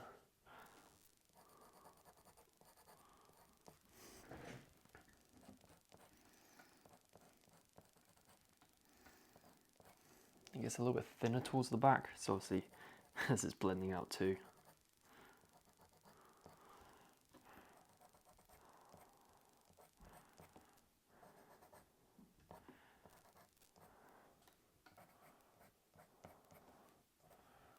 Just adding all of this in. And as I said, it doesn't need to be exactly like what's in the reference photo, but as long as you've got that randomness going on, it's looking nice and natural, you're all good.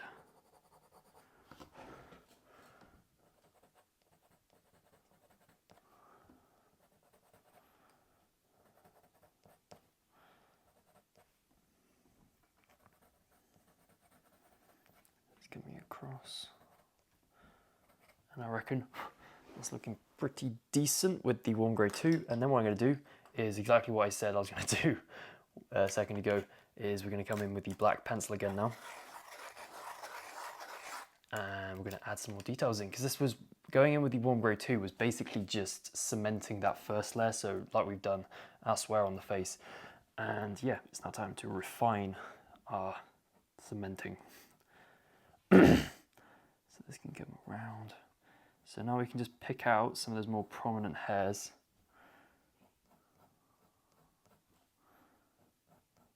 Like this.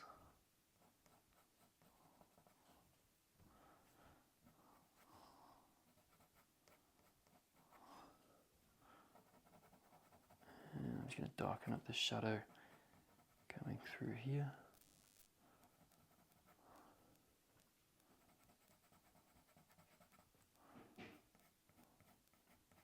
That's coming up like that, and then we're coming down.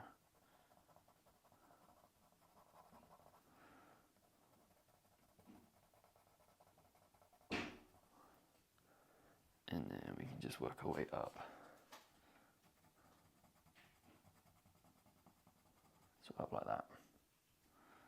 And then this is coming over.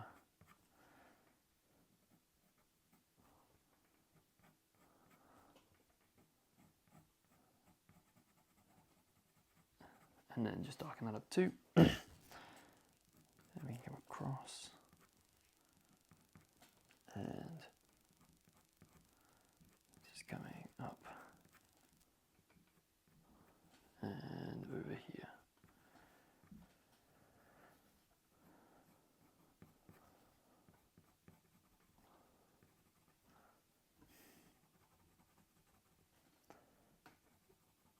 that's sinking in like that. And then what I'm going to do is come in and just darken this up.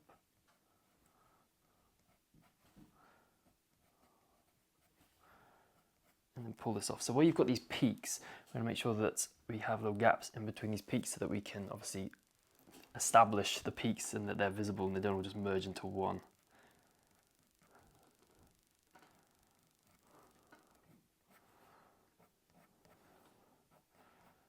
So again, just coming down here, and then coming up like that, and I'm just going to sharpen up my black pencil again.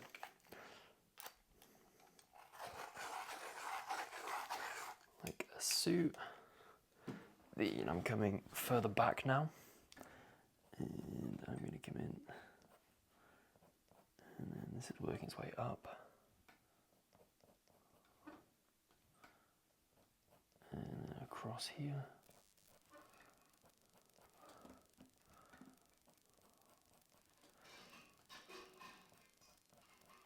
and up there, and this is coming down. And just kind of blending in some of these lighter strokes.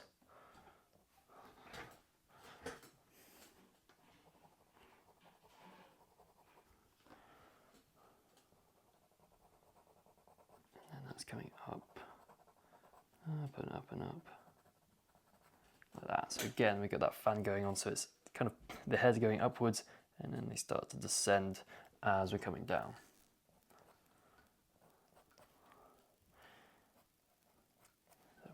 Across and up here,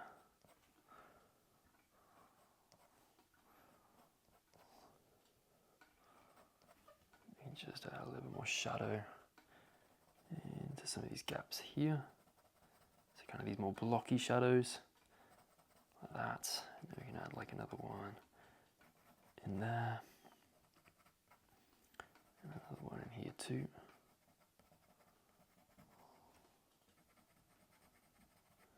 And that's just coming over. Let me just bring that down.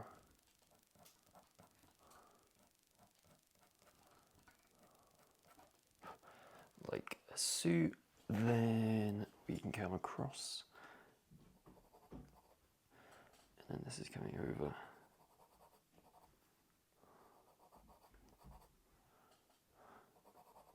We just darken this clump up, or the gap in between the clump, and then just work this one across.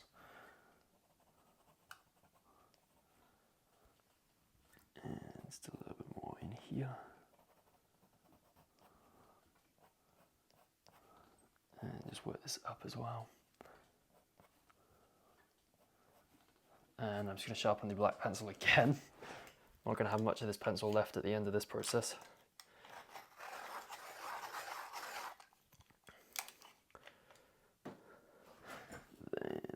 Darken up that crease in here, obviously around there too, and then just darken up the base just a little bit more.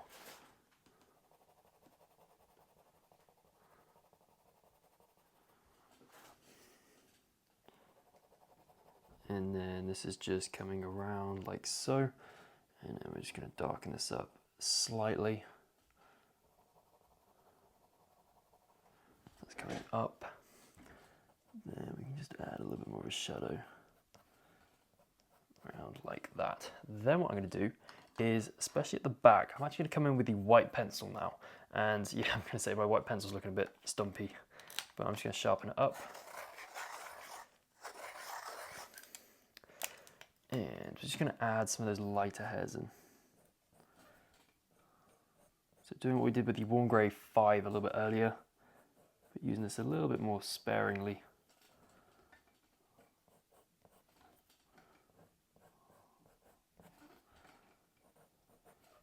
Going around like that, and up, and then over like that, and then we can just bring this around too, like that, and just picking out where we've got those kind of darker hairs, and then just giving each one like a little complementary highlight.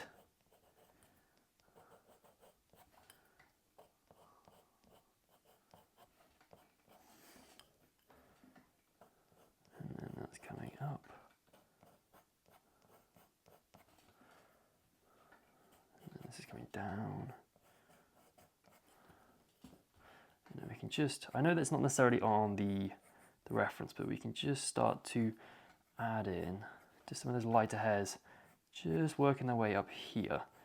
And obviously this isn't, as I just said, on the reference, but it's just happened to give a little bit more detail and show that there's more like clumps, so it's kind of drawing you in as a viewer, like no pun intended there, but just coming up like that. And obviously we can use this more at the top, because obviously there's more light coming in at the top.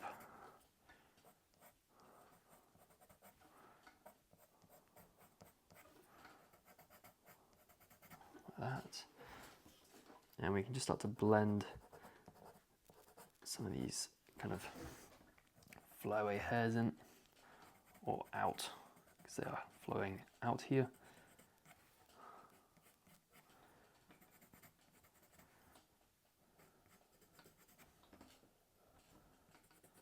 I can come up.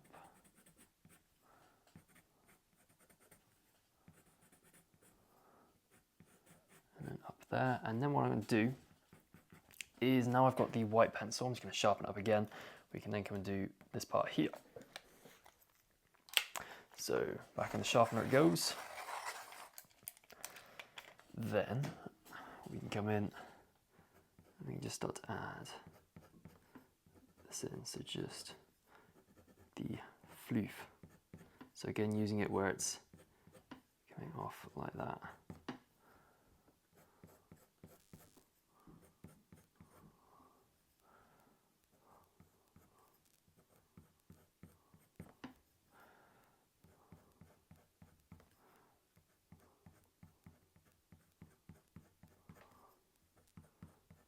And then coming down there as well.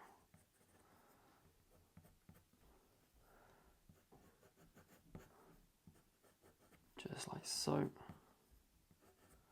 And then we can just add some slightly darker bits onto here. So coming in with the black pencil now. So I'm just going to sharpen this up.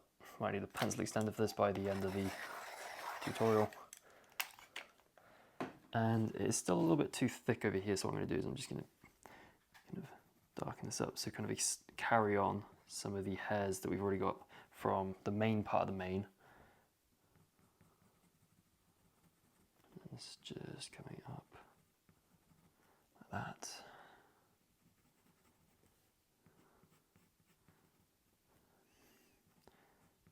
And then this is coming up like that too.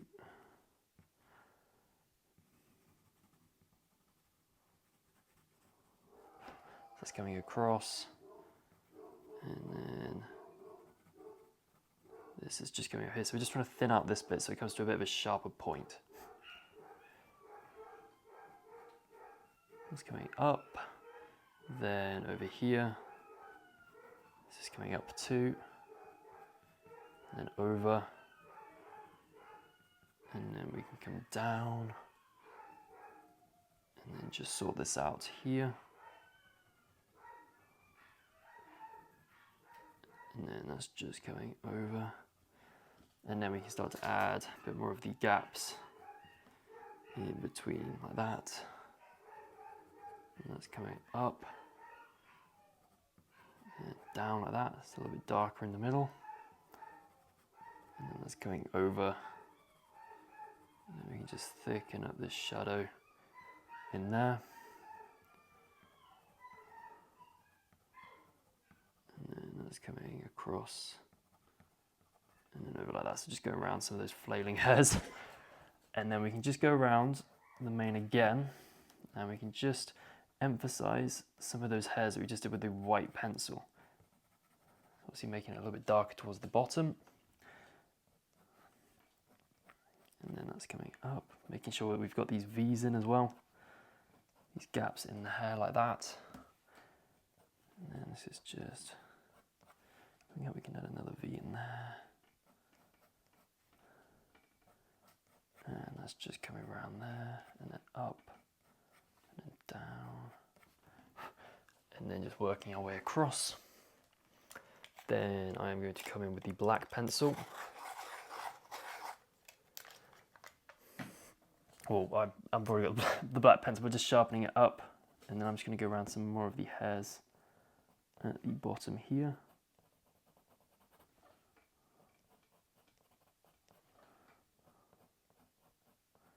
And that's coming up like so.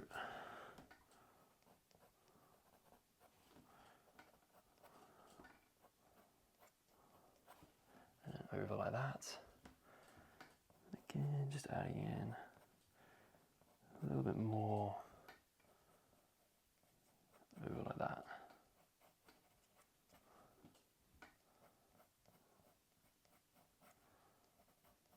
And coming down.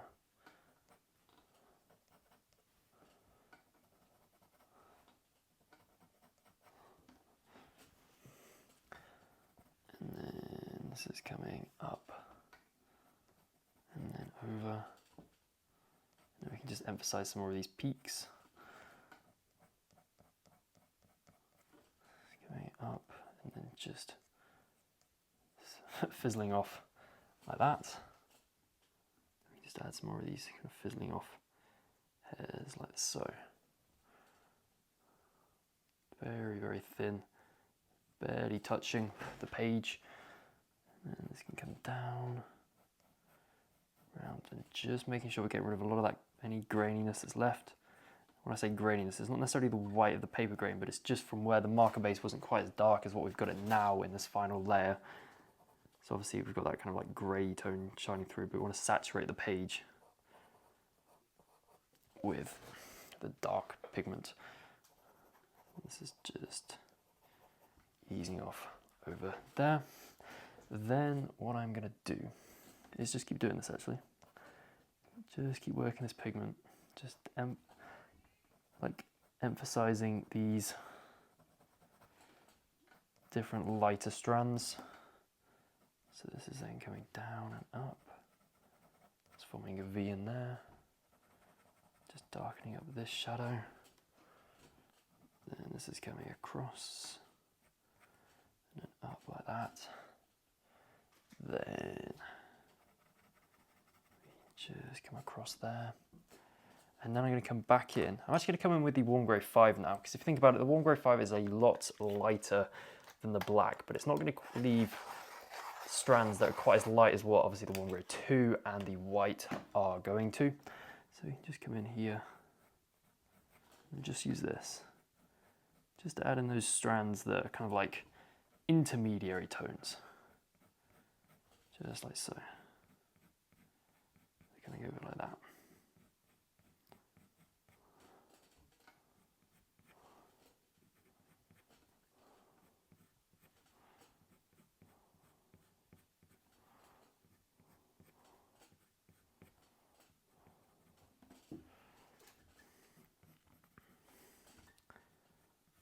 This is coming over. Just adding these little flyaway hairs. Just like that. And then we can come up. And then over there. And then just continuing to go round. And then this is coming up here. Over. And then up, and then just come around here. Use this to do some of those darker parts, like that. And it's coming over down here, like that. And that's just coming across, like so. And then we can just push this pigment around. Just keep working with it. And then I'm going to come back in with the white pencil. I'm going to sharpen it up again. And I'm going to use this kind of over this area because I liked what it was doing in terms of blending out the edge hairs.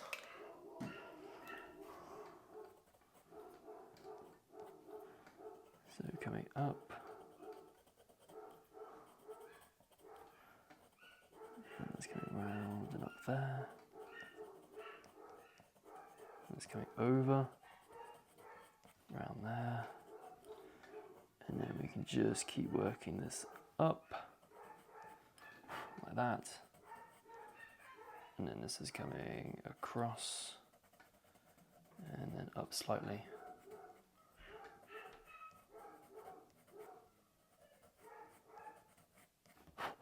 And then over.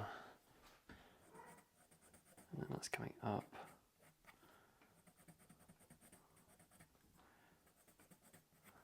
And up here too. And then that's tucking underneath. And obviously up there. And then that's coming up and over.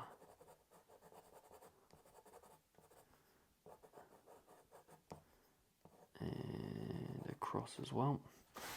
Then I'm giving up.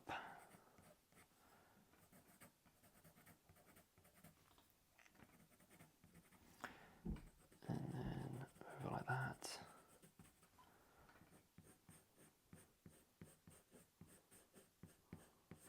And just pulling these flyaway hairs out just a little bit more. Just like that. Then I'm going to come in with the white pencil again. Sharpen this up. And then we can do this one here. This is coming round. Actually, we need some slightly darker pigment on there first. And can you see it's got a little bit of a brown tinge, so I'm actually going to come in with the walnut brown. And I'm going to sharpen this up.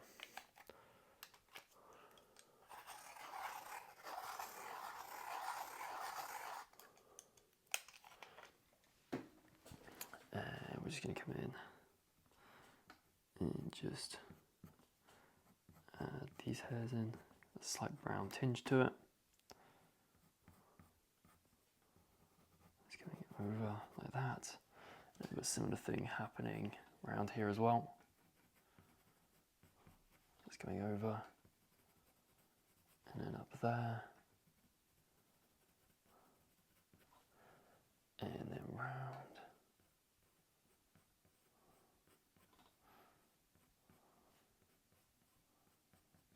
And then that's coming across like so. Then I'm going to come in with the warm grey 2. Sharpen this up as well.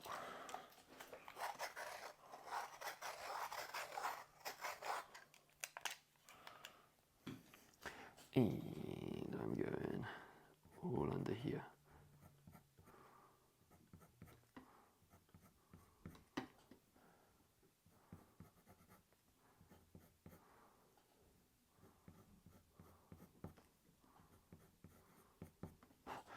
This is just coming across.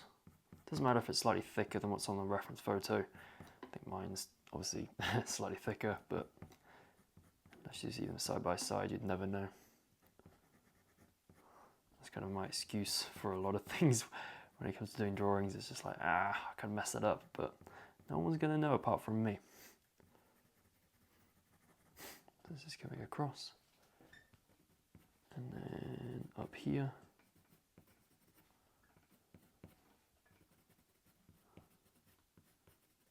And then over like that. So just lightening that up, or kind of adding in like the mid-tones for that area. And then I'm going to come in with the white pencil and then add the lightest hairs.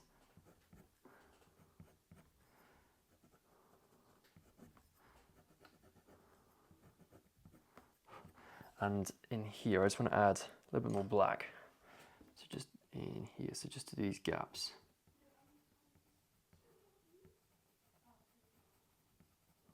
And in there. So just because obviously here it's not as thick, so you can see in between, or in the gaps here. So we're just showing that, especially at the ends here. It's kind of all flayed, or frayed, I should say. Just like that. And in the corner, coming in with the black pencil, you can come down and across like that. And then I can come up.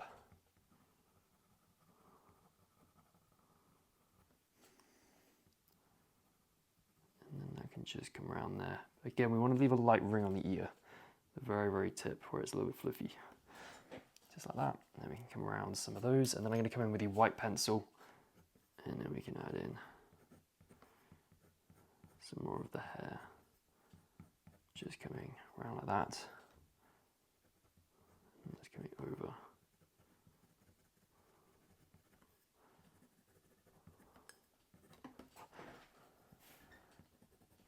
And then this is coming up.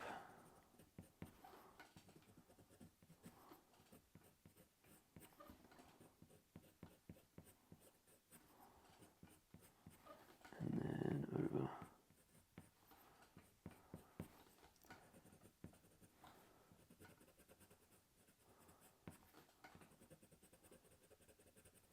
That's coming up there as well. Then I'm going to come in with the warm grey 5. And I'm going to darken it up.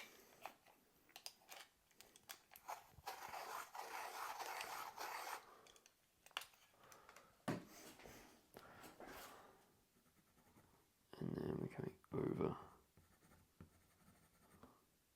Just adding in like these mid shadows. Over here, and then just adding in a couple more over here. So on this bit here, these are basically the shadows that I'm adding in now.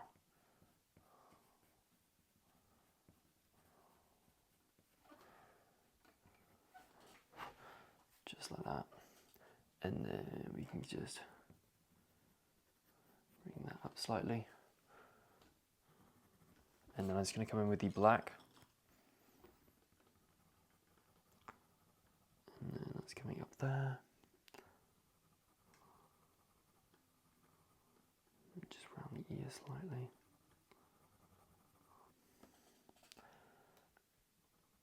And then that's just coming across there. And now I'm just going to come over some of these areas with the black pencil again. It's just working its way up. And that's coming down like that. Just like so. I can just blend that out like this. And I'm just going to make this just a little darker.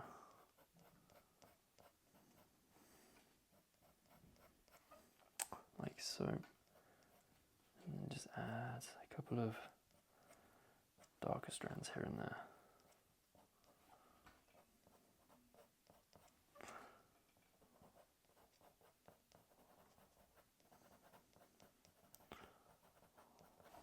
And then round like that. And then this is just coming across there.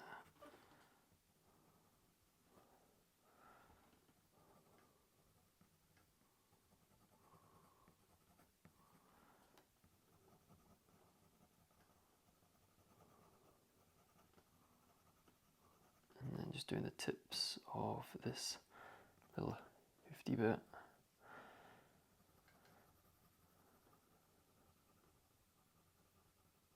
And then they can come across.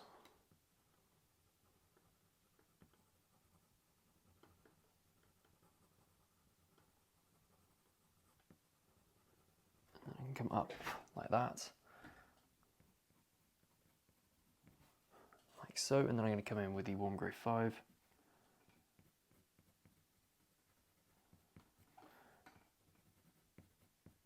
And then around. Going over there, and then across, and I reckon that is the mane looking pretty nice. So we can just come up there. I might come in with the white now, and just continue to kind of add in some flyaway hairs on the tufty bit, and also come around there, and also coming up here.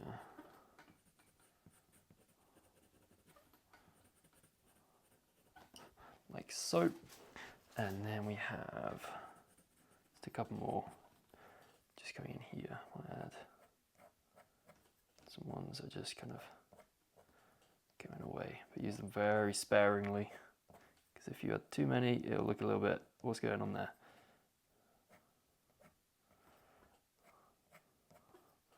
So there's nice quick strokes, just like that. Like so. And I reckon that that is the main. Actually, there's a little bit of fuzziness here. So what I'm going to do is I'm actually going to use the white pencil. I'm going to sharpen it up. So we can just blend that out slightly. It's coming down and up. Just crisping up some of that fuzziness.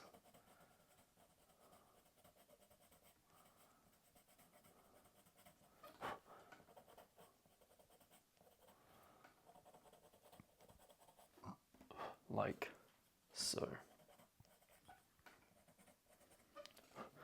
And yeah, I reckon that is the main, looking very, very cool. And the funny thing is like, what was the tutorial where we did the ears and the forelock was like an hour and about 6, I think. And yeah, this one's 55 minutes. So I think all of this area, in terms of like hair per like minute, was a bit more efficient because it's longer and a little bit more simpler, and there's kind of like less tones to it, if that makes sense, because obviously here it's very light, so you can see a lot more of it. But yeah, I hope you enjoyed this tutorial, and I shall see you in the next one. And here is a photograph of my completed mane. Right, so welcome to the next part in this horse drawing tutorial, and in this video we're going to be doing the cheek and the bridle work all over the cheek. So what we're going to do is, like always, start off with the black pencil, and we're just going to refine the shape of all the different pieces of the bridle. So just adding in and crisping up all of the different components of it. So we're going to start up here where we've already done a little bit. I'm actually going to just zoom in on my reference photo for this just to make it a little bit easier, so just bear with, there we go. And then what I'm going to do is I'm going to come in, and then we're just going to darken that up there, because in here it is very dark at the top, so we can just establish those two different layers. And then we have the buckle. This is coming up over, but then you've obviously got that part that's actually going through the leather that's just coming up there, so just ever so slightly you can just see that, and it's coming across and then down. Then we can come up, and then that's coming around like that. Then we have the leather work that's just coming over there, and then this is just the side, so it's going to be slightly thicker. You can see that just coming around like that.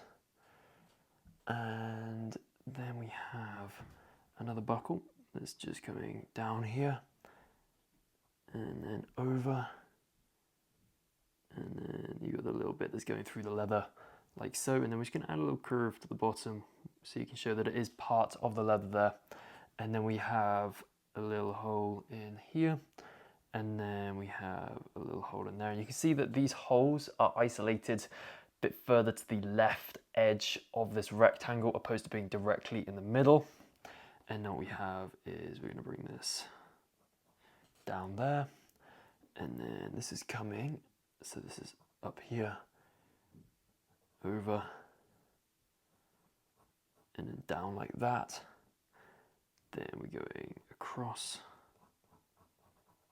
and then over like so, and then this is coming over like that. And we can just darken this up, and then we can just darken up this edge where it's connected to the head. So this is coming down like that. Then we can come across like so. Then what we can do is we can just go around this buckle here, and then across like that. So we're just thickening up this front-facing section like that, and then this is coming underneath, then over like so, and then we can just separate these different layers. But just before I do, I'm just going to sharpen up the black pencil, just so we can be nice and precise with where we're putting everything. And then what I'm going to do is come in, so just darken this up, and then, because yeah, we just need to darken up this, and can you see that it gets thicker as it gets towards the middle of this line, and then it tapers out again, so you got this kind of like tapering shape that's going on. And that's just coming in there, so it's thicker in the middle, just like that, and then we can just bring this up, and then that's just working its way down like so. Then what we're going to do is we're going to come straight across, and then that's coming up and then around, and obviously we need to connect this in here so it's not all disjointed, and then this is just coming straight over like that, and then we've just got a little dot in there, and then on this side we have, just making sure this isn't focusing on my hand because that would be very annoying. And then, yeah, that's definitely fine. I think it is. If it's been focusing on my hand up to this point and then I've just said it's fine, you're probably there shouting at the screen like, no, what's this guy doing? But whatever. From what I can tell, it's fine. Then we're coming down. So down, down, down. Doom, doom, doom, doom, doom. This is actually coming up there. And then we're just going to thicken up this shadow. Like so. And then we've also got this little tag on it, so this is coming round like that, and then coming round like so, and then we've got this rectangle on the top, this then coming round, and then round, so it's like a little curve, and then down, and then this is coming down here. So again, this is where having the reference photo is really, really useful. And then coming across, and then that's just linking in there. Then what we have is thicker part in there, and then this is actually two pieces on top of each other.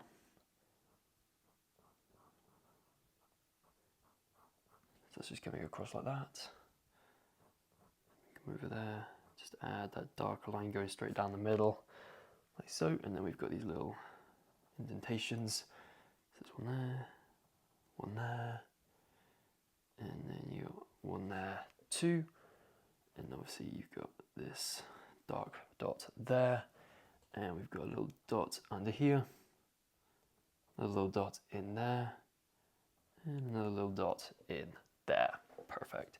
So then what we're going to do is we're going to come in with the pencil sharpener, and we're going to sharpen up the black pencil a little bit more, just so we can, as I've mentioned loads of times before, keep it nice and precise with what we're doing. So we're just coming down here, and then we're coming in with the buckle. So this is coming down, then over, then underneath like so, and then this is just coming down like that, and then underneath like so. And then obviously this is connecting to this cheek piece, which is going all the way down, down, down, down, down, and then joining in here. And that's coming up, and obviously it's a little bit thicker, and that just tapers off like so. And then I'm just going to just emphasize this, just refine that just a little bit more like that. Then we are coming round, and then over, and this is coming across. It's coming flush there, and then this is coming over, and then down. This is going all the way down here, and then up like that, and then this is going across. And again, putting another stopper in here. These are some of the larger stoppers on the bridle. And then we can come down here. And then that's going in like that. Then we have, so this is a separate part, and obviously this one here is on top of this one. So what's happening, you've got this one here, then you see a bit of the side of it, and then you've got this one, and you can obviously see the side of that one, and then we've obviously got what's going on here. So that's the side of that one, that's the side of that one. Huh. Something's gone a bit awry here. So, yeah. Huh. So what's happened is it's almost like this one. So this gap here, this middle gap, this slightly lighter gap, it kind of merges in this area here. So it kind of comes in there. And then what we're left with is if we just make this the thicker part, and then this is coming out there, and then that's right. Just thicken this up here. So yeah, leather is pretty tricky. It sometimes just like plays mind games. It's a bit like, what's going on? And then we can come up here, add another stopper in, coming up, and then over, and then that's coming in there. So down, down, and then this is coming over like that, and then just working its way up here,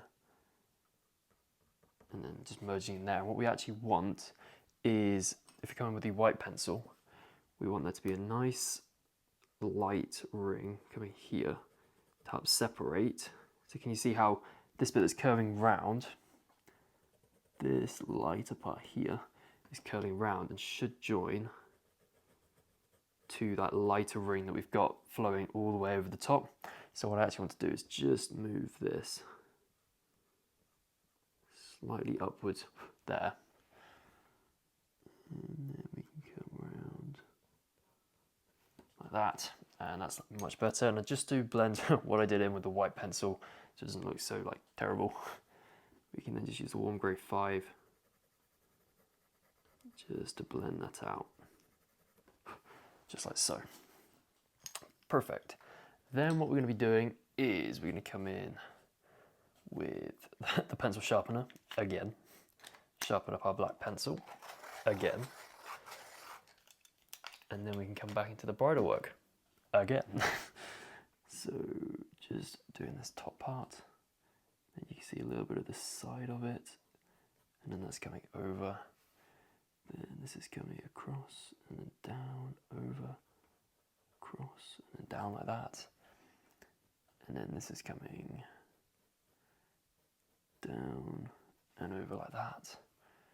And then you've got the little thing that's slotting in there. And then this is coming round, and then across, and then across here.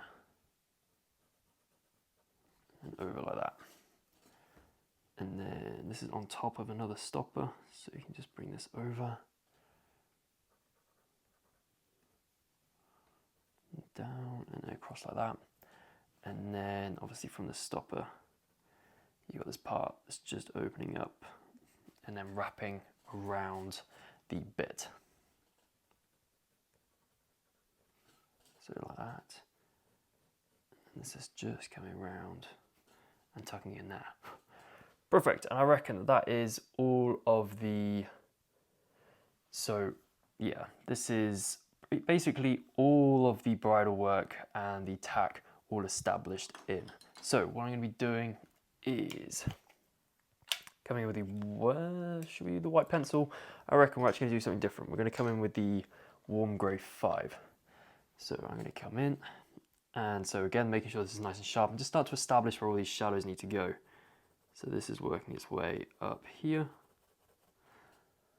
and then this is coming down like this, and then we can come over on this little buckle there, not the buckle, the stopper, and then we can just come underneath and under like that.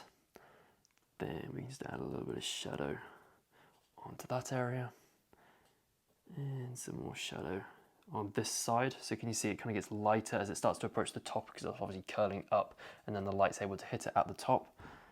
And then we got this bit here that's kind of being covered by this bit, and then we've got this one that's coming across, and then this is coming over like so, and then over like that, and then at the end we're just going to come over with this warm grey 5 just over like this, and then across, and then this is just wrapping over there. So this is just at really roughly jotting it all in. Obviously we're going to refine it a lot more throughout this video. And then this is coming over and across like that. And then that's just coming in there. So I just want to come in with the black just very quickly and just establish this side part that's just coming up there. It's a little bit darker in like that. Then I'm going to come in just here, just darken that up just a little bit more. And then that's coming round. And I'm going to use this just in this area down there. And then over like that. And that's just coming up. And then across like so. And then that's coming under there. And then round, just like that. So then what I'm going to do is we're going to add a little bit of blue. So just like we've done on the nose band and the brow band, we're just going to increase the kind of color saturation and show that reflection from the sky by adding a little bit of blue. That's coming over there, a little bit in there. We're just going to add a little bit to the top like that, and then up here, a little bit up there, a smidge in there, then coming over, and then over, and round, and then up,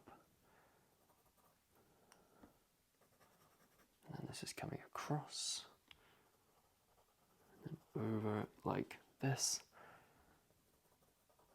and then under like that, and then just working our way down like so. So again, just getting in just some pigment that we can then blend in a second. So what I want to do now is I actually want to come in with the white pencil and just add in where all the highlights need to go. So just like we did with the black pencil where we've just added in all these shadows, we're just going to add those like really, really bright highlights with this white pencil. So starting off with this edge of the tack.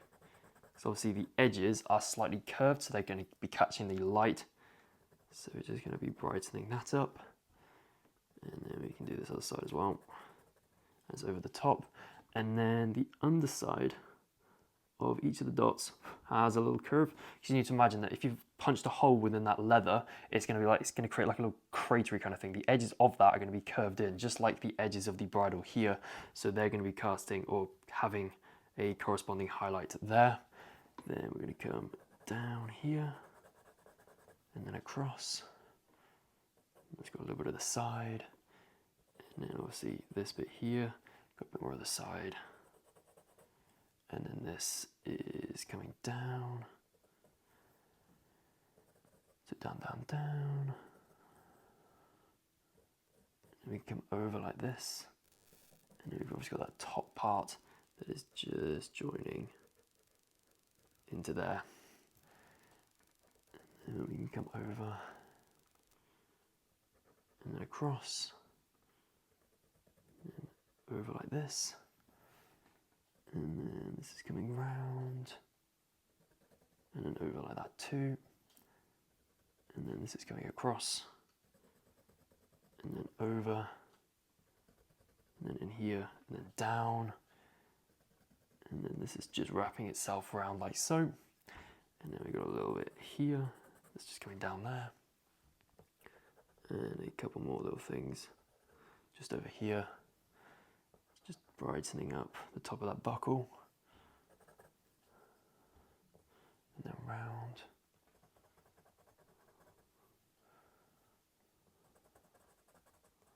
and that's just coming across, and then we can just brighten that up, just in there, a little bit in there, a little bit down, and then this is just coming through.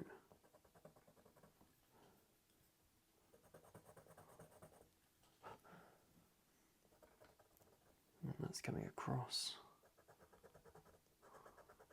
and then over, and to be honest, I'm not too happy with this. So can you see how it looks like it's kind of expanding outwards? So I reckon what we're going to do is we're actually just going to rub that out. Where is my stuff? Where is my electric eraser thing? I should really probably tidy my studio. It's a bit of a mess. I can't really find anything. It's not very practical. I've got a box full of things. Is it in here? Hopefully.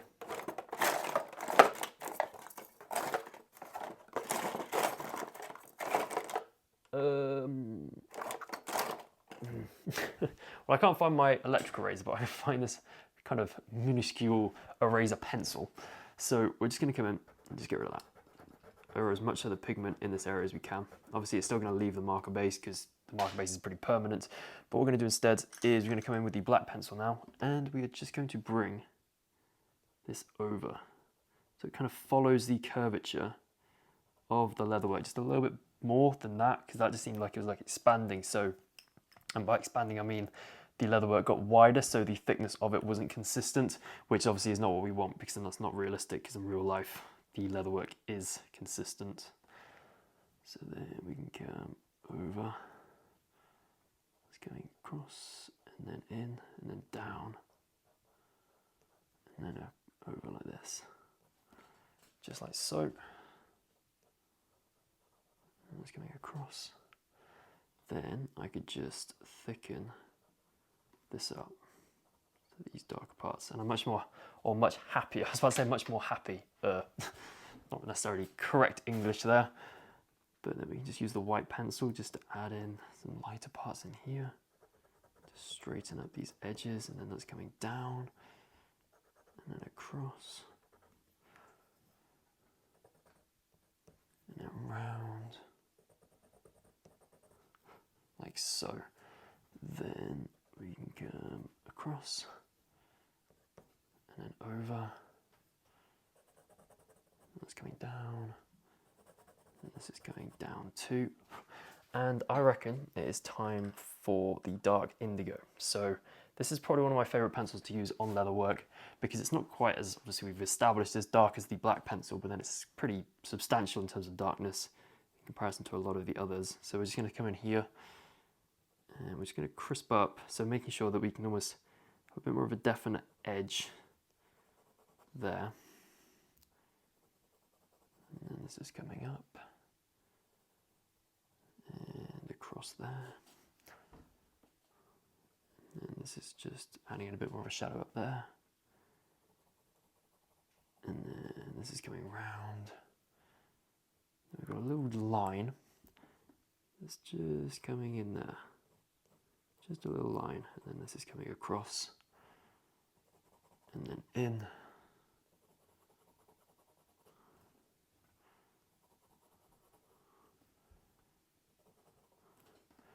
and then we can come up there, and then over,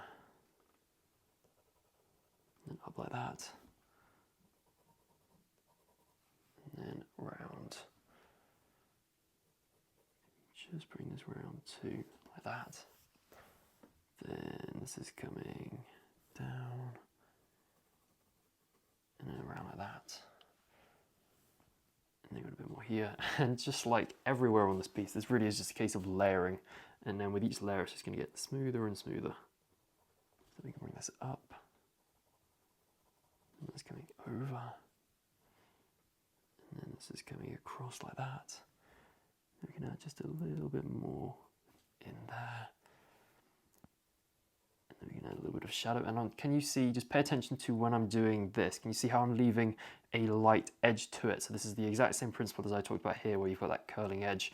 And this is just helping to show that on all of the different or other different leather pieces. So it's coming over there. Then we need to bring this shadow up slightly. And then that's coming in here. And then we've got this that's just coming down and over like that. It's coming across and in. We can just darken that up. And then that's coming through. And down and around. And I just want to go over the top of this buckle. And then that's coming in like that. It's just having to separate those two buckles out. And obviously these shadows here are really quite dark. So you can just darken those up. And then we can come up like that. And then I'm going to come in with the Warm Grey 5. So again, this pencil's taken a bit of a beating during this. It's got a little bit shorter than it was at the start. So then we can come up. So up and up and up, not necessarily worrying too much about going over those black areas, because then we can come in with the black pencil in a second and then kind of redefine them. That's coming over, come across like that, that darker part in there, it's just slightly darker in there, then we can add a little bit more in that area, a smidge more over there. We can just darken up that gap. And we can sort out this gap down here too. And this is coming across. And then we're coming up here. Then we can just darken up this little buckle. And then we can come across. And then we can come in here.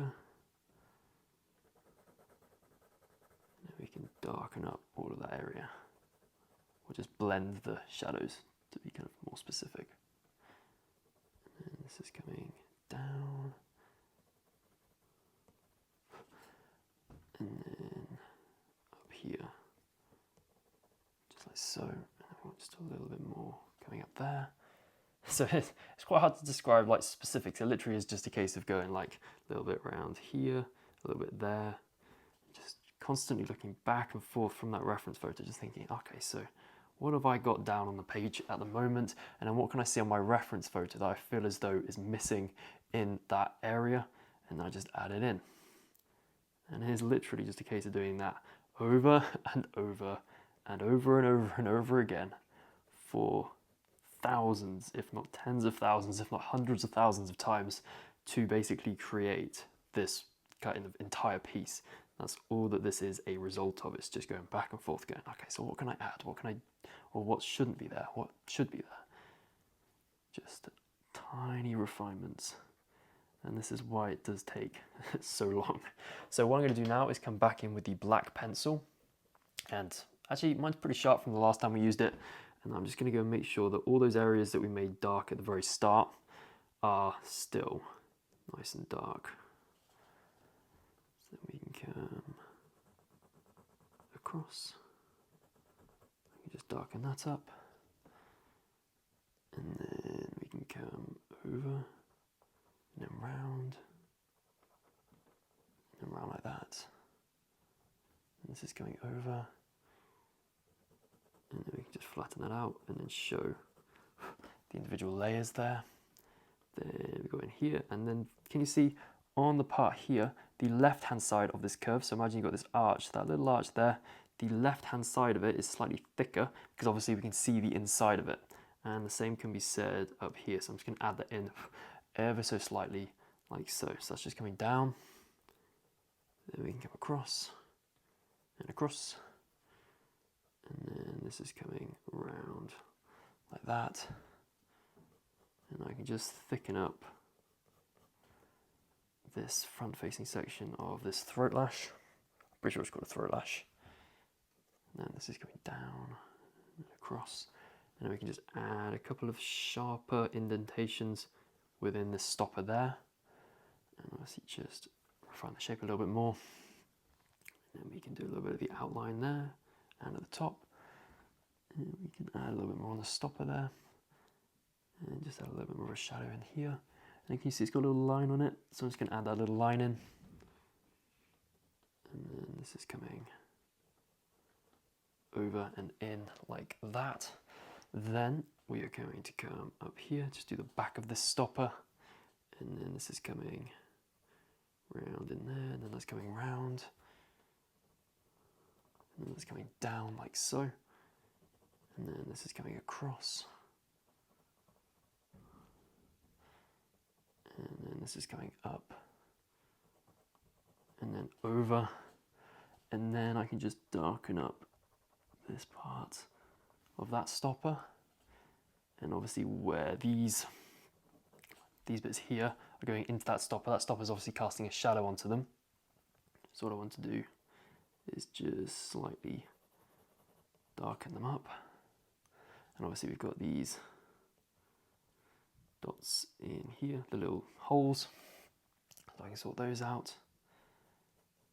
And then that's coming down, and then coming up and around like that. I can then just add a little bit more up here. And then this is coming round and down. And then this is coming across. And then over like that. And then across like so. And then we can just bring this across, down. And then this is coming up, so just darkening up that bottom. And then that's coming down here. And then I'm going to go under there. Just got a little bit of darkness in here. A little bit over there too. That's going round. Then we can just darken that up. And then here too. And then this little gap. And then just this front part here. Just like that. And then this is coming round. And then in like that. Just like so. And then we can just start to indicate the bit in, but we can do that a little bit later. It's coming around like that. Then what I'm going to do is I'm going to come in with the Warm Grey 2, and I'm going to go over pretty much a lot of, or pretty much all of what we've just done, like that. It's coming over, and then across, and then over like that, and then down, and then this is coming down as well.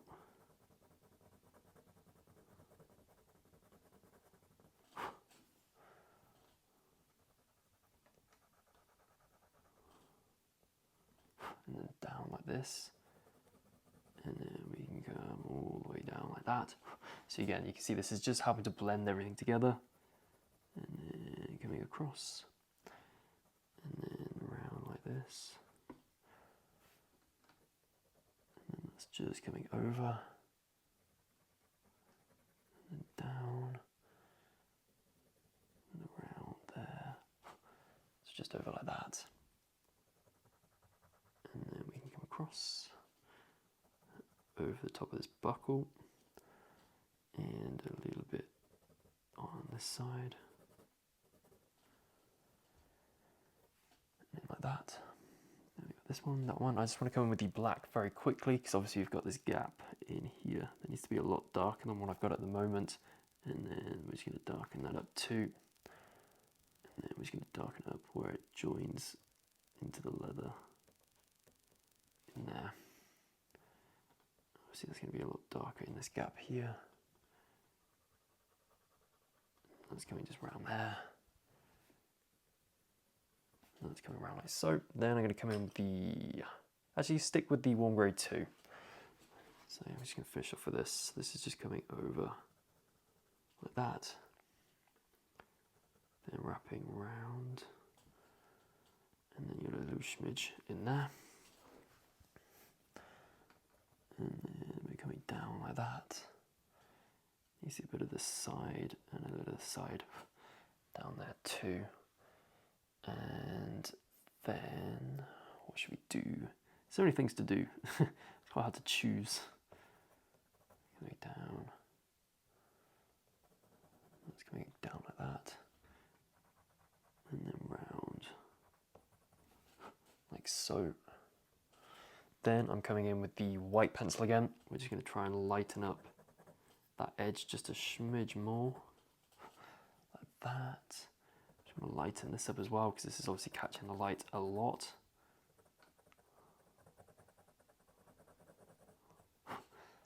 And then we just want to add a couple more brighter highlights coming down there.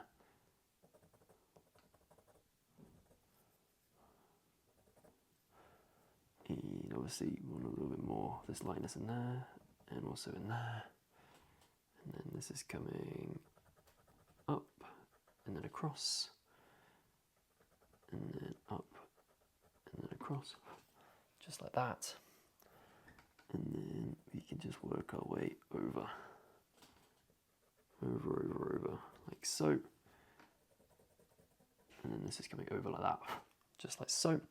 Then I can come in with the black pencil, just sort out this gap in there, and around like so.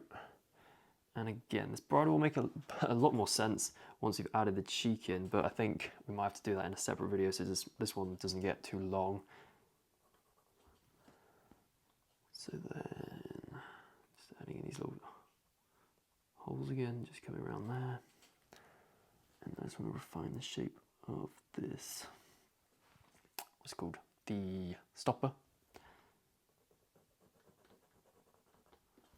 Coming down. And then we just add a little bit more in here.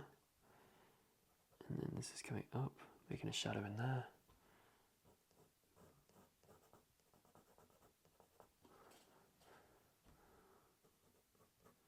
And then round, and then this is coming in and up like so, and then coming in there, that's coming down,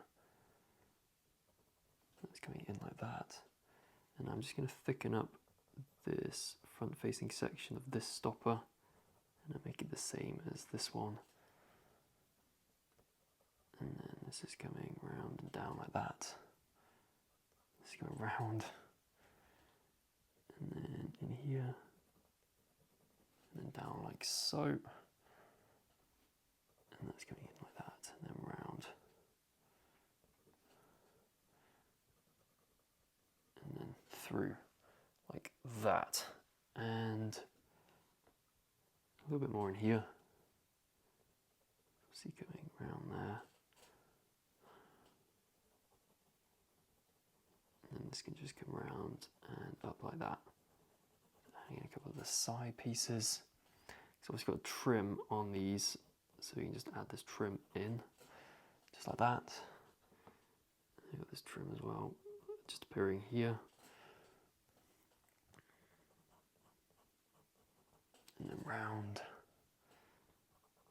And we can come over and adding in a little bit more in here. And then across like that. And then just darken up the base of that, because obviously, as I spoke about when doing the mane, you want the darkest shadows like of the mane to be the same as the darkest shadows of like elsewhere, so it looks nice and consistent. That's coming up. Just darken this up. That's coming around. And that's coming over. Really want to darken up that part.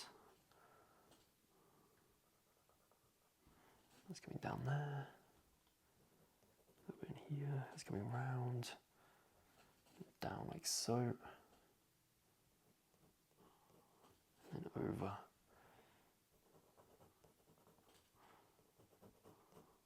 And across, just like that. And then we've got this little bit in here. It's going around like so, just slotting in. Then I want to come in with the warm grey 2 and then just add a little bit of shading to the buckles, just like that. And then just still with this warm grey 2, just blend this in. And actually I want to just make sure that these leather pieces are going all the way up to the edge of those buckles, just like that. And then this is just coming up there. Then I can come in with the white and across like that. And then this is coming across like so. And then it's going down. This is going down, down. And then you got a little bit in here. It's coming over. And down like that. And then over like so. Then I want to come in across. Just over. And then a little bit in there. And I can just do the stopper down here prior to doing that bit. So yeah, I reckon, actually no, just before we stop, I'm going to come in with the white just over this, so it's like doesn't feel left out, just like so. So yeah, I'm going to say that that is the kind of bridle done. Obviously it's kind of like in an ugly stage at the moment because it's connected to a lot of like marker base, which isn't necessarily the most kind of nice looking thing to look at. So in the next video we're going to sort out the cheek and obviously the area around it, and it will make a lot more sense, and we can then add some refinements to the bridle as we do so too. So yeah, hope you enjoyed this video, and I shall see you in the next one. And like always, here's a photograph of my drawing at the end of this tutorial. Right, so welcome back to the next part in this horse drawing tutorial, and in this video we're going to be doing the cheek just like we were supposed to in the previous video, but I obviously ran out of time in order to do that. So yeah, we're diving in with the black pencil like always to begin with, and we're just going to jot in the darkest shadows. So we're going to start off in the corner here, and we're just going to bring this down, and obviously the cheek we can obviously have, or we can see a lot of this hair texture that's just working its way down. So this is like a bit of a shadow from this kind of leather part here, because obviously this leather isn't flush against his head. There's like a little bit, yeah, so this part up here is not flush, so there's a little light gap between it and the shadow, but then this is going down, down, down, down, down, and then it joins, or it goes to the edge in here. So this part here is flush with his head, so this is resting on his cheek there, but this part isn't. And this is how we convey that, by having a little light ring that separates the shadow from that part there. Then we can come across, and then this is coming down and across like that. And then we've just got these little structures going on, so we can just indicate these in. So this is coming across, and then over here, that's going down. Again, start to angle. So on the cheek, what we have is the hair direction. It's coming down this way, and then it's coming across, and then it starts to curl round that way as we're coming down. So it's kind of in the middle of the cheek, it's kind of coming straight down now. And then as we're coming across, it starts to come back around like this. So this is just working its way up. And over like so. And then we can just go around the bit, just like that. Like this, so, and then we're just going to go around just so we don't accidentally go over this bit shape, because we want to try and keep the bit actually quite free of pigment, so it stays nice and bright. It's coming over, and we can come down.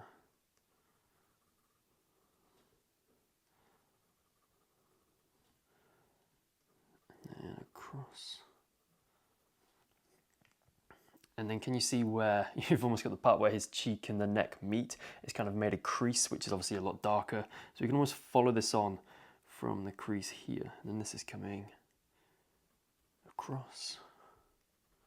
And then just darken that up. And that's coming down. And actually, can you see how in the marker base, we actually put this in the right place. So I actually need to come down further with this shadow now.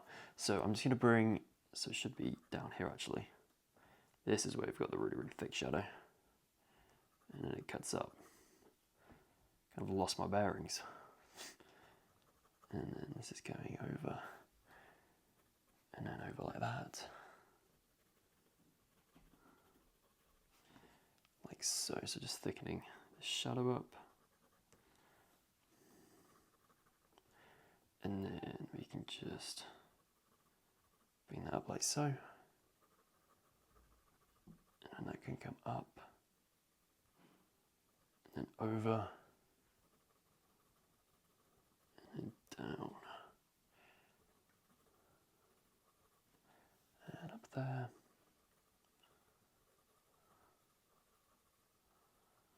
and across. The number of times I've probably said up, across, down, and sideways and stuff like that during like all of these tutorials. Like ridiculous. I think I've mentioned before I should have like a, is it a preposition? That's the kind of correct English term for kind of sharing where things are in relation to other things. So yeah, a preposition jar.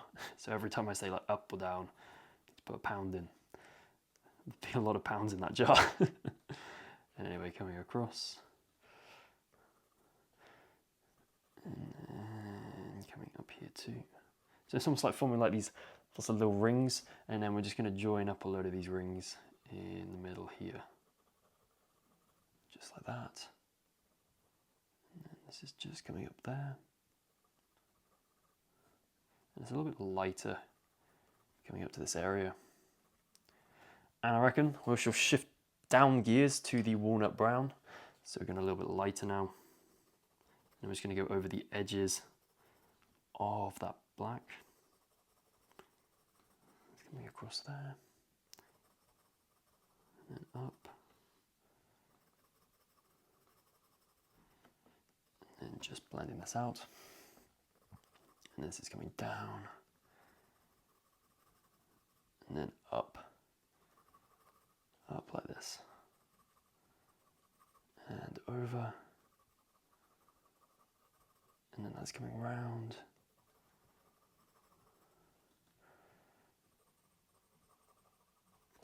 And a little bit up like that, and you can see it does get a little bit lighter up here, so we're just going to ease off the amount of pressure that we're using with this walnut brown.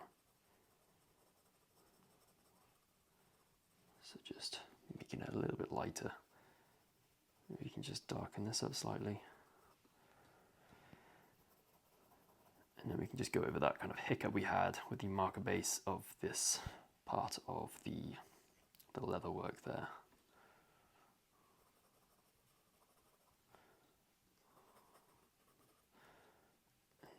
This is coming up like so. Then what I'm going to do is I'm going to come in with the warm grey 5 now. And we're just going to continue to build this out. So just using this to basically blend from those walnut brown areas to those slightly lighter areas, just like that. And particularly down here, just starting to burnish the paper a little bit more, still using pencil strokes that are going in the direction that the hair is flowing in. And then this is coming down, then up, and we're just coming into this area, like so, and then this is coming up there,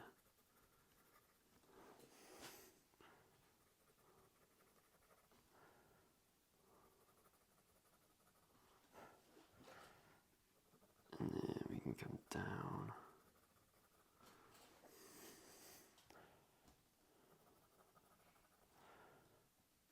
and up,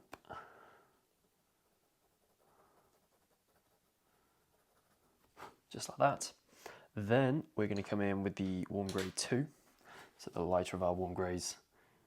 And just use this again to add some of this hair texture, because it's obviously lighter. It's going to be, you're going to be able to see it a lot better. This is coming up and round like that. Let me just add that lighter streak of hair like so. And then this is coming round.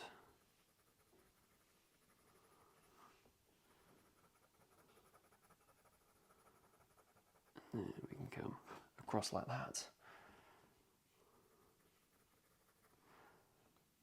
And then we've got a little bit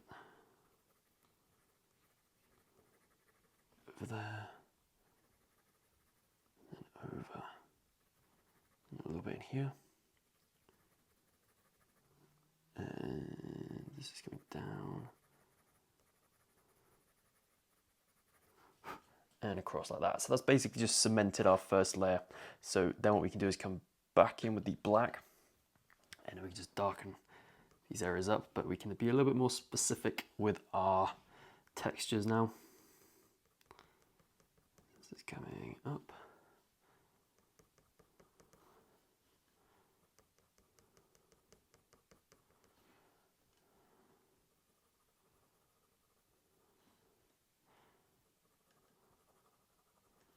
So this is just working its way up like that.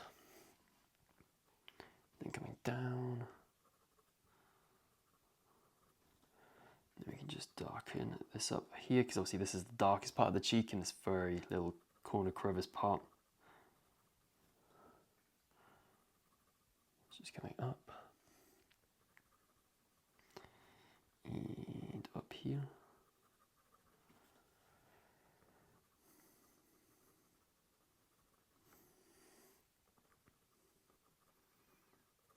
I can come across.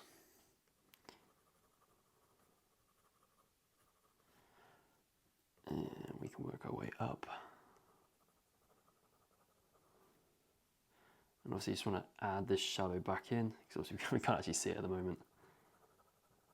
This is coming up. And over like that. And we can bring this across and down again. You can see that this texture within the hair is starting to come out. And I just want to quickly come in with, let's go, the burnt ochre. And we're just going to add a smidge of that orange just down here, just in this streak like that. Then what I'm going to do is I'm going to come in with the walnut brown again. So this is the walnut brown, and we're just going to go over and just blend those dark shadows that we've just done with the black.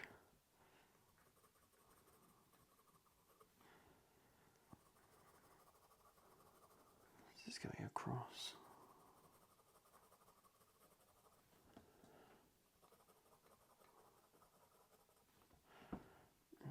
And this is coming over like that.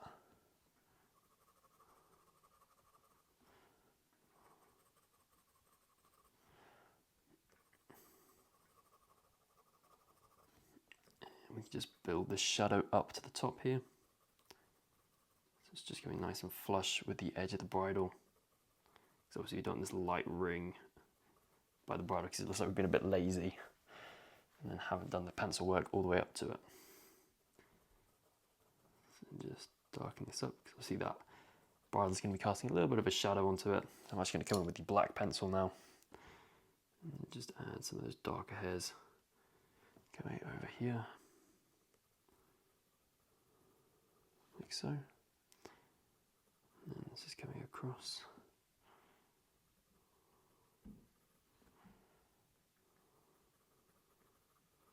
So this is down and in here. And then we're going on the underside, and then this is coming over. It's cutting in there. And we darken the top up and in there too. And I'm just going to go around this buckle. So like I said in the previous video, we can just refine the leather work now that we're on the cheek. So it's coming down there. just darken that up too. And then a little bit over there. And then across. And that's just joining in like so. And then that's coming round and across there. And you can just darken that up there. So it's these teeny tiny little things that we can just add in. Over like that.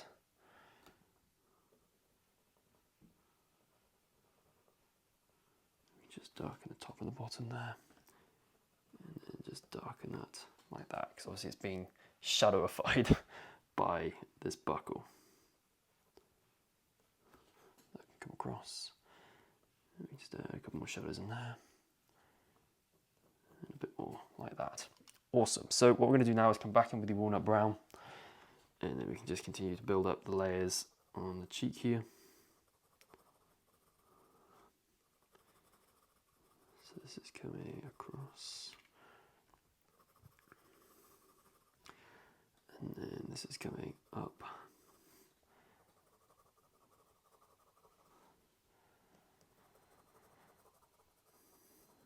And over like that. And then up like so. And then I'm going to come in with the warm grey 5 again, and I'm just going to use this starting here and then coming down, and then just obviously burnishing the paper just a little bit more so we get rid of that any kind of graininess that we have left, because yes, we do have the marker base stopping those white grains showing through, but as I mentioned before as well in this video, just having that nice solid foundation of pencils on top of that marker base is the ultimate way to get that really nice solid burnished finish. So then coming in the warm grey 2, just coming in like this final time, just adding a couple of those little hairs in those lighter areas. So you can just bring this over there,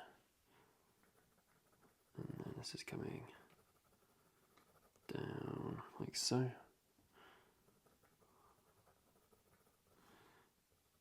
And across. Just like that. And I reckon that's the cheek looking pretty nice. So what I want to do now is I'm going to start to work up here. So I'm just going to move the camera up. Then I'm just going to move the table down a little bit. And then I'm going to come in with the black pencil. I'm just going to refine the shape of the part that's going over the top of his ears there. So this is coming down like that, so you can see it starts thick here and then it disappears. It kind of comes to a point like that as it's going behind his ears. Then I'm going to come in with the black around here and just do this part of the brow band that's connecting to the rest of the bridle. So it's going up, over, down, and then across like so. Then this is coming down like that, and then over and in like so. And then what I want to do, just add the shadows on the kind of part of the ear that's connected to the rest of his head, because at the moment that's just exposed marker base. And we can just come in and around like that. And then again, this is just going to help emphasize the kind of the forelock as well. So we can just bring this down. It's getting a little bit darker into that corner. And it's going up there. And then across. And then up. Then I'm going to come in with the warm grey 2. So this is coming up. And over. And down and then round like this. And I can just fill the space in. Like that. And I don't know why I did that. I kind of came up a little bit too fast. What I'm going to do is I'm just going to cut that in, and then this is coming around there. Then I'm coming in with the walnut brown again. Just make sure I'm not out of the screen. So this is coming over there. And then I can just add this in like that. Then we've got all of these gaps over like that. So these are the, just going over the ends of the forelock. Obviously you can see a little bit of this under the forelock. And then we can come up like that. Then I'm going to come in with the warm grey 2. And then this is coming round. And then over there. And then over. And then in like that. And then what I'm going to do is I'm going to come in with the warm grey 5. And we're going to add a little bit of shadow. Just working its way over like that. And this is kind of forming a point that's coming in there, just like so. And then what I'm going to do is I'm going to come in with the light ultramarine, just get a little bit of that blue. Then I'm going to come in with the warm grey 2, and we're just going to go over this, because annoyingly we don't have any cool greys in this set, and cool greys are a little bit better suited to bridal work, but whatever, we're going to stick with the warm greys. So this is coming around and up like this,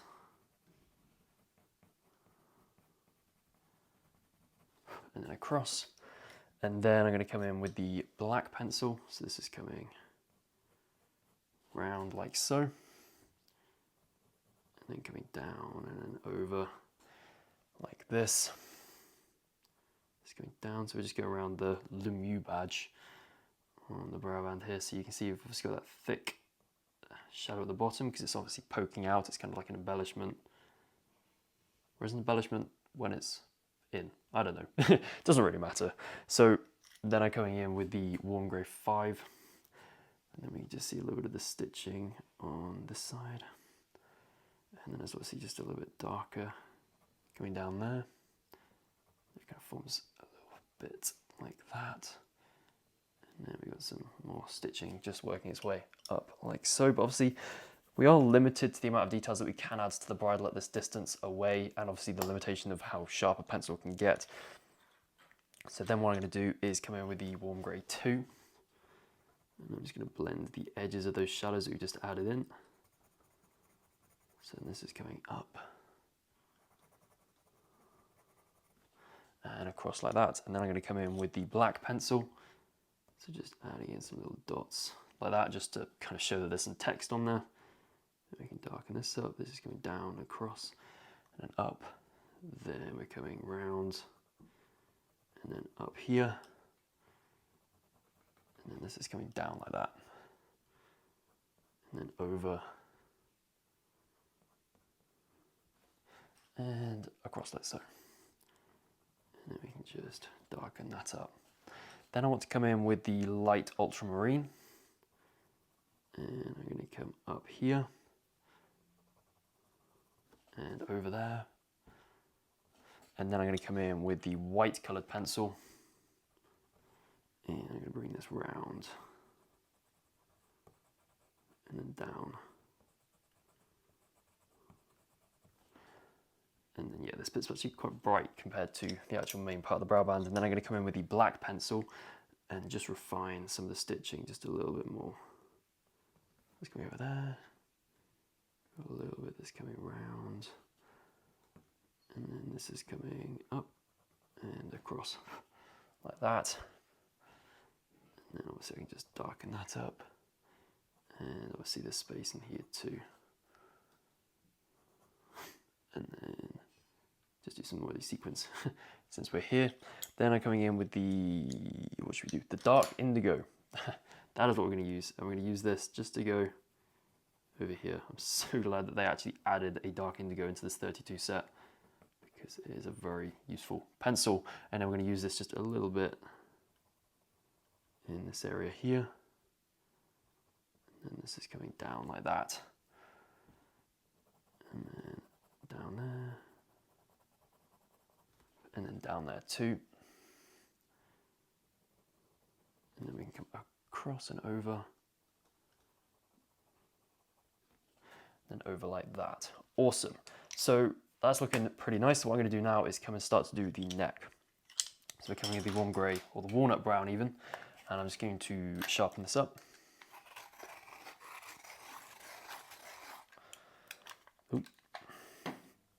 And then this is coming down here. And actually, can you see from what I can see here, we actually need to bring this down. So the angle here just needs to be a little bit sharper. So I'm going to come in with the black pencil, and then this is coming down like this. So there you go, that's better. And then we're just going to continue this actually, since we've got the black pencil, just these different muscular structures. This is going round. And then we've got this little shadow that's just kind of trailing up here. And it's then in here. It's then coming down like that. Then this is joining into that area like so. And across. And then down like that. So then what I'm going to do is I'm going to come in with we're going to come back in with the walnut brown actually and just continue that trail of thought that I was on prior to just doing that bit with the black pencil. So this is coming over here and across. It's just sticking up like so. And this is going down. And then you've got this main shadow that's kind of coming across. And can you just see the direction of the pencil strokes I'm using? So this is now coming down. This hair's going down the neck now. So this is going across. We can just darken this up. That's going down. Down here. It's just working its way. Just move the camera angle slightly. And then we're coming down. And then we can just thicken this up so it's slightly darker here so we can press a little bit harder. This is coming across. And then down like that. And then that's coming up.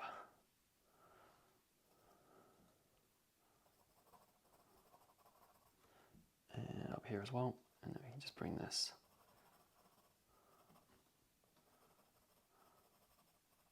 round and over. And then we obviously just bring that to here. And again, just adding in that slight variation so it looks quite nice and natural, so there's no like specific pattern to it. And I'm then, actually, can you see that up here, so this kind of area there, this is very like grey. There's almost no brown in this area, but obviously here we've kind of got that continuation from that brownness from his face that's coming down, and it's basically just all over like the lower part of his neck, whereas this part here is basically predominantly black. So we're just going to bear that in mind as we proceed. So we can just add a little bit more shadow over there and here,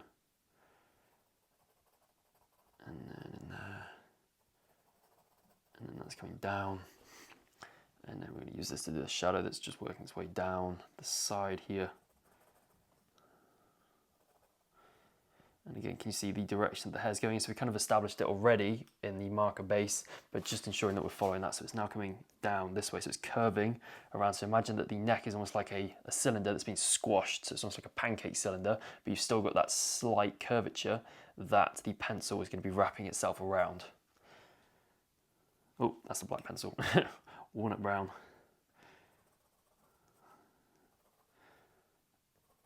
And then this is just coming down.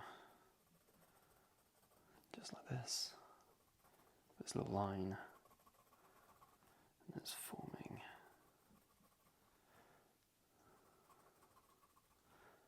this streak up here.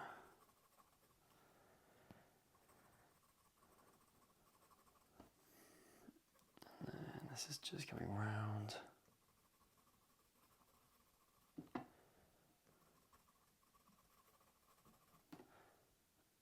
And then just working our way up like that. So I reckon that's what I'm going to do for the time being with the brown. So what I want to do now is actually come in with the warm grey 5. And I'm just going to use it to go over the edges of that walnut brown. So going in here. And then this is just coming up. then this is going down.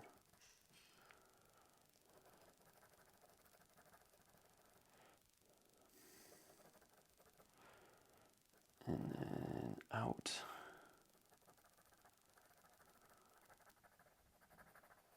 Like so. And then we've got this shadow in here. And then we've got this little shadow in here too.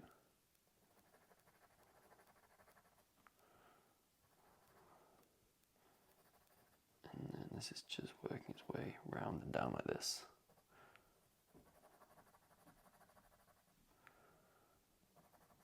And it's coming down, so we can just start to highlight this different separate muscles or the layers within the neck. And then we can just bring this up. It's coming over like that.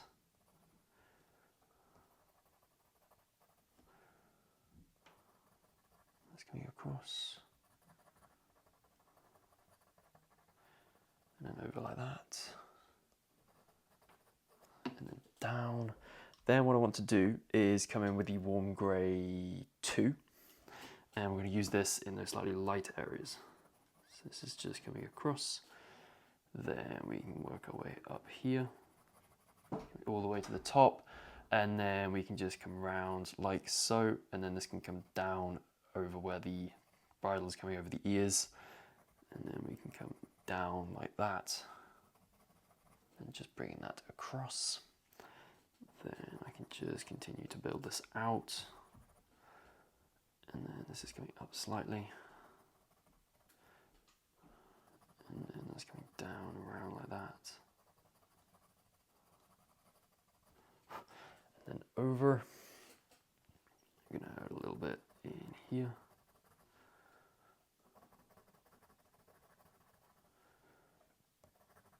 And then across like that.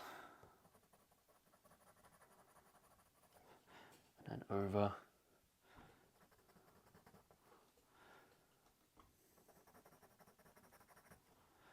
And then we can just continue to just kind of blend out the pigment that we've got down so far. Just being like, okay, so we've got a little highlight in this area. And then we can just bring this down. Just coming across. And then what I'm going to do is I'm actually just going to come back in, or not back in, but I'm going to come in with the dark indigo now. And I'm just going to come in, just start to darken up some of those shadows just a little bit more because they're getting a little bit lost. So this is coming down and then up here. Then over.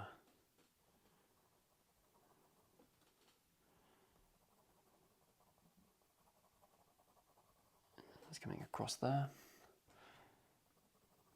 And then we just bring this shadow. It's just coming down, it gets a little bit thinner in this area, and then it thickens out again as it joins to the shadow. And then we can just add some of those darker, kind of deeper shadows within the hair in there. And you got a little bit coming round.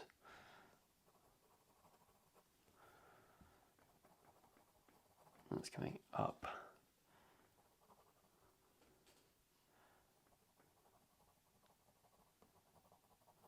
And it's coming across like that. And over like so. And then I'm going to come back in with the warm grey 5 now. And I'm actually just going to sharpen it up. Wherever is my sharpener? There it is. And just sharpening this up. Then I can come back in. Ooh. And just kind of dull down that blue, because we're starting to look a little bit too blue. Looking like some sort of like Smurf horse. And then we can come down. And just add a little bit in here. Just like that. So again, just like elsewhere on the piece, it's just a case of using loads and loads of layers. And this is the thing with like drawing any kind of animal with any sort of like texture to its skin, which is pretty much every single animal, or with hair, obviously in this case. It just takes forever. Just building up the layers, gradually adding more and more details. And you just got to stick with it and push it through that ugly stage. And that's kind of where most people don't. They kind of get to this point where they're like, oh, this just looks a bit naff. And then they're like, this is just part of the process. This stage here, it just has to be done in order to make the cool looking textures that we want. So that's coming across. That's coming down there. And then what I want to do is come in with the black pencil now. So this is coming over like that. So again, just adding a little bit of texture with this too. And we can just add a little bit up there. And then I can just start to pull this down. And we obviously want this hair to go all the way flush with this part of the brow band. And then that's coming across. And then over. And then I'm just going to sharpen up this black pencil just so we can be nice and precise with our details. And then coming back in, we can then just darken this up.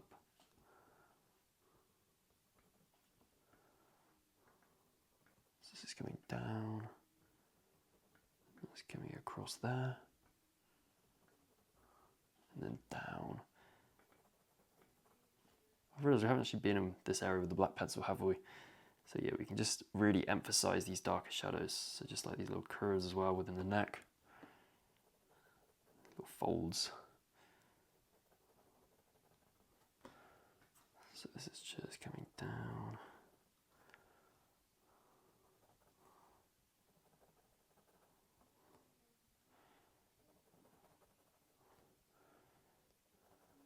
And that's coming up.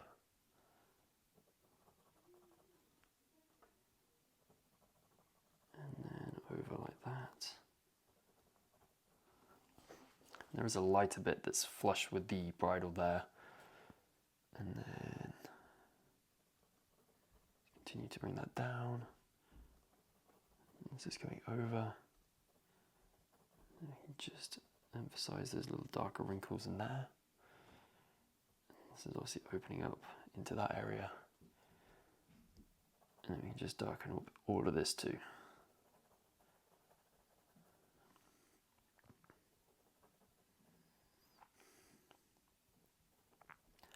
And that's coming up.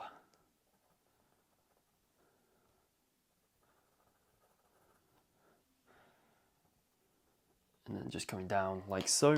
Then what I'm going to do is I'm going to come in with the white pencil now. And I'm basically just going to go over a lot of this and just blend it all out.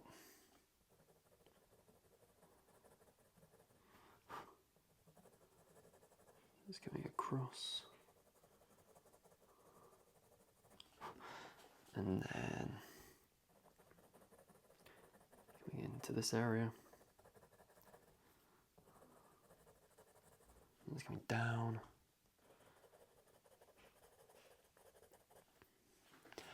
And then this is coming up.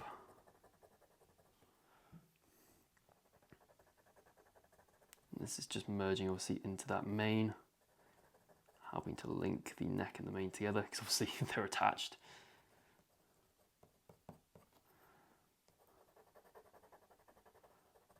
It's just working its way over like that. So I can just blend this together. And then just smooth it out because obviously the hair's not quite as long as what I've got it there. And then we can just come in here.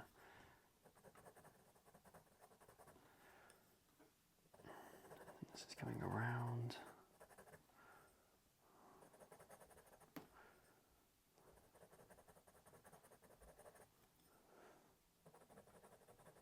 And then this is coming down like that. And then we can just bring this down. And again, just using that white pencil to go in between some of those darker strokes to start adding in a little bit of that texture. When I say start, we've kind of already got a bit of texture down there already. And then what I'm going to do is I'm going to come back in with the walnut brown. So just sharpen this up.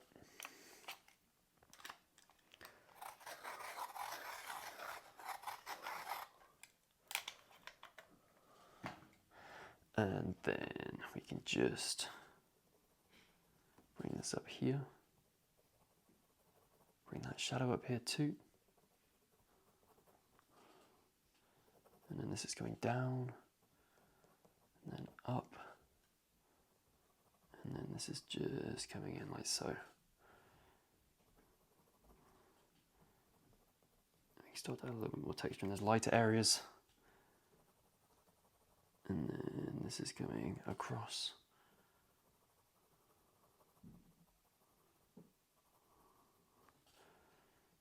And then that's just going over there.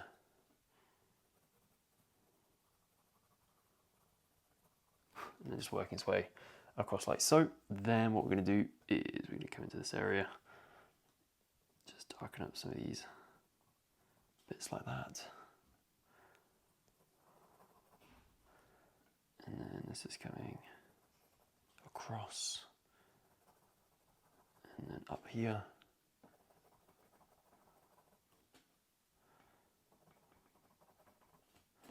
And then down.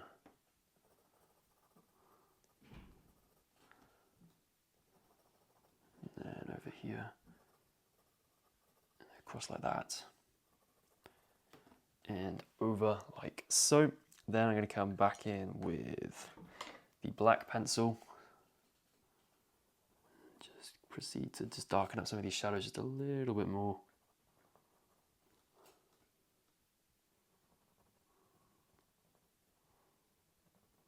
Coming down there. And then this can just work its way up. And then we can darken that up too. I can come over. And it just brings itself into there. And then across like that. And then over like so. Then what I'm going to do is come in with the warm grade 2. And then just start to blend this out.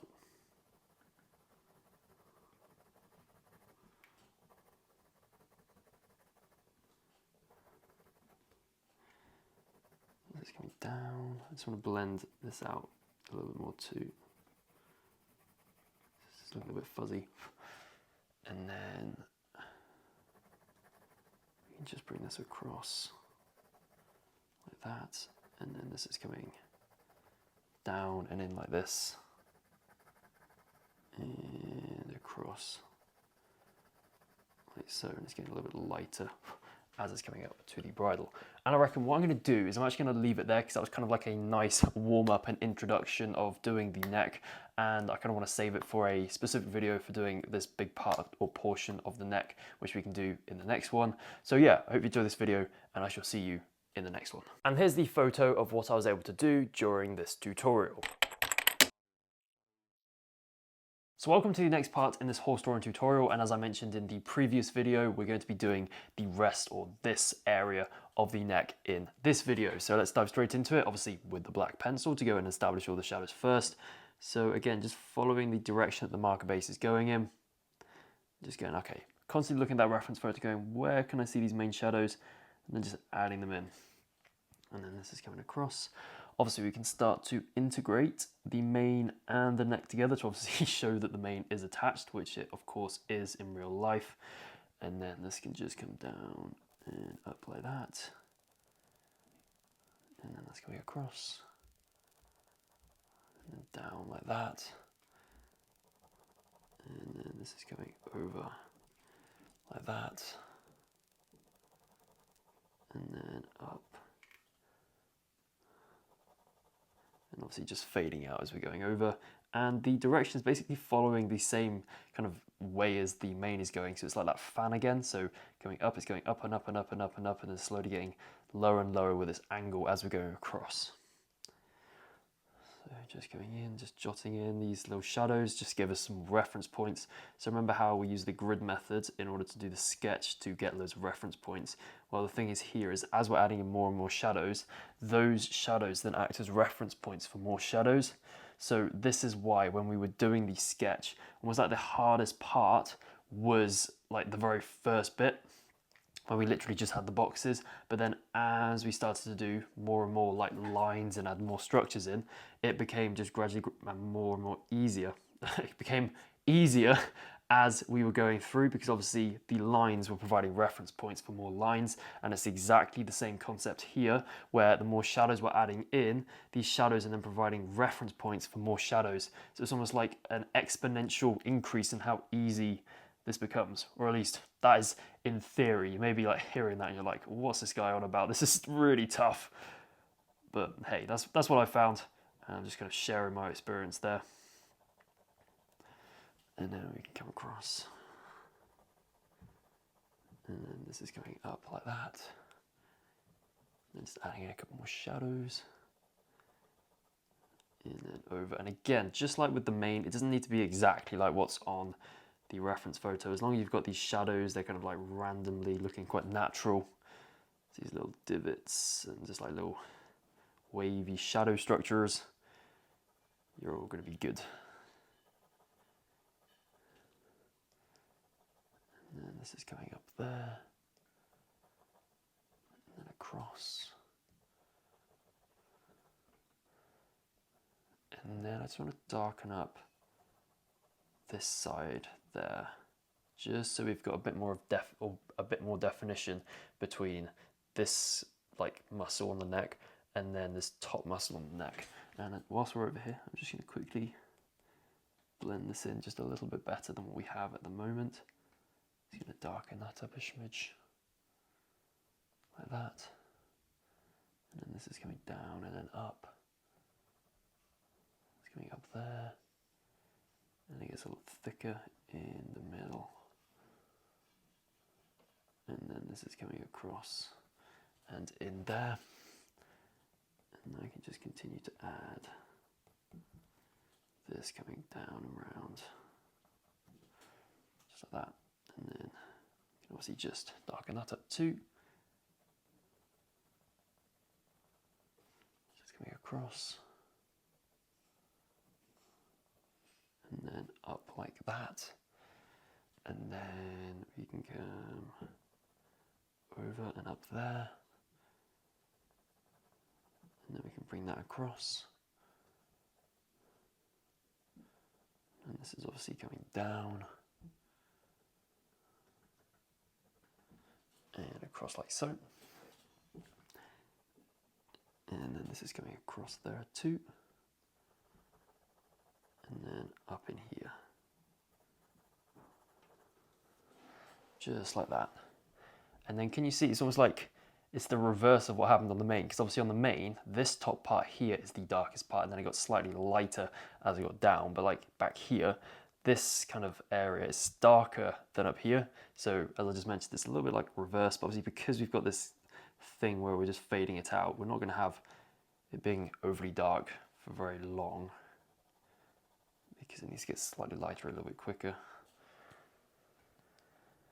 So just again, moving my hands just to get the angle correct. This is coming down there. And we can just work our way across now. So working our way over and over and over and over. And we can add just a little bit more coming down here.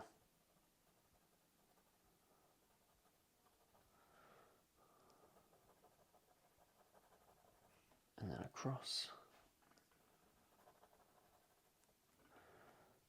And then we can come over here as well.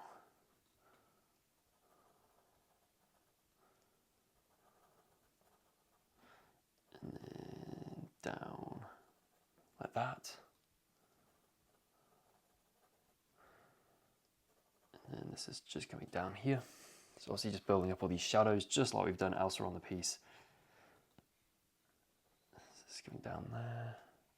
I think we did a pretty good job of actually adding in a lot of these shadows whilst we were doing the marker base. So it's basically just been a case of emphasizing those. Then I can bring this down. This is then just coming up there.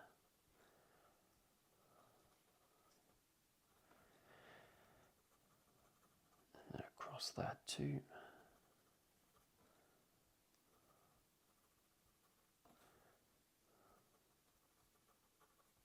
And then up.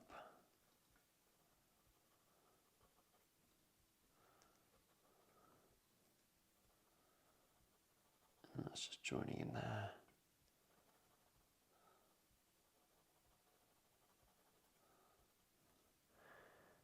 And then this is coming in here too.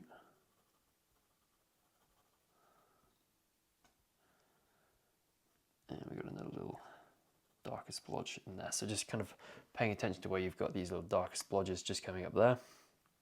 And then we've got this part that's just, what's going on here? Just trying to get my bearings again.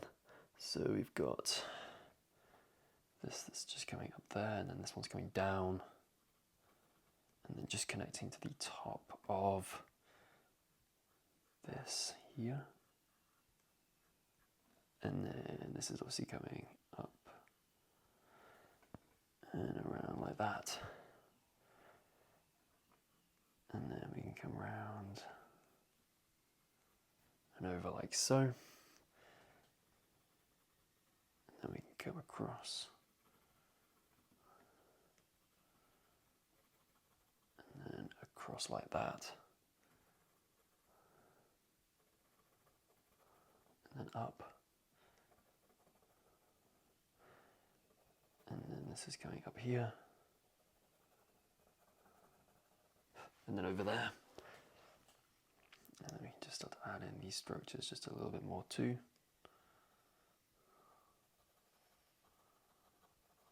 And up here. And then this is just coming down like that.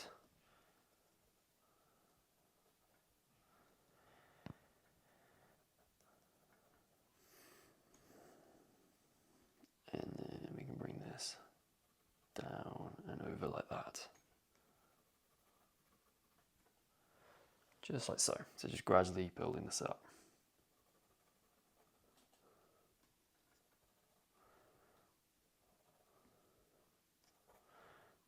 And then just start to darken this shadow up here.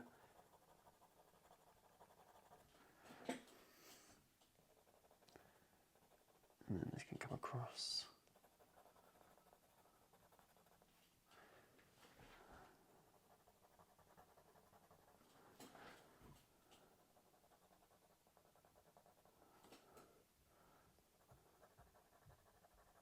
And then over there too.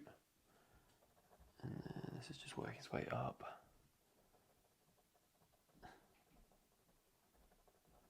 And then we can just bring that across.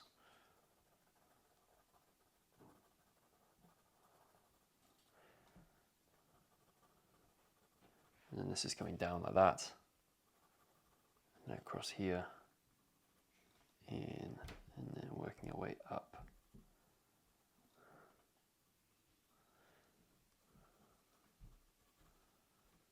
And up there. And then this is going down.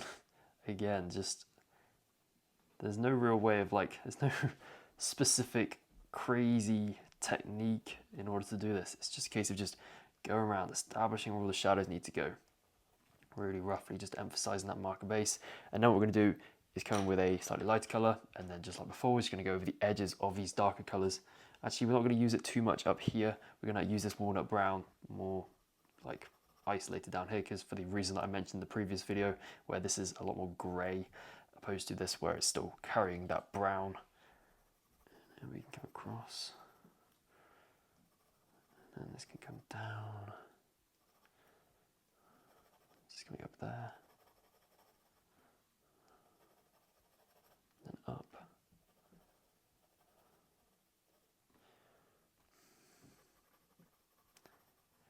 And across here.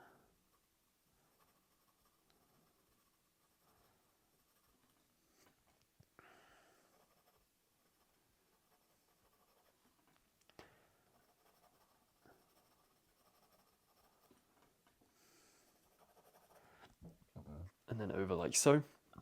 And what I'm going to do is, I'm actually going to come in with the dark indigo now, where art thou is here, and I'm going to use this just up here, just to bring that up.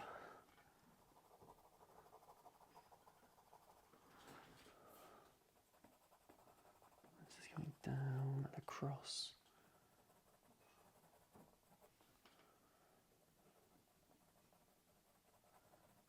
there. And round like so. Then this is coming up and across. And then over like that. That's coming down. I'm actually just going to heighten this angle just slightly. Here. Again, this is just getting some more pigment down. And then this is coming down like that.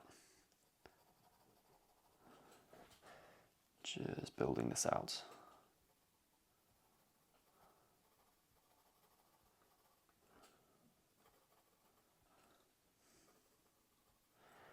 And this is coming across. And then over like that.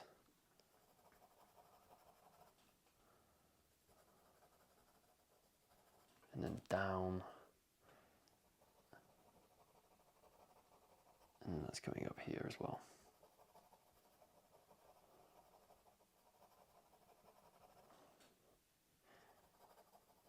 Then over and down like that. And then up like so. Then what we're going to do is we're going to come in with the 1 grey 5, make sure it's nice and sharp. Mine's not too sharp at the moment.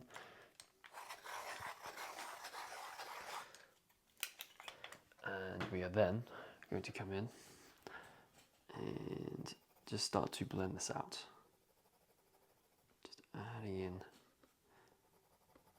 a little bit more pigment just to smooth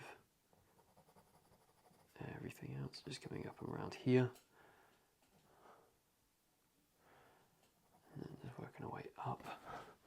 Just shifting my body position occasionally, and then obviously that's helping to move my hand up. And then we can come down, just making sure the angle's just a little bit higher up here than what I've got at the moment.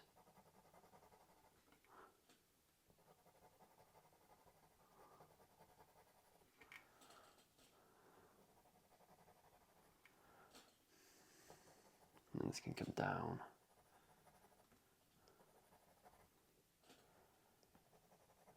And around.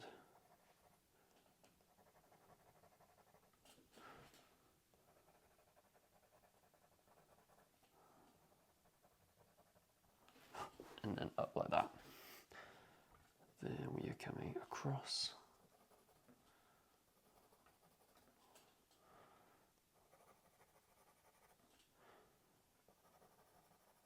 And up there. Then this is coming round.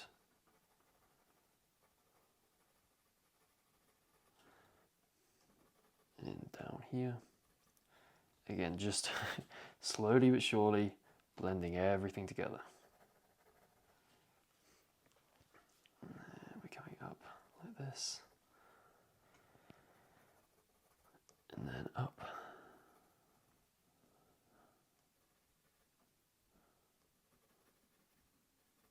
And then over like so. And I'm just going to blend the edge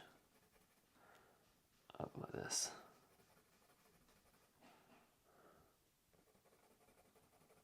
And that's coming around.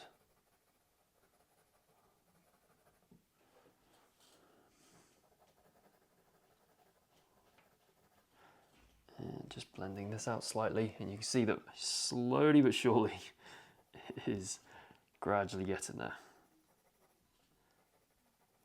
It's coming over there. Again, just leaving a little bit of that marker base exposed for the reasons that I spoke about with the mane, so you can kind of see the kind of like under, it's almost like seeing the structural foundations underneath the drawing, which I find is pretty cool. Then what we're going to do is come in with the white pencil. I'm just going to make mine a little bit sharper and actually just come in with a new white pencil, or a half white pencil, because my one's so short now that I can't actually sharpen it. Oh, this one just broken in the sharpener. I think it has. Oh. Come on. No, it's not happy. The light coloured pencils are an absolute nightmare. Right, that's all right. Ish. So then we can just come up here. And then we can just bring this up like that. Again, just bringing that up. And then this is going down and across. And then this is coming up there, just like that.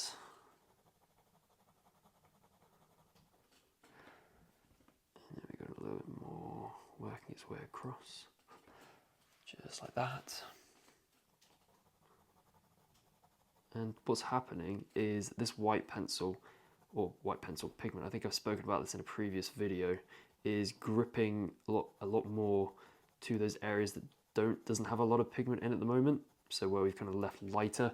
So those lighter areas that we've left are obviously going to look a lot lighter than those darker areas, even if we do go over those darker areas with this pencil. So we can just bring this across and then over like that. And this is coming down. And over like that. And we can just bring this down. That can come across like this. And then we can just bring this down like so. And across here too. And then this is just coming around like that. And then what we can do is we can bring this up. And down here.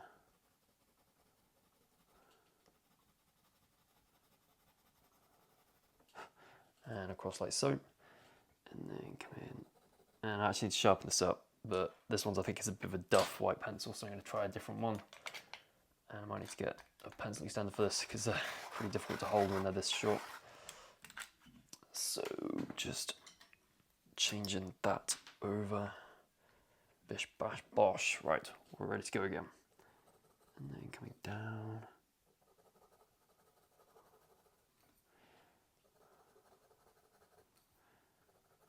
And this is coming over. And down there. And just continuing to build up this softness.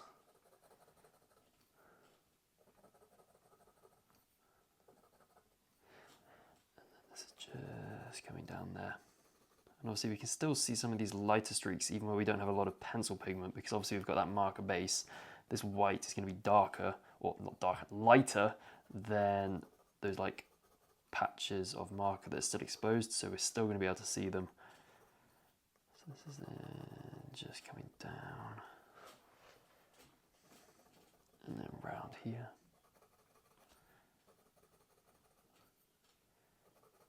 And then up and around like that.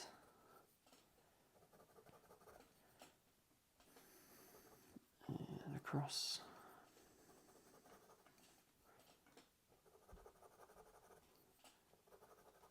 It's coming up here as well. And over like that.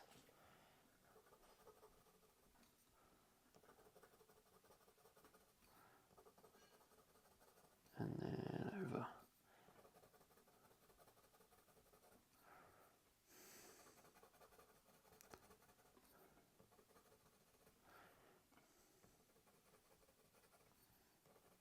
And then just obviously starting to come down into this dark area just to blend everything together.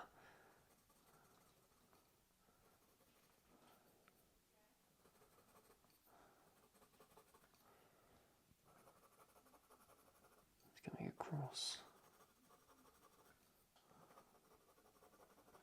And then down.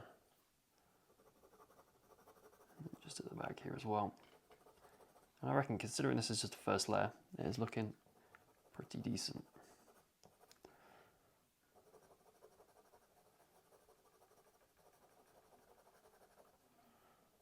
And this is coming across like that. And then over like so.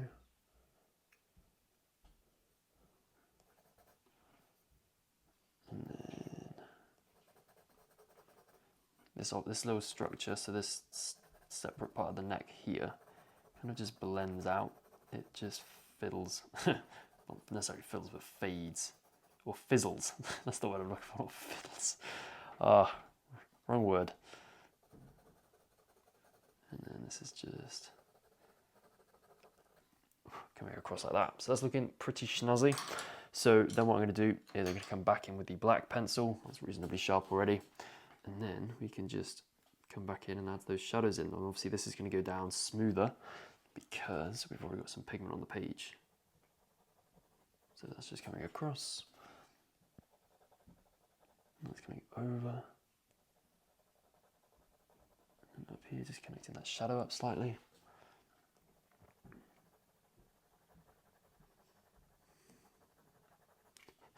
And around like that.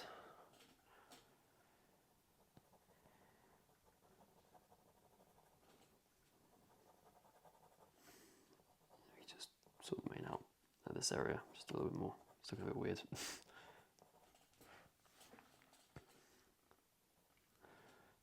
And then just adding in a little bit more of a shadow, working its way.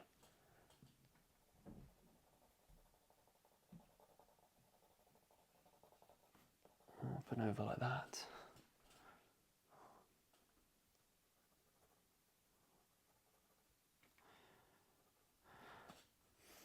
And then this is coming up.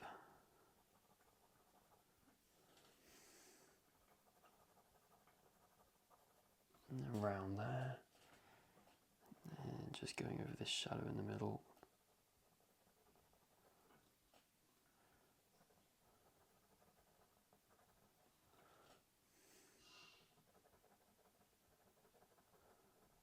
And then down like that. And then we can just continue to darken up this shadow at the bottom.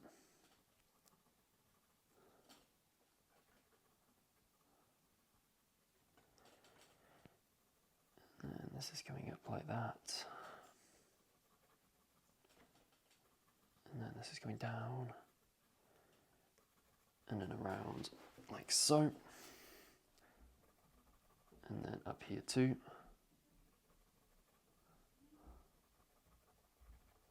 And then over there. And then we can just continue to add these shadows in. I actually want to come in with the warm grey 5 now. So warm grey 5, and then this is a little bit more like the tone that I want, particularly over here. Coming down here. I want a lot more across there.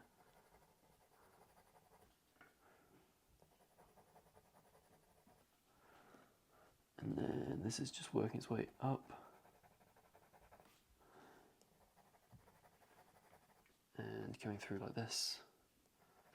Or up like this. And this is just continuing across.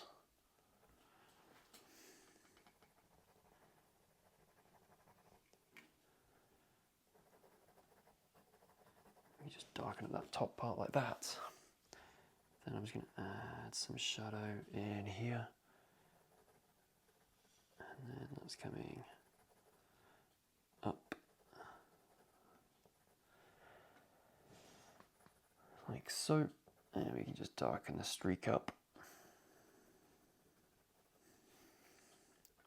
And then that's coming around as well.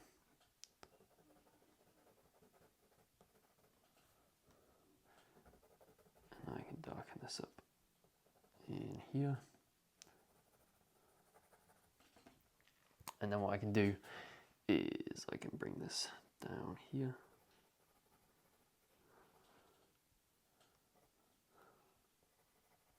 And then this is coming across.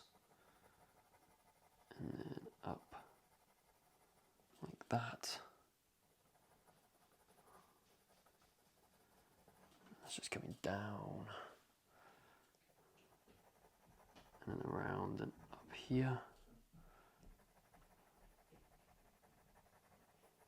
And then over. And then this is going down and in here.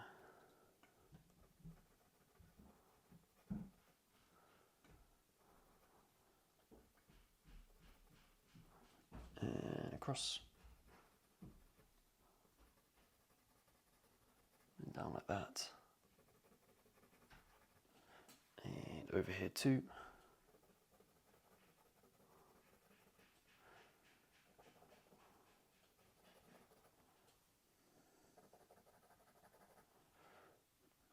And then we can just add a couple more shadows in this area here as well. And obviously because we've got this texture already established, we can basically just go over a lot of this with quite loose strokes, and we're still going to have that nice texture still there. So going across like that.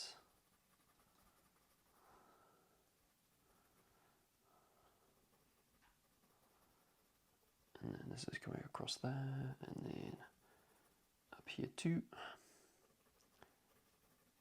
And then coming down like so. And now what I want to do is come in with the warm grey 2, and I'm going to come up like this.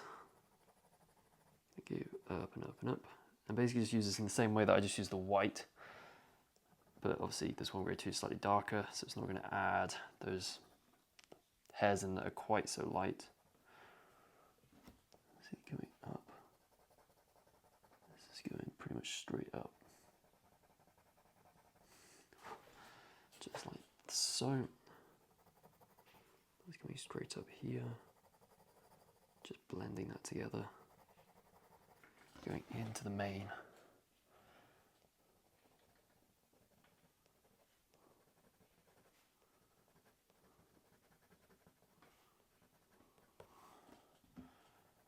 And then that's coming up.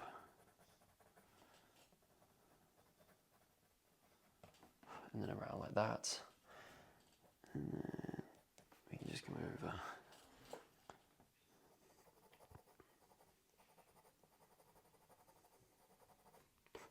And over like that. Then what I can do, I can just blend this out a little bit more.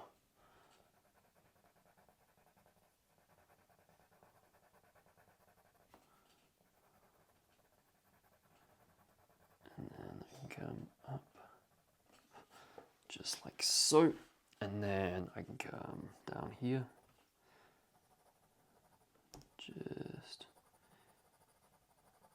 continue to blend this out,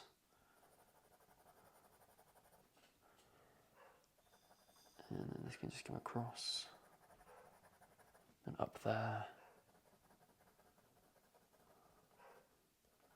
and then this is coming down like that, and then we can come across.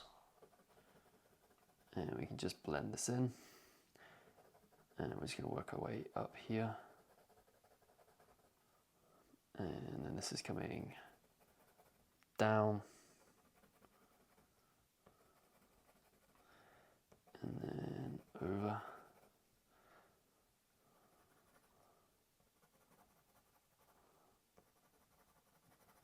and then up like that.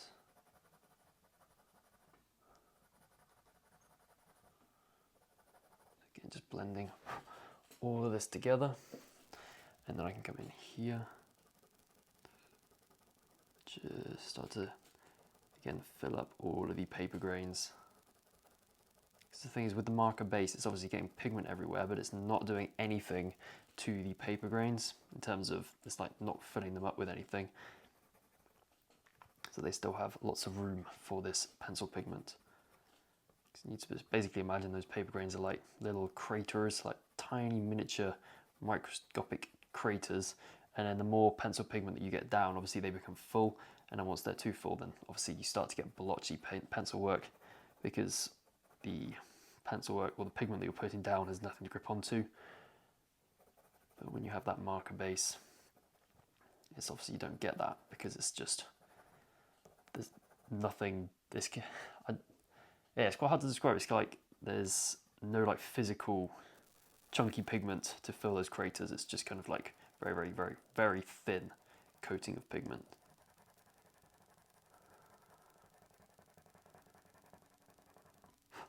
That's coming up like this.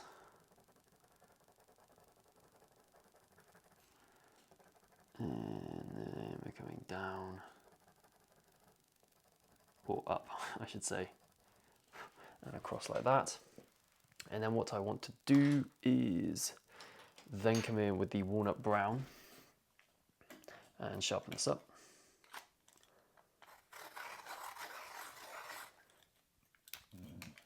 And I then want to come in to this area here and just keep building up all these little structures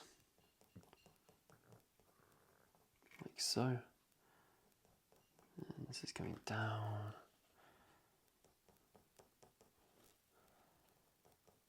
And that's coming across and down like that. And then this is coming over.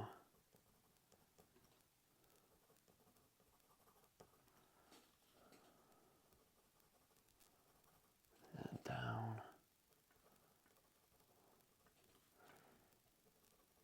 And then we can come down here as well.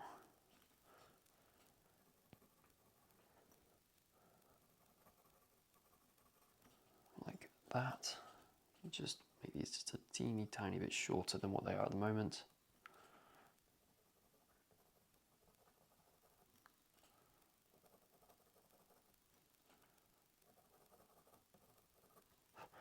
And across like that. And then we can just add a little bit more up here. This is just working its way up.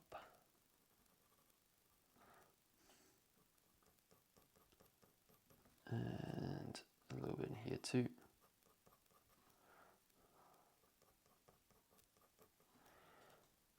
And then this is coming up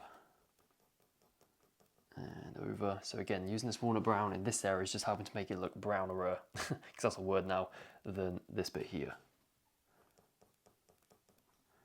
And obviously because it's quite dark, we can also use it to add in or indicate some of those hair textures.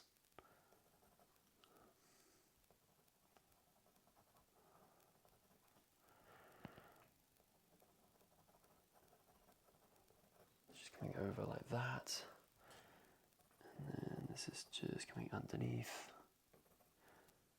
connecting in there. So you can see from the edge of this piece of leather that's going under his cheek, we then have a lighter part that's going in there. So I'm just going to quickly do that with the warm grey 5. This is just blending the edge of that with the warm grey 5 actually. Then I want to come in with, let's say the white actually, and just make it look a little bit lighter. And then over, so just like so. Like that. And then I'm going to come into this area with the dark indigo. And I'm then coming up. And actually no, I want to come in with the black into this area. And I'm just going to go in and darken this up.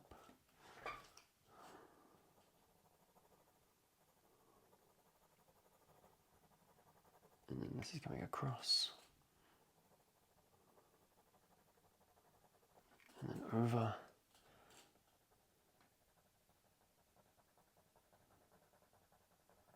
And then over there as well. And that's just coming across. And we can just continue to build that up.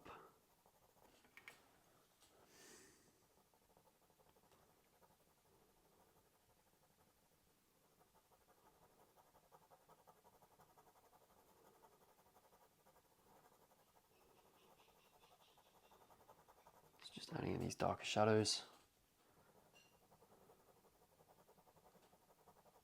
And then this is just coming over. And then down.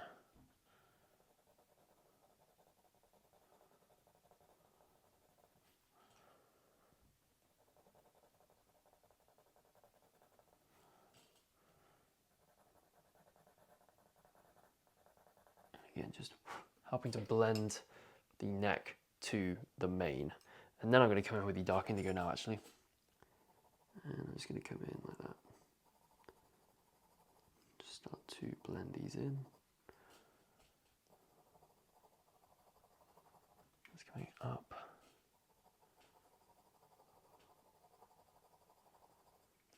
And then over like that.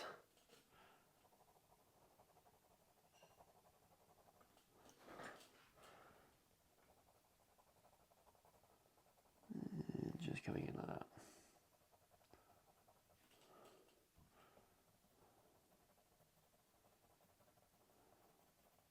And then down. Then what I'm going to do is I'm going to sharpen up the black pencil. Black pencil's been sharpened a lot during this process, suffering a bit. So then make sure it's nice and sharp. And then we can come in and then just add some more little hair textures. This is going round.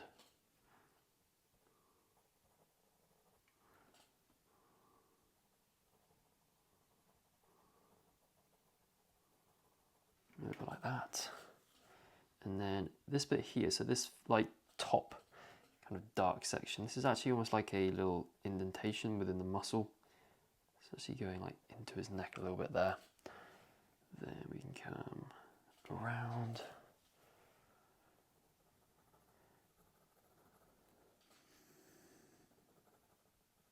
And this is going across and then in like so.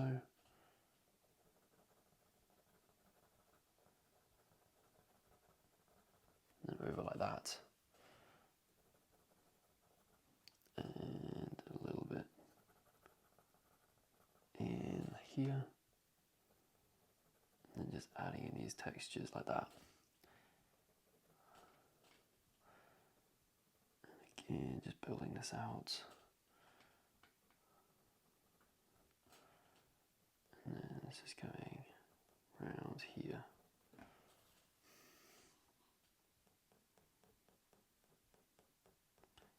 And then down like that. And this is coming up. This is just like the teeny tiny details. It's these teeny tiny things that literally on their own look very insignificant, but they kind of all join together and just make it look really, really cool when you step back from it. It's just coming up like that.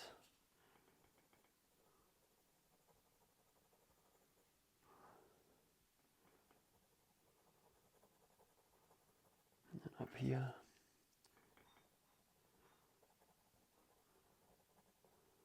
A little bit in there too. And just coming across. And in there like this.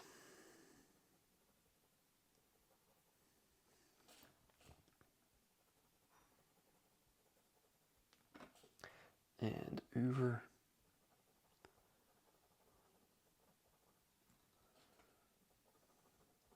A little bit in there as well. And then just coming across. And then building that out. And then I'm going to come in with the Warm Grey 5. And I'm just going to sharpen this up too. So, back in the sharpener. Then we're going to come in and just use this over the edges of these darker areas just to help blend them in. So this is coming across and then up and then down like that.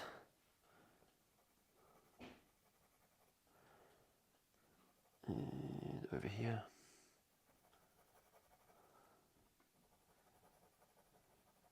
And then obviously this is just starting to almost ascend in terms of the angle. It starts to go up that way.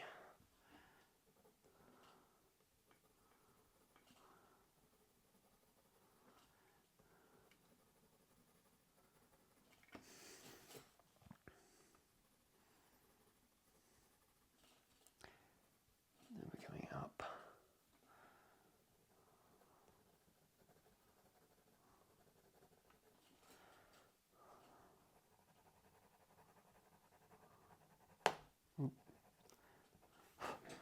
And there.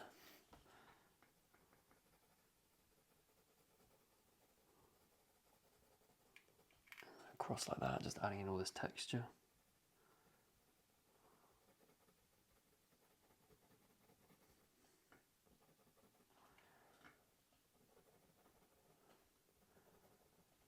And again, just getting a load of pigment these areas.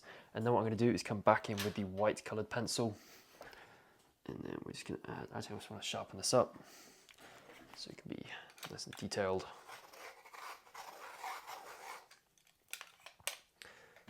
And we're then coming up here.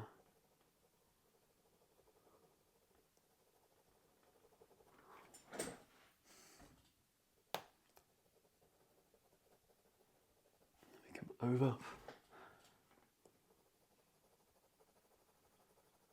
And then this is coming across.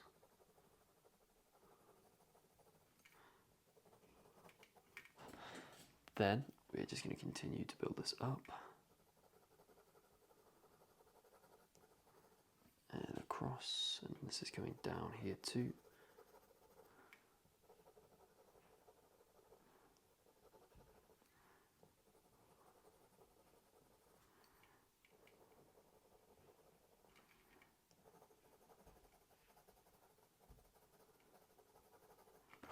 And then just building this out. And then we can just come down, just add this texture.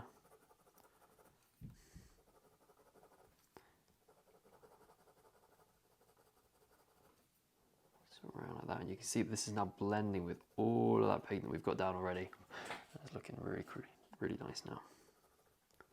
Or I hope it's looking really nice for you. You may again just like shouting at the screen like, yeah, this isn't quite looking like yours. But you just gotta stick with it. Just keep doing those layers. You're in too deep now to give up. Gotta make it work.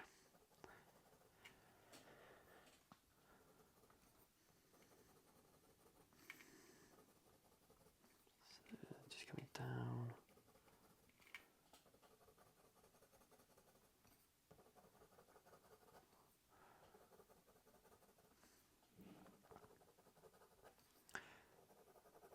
And then coming across.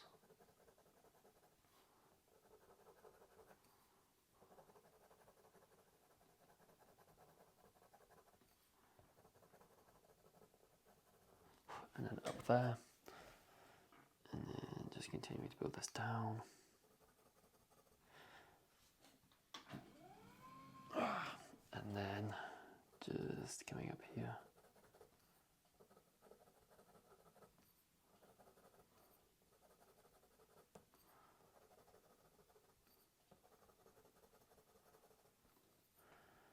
And coming down.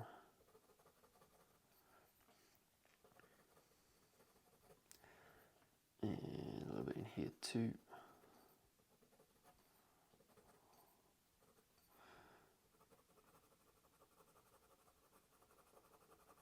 And then over like that.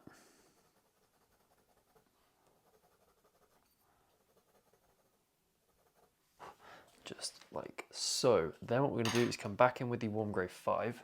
Mine's still relatively sharp. And then we're just going to use this just to blend some stuff out. Just a little bit more, add some shadows over the top of this really light pigment that we just added in. And then coming across.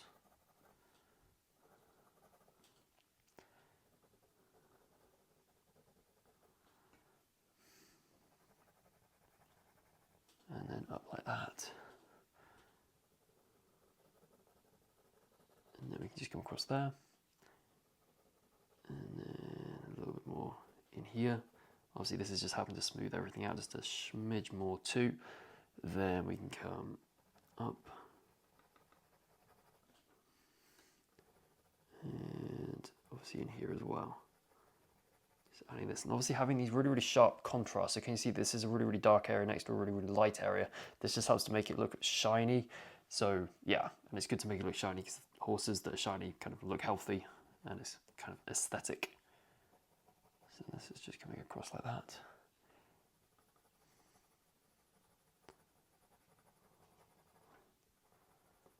And working our way over.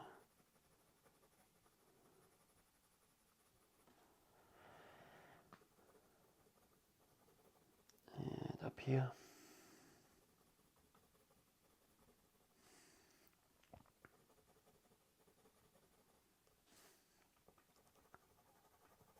just coming across like that.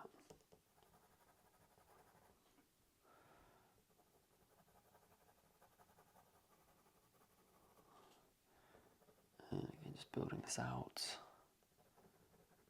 Then coming around and up here. And this is just coming up. And up there too.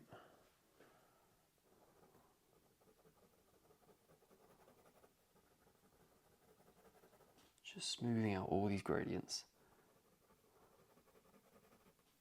So it's going down. Turning it a little bit more in here.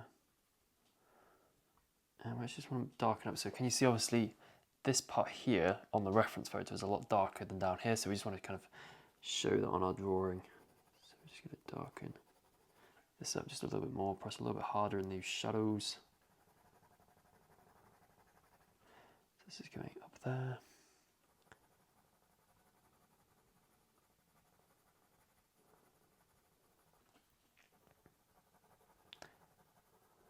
That's just coming across.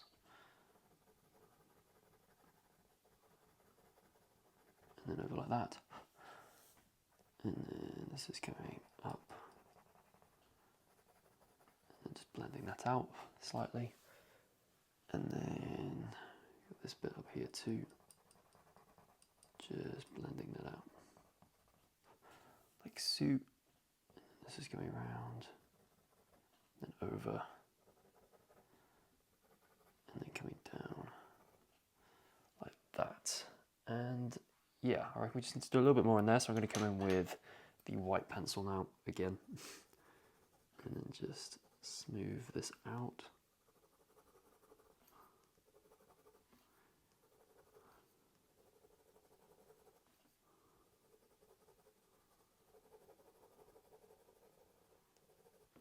Coming up there.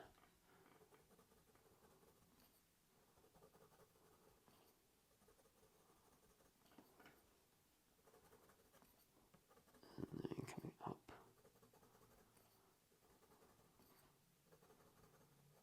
So up here.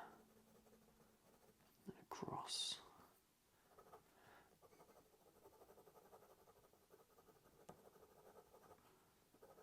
And then over like that. Just gradually blending that out. And we can just work this white up this lighter streak there.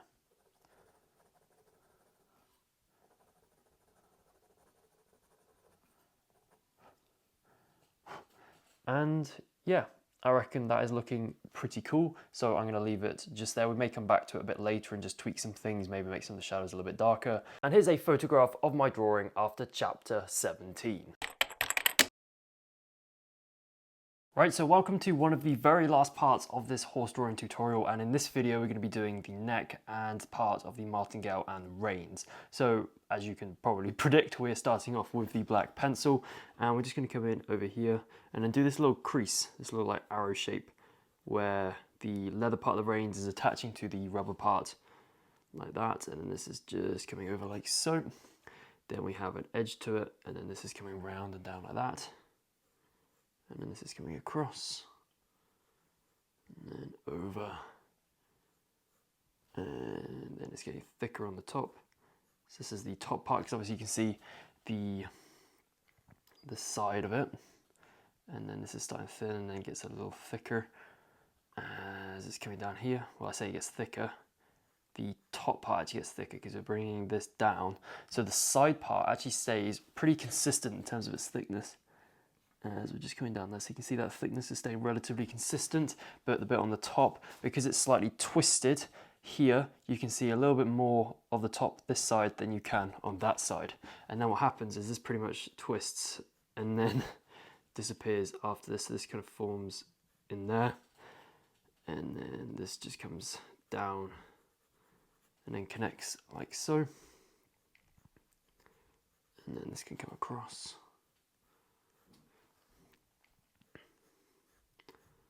And then up like that. Then I'm going to come around.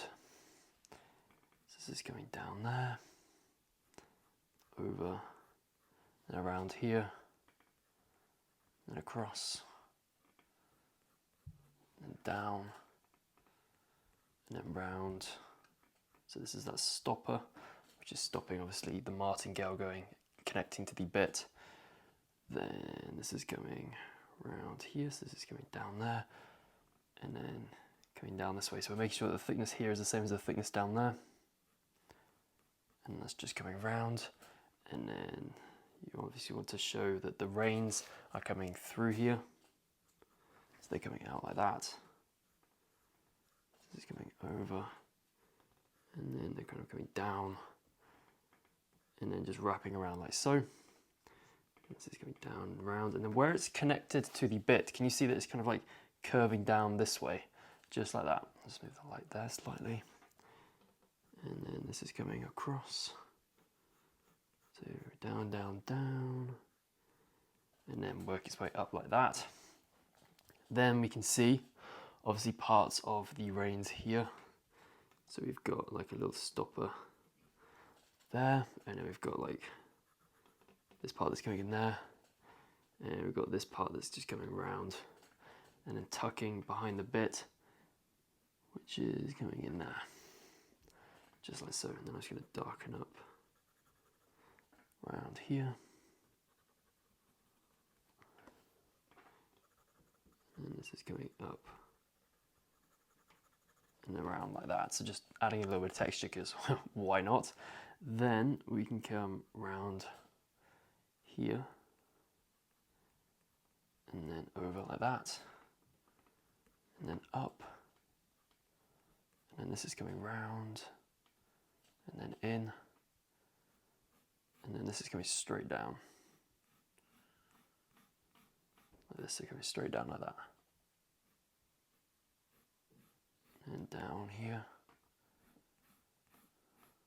So just refining, making sure this rectangle is nice and even all the way down, and obviously you can see the front part. So down, down, down, like that. And then we have, I reckon what we're going to do is, if we sharpen up the black pencil for the, I don't know, 1000th time of this entire process, and then we just go around the shape of the bit here. This is just coming under like that. Just a little bit flatter on the top, just like so. And then this is just going round, and then over, and round like that, and then over there, and then up here. And then this is connecting to the bit that's going into his mouth, and then that's forming a little circle like that, or a curve. Now we can just go around here, and that's coming over there, and this is coming down and around, and then we've got this other ring that's just coming up there and round, so round, round, round, and then this is coming underneath like that, and then over like that. So that's pretty much the bit all jotted in. So I'm just going to come to the back here, just go around and darken up this edge. So just this edge of that ring. And you can obviously see a little bit coming down the other side. I'm just going to darken that up as well. And what we're going to do is we're actually going to just come in and go up there. And then that's just joining up like that. And then that's just coming over and across. And I'm just going to start to make sure, or I'm going to make sure that the hair is going all the way up to the edge, like that. And then this is just going up. And we are then just going to come in here. And then this is coming across, and we just want to come across with this too.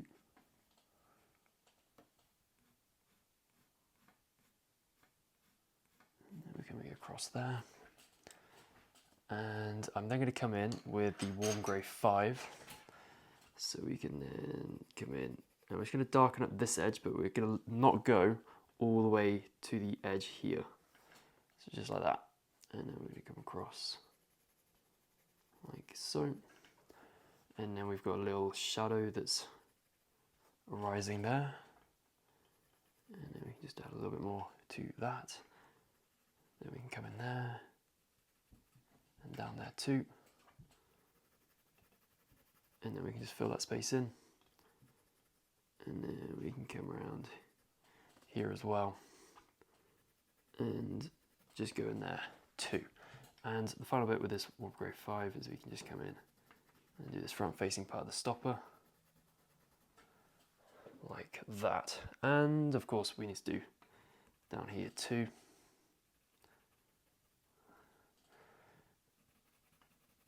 And this is just coming down. And then across like that. Perfect. Then we're going to come in with the dark indigo. And we're going to go over this side. Just darken that up. And we're going to go across here too. And then we're going to come over like that. And this is just coming in there. Just add a little bit more shadow like that. And some more shadow coming around here. And I'm just going to darken it up where it's going over that ring. Like so. And then I'm going to come in with the black pencil. And this is just going on this side. Just like that. Perfect. Then, now we've got the black pencil, we can just add some more hair texture coming down here.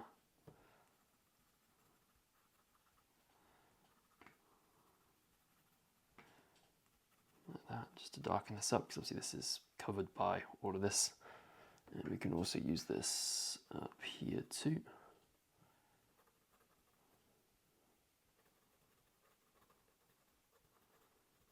And that's just coming up there.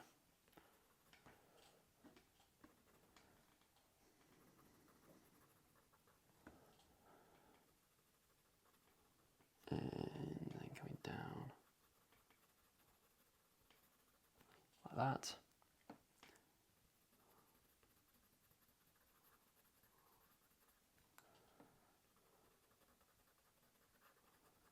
And then up.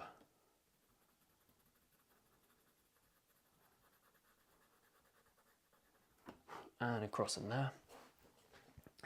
And then I'm going to come in here. Just add a little bit more of that shadow. And then we're coming down. And obviously you can see on the underside here, we actually have a really dark shadow. So see that rain is casting a nice thick shadow onto here.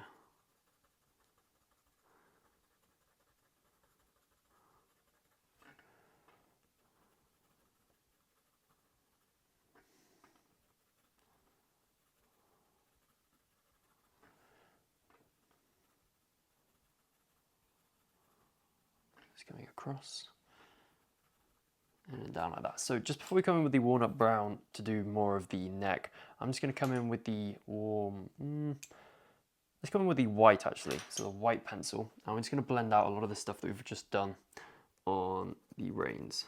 So this is going over and then over like that. And then we've got this lower section here. And then we've got this bit that's just slotting in there. And then this is coming across. And then over like this. And then coming here. So you can see it's quite light, quite overexposed down here. Just like that. And then it's a little bit darker on this side, so we're not going to use it as much. We're just going to bring that across. Maybe a little bit over there. And then we're going to come in with the light ultramarine. I'm just going to give everything a bit more of a dusting of this light blue. It's coming across and then over there, and then we can come over there and then like that, then coming down, and I just want a little bit more in there too. Then we're going to come in with the warm grey 5. This is coming across. And I'm just going to use the black pencil just quickly, just to outline the bottom edge of this. This is just coming around like that. And this is coming over and then down. And then across like that. And I just want to add a little bit more variation to this front-facing face of the stopper. Just make it a little bit darker there. And then make it a little bit darker on the top. And a little bit darker towards the bottom. And just like that. Then I'm going to come in and do a bit more of a darker patch across there, where obviously you've got this ring casting a shadow. Just redarken that just a little bit more. And then we've got this edge that's just coming across there. And then just coming over like that, and I'm just going to darken up this top edge of the reins here, and then this is going to come around and up like that. Then I'm coming down, or across I should say, and then just going to darken this up. And then I'm going to come in with the warm grey 5, and I'm going to use this just over here. And then this is coming across, and then over like that, and then this is coming down, so just blending the edges of that black, and then this is coming across, and across here, and then I'm just going to come in with the black again, and we're just going to darken this edge there, just on a slight angle. This is just wrapping itself around, just like that. Then you've got a bit more of an edge in here too. You can come down and around. And then this is coming across. And just sorting that out like so. Then what I'm going to do is come in with the white again. I'm just going to go around this ring. Can you see on the reference how it's really, really light? So this is coming around. Just like so. Then we can just obviously darken up this inside again, but there's not a lot of light getting to it. And then I can come up and around like that. And we can come over. This is coming across. And then down. Just like that. Then I'm going to come in with the dark indigo. Just darken this up. And then I'm going to come in with the white. Use this directly down the middle. And then this is coming down like that. Just smooth this out.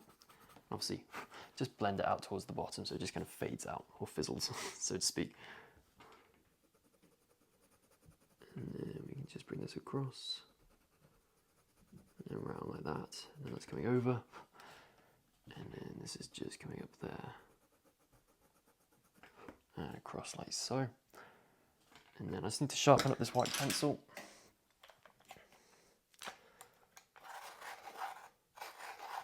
Like that. And then I'm going to come in and just do this edge. Like that. And then I'm just going to come across.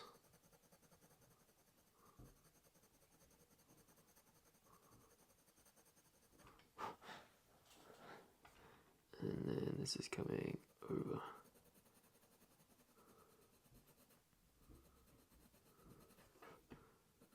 And then over like this. And then round like that. And then a little bit in here. And then a little bit across. And then this is coming round. And then over like that. Then what I'm going to do is I'm going to come in with the walnut brown now. I'm going to darken up all of the area underneath, and that's going to help make this kind of martingale area pop a lot more. So sharpening up the walnut brown. And we're just going to do the exact same thing as we did up here. So just jotting in these shadows. So coming across. And then this is coming up.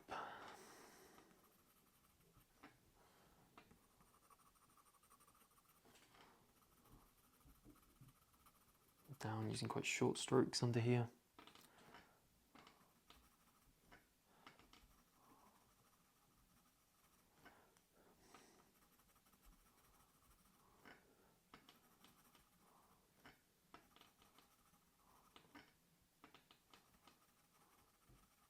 It's coming across and then coming down.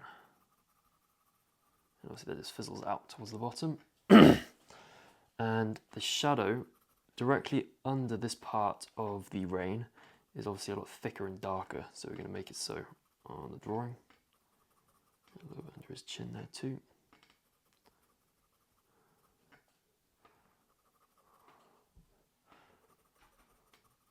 Just coming around like that.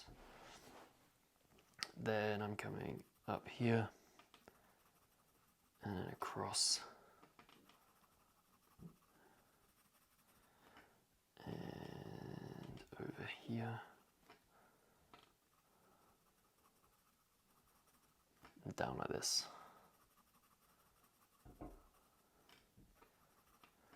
And then we've obviously got this coming up.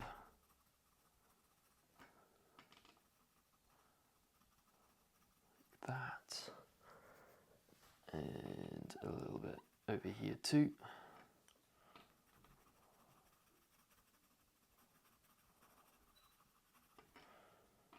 And then just like that, and I want to come in with the black pencil now. So this is coming down.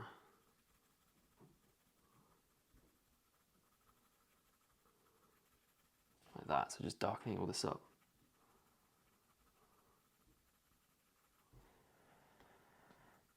So this is going across.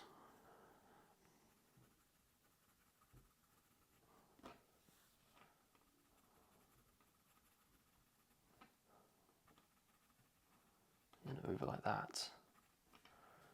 And obviously we've got a little bit more shadow in here.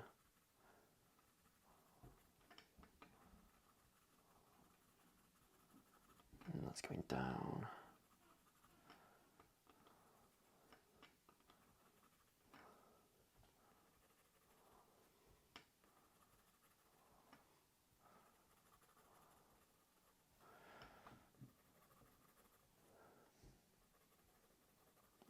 Coming up there.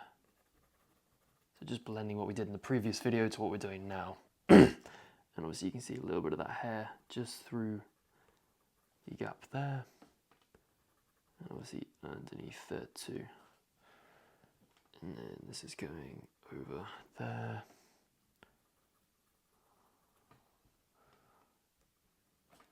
And just make sure it's nice and flush with the reins.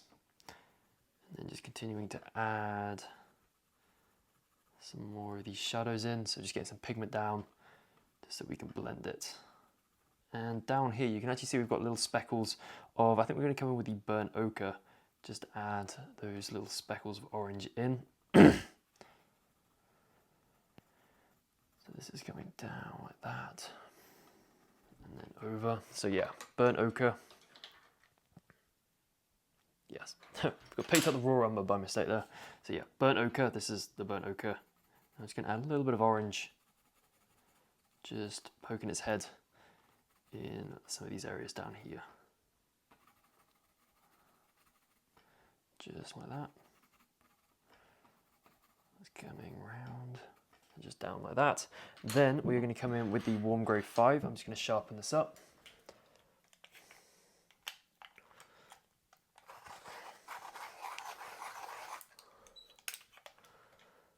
So nice and sharp now, and then we can just use this to blend that walnut brown and the black to those slightly lighter areas.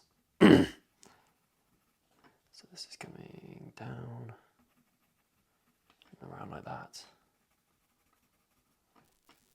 and across and up.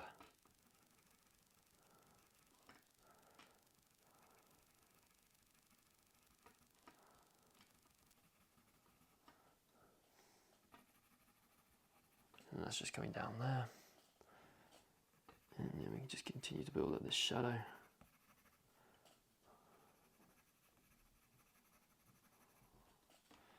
So this is going over and then across and then up like that.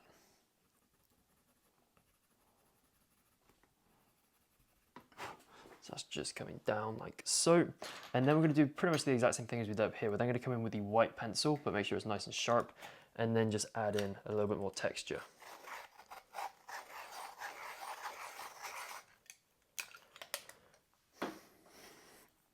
So we can come in, just using these short strokes again, just adding in this hair.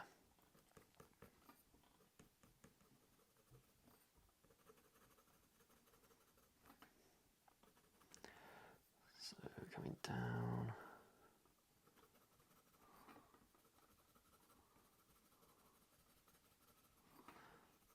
And then down here.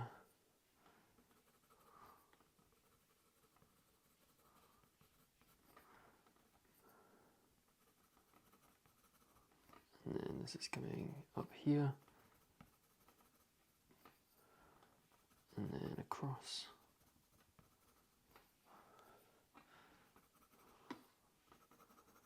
And then this is coming down.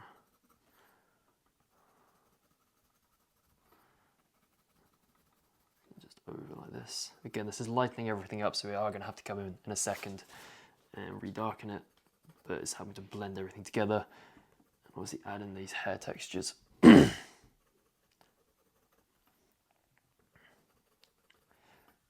coming across and up here.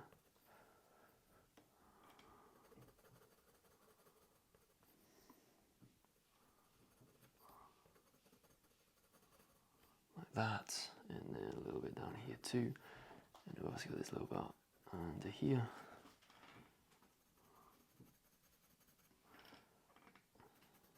And then we just lighten up this front part, just like that. This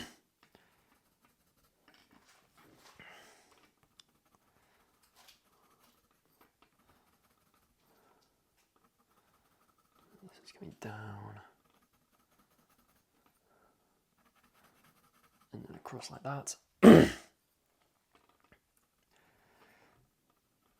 And then we're just going to keep working our way across.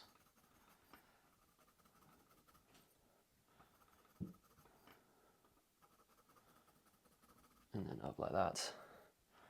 And then down like that. And now just before we come and like add some more shadows there, I just want to sort out this front part of the martingale. So just sharpening up the black pencil once again. And then what we can do is we are just going to obviously thicken up this shadow on the side. And then this is coming all the way down like this.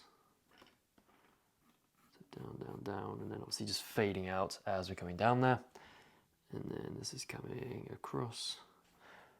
And we don't want this to be like an overly thick edge, just like that. Then we're coming in with the dark indigo.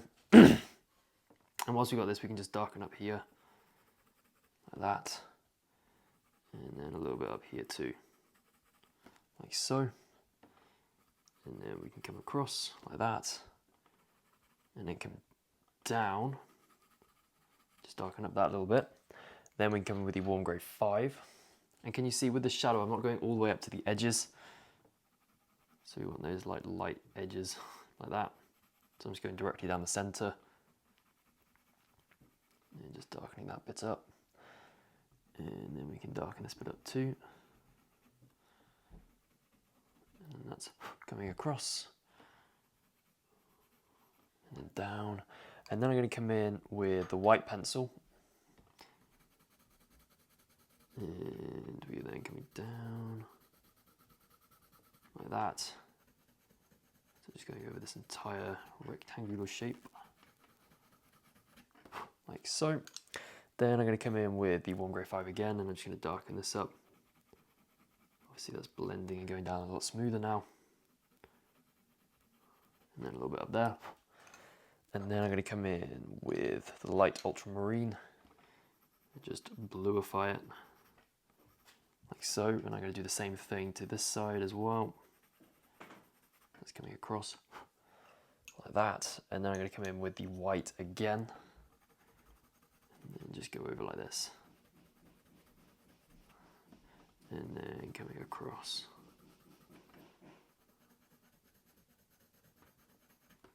Like that. Then I am coming in with the walnut brown. So then we're going to come and just start to darken up these shadows again.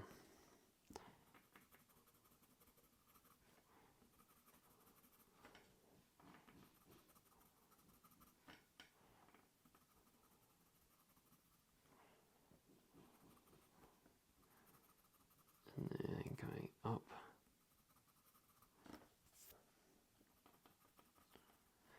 And this is coming down. Like that. And then we can come up here as well.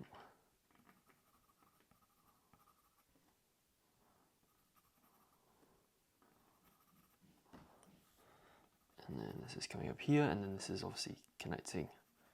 This is going all the way to the reins, like that. And then we're going to come to this side and just darken up the underside here, so kind of following the shadow to the other side of the reins. And then this hair stroke is starting to wrap downwards.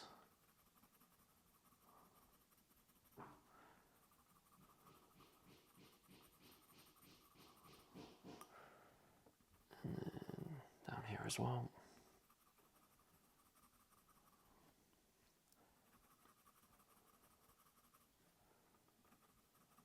And this is just coming across. And then in there. Then I'm coming in with the black pencil. And then this is just coming up here. So obviously just darkening up this shadow. And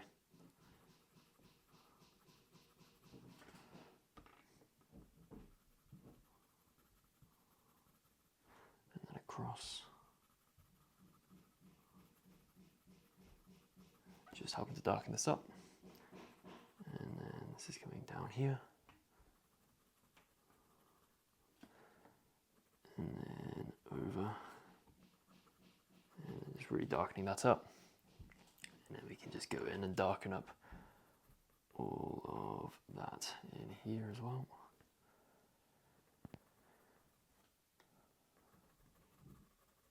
It's coming over. And then up there too.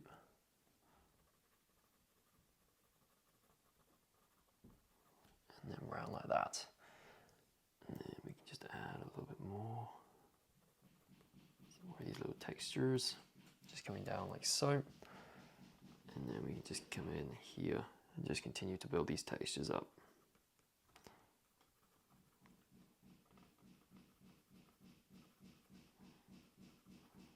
It's coming down. And then across.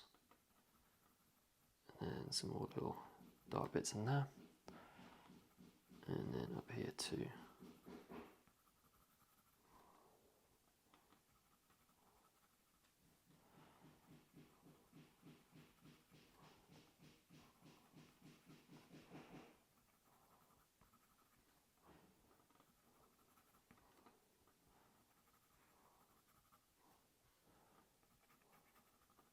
And it's just coming up there.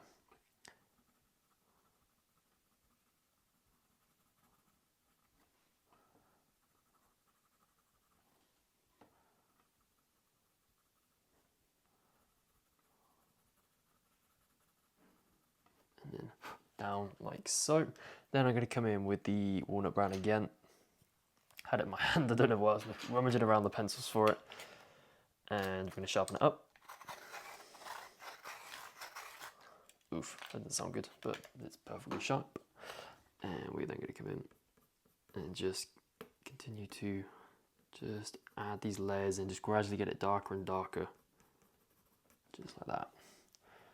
And then we can just add a couple more up here. And obviously we've got this shadow up here which could use a little bit more So just going around like that, and then coming up.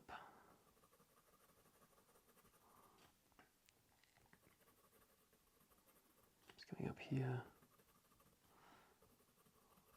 and around like that. So up and up and up, and then in like so. Then we can come down, then over here.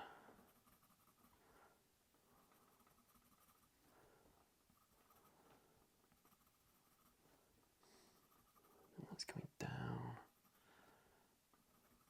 and up here, and round, and then through. And you may notice on the reference photo, these are actually quite sweaty, but obviously I don't necessarily want to capture all the sweat, so I'm making him look a little bit kind of drier than what he looks like on the reference photo. So it's a little bit softer than soggy, and all the hairs are clumped together massively. It's just coming down.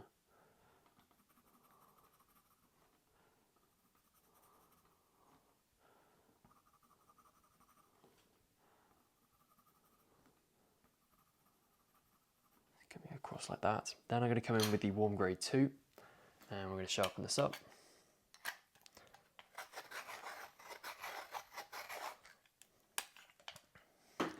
And then we're going to use this over here just to get these textures in. And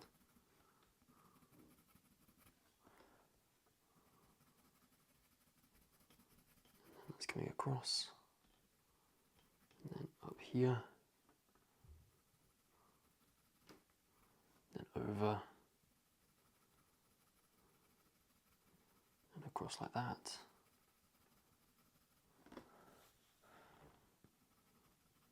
And then across.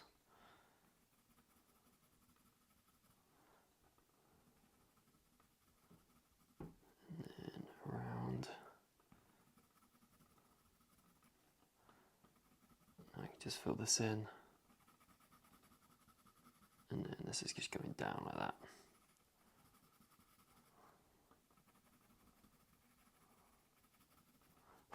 And up like that. Then we can just go over here. Just keep adding in these textures just at the top here as well, so it looks a little more flush. It doesn't look like we put the shadow in like an afterthought, because we totally didn't do that. And then just bring that up and over like that. And then we can come down, just blend that shadow out. And up there.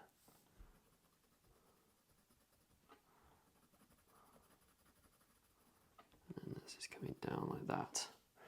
Then we can come in over here, just darkening that up. And then we can come around and up here.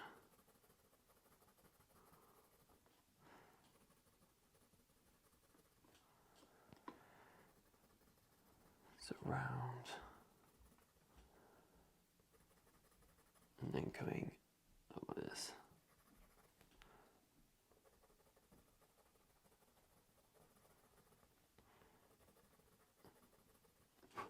And over like that. And then coming over.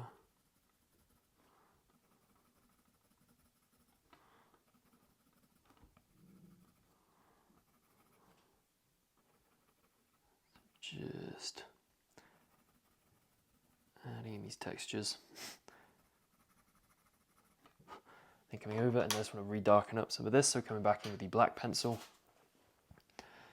And then we can just actually go around the stopper shape like that, and in here, and then up like that. And I'm just going to darken up the edge here, so just define the shape just a little bit more. Add that line in. Obviously coming up there, and then we can come around like that.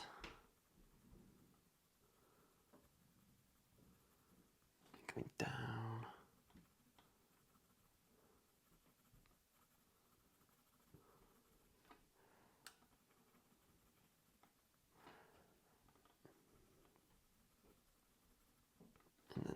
across.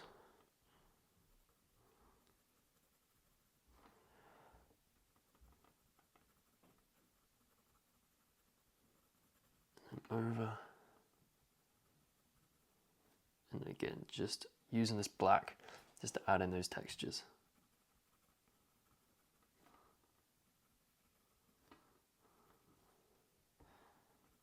Adding in these little bits of shadow. And across here. Then coming down and over like that. And then we come across like this. And this is just working its way up. And then across like that.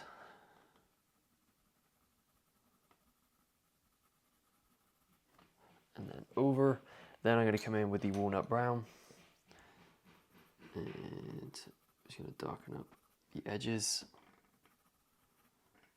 This is just coming up.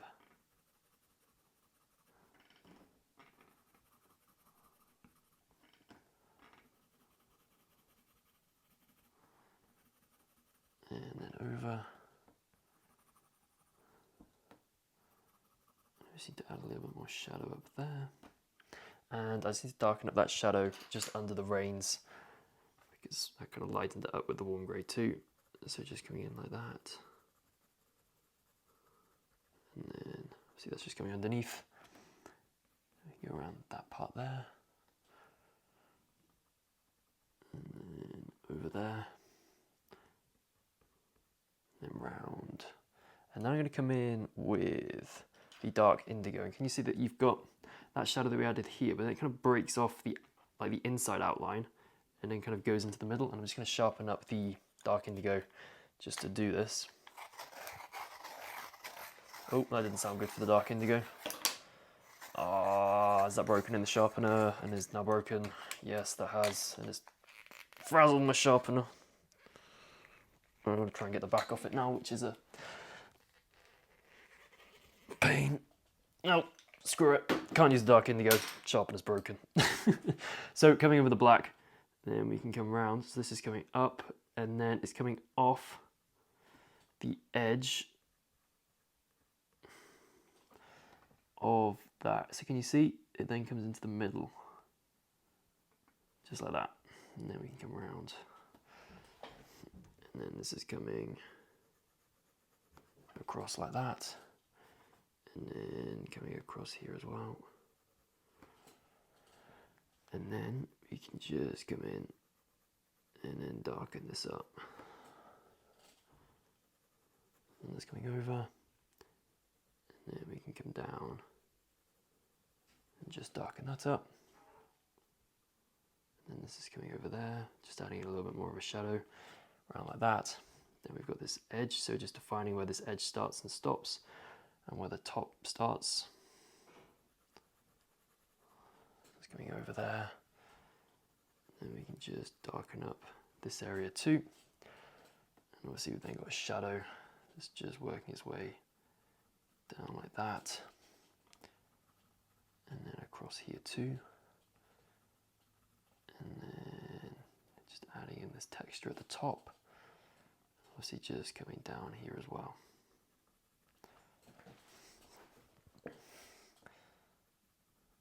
So just up here. Then across. And this is just wrapping around there. And then that's just coming down like so. And then we've got this inside part. We've got that different, like the edge of it or the side. And then that's just in like that. And then we can just pull some hairs out from that darker edge that I've just done there.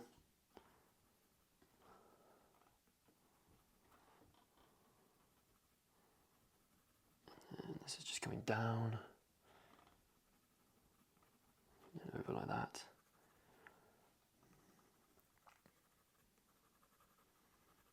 Just adding in a bit more of that hair texture. So then this is coming round and then up and then down like that.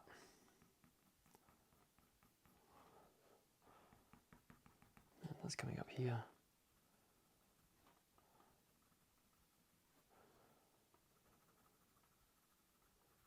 And then up and around there.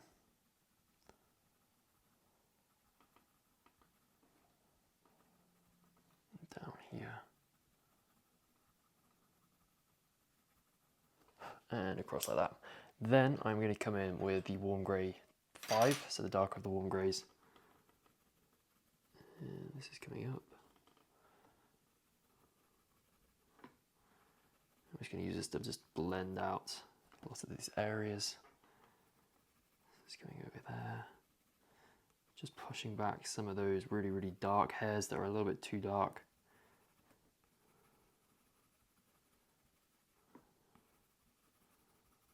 That's just coming across. And then we can just use that under here, and in this gap, like so, and then that's just coming down.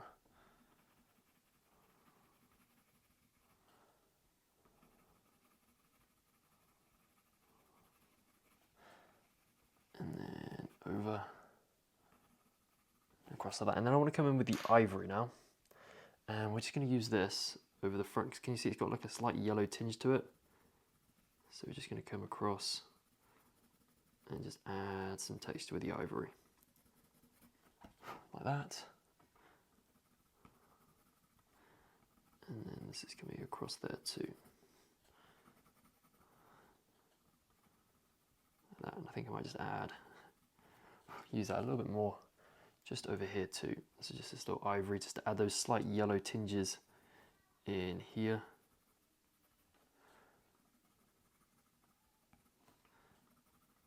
And that's coming across.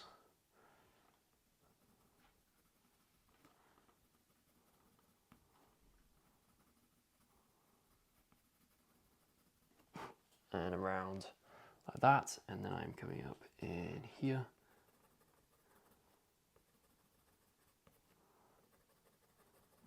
And then up there. And I tell you what, I reckon what we're going to do is we're going to stop it there for this video. And I'm going to do this part and then go around the entire piece, adding in some final touches in the next video, which is probably going to be the final video of this horse drawing tutorial. So the fact that you made it this far is pretty crazy because it's been quite a long tutorial. But yeah, I hope you're enjoying it. I hope you're liking how your drawing is looking. And yeah, I shall see you in the next video. And here's a close-up photo of the area we covered in chapter 18. So welcome to the final video in this horse drawing tutorial, and in this video we're going to be finishing off the pencil work around the bit area and then going over the entire piece and just adding in every detail and obviously just finishing it up. So not too dissimilar from every single video so far. We're going to kick things off with the black pencil, and we're going to come up here and we're just going to add this little fold within his lip. So this is going around there and over like so. And then this is just coming around the bit like that. Then what we're going to do is we're going to bring this line down. That's just coming over, just helps separate this piece of leather from that bit.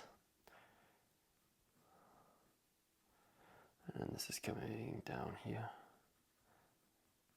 Just with the black pencil like so. And again, just like elsewhere on the leather, we're doing this where we're adding this shadow directly down the middle, so there's a light gap on either side, and then this is coming up like that.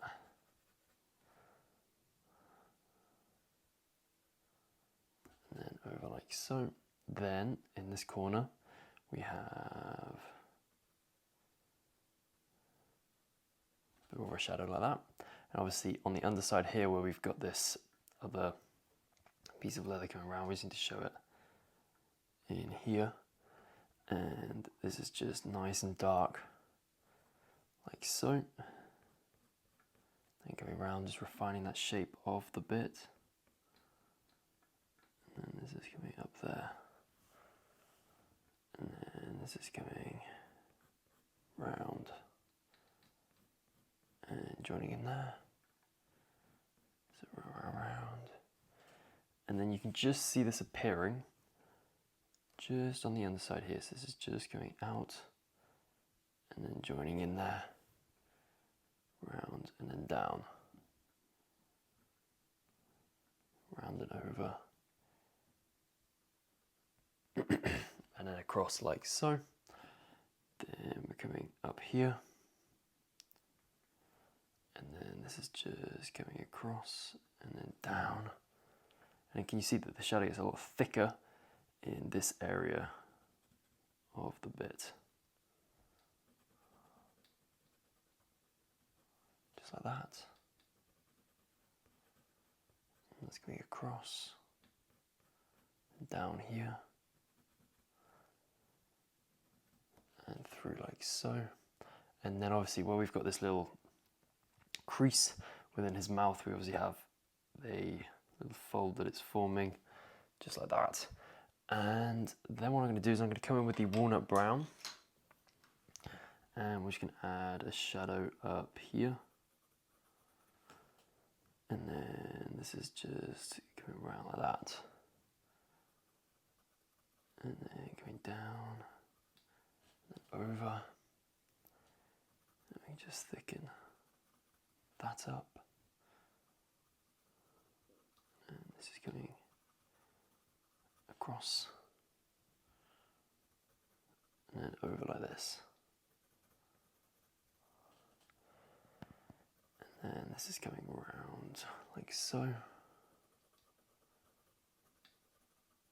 then over and up. And then down, so just building out this shadow now. And obviously where we've got this fold, it's going to be slightly darker at the crease there.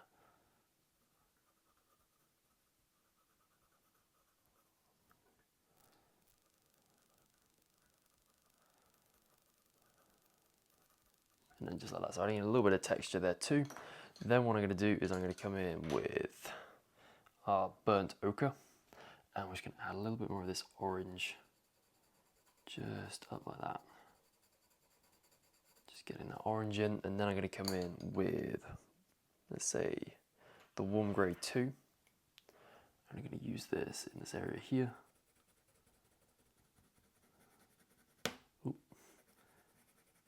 And just blend pretty much everything we've just done so far. So this is coming up like that. And then this is just coming down like so. And then I need to come back in with the walnut brown just to darken up these shadows again. Just going over this edge.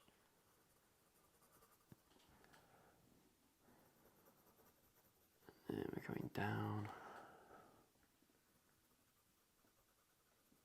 Over like that, and across, and over here.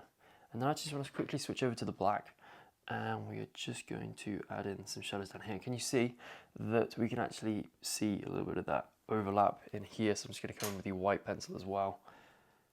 This is going over there, and across, and then like that. So you've got a little bit of like leather on top of this leather here. And it's just obviously coming all the way up to the edge, like that, around, and then this is just going up like so. Then I'm coming in with the warm grey 5, and then I'm adding that in, and then we're going to go in and add a little bit of this too, and then I'm going to come in with the white, and this is just working its way up, just like that. Then I'm going to come in with the black pencil,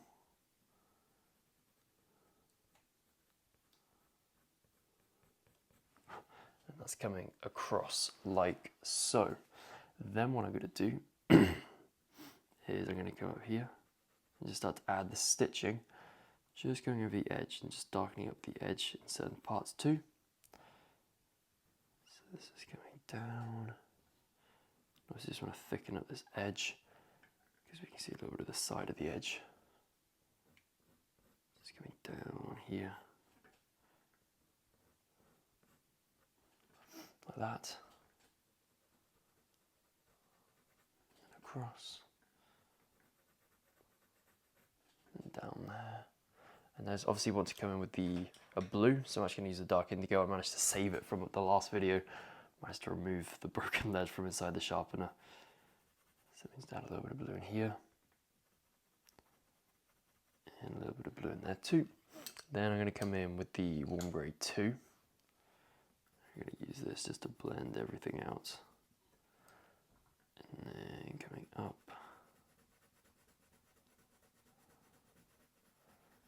Then over like that. And then I'm just going to darken that up too. Then I'm going to come in with the white pencil. And I'm going to use this over here. And across like that. And then we can just use this white just to lighten up these edges.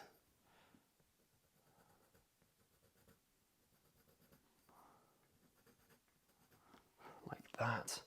And I just want to add some stitching details because obviously you can see a little bit of the stitching. So I'm just going to go along and add some little dots. Just like that. Just going to break or add little stops within that light band that we've just added in. But obviously they're not kind of all the way. You can only see certain parts of it, just like that. And yeah, I might just come and add some more up here. Just like that, as well as on this side. Just coming along, just using these little dots to indicate the stitching. Just like so. Right, then what I'm going to do is come in with the warm grey 5, but into this area here. So coming in, and then we're going to come over. And then this is just coming across. And then a little bit in there. Then round.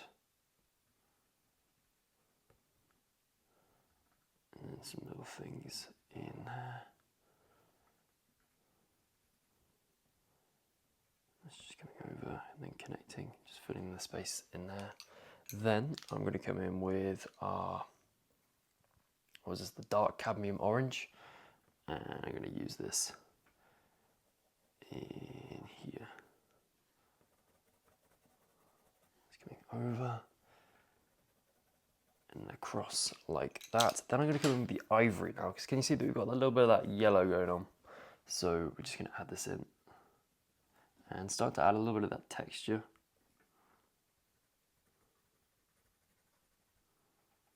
It's coming across.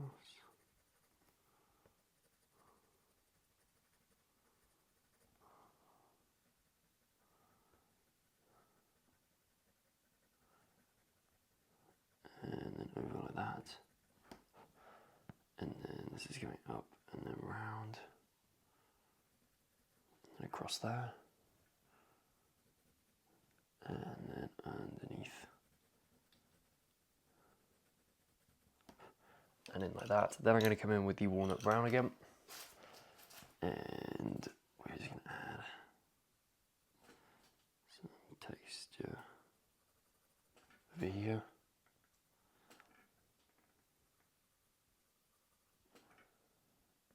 And over there as well. And that's coming over. Then just bring that across.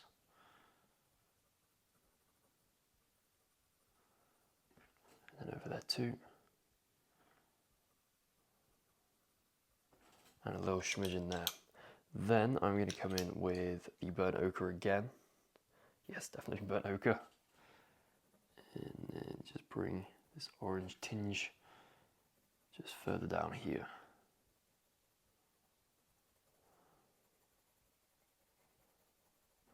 Just like that, and then we want a little bit more orange in this area, like so.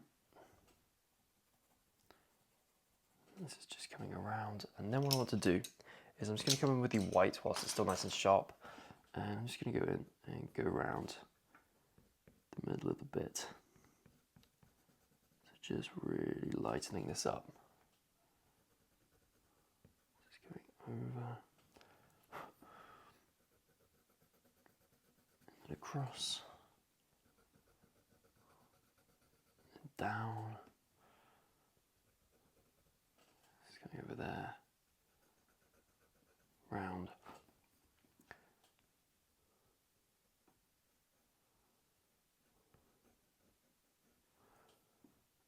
And then down here.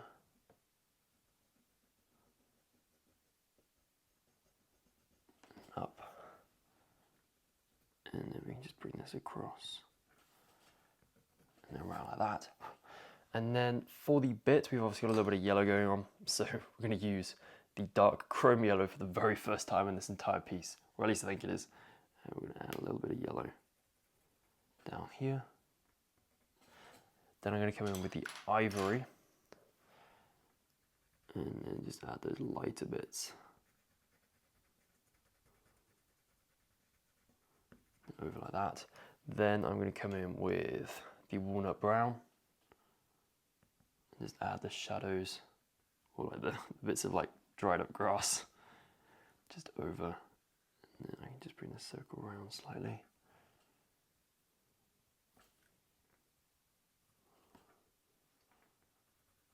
And then this is going over like that. Then I'm going to come in with the warm grey 5.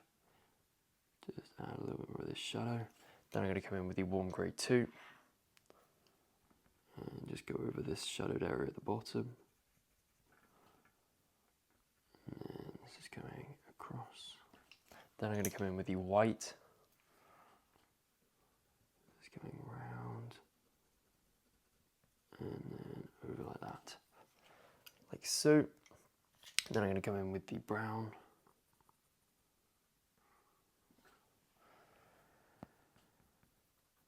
Going over, and then this is going across,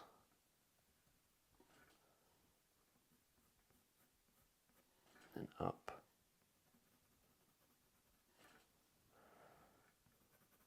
and then round, and in there. Then we're just going to bring this over, so this shadow, also going to darken up in here as well. Coming round, and then with the white, I'm just going to bring this across so that this leatherwork's definitely going under this part of the bit.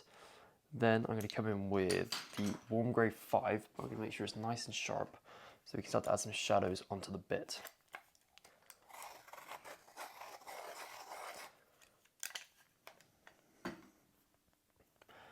So then we can come round. So again, just like on this little circle bit here, how we've got this shadow that doesn't touch the edges, this is a similar shadow in the fact that it doesn't touch the edges. Just goes straight down the middle, just like that. And then it comes in and then touches at the top. And then we've got this shadow up there. And this is coming around, so just going to darken up this edge a little bit more. And that's coming across, and then over, and then over the bottom there.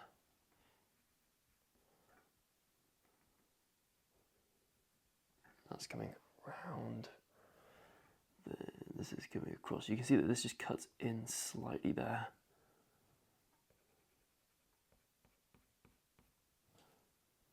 And then this is going round like that. And then just end like so. Then I'm going to come in with the light ultramarine. Just add a smidge of blue in there. Then coming down here too. And then over there.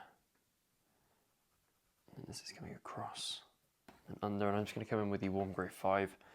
Just add that shadow under the bit. Just like that. Then I'm going to come in with the white again. Make sure it's nice and sharp. Stick this in there. So yeah, going round, just crisping up where these shadows need to go. Ah, stupid light coloured pencils. So this is going around. Just blending basically all that pigment that we've just put down.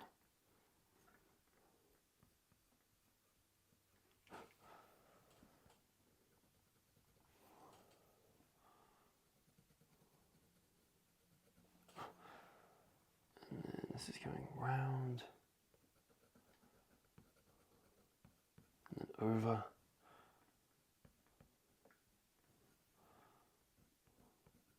And then down like that. And then this is going up there. And round.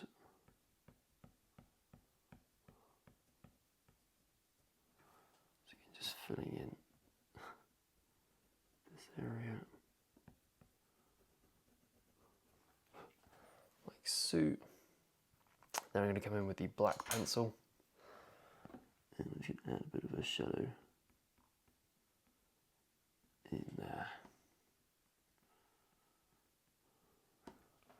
And then this is coming up, and then over there. And then this is just coming around like that. And obviously we've got that shadow that's just wrapping around that bit. And then it's just coming up.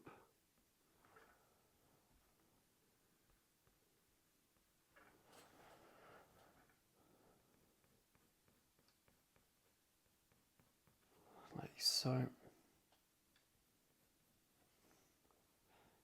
Then this is coming around there. And over. And then we can just darken up in here. Add a little crevice. And that's coming across like so. Then I'm going to come in with the burnt ochre again. Just add a little bit more of this orange. This is basically the most orange part. Just down here.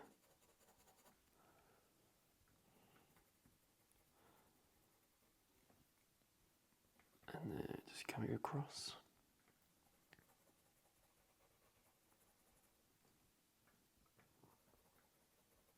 And over there. Then I'm going to come in with the ivory again. And we can just blend this out.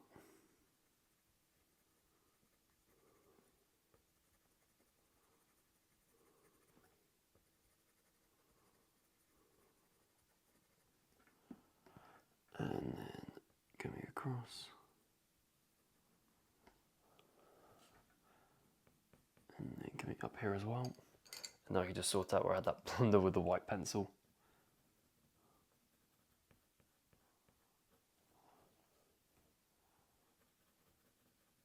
It's coming up there. And across. Around like that. Just like so. And we can add a little bit in there. Move across and then up.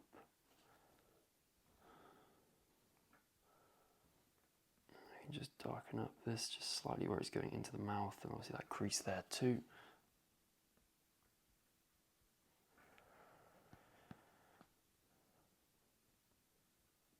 Just add a couple more details onto it. And then just bring that round. And we want a little bit in here too. Just darken up that part of the mouth. And we also want to darken up just this little part of the leather. Just at the top here. Where obviously you've got it where it's coming in and then it's wrapping around that ring. That's why I've got this shadow going on.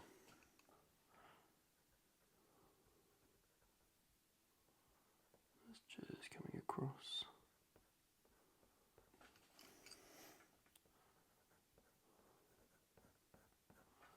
So over like that. And yeah, I think as a whole, that is pretty much all the areas covered. But now what I want to do is just go around some certain things that I've picked up upon whilst looking at it between these tutorials and just tweak and refine them a little bit. So the first one is obviously kind of like this bridal work here. I'm just going to do a little bit more work in this. So I'm going to come in with the dark indigo, and we're just going to add a little bit of a shadow in here, and that's going down. Then I'm going to come in with the black, just add a little bit of a shadow in there. Then I'm going to come in with the warm grey 5, and then just add a little bit more of a shadow going down under this stopper. And then this is going down there, and then I'm going in with the white pencil. I'm just going to refine the edge like that. And this is going across and then up. And then this is up there and over like so. Then I just want to add this one that comes across.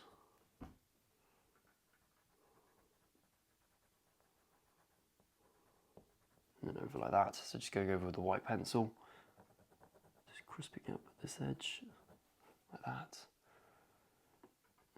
We've got that little indentation there. This is going across. This is going over and over like that. And then round. Over and down. We can just add the side part here. And then I'm bringing this down like that. So it's going to wrap around the cheek. And this is going over and across like that, where it's just catching the light. And we've got a little bit in there.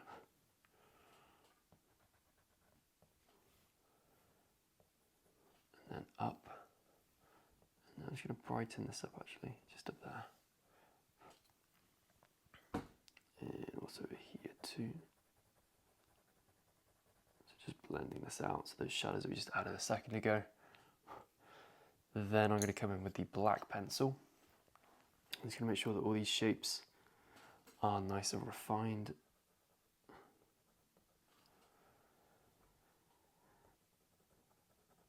This is just coming down there. Just adding all this in. Like that.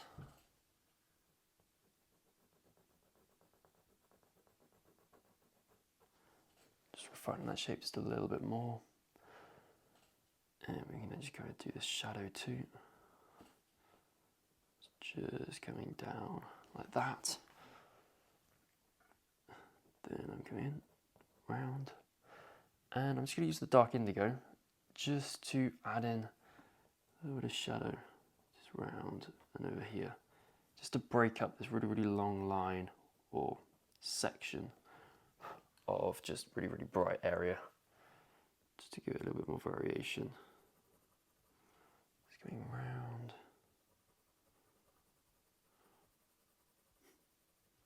And then up here too. Like that, round, and then I'm going to come in with the white pencil. Actually no, I'm going to come in with the warm grey 5 actually. I'm going to use this just to add in those kind of like intermediary shadows on the leatherwork here. Let's go round and up. And then in there.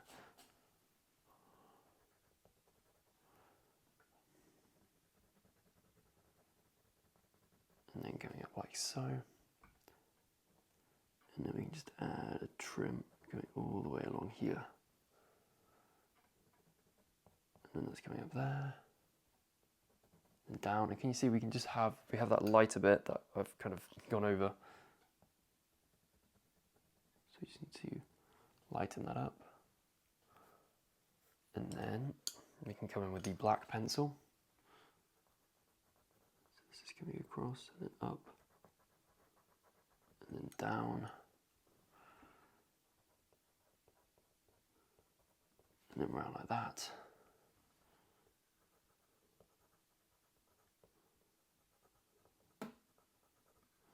And then over.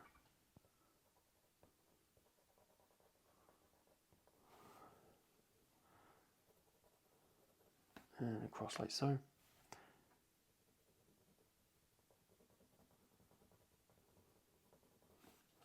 And round.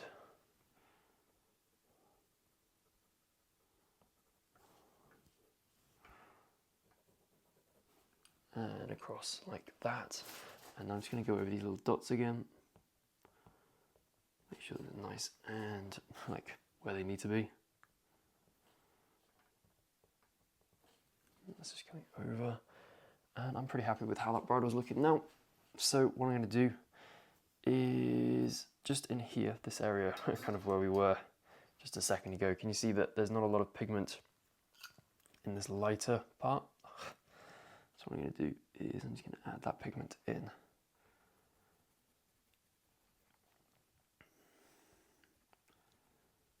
And then this is coming up there.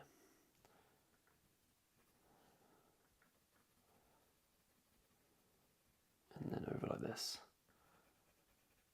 Like so. Then I'm coming in with the warm grey 2.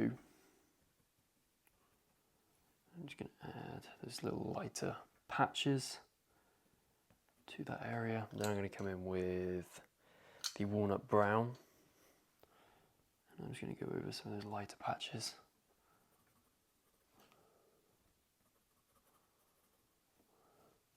And then I'm coming in with the black. I'm just going to bring this shadow down further. Like that. And obviously I just want to add a couple more shadows in here. Just zoom out to encapsulate a bit more area. So I just want to sharpen up the black pencil again. So the sharpener it goes.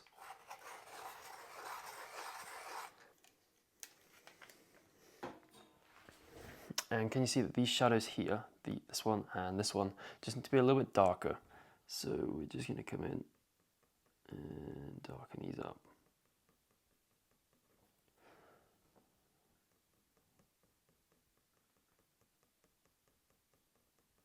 Just coming across.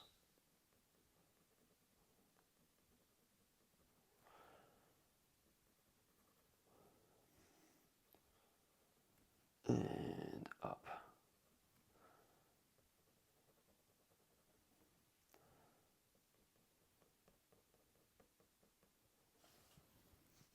And then we just keep adding in these hair textures here, just again using lots more strokes in those dark areas, so let's get more dark pigment in, and then fewer strokes in those slightly lighter areas.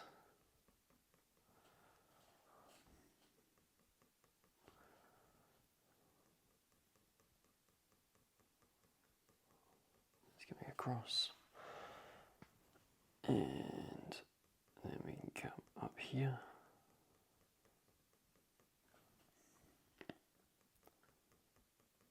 And up.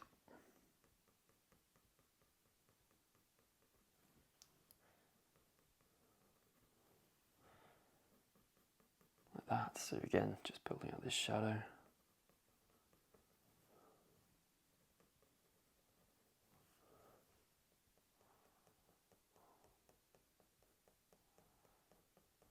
And that's going down.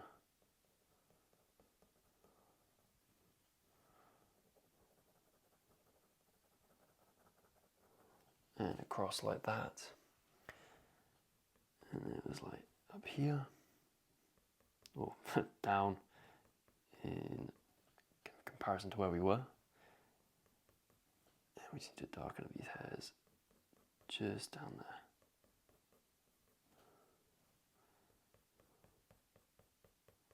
And just the base of that cheek piece like that.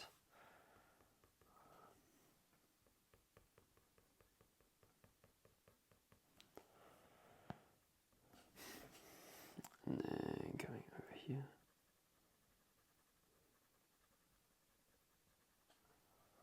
Just darkening this up.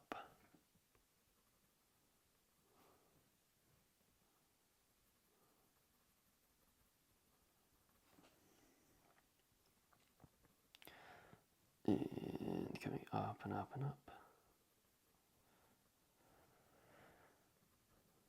And then this is coming down.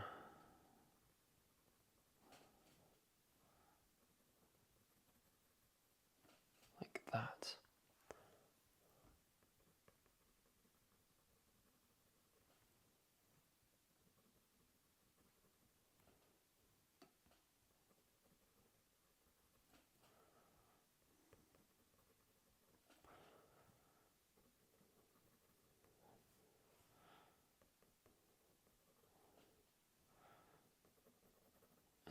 Across.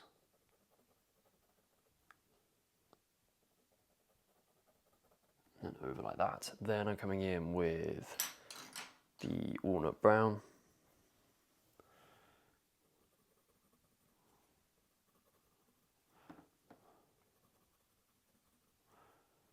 And this is coming across.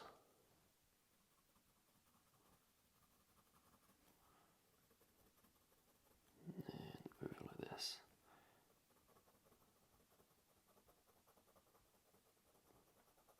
And then up.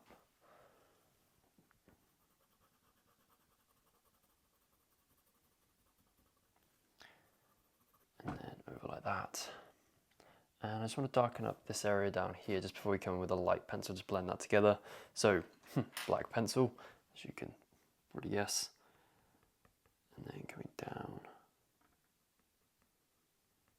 Just adding in a couple more shadows. And I'm just going to refine the edge, or the lower edge of the bridle here.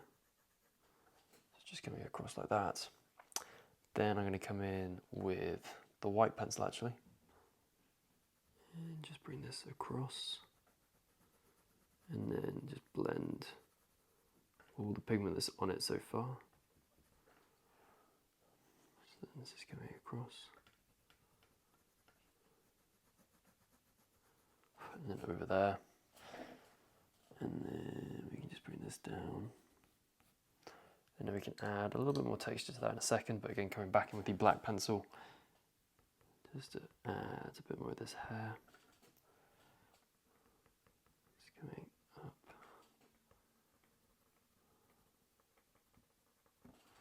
And then down like that. Then we're going down here.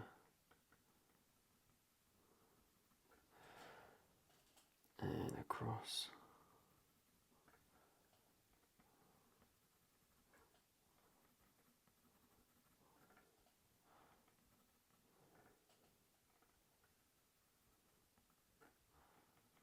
And then up here.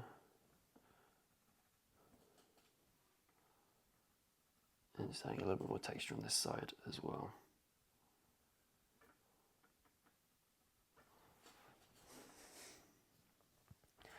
And we can also add just a couple of little bits up there. And obviously a little bit more down here too.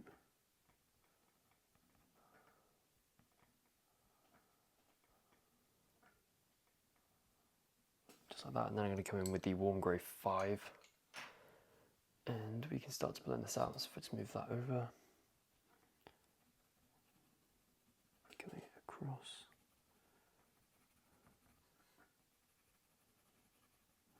And just using this warm grey 5 just directly under the bridle there, just to blend it together a little bit more. And it's coming over. And then we can use this too.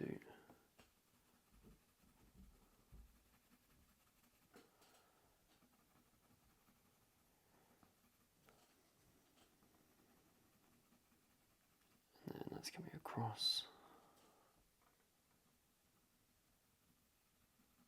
And over there.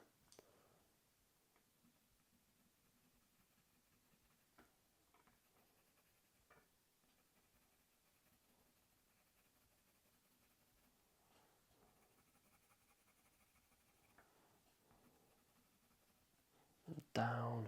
I'm quite happy with how it's looking now. But what I want to do is just quickly add a bit more texture to these parts before moving away from it. So we're just going to add some little dots to indicate the stitching.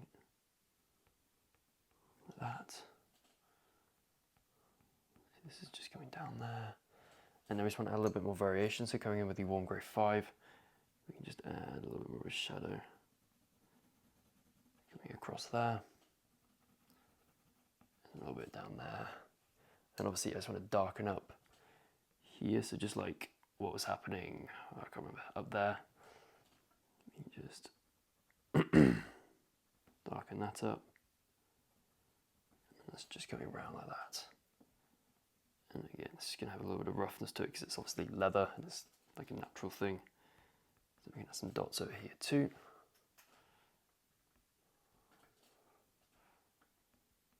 And then this is just coming down.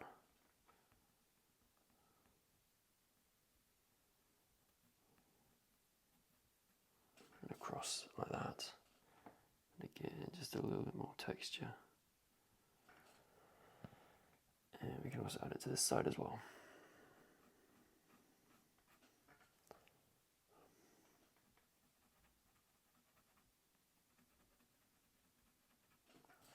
And then I can come in with the warm grey 5 just over the edges of those dark areas, and then I can come in with the white to blend it together just a little bit more. Nice. Then I'm just going to shift up slightly. I'm going to come in with the warm grey 5 in here, making sure it's nice and flush with the rain.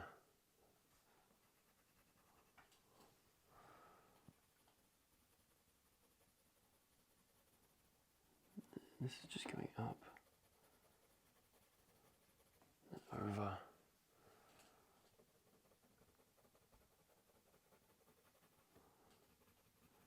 Just continuing to blend this out.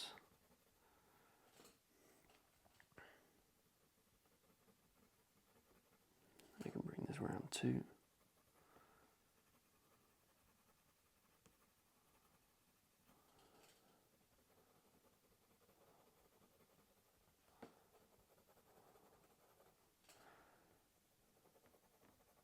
And just adding little bits to the neck, just working that up. And I can just,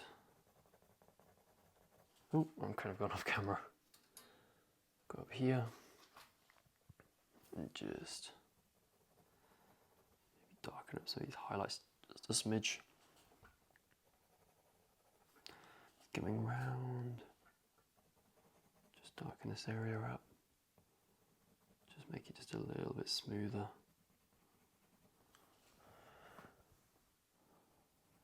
It's coming over there and then just across, and I just want to make the shadow there just a bit more flush with the bridle, like that.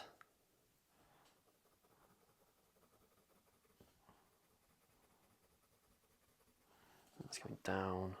Then I come in with the black pencil on the cheek, just darkening up that shadow just ever so slightly.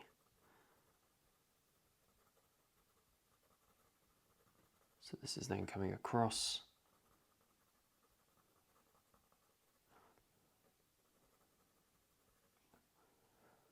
And working our way over. So again, just making sure that the hair directions are following. Like that.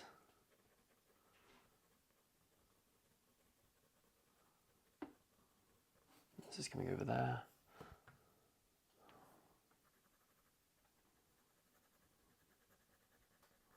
Just darkening up that shadow just in this corner.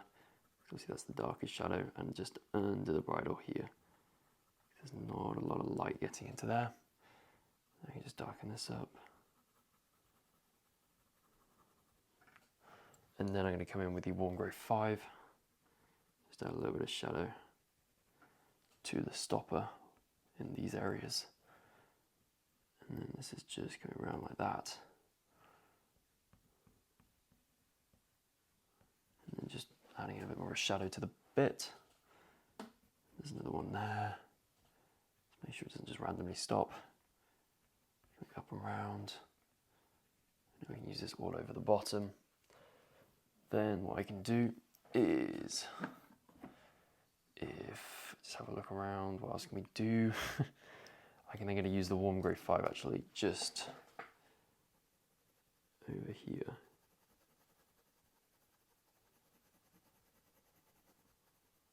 Just like that. And it's just coming around.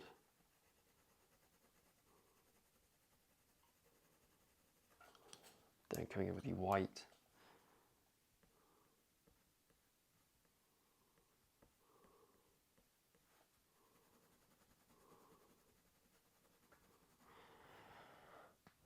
Then this is going across. Like so. Then what I did is, what I'm going to do is I'm going to come in with the warm grey 5 over here. Again, just bring this highlight a little bit closer to the edge of the bridle.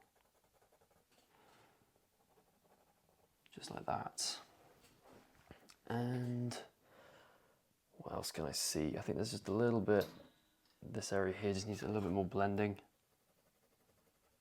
So coming in the warm grey 5 up there. Then coming in with the white. Just over like that. And a little bit in there. Then at the very corner, we just want to add a little bit of that light ultramarine. Just a smidge. Then with the warm grey 5, just add a little bit more of a shadow. Over like that. Then coming in with the white. Just coming over. And then just blending this out.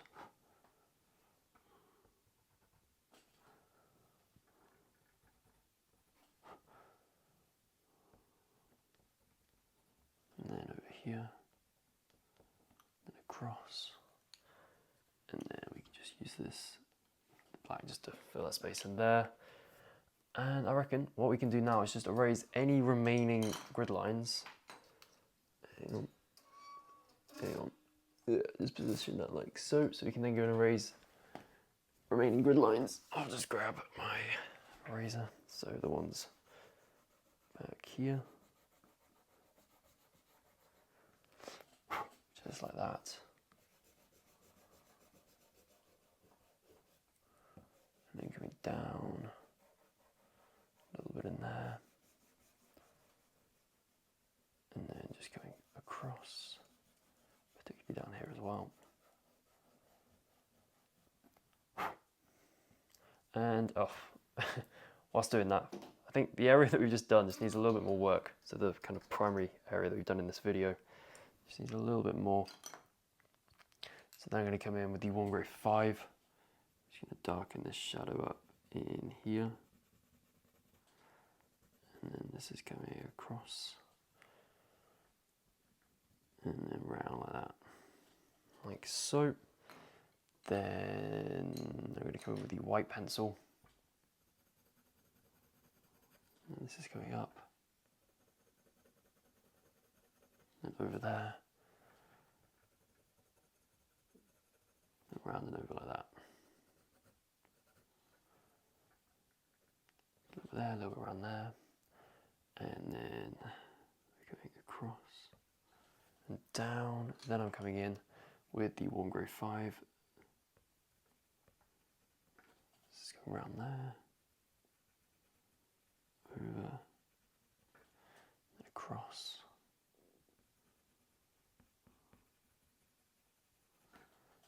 Down,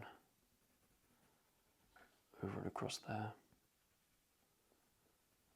This is going across, a little bit in there, a little bit to there too. So you just darken that up.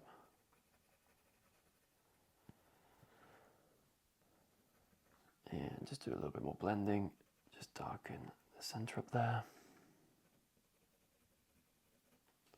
then coming across.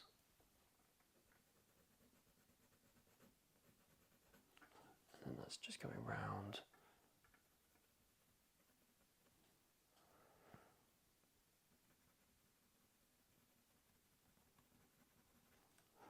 And over.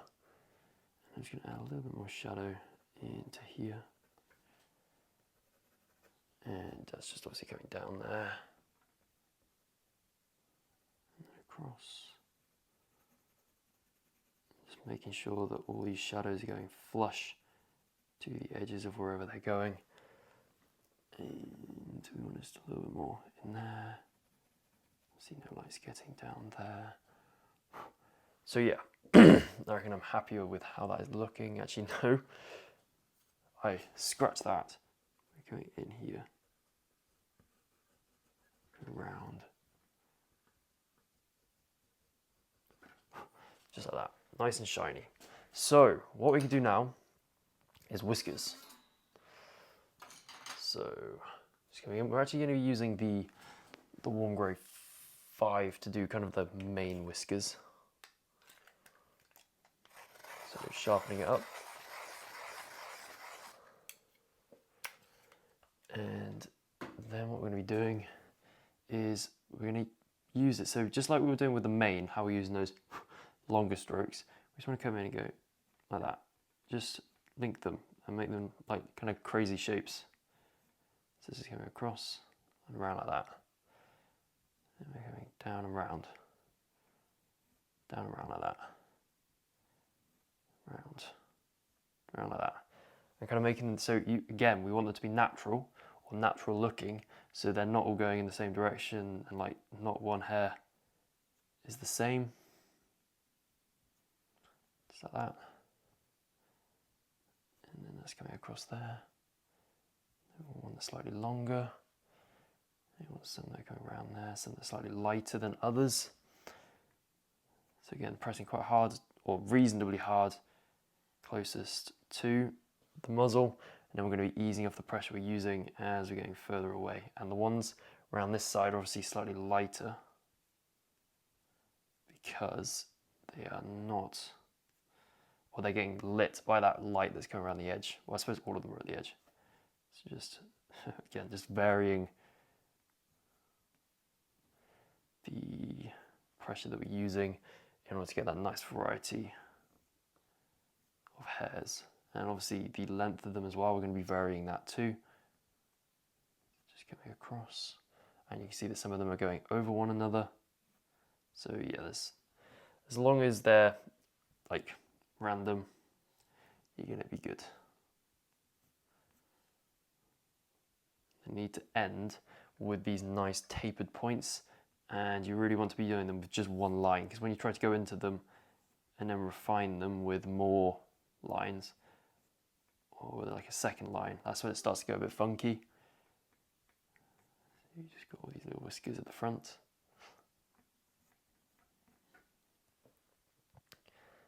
And a little bit going up there, and a few more just showing themselves around here.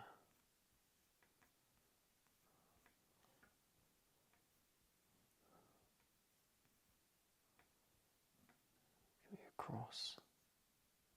Ooh, I think my warm grey 5 is getting a little bit like dull. I was trying to think of the word. What's the opposite for sharp? Unsharp.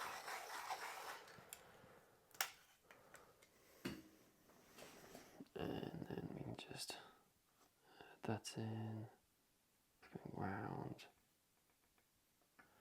and then across like that. And I reckon just a couple more, and that is done. Because, yeah, that less is more, so to speak. So I'm just gonna have a little look across the reference photo if there is anything else. If I can't, I think that is looking pretty snazzy. So actually I just want to come in and just blend the Lemieux logo out just a little bit more. So just going around and over.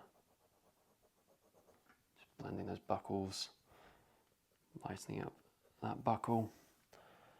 And maybe just a couple of hairs up here.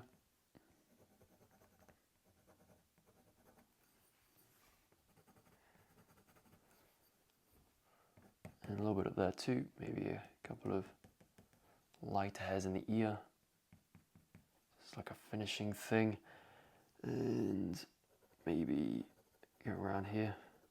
But to be honest, there is literally like, you could spend probably like another 5 hours just adding the tiniest of minutest of details, and it's just a case where it could be like, it's never finished. But what I'm gonna do is I'm gonna call that complete. So there you go. That is exactly how to draw a realistic horse completely from scratch. So from a mere like blank piece of paper, so using the grids, doing the sketch, doing the marker base, all of the colored pencil work, the exact same method that I use to create drawings of horses that I sell as commission pieces.